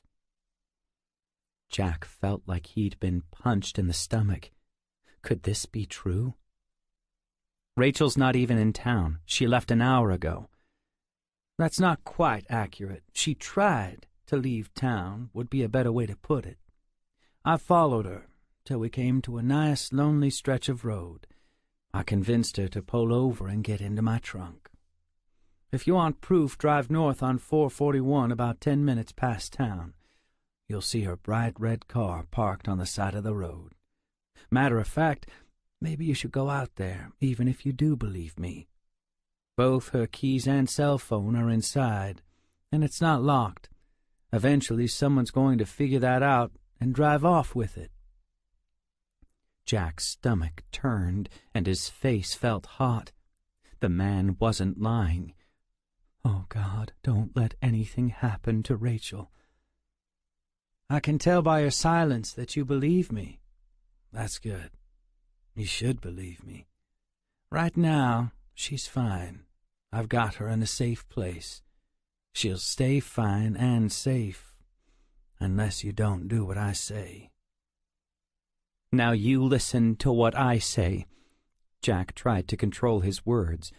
"If you've hurt her, or if you do anything to her, you will die today. Do you understand me?" "You don't need to threaten me." "You said it yourself. I can take care of myself pretty good. Well, I take even better care of those I love. My life is nothing without her. Do you understand? I couldn't care less about this journal and scrapbook. I care about her. You hurt her, you are dead. Well, good. Not the part about you killing me, the part where you could care less about the journal and scrapbook. So, we understand each other. I haven't hurt Rachel, and I don't want to. You bring those two things to the cabin at 6:30, set them on that table on the porch, and leave. 30 minutes after that, I will call you and tell you where you can find Rachel. It's as simple as that. Oh, and this goes without saying. You involve the cops in this, it's over. I mean Rachel. I'll kill her. He hung up. Jack saw Rachel's car up ahead on the right, just as the caller described. His mind had been racing and his heart pounding constantly since that call. If anything happened to Rachel... He pulled in behind her car. Images of what must have happened here began swirling in his head. The fear she must have felt, being forced into the trunk, and being driven away to... where? How long was she in there? He said she was in a safe place. Was that place somewhere in town? He said no cops or he'd kill her. Should Jack call Joe? Should he drive down to the senator's office and make a scene? Force him to tell Jack where they had taken her? He got out of the car and walked to the driver's side. The window was halfway down. He opened the door. There was her cell phone on the front seat, the keys still in the ignition. He turned the car on enough to raise the window. Then he took her phone, her keys, and locked it up. He leaned back on the fender as a wave of panic overtook him. His eyes filled with tears. He couldn't lose Rachel. She was the love of his life. The guy said he didn't hurt her and didn't plan to. God, he prayed, let that be true. As he walked back to his car, he began to calm down. A clear thought broke through the haze. Call Joe. You can trust Joe. Once in his own car, he found Joe's number on his phone and pushed the button. Joe picked up fairly quickly. "Hey, Jack, great timing. I was just about to call you. Hank secured the search warrant. Are you at the cabin? Probably better for me to come out there and get them." Jack didn't answer. He was trying to think of what to say. "Jack, did you hear me?" "Yeah." "What's wrong? You sound upset." "I'm way past upset." "Why? What happened?" "Rachel has been kidnapped." "What?" "Kidnapped. Rachel's been kidnapped. I got the phone call about 20 minutes ago." "Do you know who?" "Not the man's name. Who he works for." "It's the senator, right? I can't believe it. This guy's worse than I thought." "It is. My guess is the call came from the same guy who broke into my condo and the cabin." "He say what he wants?" "Never mind, I know what he wants. This thing is getting out of control. I still haven't heard back from my FBI friend. As soon as we get off the phone, I'll call him again." "No, don't do that. He said no cops. I really shouldn't even be talking to you." "Jack, they always say that. Because they know if we get involved, we won't stop until we catch them. He's just trying to manipulate you, Jack." "It's working. But I knew I had to call you. Can't we just do this, you and me?" "I don't know. I don't like the sound of that." "Please, Joe. We get a whole squad of guys involved, somebody makes a mistake and he gets wind of it. It could be all over for Rachel. You could get Hank involved. I'd trust him, too." "I can't believe the senator would do something so stupid. He's more desperate than I thought." "How about it, Joe? You, me, and Hank, and that's it." "All right. Tell me what you know. What's the plan?" 62. The promised storm came early. With it came dark clouds and heavy winds. It hadn't yet begun to rain, but clearly it would soon. Jack had spent a horrible afternoon in his condo. There was nothing to do but think, and wait, and pray. Pray that the plan he had worked out with Joe would succeed. The main thrust was to make sure Rachel was safe. Nothing they did would compromise that goal. But Boyd had thought of a way to still secure the journal and scrapbook after Rachel had been freed. It depended on a number of things happening just right. Then he'd said the chances of all those things going right were slim and none. It was 6:20 p.m. Jack pulled into the clearing, saw the cabin up ahead. Now that his car was no longer surrounded by trees, the sky wasn't as dark, but the storm clouds were more visible on the western horizon. He wondered how much time they had before the hard rains began to fall. Mostly, he wondered how Rachel was doing. He couldn't keep his mind off her. She must be so scared. This man would pay for what he put her through, put them both through. Joe said the aggravated kidnapping charge alone could get him life in prison. Life without parole when you threw in Mrs. Carlson's death, if they proved he was the same man who'd broken into Jack's condo. Jack had been imagining a different kind of punishment for this guy, all afternoon. He was just about to unlock the cabin door when something caught his eye out on the lake. A flicker of orange light on one spot in the water. Was it someone fishing? Maybe holding up a lantern? Could it be the kidnapper, watching for Jack to complete his task?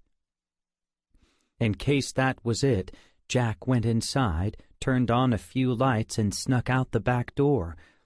Walking through the trees, he came around the other side of the cabin, closer to the water line. He could still easily see the orange light.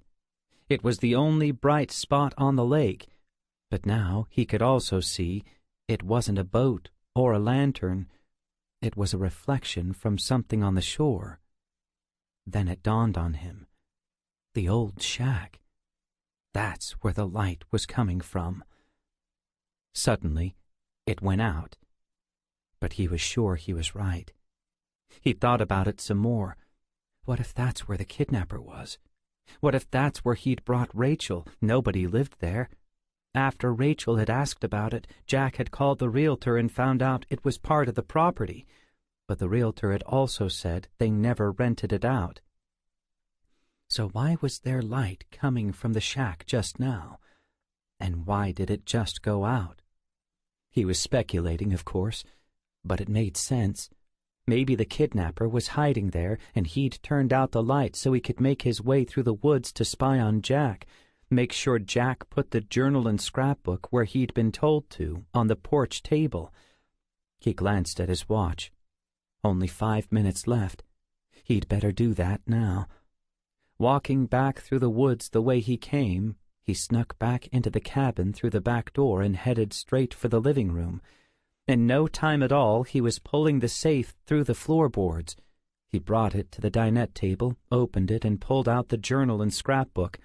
Walking them to the front door, he stopped briefly and reached behind his back to get a feel for his Glock, nestled in his waistband.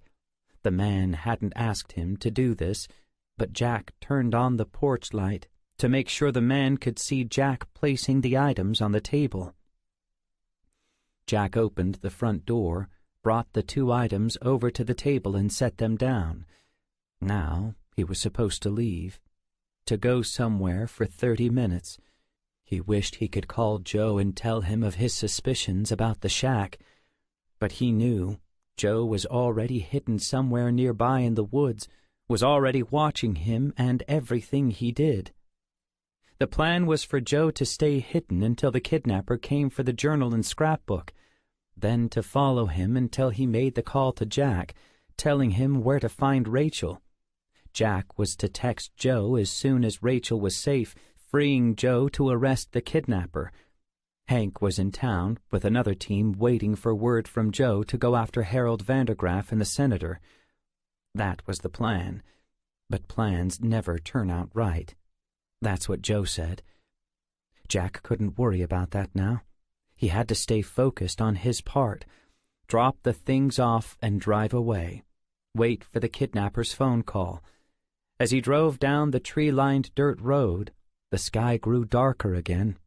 The winds were picking up. Small branches began to break off and fly sideways between the trees. One startled him, bouncing off the hood of his car. Jack slowed down as he drove past the dirt road on his right that led toward the shack. It was all he could do not to drive down that road. His gut told him that the orange light he had seen reflected off the lake came from the shack that was supposed to be empty and dark. But he kept driving until he reached the main road. Then he got an idea. The kidnapper was going to call his cell phone, which meant Jack could be anywhere he wanted when the call came. He quickly found a place to pull over and got out of his car. Anticipating the events of this night, Jack had dressed all in black. He was very glad he did now. He took out his phone and, using the GPS, got a sense of where the shack was.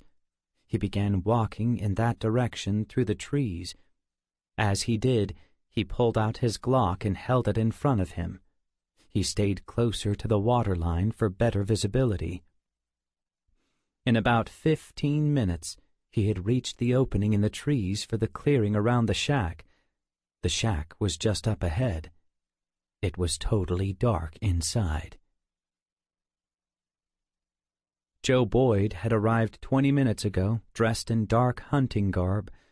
Using the GPS on his smartphone, he had navigated through the woods and was now positioned near the cabin, set back about 20 feet in the woods. He'd arrived just as Jack had turned the porch light on, then came outside to put the journal and scrapbook in place.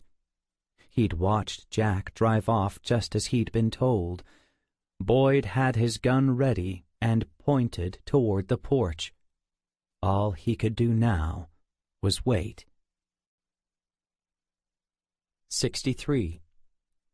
Carefully and as quietly as he could, Jack walked toward the shack. His gun straight ahead, his index finger resting as close to the trigger as he dared. He didn't hear a sound.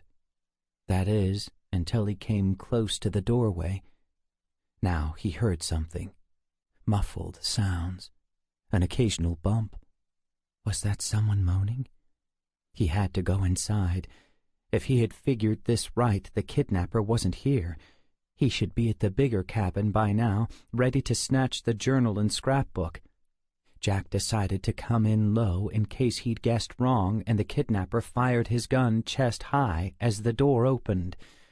He closed his eyes, said a quick prayer, and turned the knob until it clicked. He pushed the door open, grateful that it didn't squeak.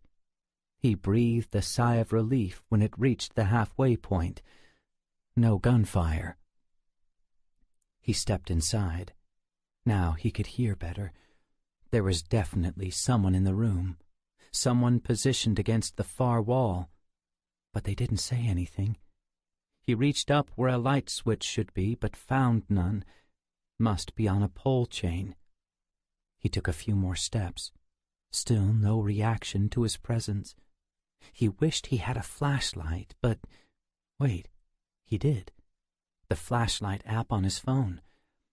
After pointing his gun toward the far wall, he tapped the app, and the light came on. "Rachel," he said as quietly as he could. It was her, and only her, with him in the room. She was sitting in a chair, her eyes and mouth covered by strips of duct tape. Her feet were also taped, her arms to the chair. He put his gun in his waistband, set the phone on a cot next to her, hugged her with one hand, and gently pulled the duct tape off her face with the other. "Jack," she cried as soon as her eyes focused. "I can't believe you're here." He freed her arms, and she quickly reached down, tore off the tape around her ankles. They hugged tightly. "We have to get you out of here, now," he whispered. "The guy could come back any second." He glanced at his watch. "He's probably at the cabin right now getting the journal and scrapbook. Are you hurt? Can you walk?" I'm a little stiff, but he didn't hurt me. Then we need to go. Jack helped her stand. He tapped the flashlight app off, plunging the room into darkness once more. He picked up his phone. Hold my hand tight and follow me. We're going back through the woods toward my car. It's out on the main road. They stepped outside onto the dirt. Just then, an incredibly bright flash of lightning struck very close, followed instantaneously by a loud crack of thunder. It startled both of them, and they dropped to the ground. "That was thunder, right?" Jack said. "Yes, but it sounded a little bit like a rifle shot." "That's what I thought. Come on. We need to get into the woods." Right on time, Boyd watched a dark figure emerge from the trees on the far side of the clearing, heading straight for the front porch. He was carrying a gun, and his head swiveled back and forth nervously with each step. When he reached the porch, he seemed satisfied that he was alone and stuck the pistol in his waistband. He saw the items on the table and went right for them. Boyd waited for him to pick them up and step back off the porch. As soon as he did, Boyd came out from his position with his gun pointed at the kidnapper's chest. The plan was for Boyd to follow him until he called Jack, but Joe had thought about it. He didn't want to take a chance of this guy leaving the scene and somehow getting away. "Freeze," Boyd said, not yelling, but loud enough to be heard over the wind. "This is the police. You're under arrest. Don't even think of going for your gun." The man obeyed, turned his head toward the sound of Boyd's voice. The next moment there was a bright flash of lightning and a loud bang of thunder. It was so close Boyd instinctively hit the ground. So did the kidnapper, but something about the way he went down looked strange. The journal and scrapbook flew out of his hands. Did he just get shot? Boyd began to lift himself off the ground and was just about to call out to the man when another shot rang out.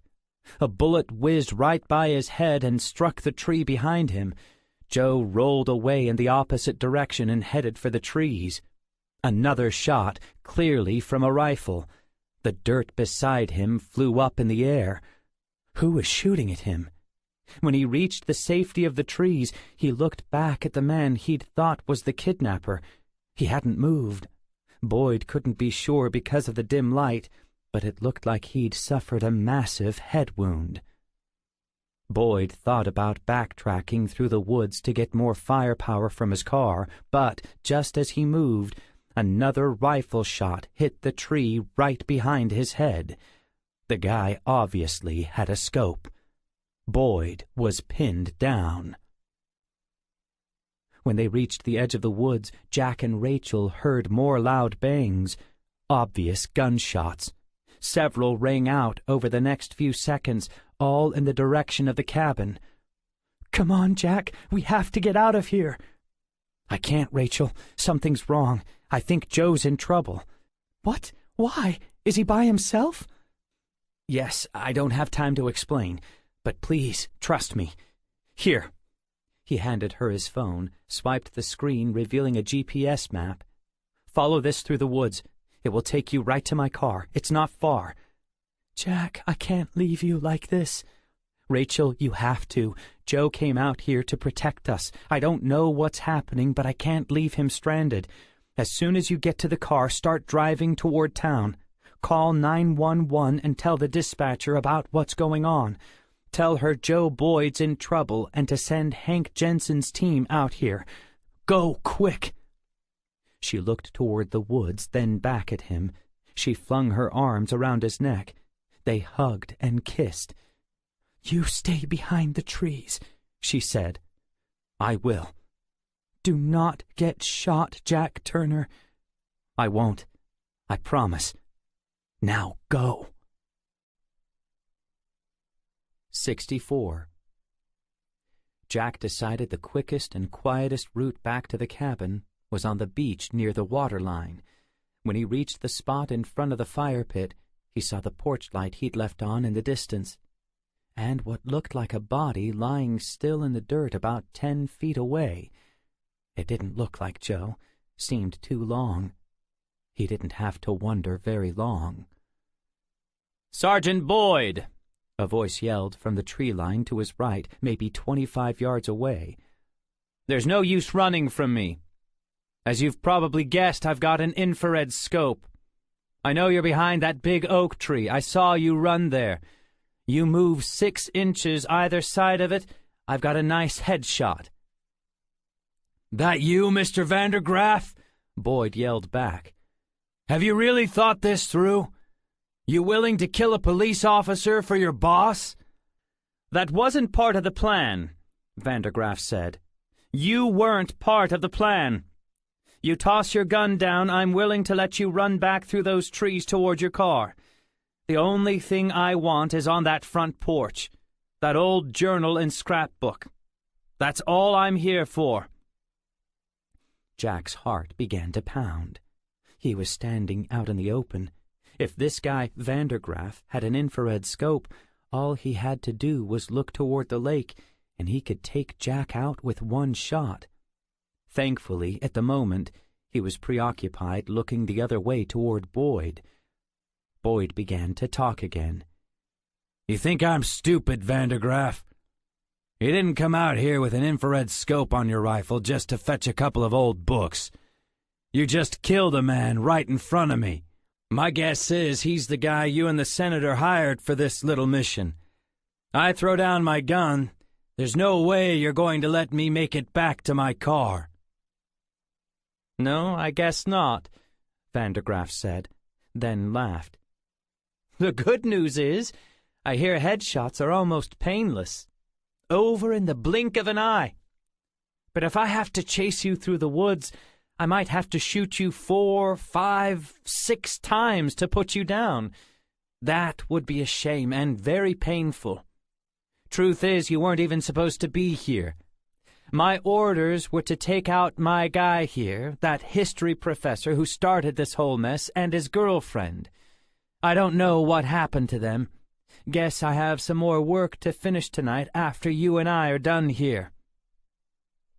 Jack had heard enough to know exactly where Vandergraff was, and enough to know what he had to do next. As quietly as he could, Jack closed the gap between them.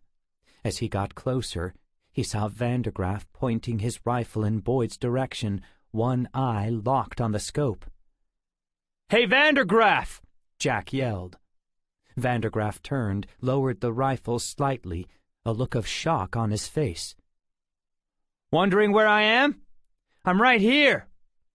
From less than 15 feet, Jack fired his gun, twice, at Vandergraff's head. Vandergraff dropped dead on the spot. A long moment later, "Jack!" Boyd yelled. "Is that you?" "It's me, Joe." Jack walked up to Vandergraff's lifeless body, kicked the rifle away. "You can come out now. I think both the bad guys are dead." Boyd emerged from the woods, then from the shadows into the clearing, gun still in hand. "I'm so glad you came back. I was sure this was it for me." "Rachel and I heard the shots. I had my gun with me just in case I needed it for her." "Is she all right?" "She's shaken up, but she looked good. She said the guy didn't hurt her." Jack pointed to the body that had already been lying there. "I'm guessing this was her kidnapper." "Looks like it," Boyd said. "And the guy you shot is Harold Vandergraff, Senator Wagner's aide. And I'd say Wagner's hitman. No doubt that's who's behind this. I'm going to call Hank. He's got a team ready to arrest the senator." "I think he's on his way here. I turned Rachel loose to take my car and my phone. I asked her to call 911 and tell them to send Hank and a team here. Of course, then I didn't know how this would be going down." "You did the right thing." Boyd stuck out his hand. "I owe you my life, Jack." After shaking it, Jack thought about what happened last year and said, "I guess we're even now." "Say, are you going to call Hank on your phone?" "I was, but here, take it. I can call him from my car." He looked down at the scene. "Nothing's happening at the moment. You call Rachel. Let her know you're fine. She's suffered enough anxiety today." "Thanks. I'll stand here till you get back." He watched as Boyd faded back into the trees, then called Rachel. She picked up right away. "Joe, is Jack okay?" "It's me, Rach. I'm using Joe's phone. I'm okay. We're both okay. Both the bad guys are dead. So you're totally safe now." He heard her begin to cry on the other end. "I'm going to stay here for a little while. Guess I have no choice since you're in my car." "I'm hanging up," she said. "I'm turning the car around. I'll be right there. Where are you?" "The cabin. The real cabin, not the shack. But you don't have to—" "I'll be right there," she said, still crying. "I'm so glad you're okay. I'm going to hang up now." "Don't drive fast," Jack said. "There's no hurry now." "I won't," she said. "I love you." "I love you too. So much." Jack put the phone in his pocket, his Glock back in his waistband. He looked out over the lake. The sight was actually quite beautiful, totally unlike the scene around his feet. A last glimmer of sunlight poured out through the storm clouds. In the distance, multiple sirens ring out through the trees. 65. 1 month later. The media frenzy surrounding this case finally began to subside. It had made the national news 3 days in a row, the regional and local news for another week. Joe Boyd and Hank had been interviewed on both Fox News and CNN. In the Fox interview, Boyd had mentioned how Jack had saved his life, bravely taking out the shooter who had him pinned behind some trees. That went over big. Bigger still, the part when Joe described how Jack had rescued Rachel from the kidnapper. Once that news got out, producers from Fox and Friends hounded Jack for an exclusive interview with him and Rachel. It was the perfect angle for the morning show. Man risks his life to save the woman he loves. Didn't hurt that both of them were young and attractive. Jack and Rachel had finally agreed when they were told the interview would be brief and that they could tape it from the local news station. That interview had led to at least 24 more phone calls from other media outlets begging to cash in, but Jack and Rachel had turned them all down. Jack's agent and publisher had begged them to say yes. "Think of the publicity for your next book." All Jack could think of was getting their lives back to normal. Neither he nor Rachel had any interest in extending their 15 minutes of fame. Of course, Senator Burke Wagner's political career came to an abrupt halt 2 days after the shootout at the cabin. On the morning of that first day, he had feigned shock and surprise at the horrible misdeeds of his young aide, Harold Vandergraff, and the thug he had hired, Rob Strickland. How could he be blamed for the illegal activities done by those he'd employed?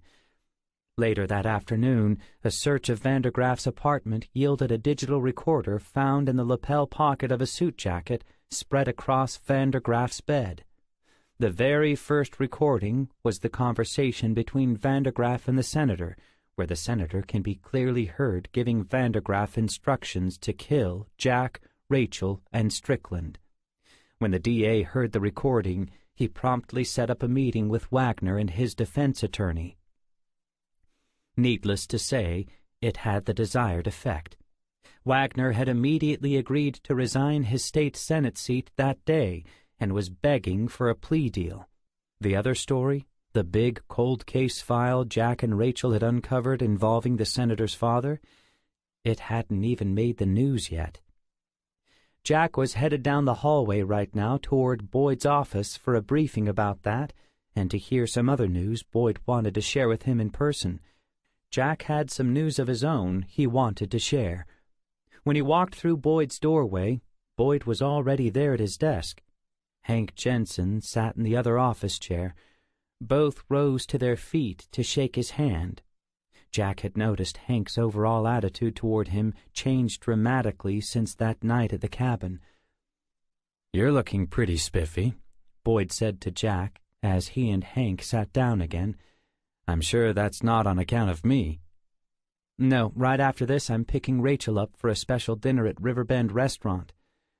"Yeah, well, those clothes are just about right then," Boyd said. "Riverbend's Kate's favorite place. We went there one night with the whole family on our vacation about 10 days ago." "I'm glad this thing didn't mess that up."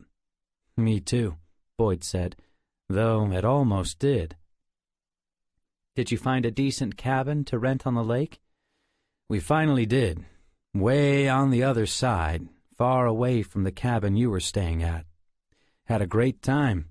Did some fishing with the kids and swimming. Some nice fires at night. Guess it goes without saying you aren't going to buy that one from Wagner." They all laughed. "Hardly," Jack said. "Already got my month's rent back from the realtor."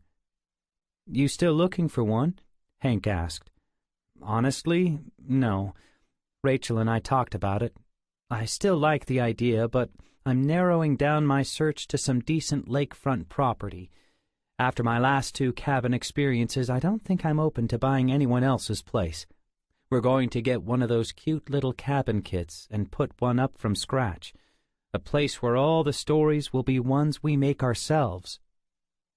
Hank laughed. "Now this relationship is sounding serious." Jack smiled. "I can perfectly understand that," Boyd said. "How's Rachel doing these days? How's she coping with the trauma now that all the hoopla has started to settle down?" "She's doing a little better. She spent the last week with her folks in Charlotte. They're great people, so that helped. Her dad suggested something to her that we've talked about before. She's much more willing to consider it now." "What's that?" "Buying a handgun and taking classes for a carry permit. She's ready to do that, so I told her I'd go through it again with her." "I think that's a good idea," Boyd said. "Give her some peace of mind," Hank added. "How are things with you in the college? How did they react to all this publicity you've been getting? I know you said you were getting a little concerned about it." "I was, but fortunately the publicity has been mostly positive, some of it very positive, so they're doing okay with me." "Well, that's good, because you're about to get some more positive publicity. This should all be local stuff. That's one of the reasons I asked you to come in. The mayor wanted me to tell you about it in person." "The mayor?" Boyd nodded. "The city council took a vote, and it was unanimous. They're pretty proud of what you did that night at the cabin. We're all pretty proud of you, Jack. Me more than anyone. So, they're going to give you the Culpeper Brave Citizens Award. Comes with a nice little check, too, though I don't know how much. All the city and county bigwigs will be there. Chief of police. Mayor's going to give it to you himself. Hank and I will be there." "Really? Wow. Well, what can I say? It's not really my cup of tea doing things like that. But you're right. Definitely can't hurt things between me and the university. It should definitely soften the blow when I tell them I didn't get very far with my doctoral dissertation research, although I did get some great new ideas about which direction to go. Which reminds me, you ever hear back from your FBI friend?" "Oh, yeah," Boyd said. "Almost forgot. That's the other reason I wanted to see you. I told you I ran the whole thing by him right after it happened, sent him copies of everything. He called me yesterday saying he heard back from some people in their cold case division. There's definitely some interest in this. He thinks they're going to pick the case up and run with it." "That's great," Jack said. "I was hoping so. That'll really help me with this new direction I'm planning for my dissertation on Dresden, and for the book I'm working on. Might be how I write the final chapter." Jack thought of something else he had been wondering about. "By the way, did you ever figure out who the mole was here? Somebody had to be tipping off Vandergraaf and the senator about our conversations. Boyd shook his head. Never did, but I have a hunch I know who it is. Of course, Hank added, not that it matters much any more. That side job of his ended when we put Wagner in handcuffs. Hank stood and walked around Jack. Well, gentlemen, I've got some place I have to be. He stopped at the doorway and looked at Jack. Before I leave, something I need to say. I'm sorry, Jack, for doubting you like I did when you first came in here with all this. Anything else comes up down the road, I promise I won't give you a hard time. He smiled, held out his hand. Jack shook it, and he left. No one said anything for a moment. Well, is that all? Jack said. That's all I had, Boyd said. Jack stood and pulled something out of his pocket. Okay, how about I share some news with you before I go? He held out a little black velvet box and opened the lid. Whoa, Jack, Boyd said.